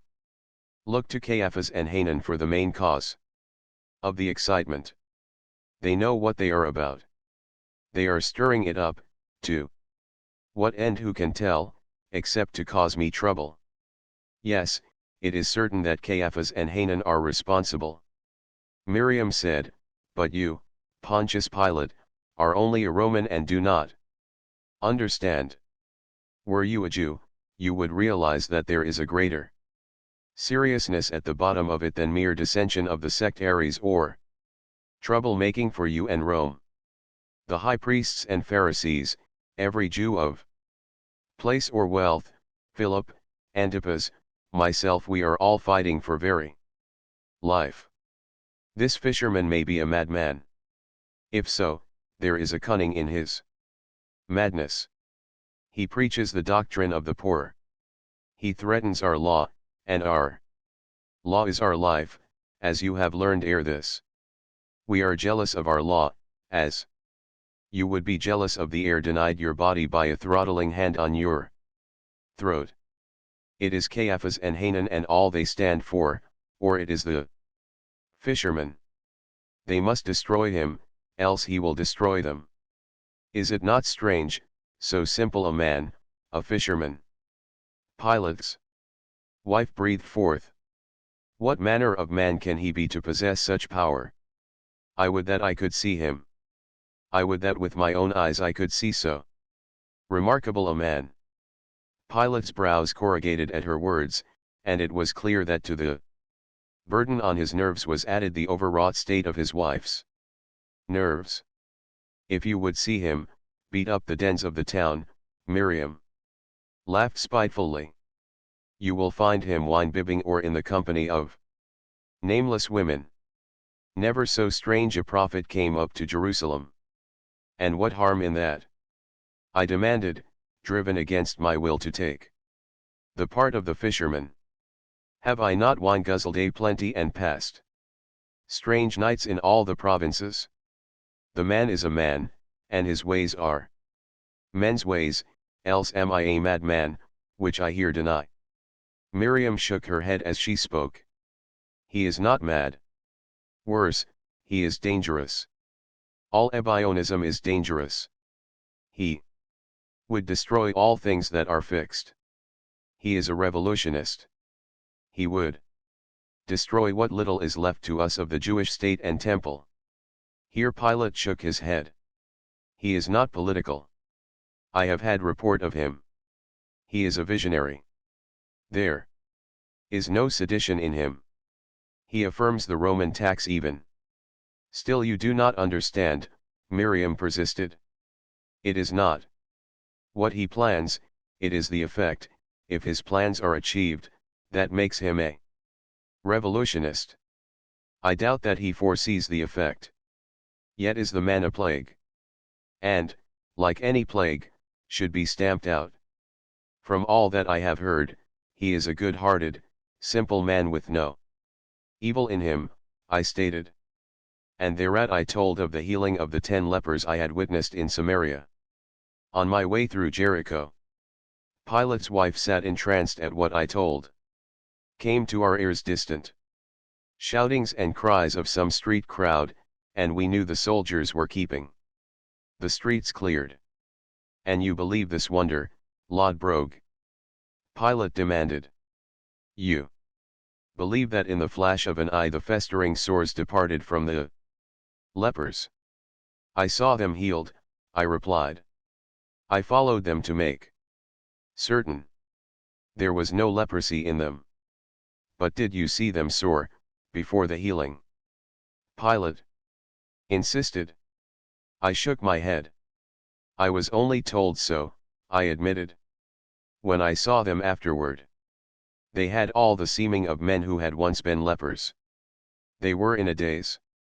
There was one who sat in the sun and ever searched his body and stared at the smooth flesh as if unable to believe his eyes. He would not speak, nor look at aught else than his flesh, when I questioned him. He was in a maze. He sat there in the sun and stared and stared. Pilate smiled contemptuously, and I noted the quiet smile on Miriam's face was equally contemptuous. And Pilate's wife sat as if a corpse, scarce breathing, her eyes wide and unseeing. Spoke Ambivius, Caiaphas holds he told me but yesterday that the fisherman claims that he will bring God down on earth and make here a new kingdom over which God will rule. Which would mean the end of Roman rule, I broke in. That is where Caiaphas and Hanan plot to embroil Rome, Miriam explained. It is not true. It is a lie they have made. Pilate nodded and asked. Is there not somewhere in your ancient books a prophecy that the priests here twist into the intent of this fisherman's mind? To this she agreed, and gave him the citation. I relate the incident to evidence the depth of Pilate's study of this people he strove so hard to keep in order. What I have heard, Miriam continued, is that this Jesus preaches the end of the world and the beginning of God's kingdom, not here, but in heaven. I have had report of that, Pilate said. It is true. This Jesus holds the justness of the Roman tax. He holds that Rome shall rule until all rule passes away with the passing of the world. I see more clearly the trick Hanan is playing me. It is even claimed by some of his followers, Ambivius volunteered, that he is God himself. I have no report that he has so said, Pilate replied. Why not? His wife breathed. Why not? Gods have descended to earth before. Look you, Pilate said. I have it by creditable report, that after this Jesus had worked some wonder whereby a multitude was fed on several loaves and fishes. The foolish Galileans were for making him a king. Against his will they would make him a king. To escape them he fled into the mountains. No madness there. He was too wise to accept the fate they would have forced upon him. Yet that is the very trick Hanan would force upon you, Miriam reiterated. They claim for him that he would be king of the Jews, an offense against Roman law, wherefore Rome must deal with him. Pilate shrugged his shoulders. A king of the beggars, rather, or a king of the dreamers. He is no fool. He is visionary, but not visionary of this world's power. All luck go with him in the next world, for that is beyond Rome's jurisdiction. He holds that property is sin. That is what hits the Pharisees. Ambivius spoke up. Pilate laughed heartily. This king of the beggars and his fellow beggars still do respect property, he explained. For, look you, not long ago they had even a treasurer for their wealth. Judas his name was, and there were words in that he stole from their common purse which he carried. Jesus did not steal. Pilate's wife asked. No, Pilate answered, it was Judas, the treasurer. Who was this John? I questioned. He was in trouble up Tiberius way and Antipas executed him. Another one, Miriam answered. He was born near Hebron. He was an enthusiast and a desert dweller. Either he or his followers claimed that he was Elijah raised from the dead. Elijah, you see, was one of our old prophets. Was he seditious? I asked. Pilate grinned and shook his head, then said. He fell out with Antipas over the matter of Herodias. John was a moralist. It is too long a story, but he paid for it with his head. No, there was nothing political in that affair. It is also claimed by some that Jesus is the son of David, Miriam said. But it is absurd. Nobody at Nazareth believes it.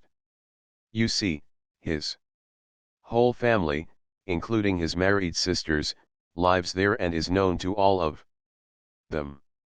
They are a simple folk, mere common people. I wish it were as simple, the report of all this complexity that I must send to Tiberius, Pilate grumbled.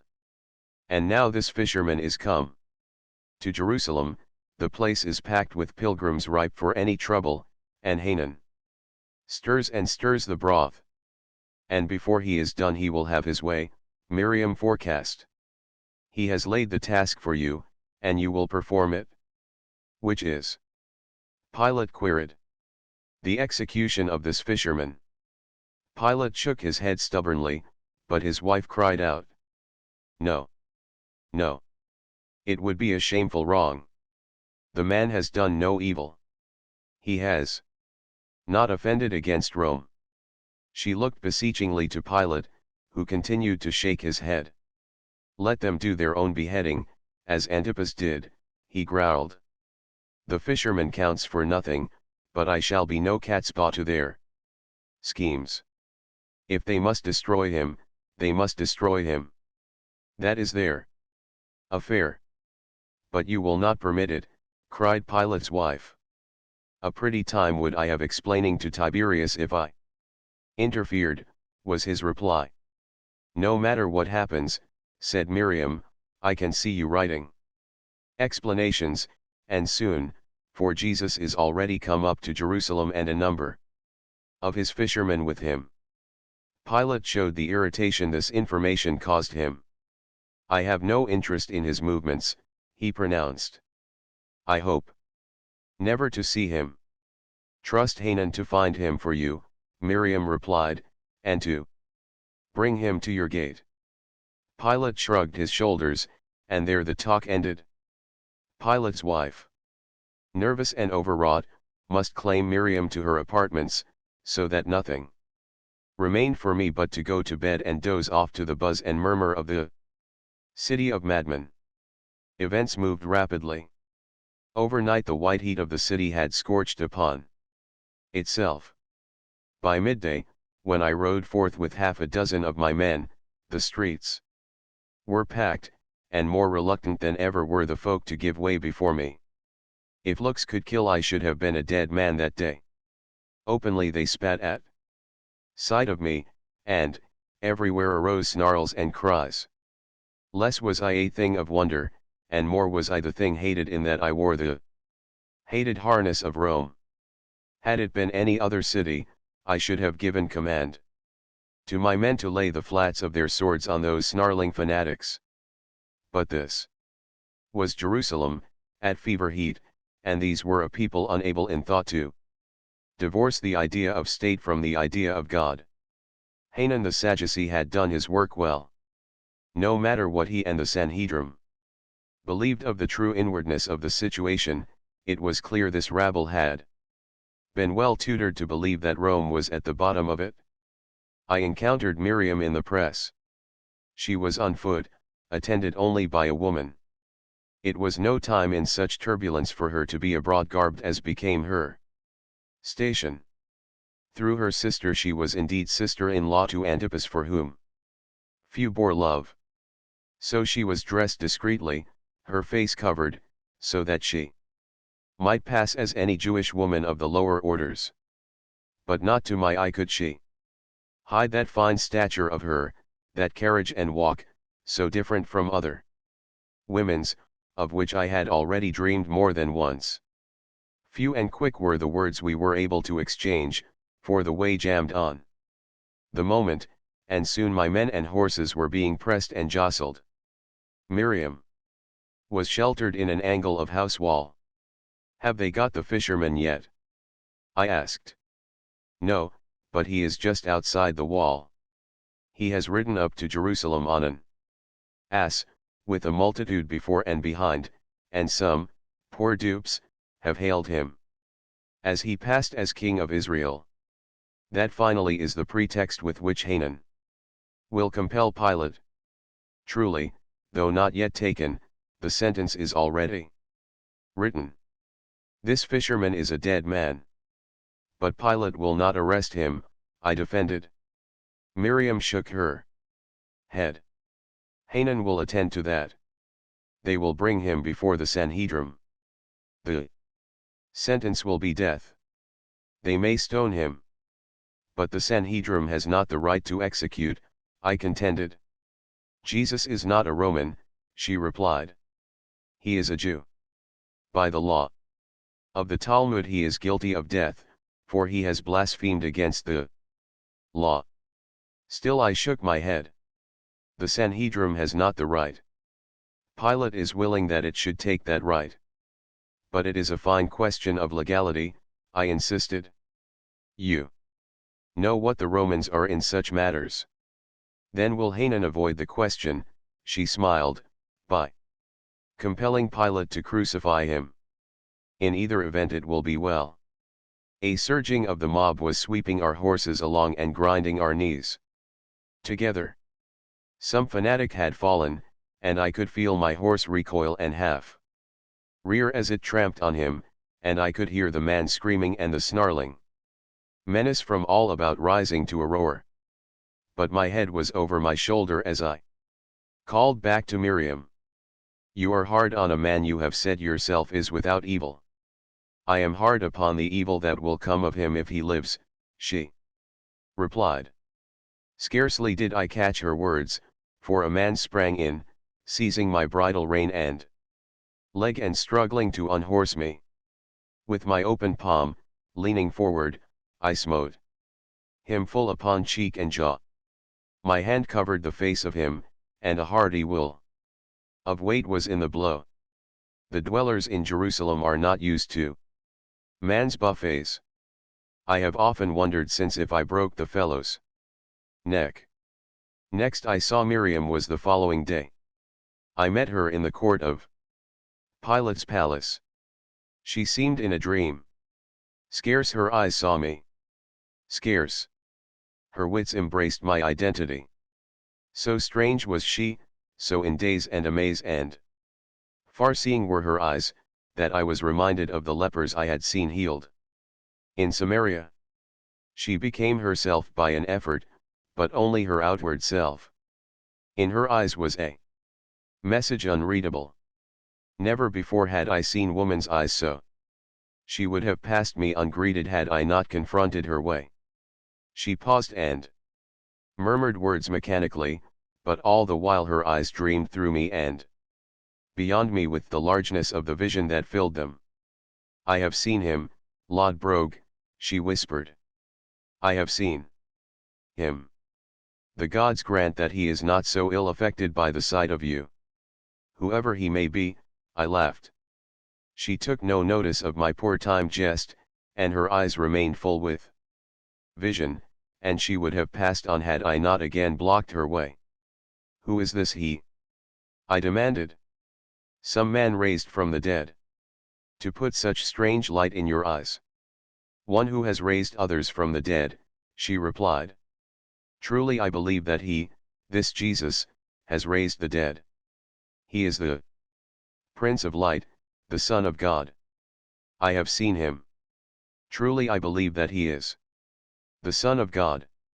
Little could I glean from her words, save that she had met this wandering fisherman and been swept away by his folly. For surely this Miriam was not the Miriam who had branded him a plague and demanded that he be stamped out as any plague. He has charmed you, I cried angrily.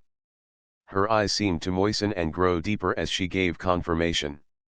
Oh, Lord Brogue, his is charm beyond all thinking, beyond all describing. But to look upon him is to know that here is the all soul of goodness and of compassion. I have seen him. I have heard him.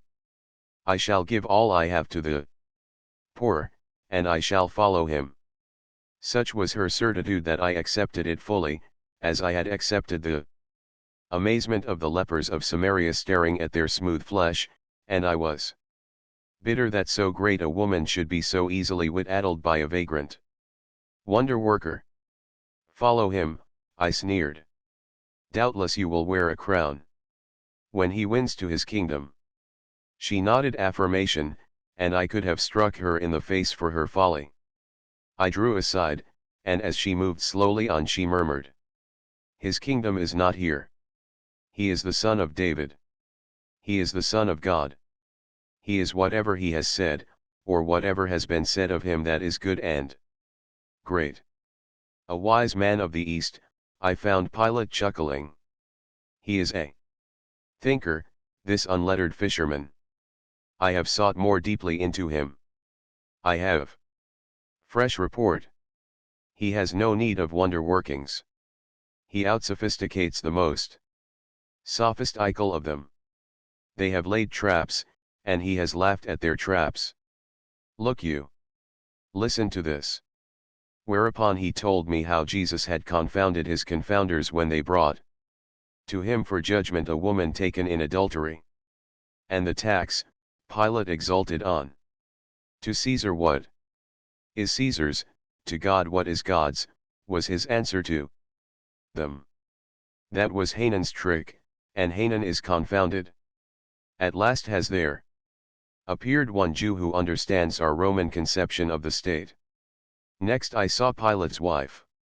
Looking into her eyes I knew, on the instant, after having seen Miriam's eyes, that this tense, distraught woman had likewise seen the fisherman. The divine is within him, she murmured to me. There is within him a personal awareness of the indwelling of God. Is he God? I queried, gently, for say something I must. She shook her head. I do not know. He has not said. But this I know, of such stuff gods are made. A charmer of women, was my privy judgment, as I left Pilate's wife walking in dreams and visions. The last days are known to all of you who read these lines, and it was in those last days that I learned that this Jesus was equally a charmer of men. He charmed Pilate. He charmed me. After Hanan had sent Jesus to Caiaphas, and the Sanhedrim, assembled in Caiaphas's house, had condemned Jesus to death, Jesus, escorted by a howling mob, was sent to Pilate for execution. Now, for his own sake and for Rome's sake, Pilate did not want to execute him. Pilate was little interested in the fishermen and greatly interested in peace and order. What cared Pilate for a man's life, for many men's lives? The school of Rome was iron, and the governors sent out by Rome to rule conquered peoples were likewise iron. Pilate thought and acted in governmental abstractions. Yet, look, when Pilate went out scowling to meet the mob that had fetched the fishermen, he fell immediately under the charm of the man. I was present. I know. It was the first time Pilate had ever seen him. Pilate went out angry. Our soldiers were in readiness to clear the court of its noisy vermin. And immediately Pilate laid eyes on the fishermen. Pilate was subdued, nay, was solicitous. He disclaimed jurisdiction, demanded that they should judge the fisherman by their law and deal with him by their law. Since the fisherman was a Jew and not a Roman. Never were there Jews so obedient to Roman rule. They cried out that it was unlawful, under Rome, for them to put any man to death. Yet Antipas had beheaded John and come to no grief of it. And Pilate left them in the court, open under the sky, and took Jesus alone into the judgment hall. What happened therein I know not, save that when Pilate emerged he was changed. Whereas before he had been disinclined to execute, because he would not be made a catspaw to Hanan, he was now disinclined to execute because of regard for the fisherman. His effort now was to save the fisherman. And all the while the mob cried, "Crucify him! Crucify him!" You, my reader, know the sincerity of Pilate's effort. You know how he tried to befool the mob, first by mocking Jesus as a harmless fool, and second, by offering to release him according to the custom of releasing one prisoner at time of the Passover. And you know how the priest's quick whisperings led the mob to cry out for the release of the murderer Barabbas. In vain Pilate struggled against the fate being thrust upon him by the priests. By sneer and jibe he hoped to make a farce of the transaction. He laughingly called Jesus the King of the Jews and ordered him to be scourged. His hope was that all would end in laughter and in laughter be forgotten. I am glad to say that no Roman soldiers took part in what followed. It was the soldiers of the auxiliaries who crowned and cloaked Jesus, put the reed of sovereignty in his hand, and, kneeling, hailed him King of the Jews. Although it failed, it was a play to placate. And I, looking on, learned the charm of Jesus. Despite the cruel mockery of his situation, he was regal. And I was quiet as I gazed. It was his own quiet that went into me. I was soothed and satisfied, and was without bewilderment. This thing had to be. All was well. The serenity of Jesus in the heart of the tumult and pain became my serenity. I was scarce moved by any thought to save him.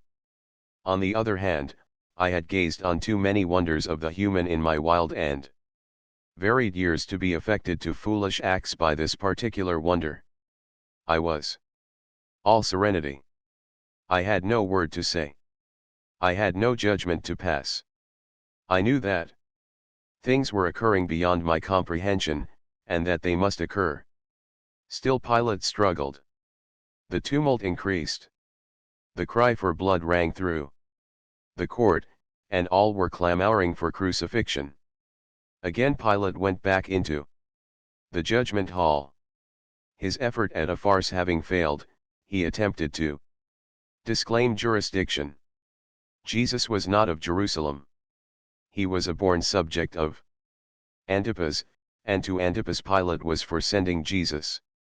But the uproar was by now communicating itself to the city. Our troops outside the palace were being swept away in the vast street mob. Rioting had begun that in the flash of an eye could turn into civil war and revolution. My own 20 legionaries were close to hand and in readiness. They loved the fanatic Jews no more than did I, and would have welcomed my command to clear the court with naked steel. When Pilate came out again, his words for Antipas' jurisdiction could not be heard, for all the mob was shouting that Pilate was a traitor, that if he let the fishermen go he was no friend of Tiberius. Close before me, as I leaned against the wall, a mangy, bearded, long-haired fanatic sprang up and down. Unceasingly, and unceasingly chanted, "Tiberius is emperor, there is no king. Tiberius is emperor, there is no king." I lost patience. The man's near noise was an offense. Lurching sidewise, as if by accident, I ground my foot on his to a terrible crushing. The fool seemed not to notice. He was too mad to be aware of the pain, and he continued to chant, "Tiberius is emperor, there is no king." I saw Pilate hesitate. Pilate, the Roman governor, for the moment was Pilate. The man, with a man's anger against the miserable creatures clamouring for the blood of so sweet and simple, brave and good a spirit as this Jesus. I saw Pilate hesitate. His gaze roved to me, as if he were about to signal to me to let loose, and I half started forward, releasing the mangled foot under my foot. I was for leaping to complete that half-formed wish of Pilate and to sweep away in blood and cleanse the court of the wretched scum that howled in it. It was not Pilate's indecision that decided me. It was this Jesus that decided Pilate and me. This Jesus looked at me. He commanded me. I tell you, this vagrant fisherman, this wandering preacher, this piece of driftage from Galilee, commanded me. No word he uttered. Yet his command was there, unmistakable as a trumpet call. And I stayed my foot, and held my hand, for who was I to thwart the will and way of so greatly serene and sweetly sure a man as this? And as I stayed I knew all the charm of him, all that in him had charmed Miriam and Pilate's wife, that had charmed Pilate himself. You know the rest. Pilate washed his hands of Jesus' blood, and the rioters took his blood upon their own heads. Pilate gave orders for the crucifixion. The mob was content, and content, behind the mob, were Caiaphas, Hanan, and the Sanhedrim. Not Pilate, not Tiberius, not Roman soldiers crucified Jesus. It was the priestly rulers and priestly politicians of Jerusalem. I saw. I know. And against his own best interests Pilate would have saved Jesus, as I would have, had it not been that no other than Jesus himself willed that he was not to be saved. Yes, and Pilate had his last sneer at this people he detested. In Hebrew, Greek, and Latin he had a writing affixed to Jesus' cross which read, "The King of the Jews." In vain the priests complained. It was on this very pretext that they had forced Pilate's hand, and by this pretext, a scorn and insult to the Jewish race, Pilate abided. Pilate executed an abstraction that had never existed in the real. The abstraction was a cheat and a lie manufactured in the priestly mind. Neither the priests nor Pilate believed it. Jesus denied it. That abstraction was the King of the Jews. The storm was over in the courtyard. The excitement had simmered down. Revolution had been averted. The priests were content, the mob was satisfied. And Pilate and I were well disgusted and weary with the whole affair. And yet, for him and me was more and most immediate storm. before Jesus was taken away. One of Miriam's women called me to her. And I saw Pilate, summoned by one of his wife's women, likewise obey. Oh, Lodbrog, I have heard, Miriam met me. We were alone, and she was close to me, seeking shelter and strength within my arms. Pilate has weakened. He is going to crucify him. But there is time. Your own men are ready. Ride with them. Only a centurion and a handful of soldiers are with him. They have not yet started. As soon as they do start, follow. They must not reach Golgotha, but wait until they are outside the city wall. Then countermand the order. Take an extra horse for him to ride. The rest is easy. Ride away into Syria with him, or into Idumea, or anywhere so long as he be saved. She concluded with her arms around my neck, her face upturned to mine and temptingly close, her eyes greatly solemn and greatly promising. Small wonder I was slow of speech. For the moment there was but one thought in my brain. After all the strange play I had seen played out, to have this come upon me. I did not misunderstand. The thing was clear. A great woman was mine. If I betrayed Rome. For Pilate was governor, his order had gone forth. And his voice was the voice of Rome. As I have said, it was the woman of her sheer womanliness, that betrayed Miriam and me in the end.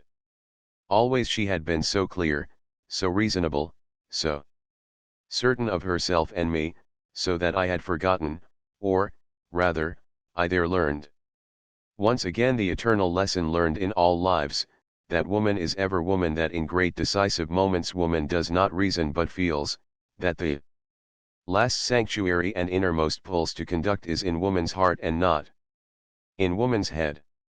Miriam misunderstood my silence, for her body moved softly within my arms as she added, as if in afterthought, "Take 2 spare horses, Lodbrog. I shall ride the other with you, away over the world, wherever you may ride." It was a bribe of kings, it was an act, paltry and contemptible, that was demanded of me in return. Still I did not speak. It was not that I was in confusion or in any doubt.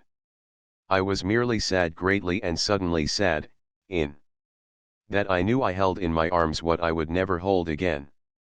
"There is but one man in Jerusalem this day who can save him," she urged, "and that man is you, Lodbrog." Because I did not immediately reply, she shook me, as if in impulse to clarify wits she considered addled. She shook me till my harness rattled. "Speak, Lodbrog, speak," she commanded. "You are strong and unafraid. You are all man. I know you despise the vermin who would destroy him. You alone can save him. You have but to say the word and the thing is done, and I will well love you and always love you for the thing you have done." "I am a Roman," I said slowly, knowing full well that with the words I gave up all hope of her. "You are a man-slave of Tiberius, a hound of Rome," she flamed. "But you a Rome nothing, for you are not a Roman. You yellow giants of the north are not Romans. The Romans are the elder brothers of us younglings of the north," I answered. "Also, I wear the harness and I eat the bread of Rome." Gently I added, "But why all this fuss and fury for a mere man's life? All men must die. Simple and easy it is to die. Today, or 100 years, it little matters. Sure we are, all of us, of the same event in the end." Quick she was, and alive with passion to save as she thrilled within my arms. "You do not understand, Lodbrog. This is no mere man. I tell you this is a man beyond men, a living God, not of men, but over men. I held her closely and knew that I was renouncing all the sweet woman of her as. I said. We are man and woman, you and I. Our life is of this world. Of these other worlds is all a madness. Let these mad dreamers go the way of their dreaming. Deny them not what they desire above all things, above meat and wine, above song and battle, even above love of woman.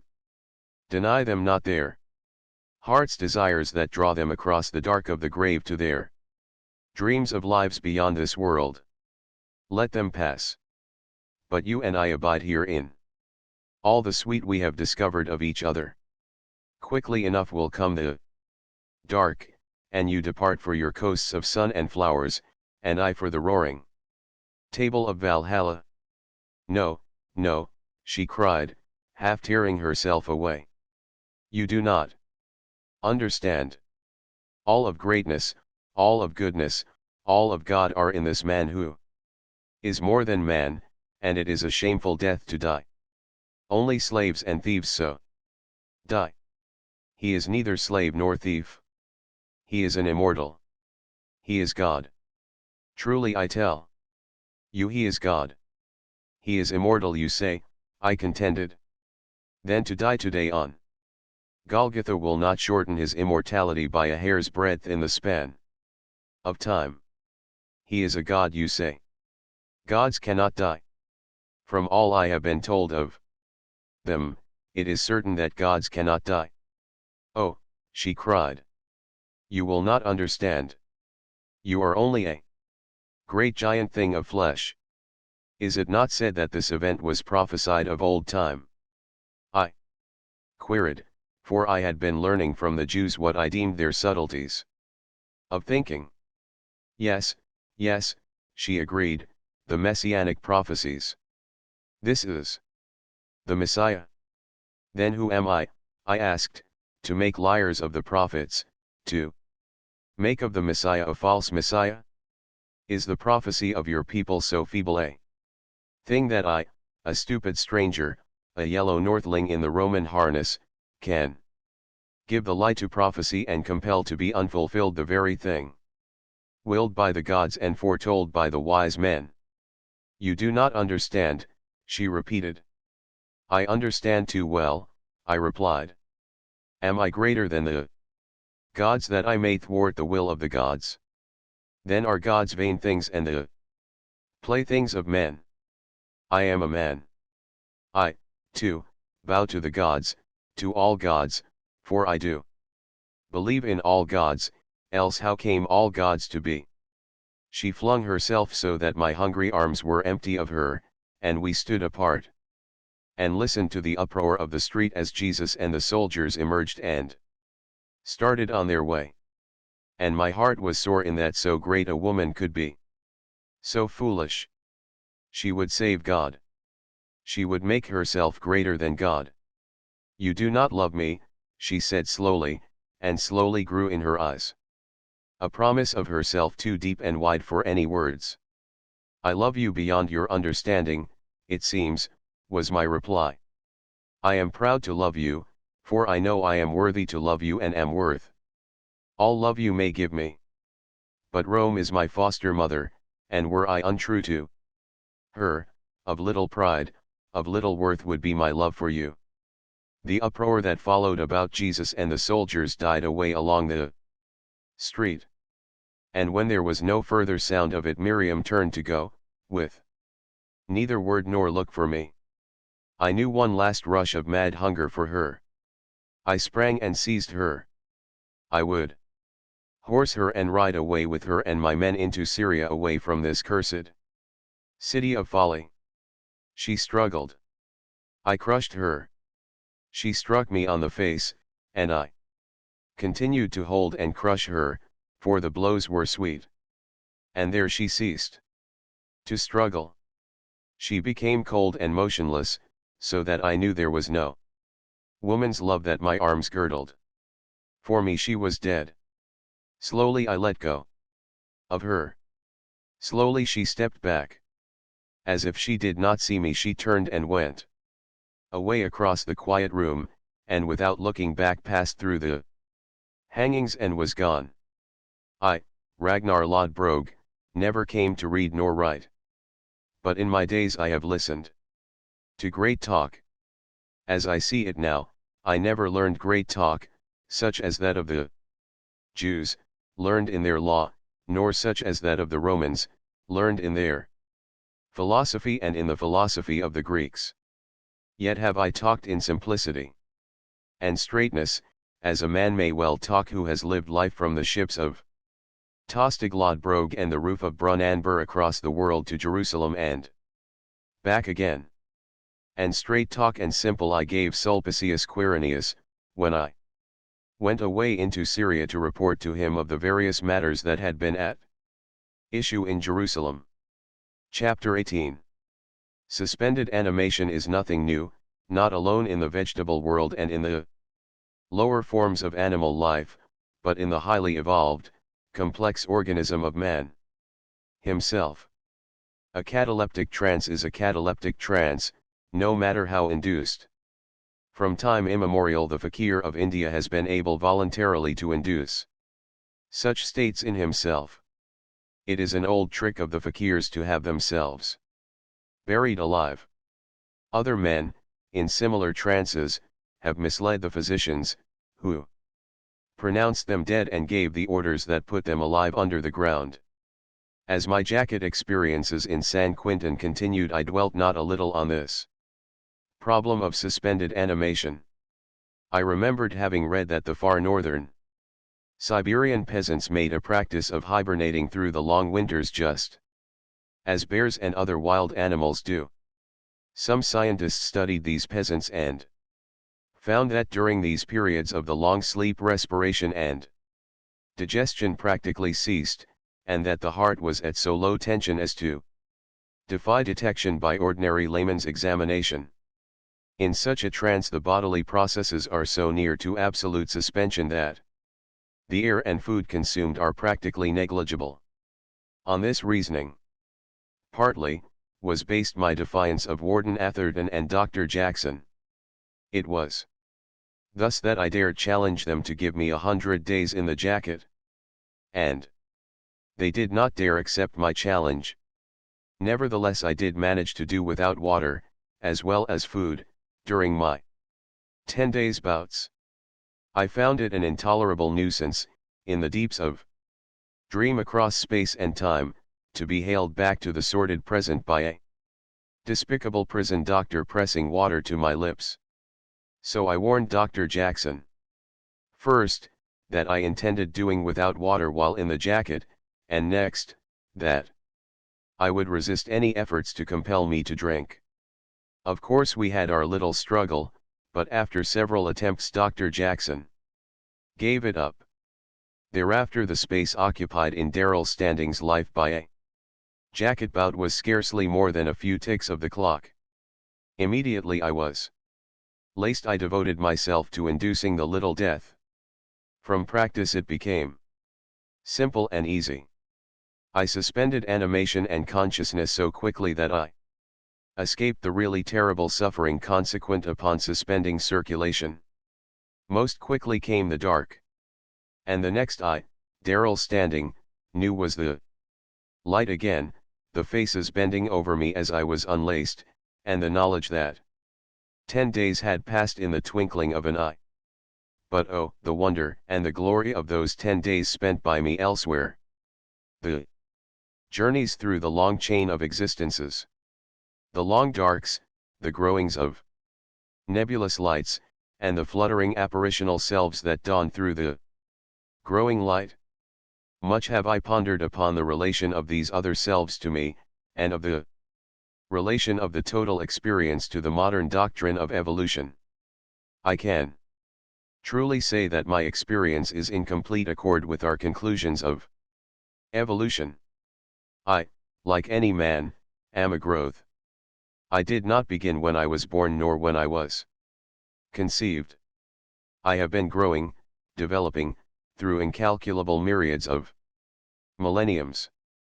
All these experiences of all these lives, and of countless other lives, have gone to the making of the soul stuff or the spirit stuff that is I. Don't you see? They are the stuff of me. Matter does not remember, for spirit is memory. I am this spirit compounded of the memories of my endless incarnations. Whence came in me, Darrell standing, the red pulse of wrath that has wrecked my life and put me in the condemned cells? Surely it did not come into being, was not created, when the babe that was to be Darrell standing was conceived. That old red wrath is far older than my mother, far older than the oldest and first mother of men. My mother, at my inception, did not create that passionate lack of fear that is mine. Not all the mothers of the whole evolution of men manufactured fear or fearlessness in men. Far back beyond the first men were fear and fearlessness, love, hatred, anger, all the emotions, growing, developing, becoming the stuff that was to become men. I am all of my past, as every protagonist of the Mendelian law must agree. All my previous selves have their voices, echoes, promptings in me. My every mode of action, heat of passion, flicker of thought is shaded, toned, infinitesimally shaded and toned, by that vast array of other selves that preceded me and went into the making of me. The stuff of life is plastic. At the same time this stuff never forgets. Mold it as you will, the old memories persist. All manner of horses, from ton shires to dwarf Shetlands, have been bred up and down from those first wild ponies, domesticated by primitive man. Yet to this day man has not bred out the kick of the horse. And I, who am composed of those first horse tamers, have not had their red anger bred out of me. I am man born of woman. My days are few, but the stuff of me is indestructible. I have been woman born of woman. I have been a woman and born my children. And I shall be born again. Oh, incalculable times again shall I be born, and yet the stupid dolts about me think that by stretching my neck with a rope they will make me cease. Yes, I shall be hanged soon. This is the end of June. In a little while they will try to befool me. They will take me from this cell to the bath, according to the prison custom of the weekly bath. But I shall not be brought back to this cell. I shall be dressed outright in fresh clothes and be taken to the death cell. There they will place the death watch on me. Night or day, waking or sleeping, I shall be watched. I shall not be permitted to put my head under the blankets for fear I may anticipate the state by choking myself. Always bright light will blaze upon me. And then, when they have well wearied me, they will lead me out one morning in a shirt without a collar and drop me through the trap. Oh, I know. The rope they will do it with is well stretched. For many a month now the hangman of Folsom has been stretching it with heavy weight so as to take the spring out of it. Yes, I shall drop far. They have cunning tables of calculations, like interest tables, that show the distance of the drop in relation to the victim's weight. I am so emaciated that they will have to drop me far in order to break my neck. And then the onlookers will take their hats off, and as I swing the doctors will press their ears to my chest to count my fading heartbeats, and at last they will say that I am dead. It is grotesque. It is the ridiculous effrontery of men maggots who think they can kill me. I cannot die. I am immortal, as they are immortal. The difference is that I know it and they do not know it. Pah! I was once a hangman, or an executioner, rather. Well, I remember it. I used the sword, not the rope. The sword is the braver way, although all ways are equally inefficacious. Forsooth, as if spirit could be thrust through with steel or throttled by a rope. Chapter 19. Next to Oppenheimer and Morel, who rotted with me through the years of darkness, I was considered the most dangerous prisoner in San Quentin. On the other hand, I was considered the toughest, tougher even than Oppenheimer and Morel. Of course, by toughness I mean enduringness. Terrible as were the attempts to break them in body and in spirit, more terrible were the attempts to break me. And I endured. Dynamite or curtains had been Warden Atherton's ultimatum. And in the end it was neither. I could not produce the dynamite, and Warden Atherton could not induce the curtains. It was not because my body was enduring, but because my spirit was enduring. And it was because, in earlier existences, my spirit had been wrought to steel hardness by steel hard experiences. There was one experience that for long was a sort of nightmare to me. It had neither beginning nor end. Always I found myself on a rocky, surge-battered islet so low that in storms the salt spray swept over its highest point. It rained much. I lived in a lair and suffered greatly, for I was without fire and lived on uncooked meat. Always I suffered. It was the middle of some experience to which I could get no clue. And since, when I went into the little death I had no power of directing my journeys, I often found myself reliving this particularly detestable experience. My only happy moments were when the sun shone, at which times I basked on the rocks and thawed out the almost perpetual chill I suffered. My one diversion was an oar and a jackknife. Upon this oar I spent much time, carving minute letters and cutting a notch for each week that passed. There were many notches.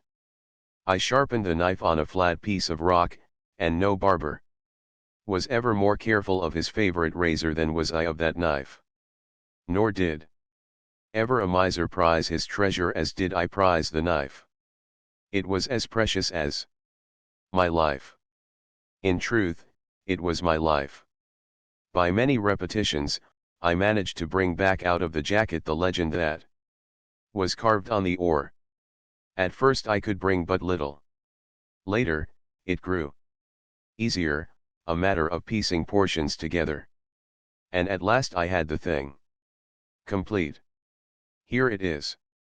This is to acquaint the person into whose hands this oar may fall, that Daniel Foss, a native of Elkton, in Maryland, one of the United States of America, and who sailed from the port of Philadelphia, in 1809, on board the brig Negotiator, bound to the Friendly Islands, was cast upon this desolate island the February following, where he erected a hut and lived a number of years, subsisting on seals, he being the last who survived of the crew of said brig, which ran foul of an island of ice, and foundered on the November 25, 1809.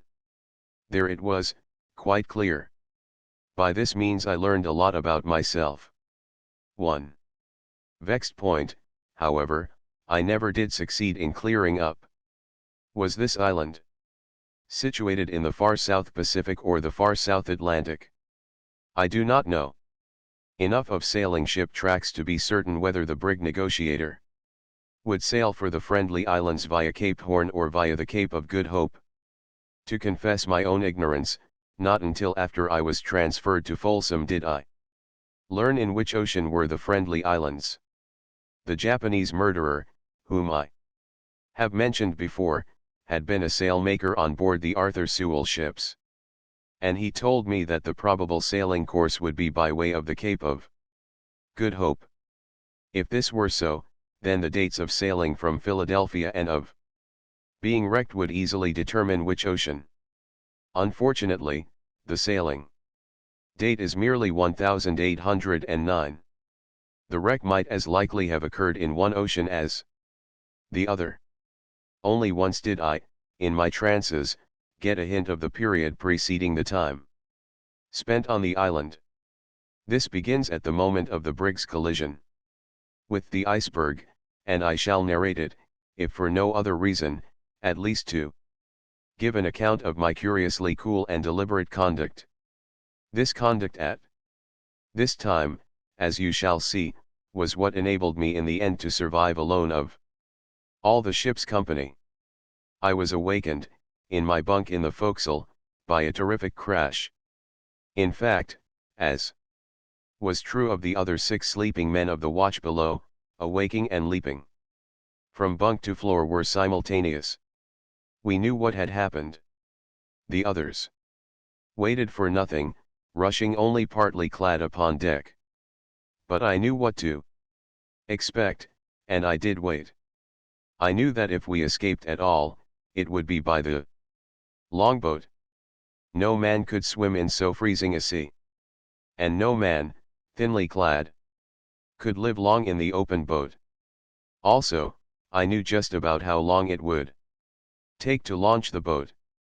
So, by the light of the wildly swinging slush lamp, to the tumult on deck and to cries of "she's sinking," I proceeded to ransack my sea chest for suitable garments. Also, since they would never use them again, I ransacked the sea chests of my shipmates. Working quickly but collectedly, I took nothing but the warmest and stoutest of clothes. I put on the 4 best woolen shirts the forecastle boasted, 3 pairs of pants, and 3 pairs of thick woolen socks. So large were my feet thus encased that I could not put on my own good boots.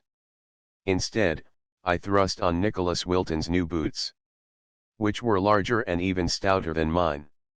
Also, I put on Jeremy Naylor's pea jacket over my own, and, outside of both, put on Seth Richard's thick canvas coat, which I remembered he had fresh oiled only a short while previous. 2 pairs of heavy mittens, John Roberts' muffler which his mother had knitted for him, and Joseph Dawes' beaver cap atop my own, both bearing ear and neck flaps, completed my outfitting. The shouts that the brig was sinking redoubled, but I took a minute longer to fill my pockets with all the plug tobacco I could lay hands on. Then I climbed out on deck, and not a moment too soon. The moon, bursting through a crack of cloud, showed a bleak and savage picture. Everywhere was wrecked gear, and everywhere was ice. The sails, ropes, and spars of the mainmast, which was still standing, were fringed with icicles, and there came over me a feeling almost of relief in that never again should I have to pull and haul on the stiff tackles and hammer ice so that the frozen ropes could run through the frozen shivs. The wind, blowing half a gale, cut with the sharpness that is a sign of the proximity of icebergs, and the big seas were bitter cold to look upon in the moonlight. The longboat was lowering away to larboard, and I saw men, struggling on the ice-sheeted deck with barrels of provisions, abandon the food in their haste to get away. In vain Captain Nicholl strove with them. A sea, breaching across from windward, settled the matter and sent them leaping over the rail in heaps. I gained the captain's shoulder, and, holding on to him, I shouted in his ear that if he would board the boat and prevent the men from casting off, I would attend to the provisioning. Little time was given me, however. Scarcely had I managed, helped by the second mate, Aaron Northrup, to lower away half a dozen barrels and kegs, when all cried from the boat that they were casting off. Good reason they had. Down upon us from windward was drifting a towering ice mountain, while to leeward, close aboard, was another ice mountain upon which we were driving. Quicker in his leap was Aaron Northrup. I delayed a moment, even as the boat was shoving away, in order to select a spot amidships where the men were thickest, so that their bodies might break my fall. I was not minded to embark with a broken member on so hazardous a voyage in the longboat. That the men might have room at the oars, I worked my way quickly aft into the stern sheets. Certainly, I had other and sufficient reasons. It would be more comfortable in the stern sheets than in the narrow bow. And further, it would be well to be near the afterguard in whatever troubles that were sure to arise under such circumstances in the days to come. In the stern sheets were the mate, Walter Drake, the surgeon, Arnold Bentham, Aaron Northrup, and Captain Nicholl, who was steering. The surgeon was bending over Northrup, who lay in the bottom groaning. Not so fortunate had he been in his ill-considered leap, for he had broken his right leg at the hip joint. There was little time for him then, however, for we were laboring in a heavy sea directly between the two ice islands that were rushing together. Nicholas Wilton, at the stroke oar, was cramped for room, so I better stowed the barrels, and, kneeling and facing him, was able to add my weight to the oar. For'ard, I could see John Roberts straining at the bow oar, pulling on his shoulders from behind. Arthur Haskins and the boy, Benny Hardwater, added their weight to his. In fact, so eager were all hands to help that more than one was thus in the way and cluttered the movements of the rowers. It was close work, but we went clear by a matter of 100 yards, so that I was able to turn my head and see the untimely end of the negotiator. She was caught squarely in the pinch, and she was squeezed between the ice as a sugar plum might be squeezed between thumb and forefinger of a boy. In the shouting of the wind and the roar of water we heard nothing, although the crack of the brig's stout ribs and deck beams must have been enough to waken a hamlet on a peaceful night. Silently, easily, the brig's sides squeezed together, the deck bulged up, and the crushed remnant dropped down and was gone, while where she had been was occupied by the grinding conflict of the ice islands. I felt regret at the destruction of this haven against the elements, but at the same time was well pleased at thought of my snugness inside my 4 shirts and 3 coats. Yet it proved a bitter night, even for me. I was the warmest clad in the boat. What the others must have suffered I did not care to dwell upon overmuch. For fear that we might meet up with more ice in the darkness, we bailed and held the boat bow on to the seas. And continually, now with one mitten, now with the other, I rubbed my nose that it might not freeze. Also, with memories lively in me of the home circle in Elkton, I prayed to God. In the morning we took stock. To commence with, all but 2 or 3 had suffered frostbite. Aaron Northrup, unable to move because of his broken hip, was very bad. It was the surgeon's opinion that both of Northrup's feet were hopelessly frozen. The longboat was deep and heavy in the water, for it was burdened by the entire ship's company of 21. 2 of these were boys. Benny Hardwater was a bare 13, and Lish Dickory, whose family was near neighbor to mine in Elkton, was just turned 16. Our provisions consisted of 300 weight of beef and 200 weight of pork. The half-dozen loaves of brine pulp bread, which the cook had brought, did not count. Then there were 3 small barrels of water and 1 small keg of beer. Captain Nicholl frankly admitted that in this uncharted ocean he had no knowledge of any near land. The one thing to do was to run for more clement climate, which we accordingly did, setting our small sail and steering quartering before the fresh wind to the northeast. The food problem was simple arithmetic. We did not count Aaron Northrup, for we knew he would soon be gone. At £1 per day, our 500 pounds would last us 25 days, at £0.5, it would last 50. So £0.5 had it. I divided and issued the meat under the captain's eyes, and managed it fairly enough, God knows, although some of the men grumbled from the first. Also, from time to time I made fair division among the men of the plug.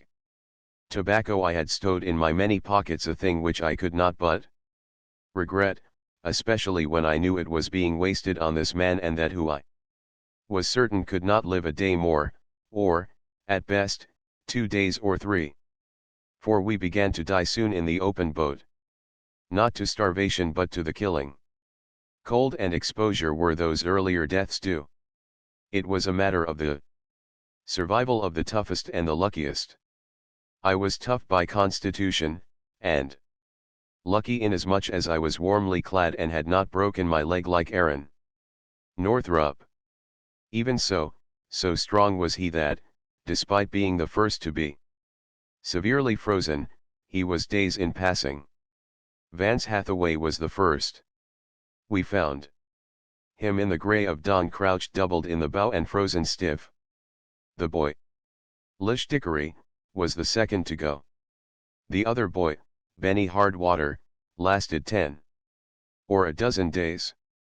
So bitter was it in the boat that our water and beer froze solid, and it was a difficult task justly to apportion the pieces I broke off with Northrop's clasp knife. These pieces we put in our mouths and sucked till they melted. Also, on occasion of snow squalls, we had all the snow we desired. All of which was not good for us, causing a fever of inflammation to attack our mouths so that the membranes were continually dry and burning.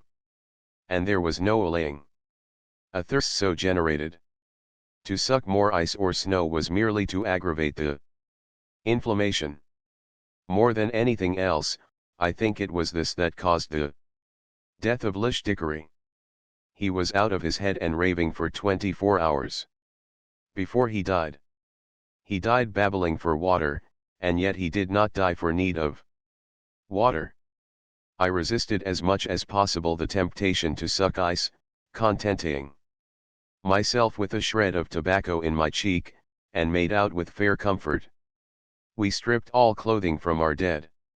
Stark they came into the world, and stark they passed out over the side of the longboat and down into the dark, freezing ocean.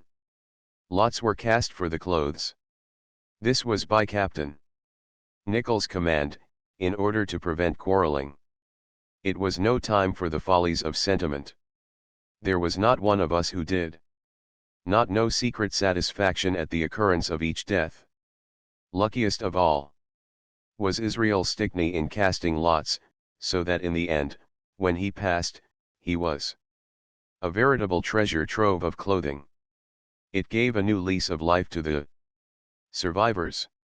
We continued to run to the northeast before the fresh westerlies, but our quest for warmer weather seemed vain. Ever the spray froze in the bottom of the boat, and I still chipped beer and drinking water with Northrop's knife. My own knife I reserved.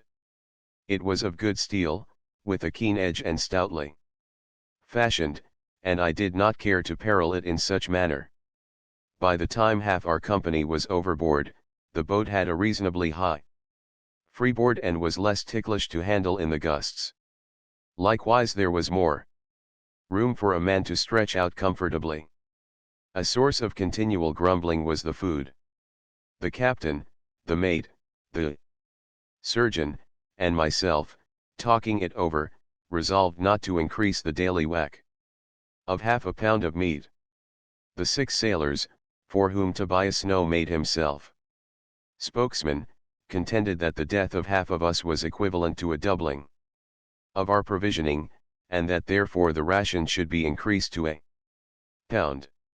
In reply, we of the afterguard pointed out that it was our chance for life that was doubled did we but bear with the half-pound ration. It is true that 8 ounces of salt meat did not go far in enabling us to live and to resist the severe cold. We were quite weak, and, because of our weakness, we frosted easily. Noses and cheeks were all black with frostbite. It was impossible to be warm, although we now had double the garments we had started with. 5 weeks after the loss of the negotiator, the trouble over the food came to a head.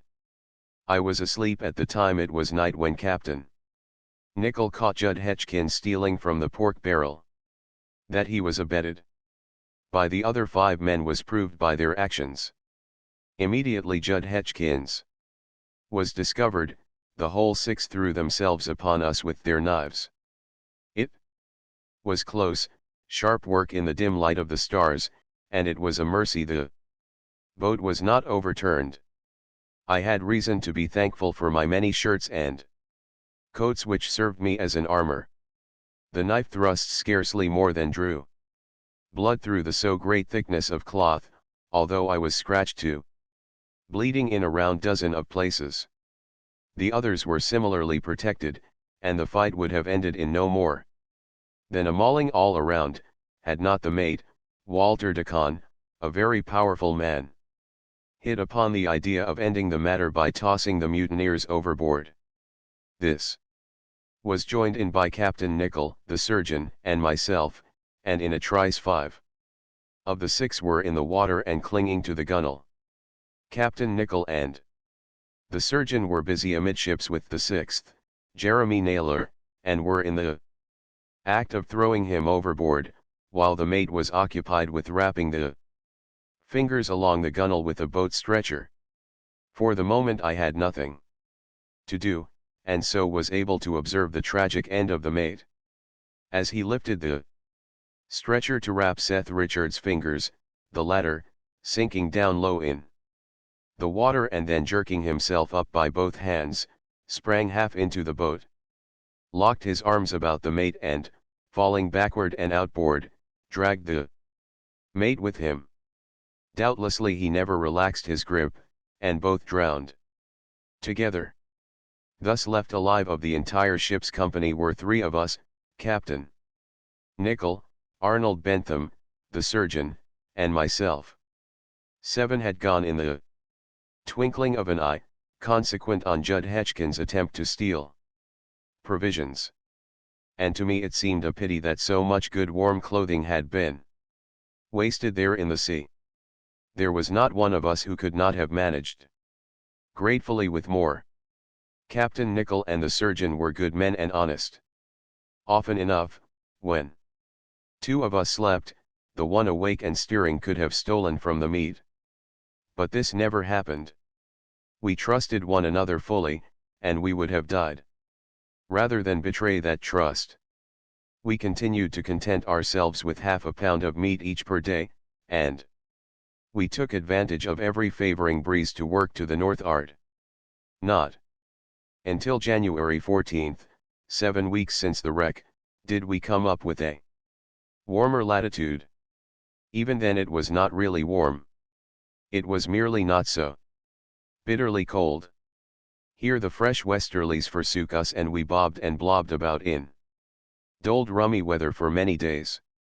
Mostly it was calm, or light contrary winds, though sometimes a burst of breeze, as like as not from dead ahead, would last for a few hours. In our weakened condition, with so large a boat, it was out of the question to row. We could merely hoard our food and wait for God to show a more kindly face. The 3 of us were faithful Christians, and we made a practice of prayer each day before the apportionment of food. Yes, and each of us prayed privately, often and long. By the end of January our food was near its end. The pork was entirely gone, and we used the barrel for catching and storing rainwater. Not many pounds of beef remained. And in all the 9 weeks in the open boat we had raised no sail, and glimpsed no land. Captain Nicholl frankly admitted that after 63 days of dead reckoning he did not know where we were. The 20th of February saw the last morsel of food eaten. I prefer to skip the details of much that happened in the next 8 days. I shall touch only on the incidents that serve to show what manner of men were my companions. We had starved so long, that we had no reserves of strength on which to draw when the food utterly ceased, and we grew weaker with great rapidity. On February 24 we calmly talked the situation over. We were 3 stout-spirited men, full of life and toughness, and we did not want to die. No one of us would volunteer to sacrifice himself for the other 2. but we agreed on three things: we must have food, we must decide the matter by casting lots, and we would cast the lots next morning if there were no wind. Next morning there was wind, not much of it, but fair, so that we were able to log a sluggish 2 knots on our northerly course. The mornings of the 26th and 27th found us with a similar breeze. We were fearfully weak, but we abided by our decision and continued to sail. But with the morning of the 28th we knew the time was come. The longboat rolled drearily on an empty, windless sea, and the stagnant, overcast sky gave no promise of any breeze. I cut 3 pieces of cloth, all of a size, from my jacket. In the ravel of one of these pieces was a bit of brown thread. Whoever drew this lost. I then put the 3 lots into my hat, covering it with Captain Nicholl's hat. All was ready, but we delayed for a time while each prayed silently and long. For we knew that we were leaving the decision to God. I was not unaware of my own honesty and worth, but I was equally aware of the honesty and worth of my companions, so that it perplexed me how God could decide so fine balanced and delicate a matter. The captain, as was his right and due, drew first. After his hand was in the hat he delayed for some time with closed eyes, his lips moving a last prayer. And he drew a blank. This was right a true decision I could not but admit to myself, for Captain Nicholl's life was largely known to me and I knew him to be honest, upright, and God-fearing. Remained the surgeon and me. It was one or the other, and, according to ship's rating, it was his due to draw next. Again we prayed. As I prayed, I strove to quest back in my life and cast a hurried tally sheet of my own worth and unworth. I held the hat on my knees with Captain Nicholl's hat over it. The surgeon thrust in his hand and fumbled about for some time, while I wondered whether the feel of that one brown thread could be detected from the rest of the ravel. At last he withdrew his hand. The brown thread was in his piece of cloth. I was instantly very humble and very grateful for God's blessing thus extended to me, and I resolved to keep more faithfully than ever all of his commandments. The next moment I could not help but feel that the surgeon and the captain were pledged to each other by closer ties of position and intercourse than with me, and that they were in a measure disappointed with the outcome. And close with that thought ran the conviction that they were such true men that the outcome would not interfere with the plan arranged. I was right. The surgeon bared arm and knife and prepared to open a great vein. First, however, he spoke a few words. I am a native of Norfolk in the Virginias, he said, where I expect I have now a wife and 3 children living. The only favor that I have to request of you is, that should it please God to deliver either of you from your perilous situation, and should you be so fortunate as to reach once more your native country, that you would acquaint my unfortunate family with my wretched fate. Next he requested courteously of us a few minutes in which to arrange his affairs with God. Neither Captain Nicholl nor I could utter a word, but with streaming eyes we nodded our consent. Without doubt Arnold Bentham was the best collected of the 3 of us. My own anguish was prodigious, and I am confident that Captain Nicholl suffered equally. But what was one to do? The thing was fair and proper and had been decided by God.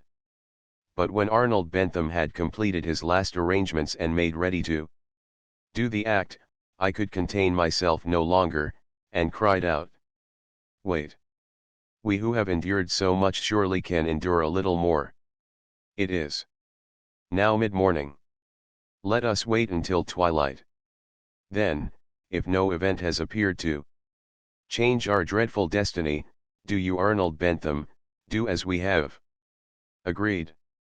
He looked to Captain Nicholl for confirmation of my suggestion, and Captain Nickel could only nod.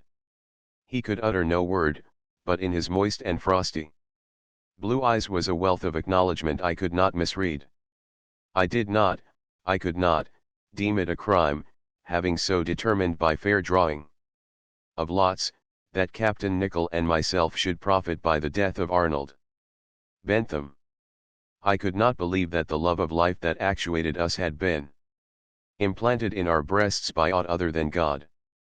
It was God's will, and we his poor creatures could only obey and fulfill his will. And yet, God was kind.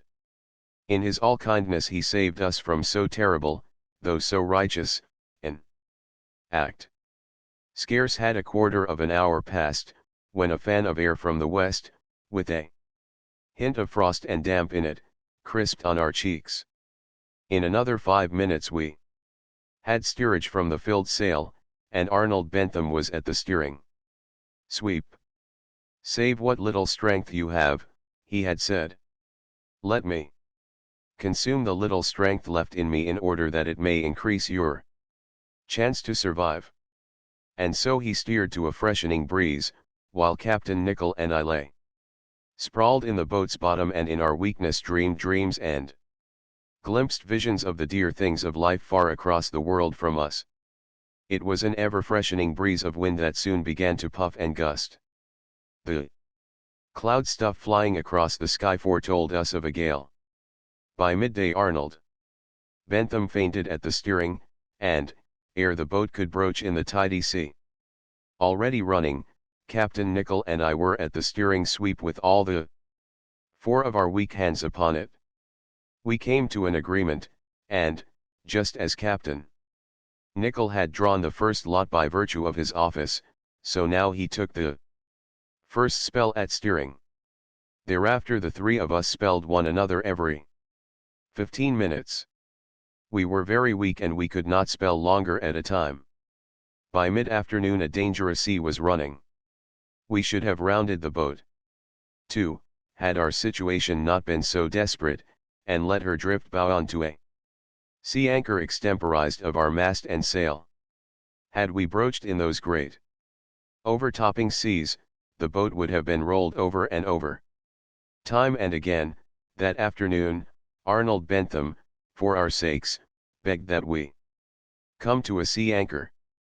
He knew that we continued to run only in the hope that the decree of the lots might not have to be carried out. He was a noble man. So was Captain Nickel noble, whose frosty eyes had wizened to points of steel. And in such noble company how could I be less noble? I thanked God repeatedly, through that long afternoon of peril, for the privilege of having known two such men. God and the right dwelt in them, and no matter what my poor fate might be, I could but feel well recompensed by such companionship. Like them I did not want to die, yet was unafraid to die. The quick, early doubt I had had of these 2 men was long since dissipated. Hard the school, and hard the men, but they were noble men, God's own men. I saw it first. Arnold Bentham, his own death accepted, and Captain Nickel, well nigh accepting death, lay rolling like loose-bodied dead men in the boat's bottom, and I was steering when I saw it. The boat, foaming and surging with the swiftness of wind in its sail, was uplifted on a crest, when, close before me, I saw the sea-battered islet of rock. It was not half a mile off. I cried out, so that the other 2, kneeling and reeling and clutching for support, were peering and staring at what I saw. "Straight for it, Daniel," Captain Nickel mumbled command. "There may be a cove. There may be a cove. It is our only chance."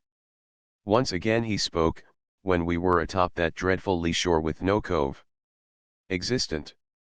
"Straight for it, Daniel. If we go clear we are too weak ever to win back against sea and wind." He was right. I obeyed. He drew his watch and looked, and I asked the time. It was 5 o'clock.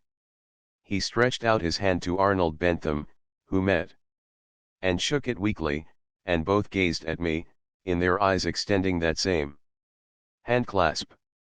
It was farewell, I knew, for what chance had creatures so feeble as we to win alive over those surf-battered rocks to the higher rocks beyond? 20 feet from shore the boat was snatched out of my control. In a trice it was overturned and I was strangling in the salt. I never saw my companions again. By good fortune I was buoyed by the steering oar I still grasped, and by great good fortune a fling of sea, at the right instant, at the right spot, threw me far up the gentle slope of the one shelving rock on all that terrible shore. I was not hurt. I was not bruised. And with brain reeling from weakness, I was able to crawl and scramble farther up beyond the clutching backwash of the sea. I stood upright, knowing myself saved, and thanking God, and staggering as I stood. Already the boat was pounded to 1,000 fragments. And though I saw them not, I could guess how grievously had been pounded the bodies of Captain Nicholl and Arnold Bentham. I saw an oar on the edge of the foam, and at certain risk I drew it clear. Then I fell to my knees, knowing myself fainting. And yet, ere I fainted, with a sailor's instinct I dragged my body on and up among the cruel hurting rocks to faint finally beyond the reach of the sea. I was near a dead man myself, that night, mostly in stupor, only dimly aware at times of the extremity of cold and wet that I endured. Morning brought me astonishment and terror. No plant, not a blade of grass, grew on that wretched projection of rock from the ocean's bottom. 1/4 of a mile in width, and a half mile in length, it was no more than a heap of rocks. Naught could I discover to gratify the cravings of exhausted nature. I was consumed with thirst, yet was there no fresh water. In vain I tasted to my mouth's undoing every cavity and depression in the rocks. The spray of the gale so completely had enveloped every portion of the island that every depression was filled with water salt as the sea. Of the boat remained nothing, not even a splinter to show that a boat had been. I stood possessed of my garments, a stout knife, and the one oar I had saved. The gale had abated, and all that day, staggering and falling, crawling till hands and knees bled, I vainly sought water. That night, nearer death than ever, I sheltered behind a rock from the wind. A heavy shower of rain made me miserable. I removed my various coats and spread them to soak up the rain, but, when I came to wring the moisture from them into my mouth, I was disappointed, because the cloth had been thoroughly impregnated with the salt of the ocean in which I had been immersed. I lay on my back, my mouth open to catch the few raindrops that fell directly into it. It was tantalizing, but it kept my membranes moist and me from madness. The second day I was a very sick man. I, who had not eaten for so long, began to swell to a monstrous fatness my legs, my arms, my whole body.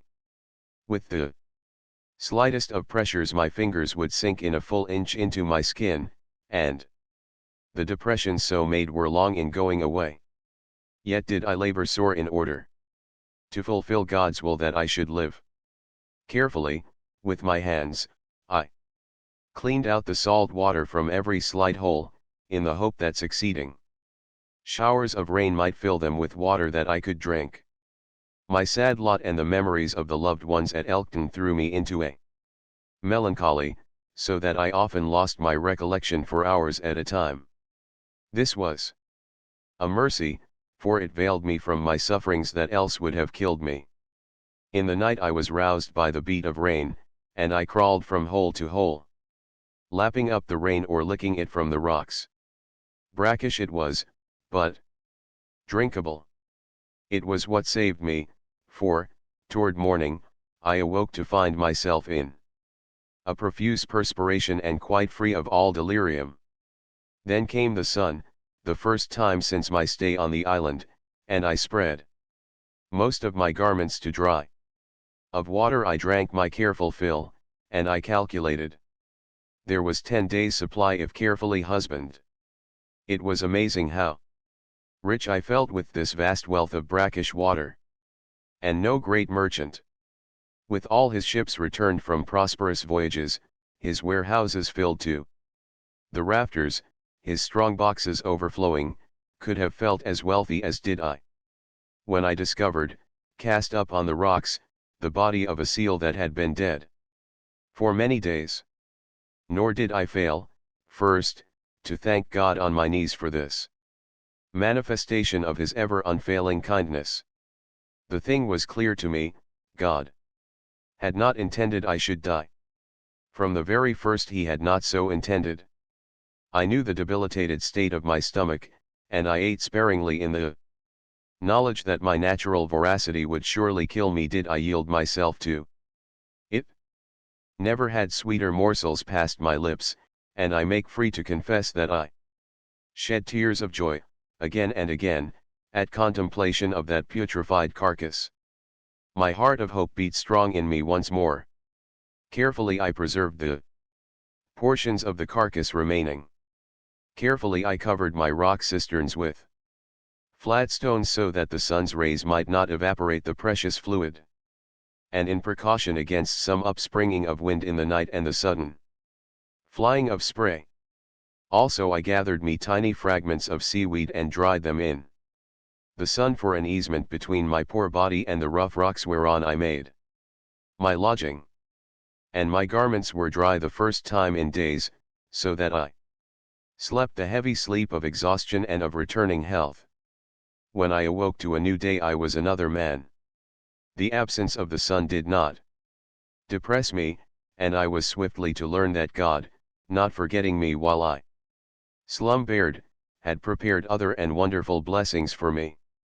I would have fain rubbed my eyes and looked again, for, as far as I could see, the rocks bordering upon the ocean were covered with seals.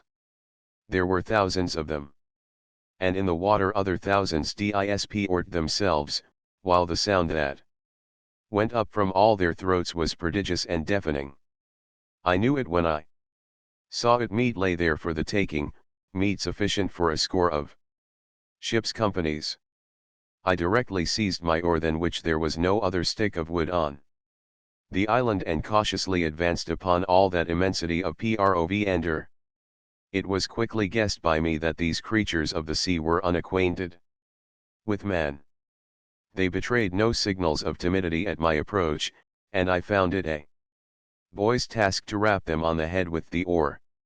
And when I had so killed my third and my fourth, I went immediately and strangely mad. Indeed quite bereft was I of all judgment as I slew and continued to slay. For the space of 2 hours I toiled unceasingly with the oar, till I was ready to drop.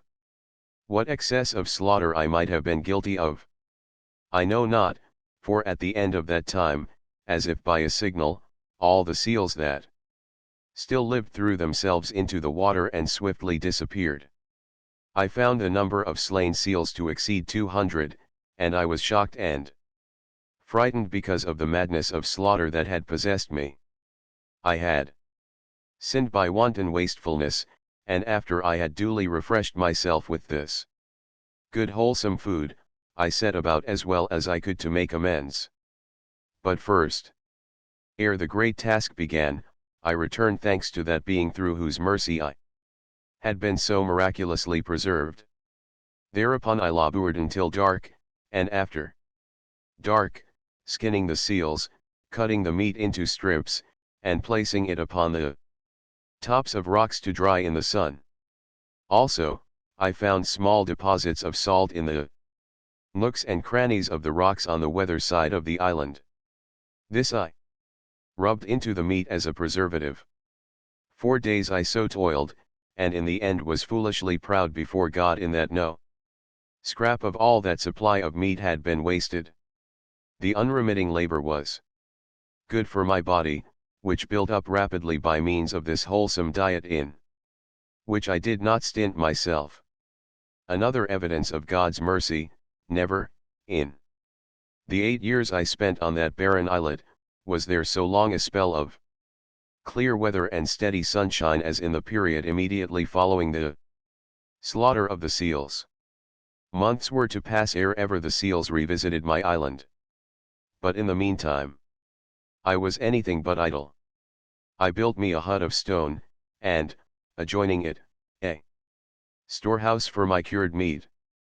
The hut I roofed with many seal skins, so that it was fairly waterproof.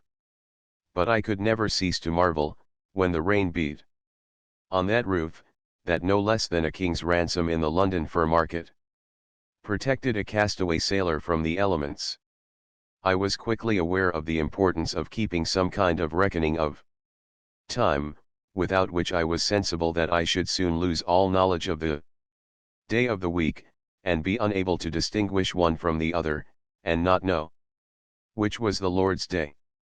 I remembered back carefully to the reckoning of time kept in the longboat by Captain Nicholl, and carefully, again and again, to make sure beyond any shadow of uncertainty, I went over the tale of the days and nights I had spent on the island. Then, by 7 stones outside my hut, I kept my weekly calendar.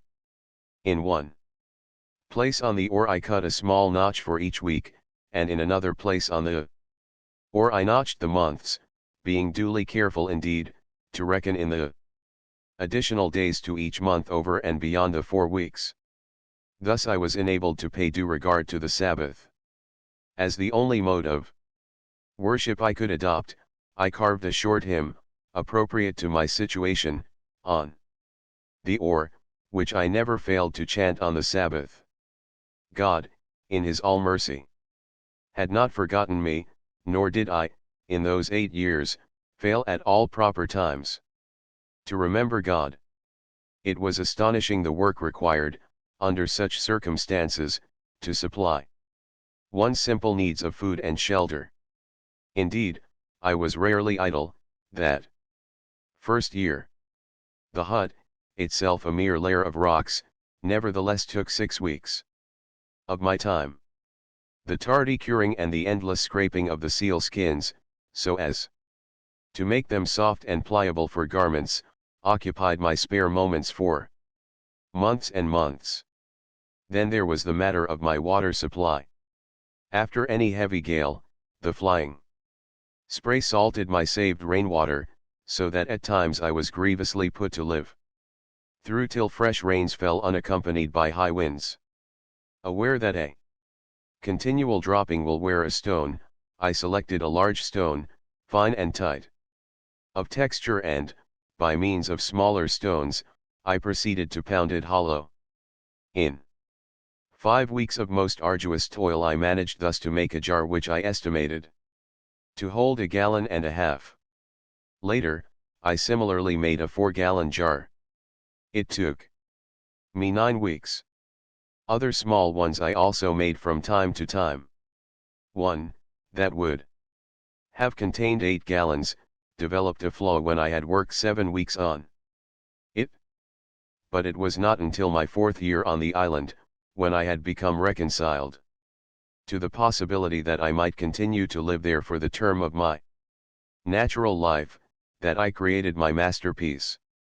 It took me 8 months, but it was tight, and it held upwards of 30 gallons. These stone vessels were a great gratification to me, so much so, that at times I forgot my humility, and was unduly vain of them. Truly, they were more elegant to me than was ever the costliest piece of furniture to any queen. Also, I made me a small rock vessel, containing no more than a quart, with which to convey water from the catching places to my large receptacles.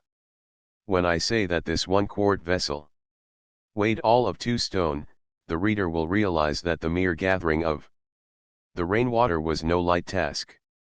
Thus, I rendered my lonely situation as comfortable as could be expected. I had completed me a snug and secure shelter, and, as to provision, I had always on hand a 6-month supply, preserved by salting and drying. For these things, so essential to preserve life, and which one could scarcely have expected to obtain upon a desert island, I was sensible that I could not be too thankful. Although denied the privilege of enjoying the society of any human creature, not even of a dog or a cat, I was far more reconciled to my lot than thousands probably would have been. Upon the desolate spot, where fate had placed me, I conceived myself far more happy than many, who, for ignominious crimes, were doomed to drag out their lives in solitary confinement with conscience ever biting as a corrosive canker. However dreary my prospects, I was not without hope that providence, which, at the very moment when hunger threatened me with dissolution, and when I might easily have been engulfed in the maw of the sea, had cast me upon those barren rocks, would finally direct someone to my relief. If deprived of the society of my fellow creatures, and of the conveniences of life, I could not but reflect that my forlorn situation was yet attended with some advantages. Of the whole island, though small, I had peaceable possession. No one, it was probable, would ever appear to dispute my claim, unless it were the amphibious animals of the ocean. Since the island was almost inaccessible, at night my repose was not disturbed by continual apprehension of the approach of cannibals or of beasts of prey. Again and again I thanked God on my knees for these various and many benefactions. Yet is man ever a strange and unaccountable creature. I, who had asked of God's mercy no more than putrid meat to eat and a sufficiency of water not too brackish, was no sooner blessed with an abundance of cured meat and sweet water than I began to know discontent with my lot. I began to want fire, and the savor of cooked meat in my mouth. And continually I would discover myself longing for certain delicacies of the palate such as were part of the common daily fare on the home table at Elkton. Strive as I would, ever my fancy eluded my will and wantoned in daydreaming of the good things I had eaten and of the good things I would eat if ever I were rescued from my lonely situation. It was the old Adam in me, I suppose, the taint of that first father who was the first rebel against God's commandments. Most strange is man, ever insatiable, ever unsatisfied, never at peace with God or himself, his days filled with restlessness and useless endeavor, his nights a glut of vain dreams of desires wilful and wrong. Yes, and also I was much annoyed by my craving for tobacco. My sleep was often a torment to me, for it was then that my desires took license to rove, so that 1,000 times I dreamed myself possessed of hogsheads of tobacco and of warehouses of tobacco, and of shiploads and of entire plantations of tobacco. But I revenged myself upon myself. I prayed God unceasingly for a humble heart, and chastised my flesh with unremitting toil. Unable to improve my mind, I determined to improve my barren island. I labored 4 months at constructing a stone wall 30 feet long, including its wings, and a dozen feet high. This was as a protection to the hut in the periods of the great gales when all the island was as a tiny petrel in the maw of the hurricane. Nor did I conceive the time misspent.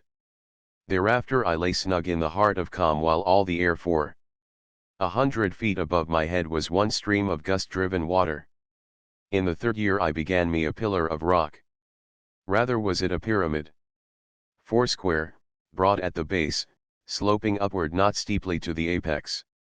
In this fashion I was compelled to build, for gear and timber there was none in all the island for the construction of scaffolding.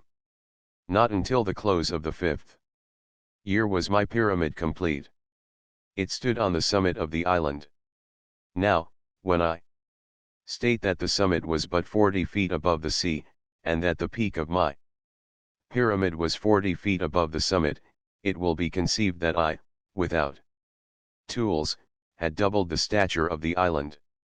It might be urged by some unthinking ones that I interfered with God's plan in the creation of the world. Not so, I hold. For was not I equally a part of God's plan, along with this heap of rocks upjutting in the solitude of ocean? My arms with which to work, my back with which to bend and lift, my hands cunning to clutch and hold, were not these parts too in God's plan? Much I pondered the matter. I know that I was right. In the 6th year I increased the base of my pyramid, so that in 18 months thereafter the height of my monument was 50 feet above the height of the island. This was no Tower of Babel. It served two right purposes. It gave me a lookout from which to scan the ocean for ships, and increased the likelihood of my island being sighted by the careless roving eye of any seaman. And it kept my body and mind in health. With hands never idle, there was small opportunity for Satan on that island. Only in my dreams did he torment me, principally with visions of varied foods and with imagined indulgence in the foul weed called tobacco.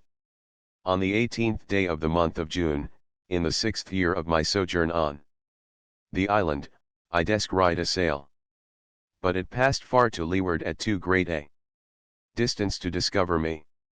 Rather than suffering disappointment, the very appearance of the sail afforded me the liveliest satisfaction.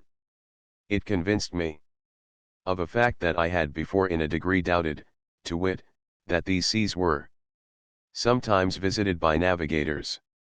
Among other things, where the seals hauled up out of the sea, I built wide-spreading wings of low rock walls that narrowed to a cul-de-sac, where I might conveniently kill such seals as entered without exciting their fellows outside and without permitting any wounded or frightening seal to escape and spread a contagion of alarm. 7 months to this structure alone were devoted. As the time passed, I grew more contented with my lot, and the devil came less and less in my sleep to torment the old Adam in me with lawless visions of tobacco and savory foods. And I continued to eat my seal meat and call it good, and to drink the sweet rainwater of which always I had plenty, and to be grateful to God. And God heard me, I know, for during all my term on that island I knew never a moment of sickness, save two, both of which were due to my gluttony, as I shall later relate. In the 5th year, ere I had convinced myself that the keels of ships did on occasion plough these seas, I began carving on my oar minutes of the more remarkable incidents that had attended me since I quitted the peaceful shores of America. This I rendered as intelligible and permanent as possible, the letters being of the smallest size. 6, and even 5, letters were often a day's work for me, so painstaking was I. And, lest it should prove my hard fortune never to meet with the long-wished opportunity to return to my friends and to my family at Elkton, I engraved, or niched, on the broad end of the oar, the legend of my ill fate which I have already quoted near the beginning of this narrative. This oar, which had proved so serviceable to me in my destitute situation, and which now contained a record of my own fate and that of my shipmates, I spared no pains to preserve. No longer did I risk it in knocking seals on the head. Instead, I equipped myself with a stone club, some 3 feet in length and of suitable diameter, which occupied an even month in the fashioning. Also, to secure the oar from the weather, for I used it in mild breezes as a flagstaff. On top of my pyramid from which to fly a flag I made me from one of my precious shirts, I contrived for it a covering of well-cured seal skins. In the month of March of the 6th year of my confinement I experienced one of the most tremendous storms that was perhaps ever witnessed by man. It commenced At about 9 in the evening, with the approach of black clouds and a freshening wind from the southwest, which, by 11, had become a hurricane, attended with incessant peals of thunder and the sharpest lightning I had ever witnessed, I was not without apprehension for the safety of the island. Over every part, the seas made a clean breach, except of the summit of my pyramid. There the life was nigh beaten and suffocated out of my body by the drive of the wind and spray. I could not but be sensible that my existence was spared solely because of my diligence in erecting the pyramid and so doubling the stature of the island. Yet, in the morning, I had great reason for thankfulness. All my saved rainwater was turned brackish, save that in my largest vessel which was sheltered in the lee of the pyramid. By careful economy I knew I had drink sufficient until the next rain, no matter how delayed, should fall.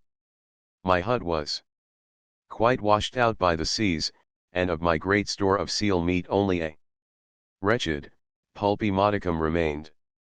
Nevertheless I was agreeably surprised to find the rocks plentifully distributed with a sort of fish more nearly like the mullet than any I had ever observed.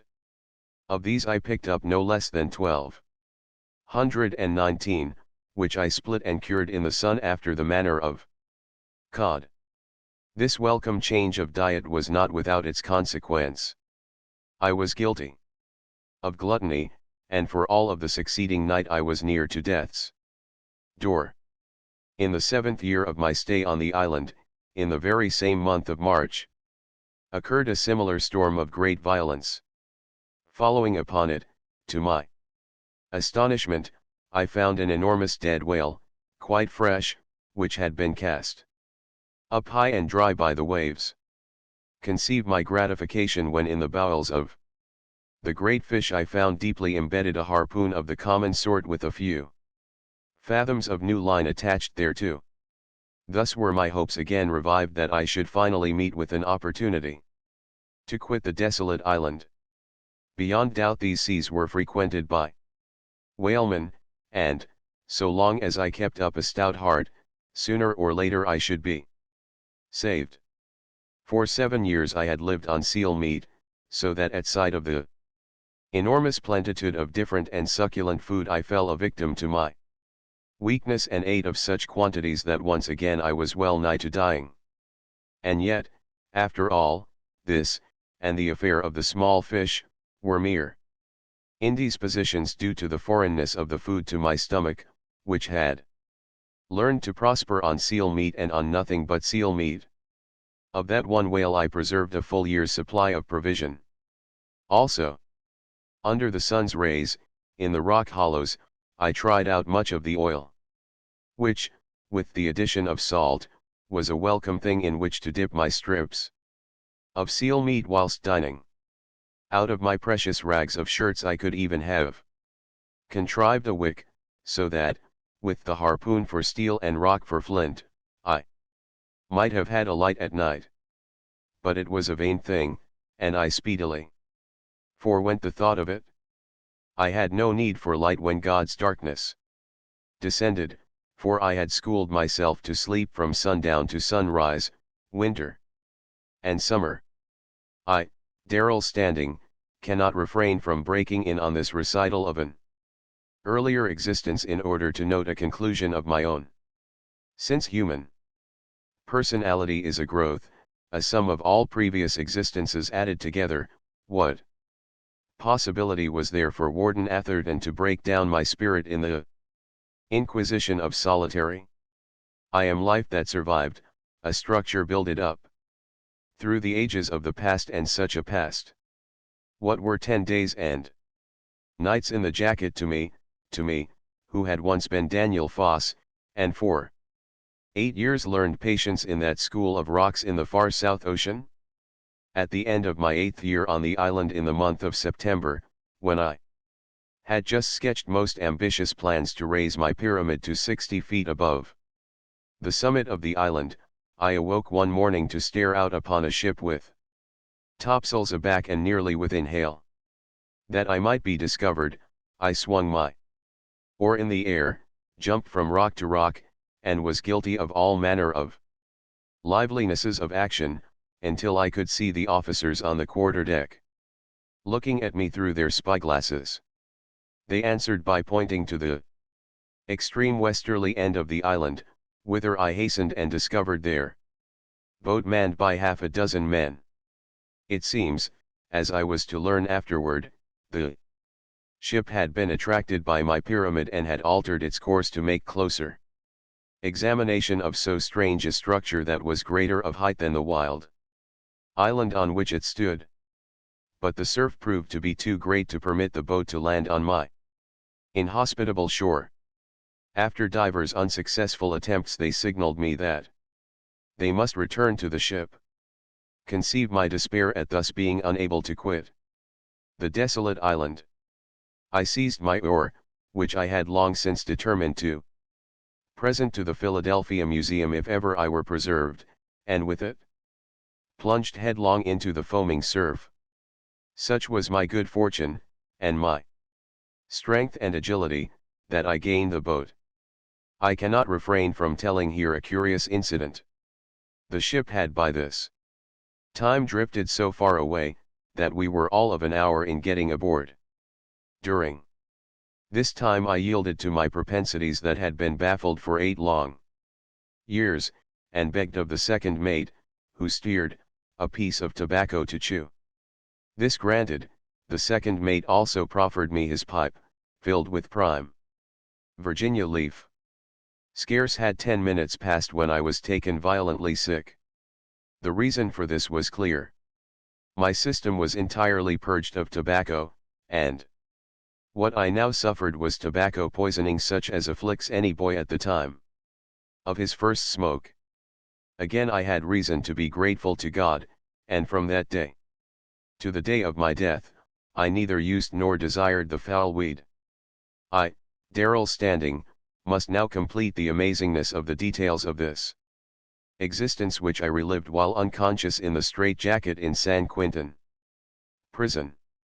I often wondered if Daniel Foss had been true in his resolve and deposited the carved ore in the Philadelphia Museum.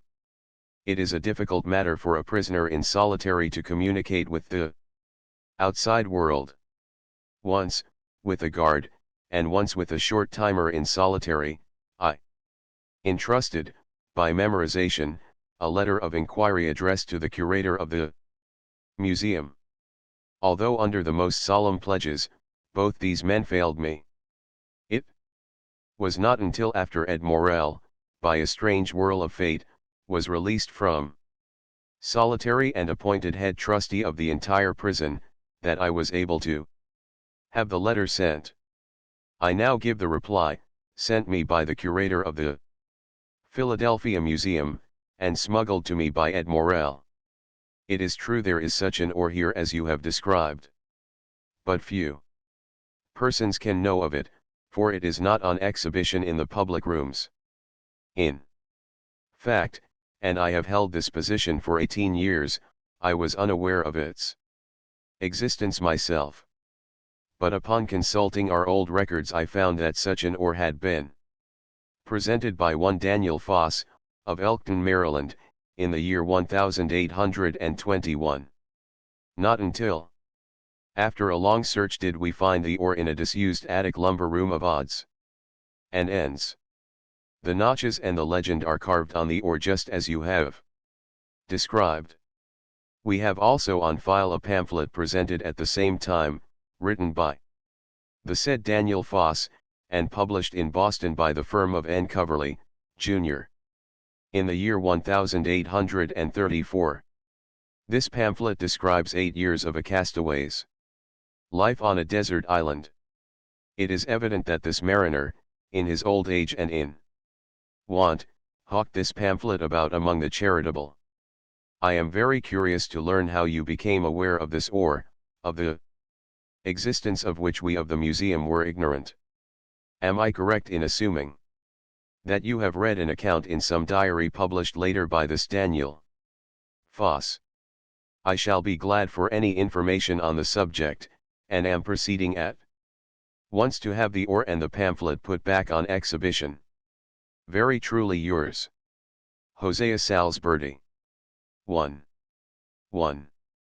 Since the execution of Professor Darrell Standing, at which time the manuscript of his memoirs came into our hands, we have written to Mr. Hosea Salsberti, curator of the Philadelphia Museum, and, in reply, have received confirmation of the existence of the ore and the pamphlet. The editor. Chapter XX. The time came when I humbled Warden Atherton to unconditional surrender, making a vain and empty mouthing of his ultimatum, dynamite, or curtains. He gave me up as one who could not be killed in a straitjacket. He had had men die after several hours in the jacket. He had had men die after several days in the jacket, although, invariably, they were unlaced and carted into hospital ere they breathed their last and received a death certificate from the doctor of pneumonia, or Bright's disease, or valvular disease of the heart. But me, Warden Atherton, could never kill. Never did the urgency arise of carting my maltreated and perishing carcass to the hospital. Yet I will say that Warden Atherton tried his best and dared his worst. There was the time when he double-jacketed me. It is so rich an incident that I must tell it. It happened that one of the San Francisco newspapers, seeking, as every newspaper and as every commercial enterprise seeks, a market that will enable it to realize a profit, tried to interest the radical portion of the working class in prison reform. As a result, union labor possessing an important political significance at the time-serving politicians at Sacramento appointed a senatorial committee of investigation of the state prisons. This state Senate committee investigated, pardon my italicized sneer, San Quentin. Never was there so model an institution of detention. The convicts themselves so testified. Nor can one blame them. They had experienced similar investigations in the past. They knew on which side their bread was buttered. They knew that all their sides and most of their ribs would ache very quickly after the taking of their testimony if said testimony were adverse to the prison administration. Oh, believe me, my reader, it is a very ancient story. It was ancient in old Babylon, many 1,000 years ago, as I well remember of that old time when I rotted in prison while palace intrigues shook the court. As I have said, every convict testified to the humaneness of Warden Atherton's administration. In fact, so touching were their testimonials to the kindness of the warden, to the good and varied quality of the food and the cooking, to the gentleness of the guards, and to the general decency and ease and comfort of the prison domicile, that the opposition newspapers of San Francisco raised an indignant cry for more rigor in the management of our prisons, in that, otherwise, honest but lazy citizens would be seduced into seeking enrollment as prison guests. The Senate committee even invaded solitary, where the three of us had little to lose and nothing to gain. Jake Oppenheimer spat in its faces and told its members, all and sundry, to go to hell. Ed Morel told them what a noisome stews the place was, insulted the warden to his face, and was recommended by the committee to be given a taste of the antiquated and obsolete punishments that, after all, must have been devised by previous wardens out of necessity for the right handling of hard characters like him. I was careful not to insult the warden. I testified craftily, and as a scientist, beginning with small beginnings, making an art of my exposition. Step by step, by tiny steps, inveigling my senatorial auditors on into willingness and eagerness to listen to the next exposure, the whole fabric so woven that there was no natural halting place at which to drop a period or interpolate a query in this fashion. Thus, I got my tale across. Alas! No whisper of what I divulged ever went outside the prison walls. The Senate committee gave a beautiful whitewash to Warden Atherton and San Quintin. The crusading San Francisco newspaper assured its working-class readers that San Quintin was whiter than snow, and further, that while it was true that the straitjacket was still a recognized legal method of punishment for the refractory, that, nevertheless, at the present time, under the present humane and spiritually right-minded warden, the straitjacket was never, under any circumstance, used.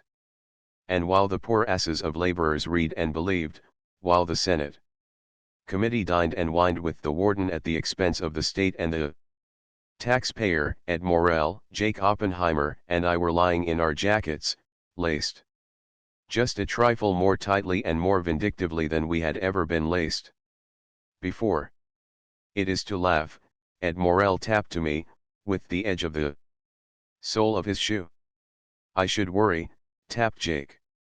And as for me, I too capped my bitter scorn and laughter, remembered the prison houses of old Babylon, smiled to myself a huge cosmic smile, and drifted off and away into the largeness of the little death that made me heir of all the ages and the rider full panoplied and astride of time.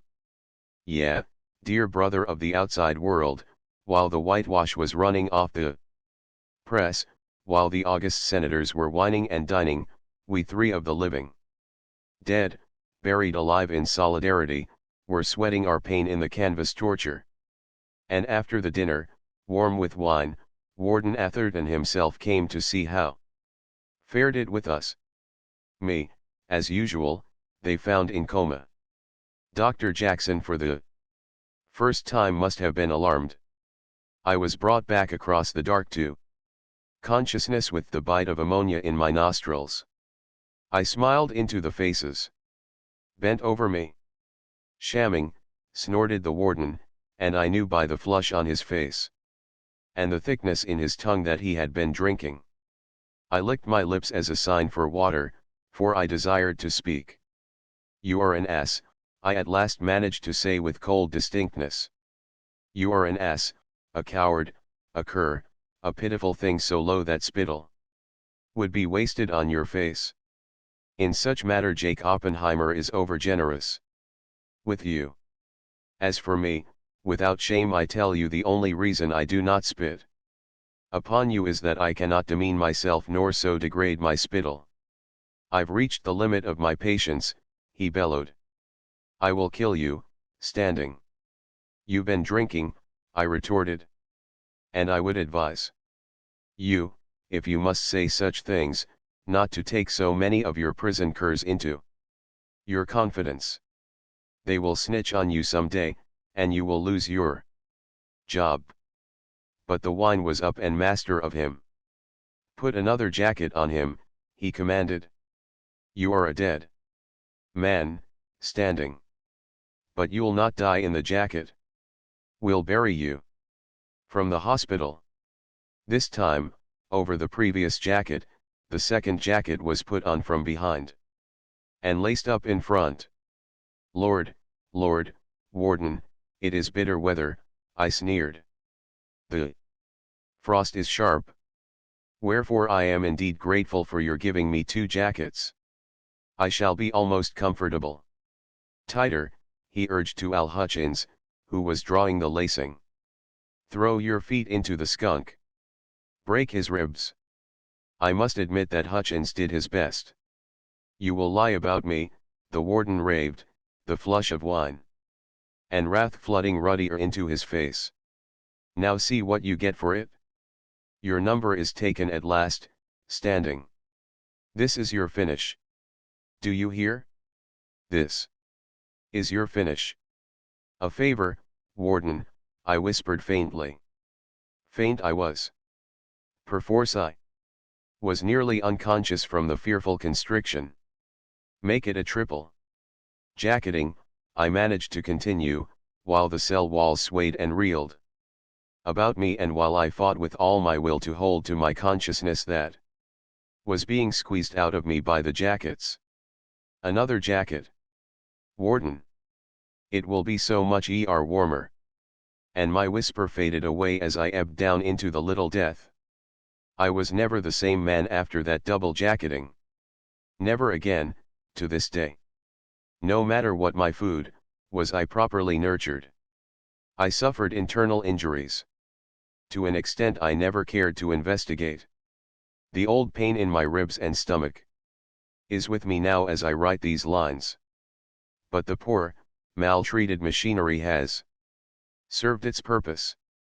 It has enabled me to live thus far, and it will enable me to live a little longer to the day they take me out in the shirt without a collar and stretch my neck with the well-stretched rope. But the double jacketing was the last straw. It broke down Warden Atherton. He surrendered to the demonstration that I was unkillable. As I told him once, the only way you can get me, Warden, is to sneak in here some night with a hatchet. Jake Oppenheimer was responsible for a good one on the Warden, which I must relate. I say, Warden, it must be straight hell for you to have to wake up every morning with yourself on your pillow. And Ed Morrell to the Warden. Your mother must have been damn fond of children to have raised you. It was really an offense to me when the jacketing ceased.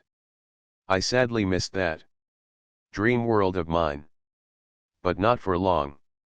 I found that I could suspend animation by the exercise of my will, aided mechanically by constricting my chest and abdomen with the blanket. Thus I induced physiological and psychological states similar to those caused by the jacket. So, at will, and without the old torment, I was free to roam through time.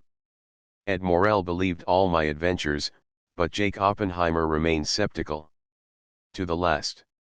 It was during my 3rd year in solitary that I paid Oppenheimer a visit. I was never able to do it but that once, and that one time was wholly unplanned and unexpected. It was merely after unconsciousness had come to me that I found myself in his cell. My body, I knew, lay in the jacket back in my own cell. Although never before had I seen him, I knew that this man was Jake Oppenheimer. It was summer weather, and he lay without clothes on top his blanket. I was shocked by his cadaverous face and skeleton-like body. He was not even the shell of a man. He was merely the structure of a man, the bones of a man, still cohering, stripped practically of all flesh and covered with a parchment-like skin. Not until back in my own cell and consciousness was I able to mull the thing over and realize that just as was Jake Oppenheimer, so was Ed Morrell, so was I, and I could not but thrill as I glimpsed the vastitude of spirit that inhabited these frail, perishing carcasses of us, the three incorrigibles of solitary. Flesh is a cheap, vain thing. Grass is flesh, and flesh becomes grass, but the spirit is the thing that abides and survives. I have no patience with these flesh worshippers. A taste of solitary in San Quentin would swiftly convert them to a due appreciation and worship of the spirit. But to return to my experience in Oppenheimer's cell. His body was that of a man long dead and shriveled by desert heat. The skin that covered it was of the color of dry mud. His sharp, yellow-gray eyes seemed the only part of him that was alive. They were never at rest. He lay on his back, and the eyes darted hither and thither, following the flight of the several flies that disported in the gloomy air above him. I noted, too, a scar, just above his right elbow, and another scar on his right ankle. After a time he yawned, rolled over on his side, and inspected an angry-looking sore just above his hip. This he proceeded to cleanse and dress by the crude methods men in solitary must employ. I recognized the sore as one of the sort caused by the straitjacket. On my body, at this moment of writing, are hundreds of scars of the jacket. Next, Oppenheimer rolled on his back, gingerly took one of his front upper teeth and eye tooth between thumb and forefinger, and consideratively moved it back and forth. Again he yawned, stretched his arms, rolled over, and knocked the call to Ed Morel. I read the code as a matter of course. Thought you might be awake, Oppenheimer tapped. How goes it with the professor? Then, dim and far, I could hear Morel's taps enunciating that they had put me in the jacket an hour before, and that, as usual, I was already deaf to all knuckle talk. He is a good guy, Oppenheimer rapped on. I always was suspicious of educated mugs, but he ain't been hurt none by his education. He is sure square. Got all the spunk in the world, and you could not get him to squeal or double-cross in a million years. To all of which, and with amplification, Ed Morel agreed. And I must, right here, ere I go a word further, say that I have lived many years and many lives. And that in those many lives I have known proud moments, but that the proudest moment I have ever known was the moment when my two comrades in solitary passed this appraisal of me. Ed Morel and Jake Oppenheimer were great spirits, and in all time no greater honor was ever accorded me than this admission of me to their comradeship. Kings have knighted me, emperors have ennobled me, and, as king myself, I have known stately moments. Yet of it all nothing do I adjudge so splendid as this accolade delivered by two lifers in solitary, deemed by the world as the very bottommost of the human cesspool. Afterwards, recuperating from this particular bout with the jacket, I brought up my visit to Jake's cell as a proof that my spirit did leave my body. But Jake was unshakable. It is guessing that is more than guessing, was his reply, when I had described to him his successive particular actions at the time my spirit had been in his cell. It is figuring. You have been close to 3 years in solitary yourself, Professor, and you can come pretty near to figuring what any guy will do to be killing time. There ain't a thing you told me that you and Ed ain't done thousands of times, from lying with your clothes off in hot weather to watching flies, tending sores, and rapping. Morel sided with me, but it was no use. Now don't take it hard, Professor, Jake tapped. I ain't saying you lied. I just say you get to dreaming and figuring in the jacket without knowing you're doing it. I know you believe what you say. And that you think it happened, but it don't buy nothing with me.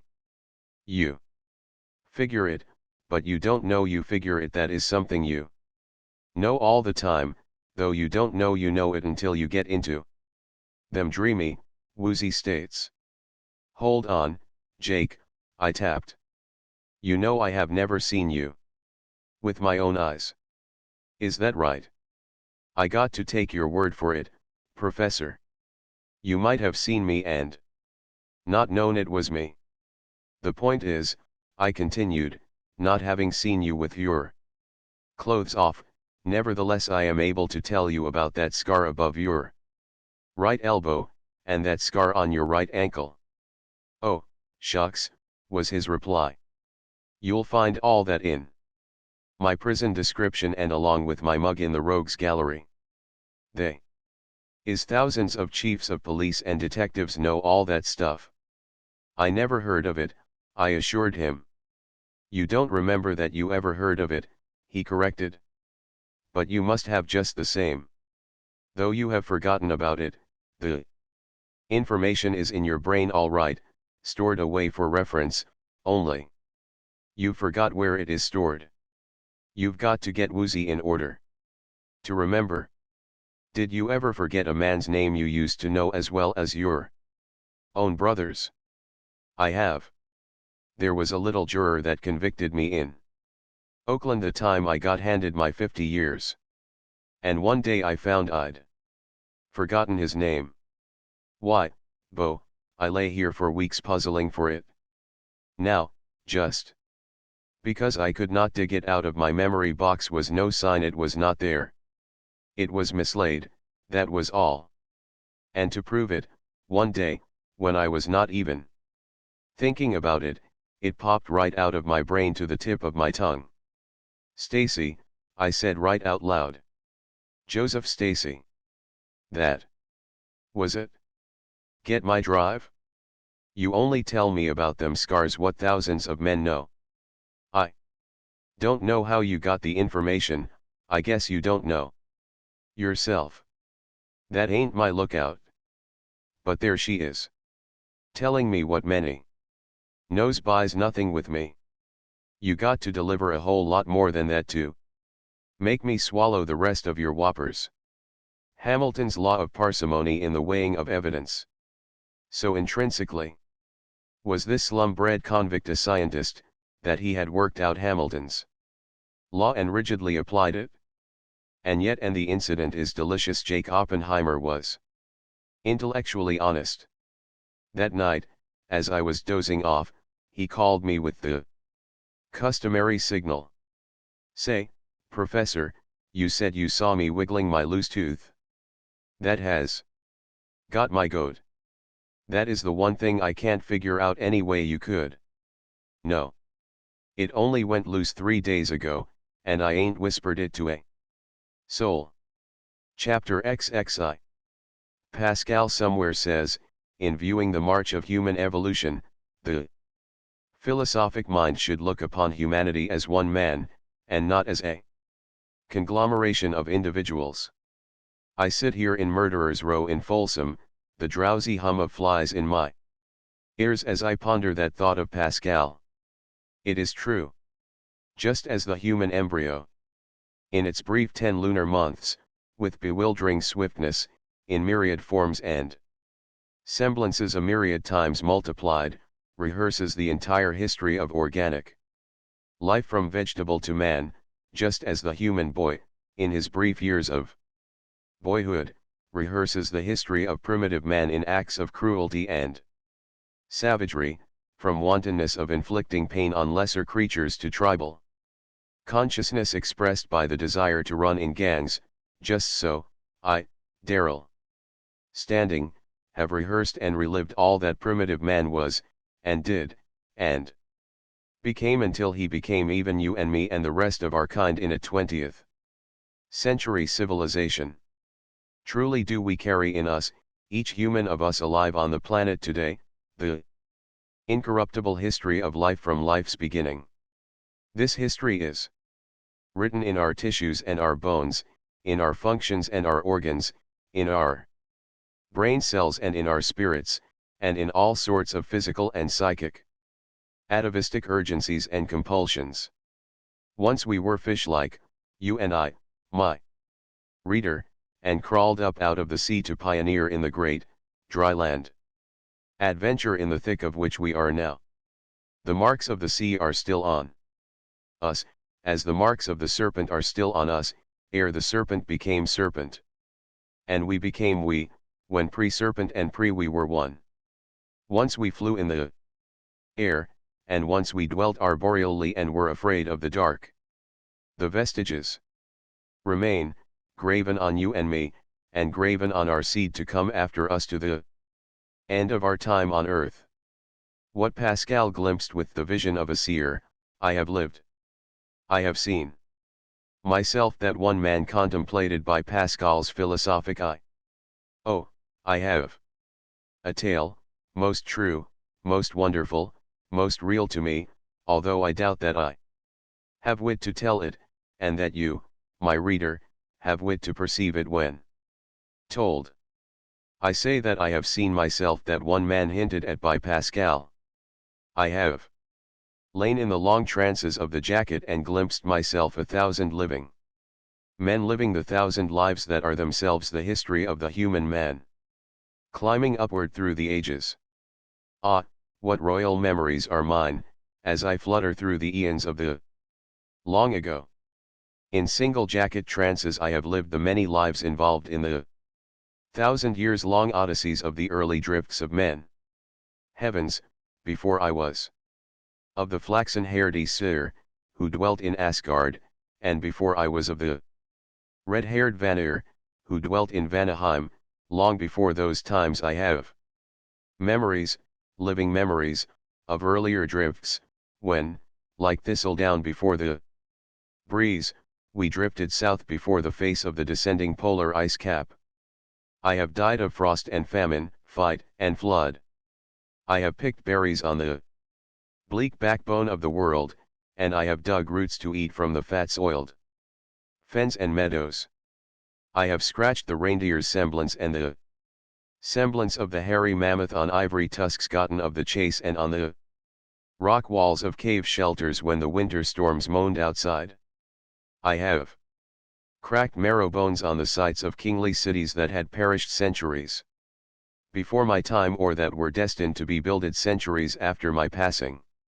And I have left the bones of my transient carcasses in pond bottoms, and glacial gravels, and asphaltum lakes. I have lived through the ages known today among the scientists as the Paleolithic, the Neolithic, and the Bronze. I remember when with our domesticated wolves we herded our reindeer to pasture on the north shore of the Mediterranean where now are France and Italy and Spain. This was before the ice sheet melted backward toward the pole. Many processions of the equinoxes have I lived through and died in, my reader, only that I remember and that you do not.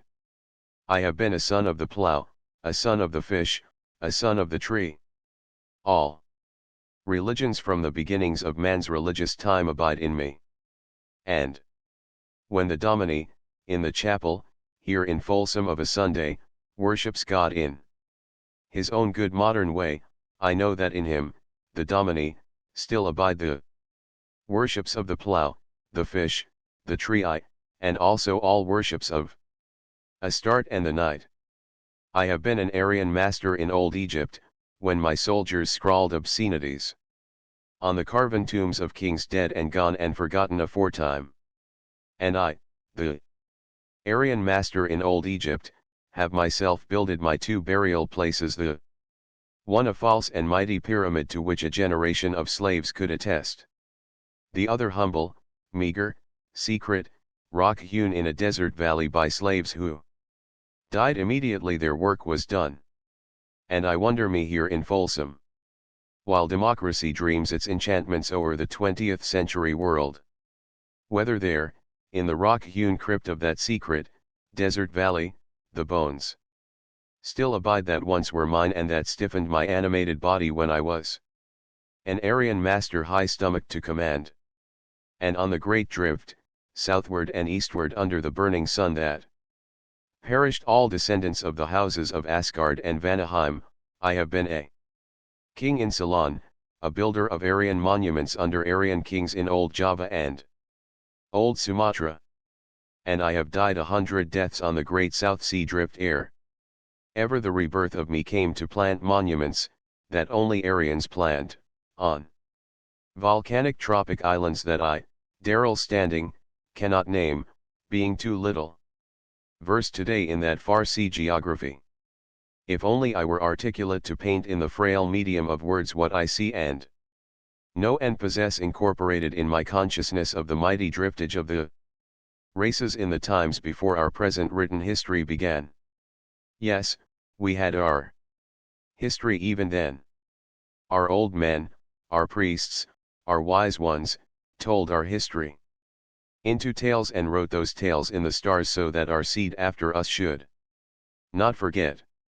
From the sky came the life-giving rain and the sunlight. And we studied the sky, learned from the stars to calculate time and apportion the seasons, and we named the stars after our heroes and our foods and our devices for getting food, and after our wanderings, and drifts, and adventures, and after our functions and our furies of impulse and desire. And, alas, we thought the heavens unchanging on which we wrote all our humble yearnings and all the humble things we did or dreamed of doing. When I was a son of the bull, I remember me a lifetime I spent at stargazing. And, later, and earlier, there were other lives in which I sang with the priests and bards. The taboo songs of the stars wherein we believed was written are imperishable. Record. And here, at the end of it all, I pore over books of astronomy from the prison library, such as they allow condemned men to read, and learn that even the heavens are passing fluxes, vexed with star driftage as the earth is by the drifts of men.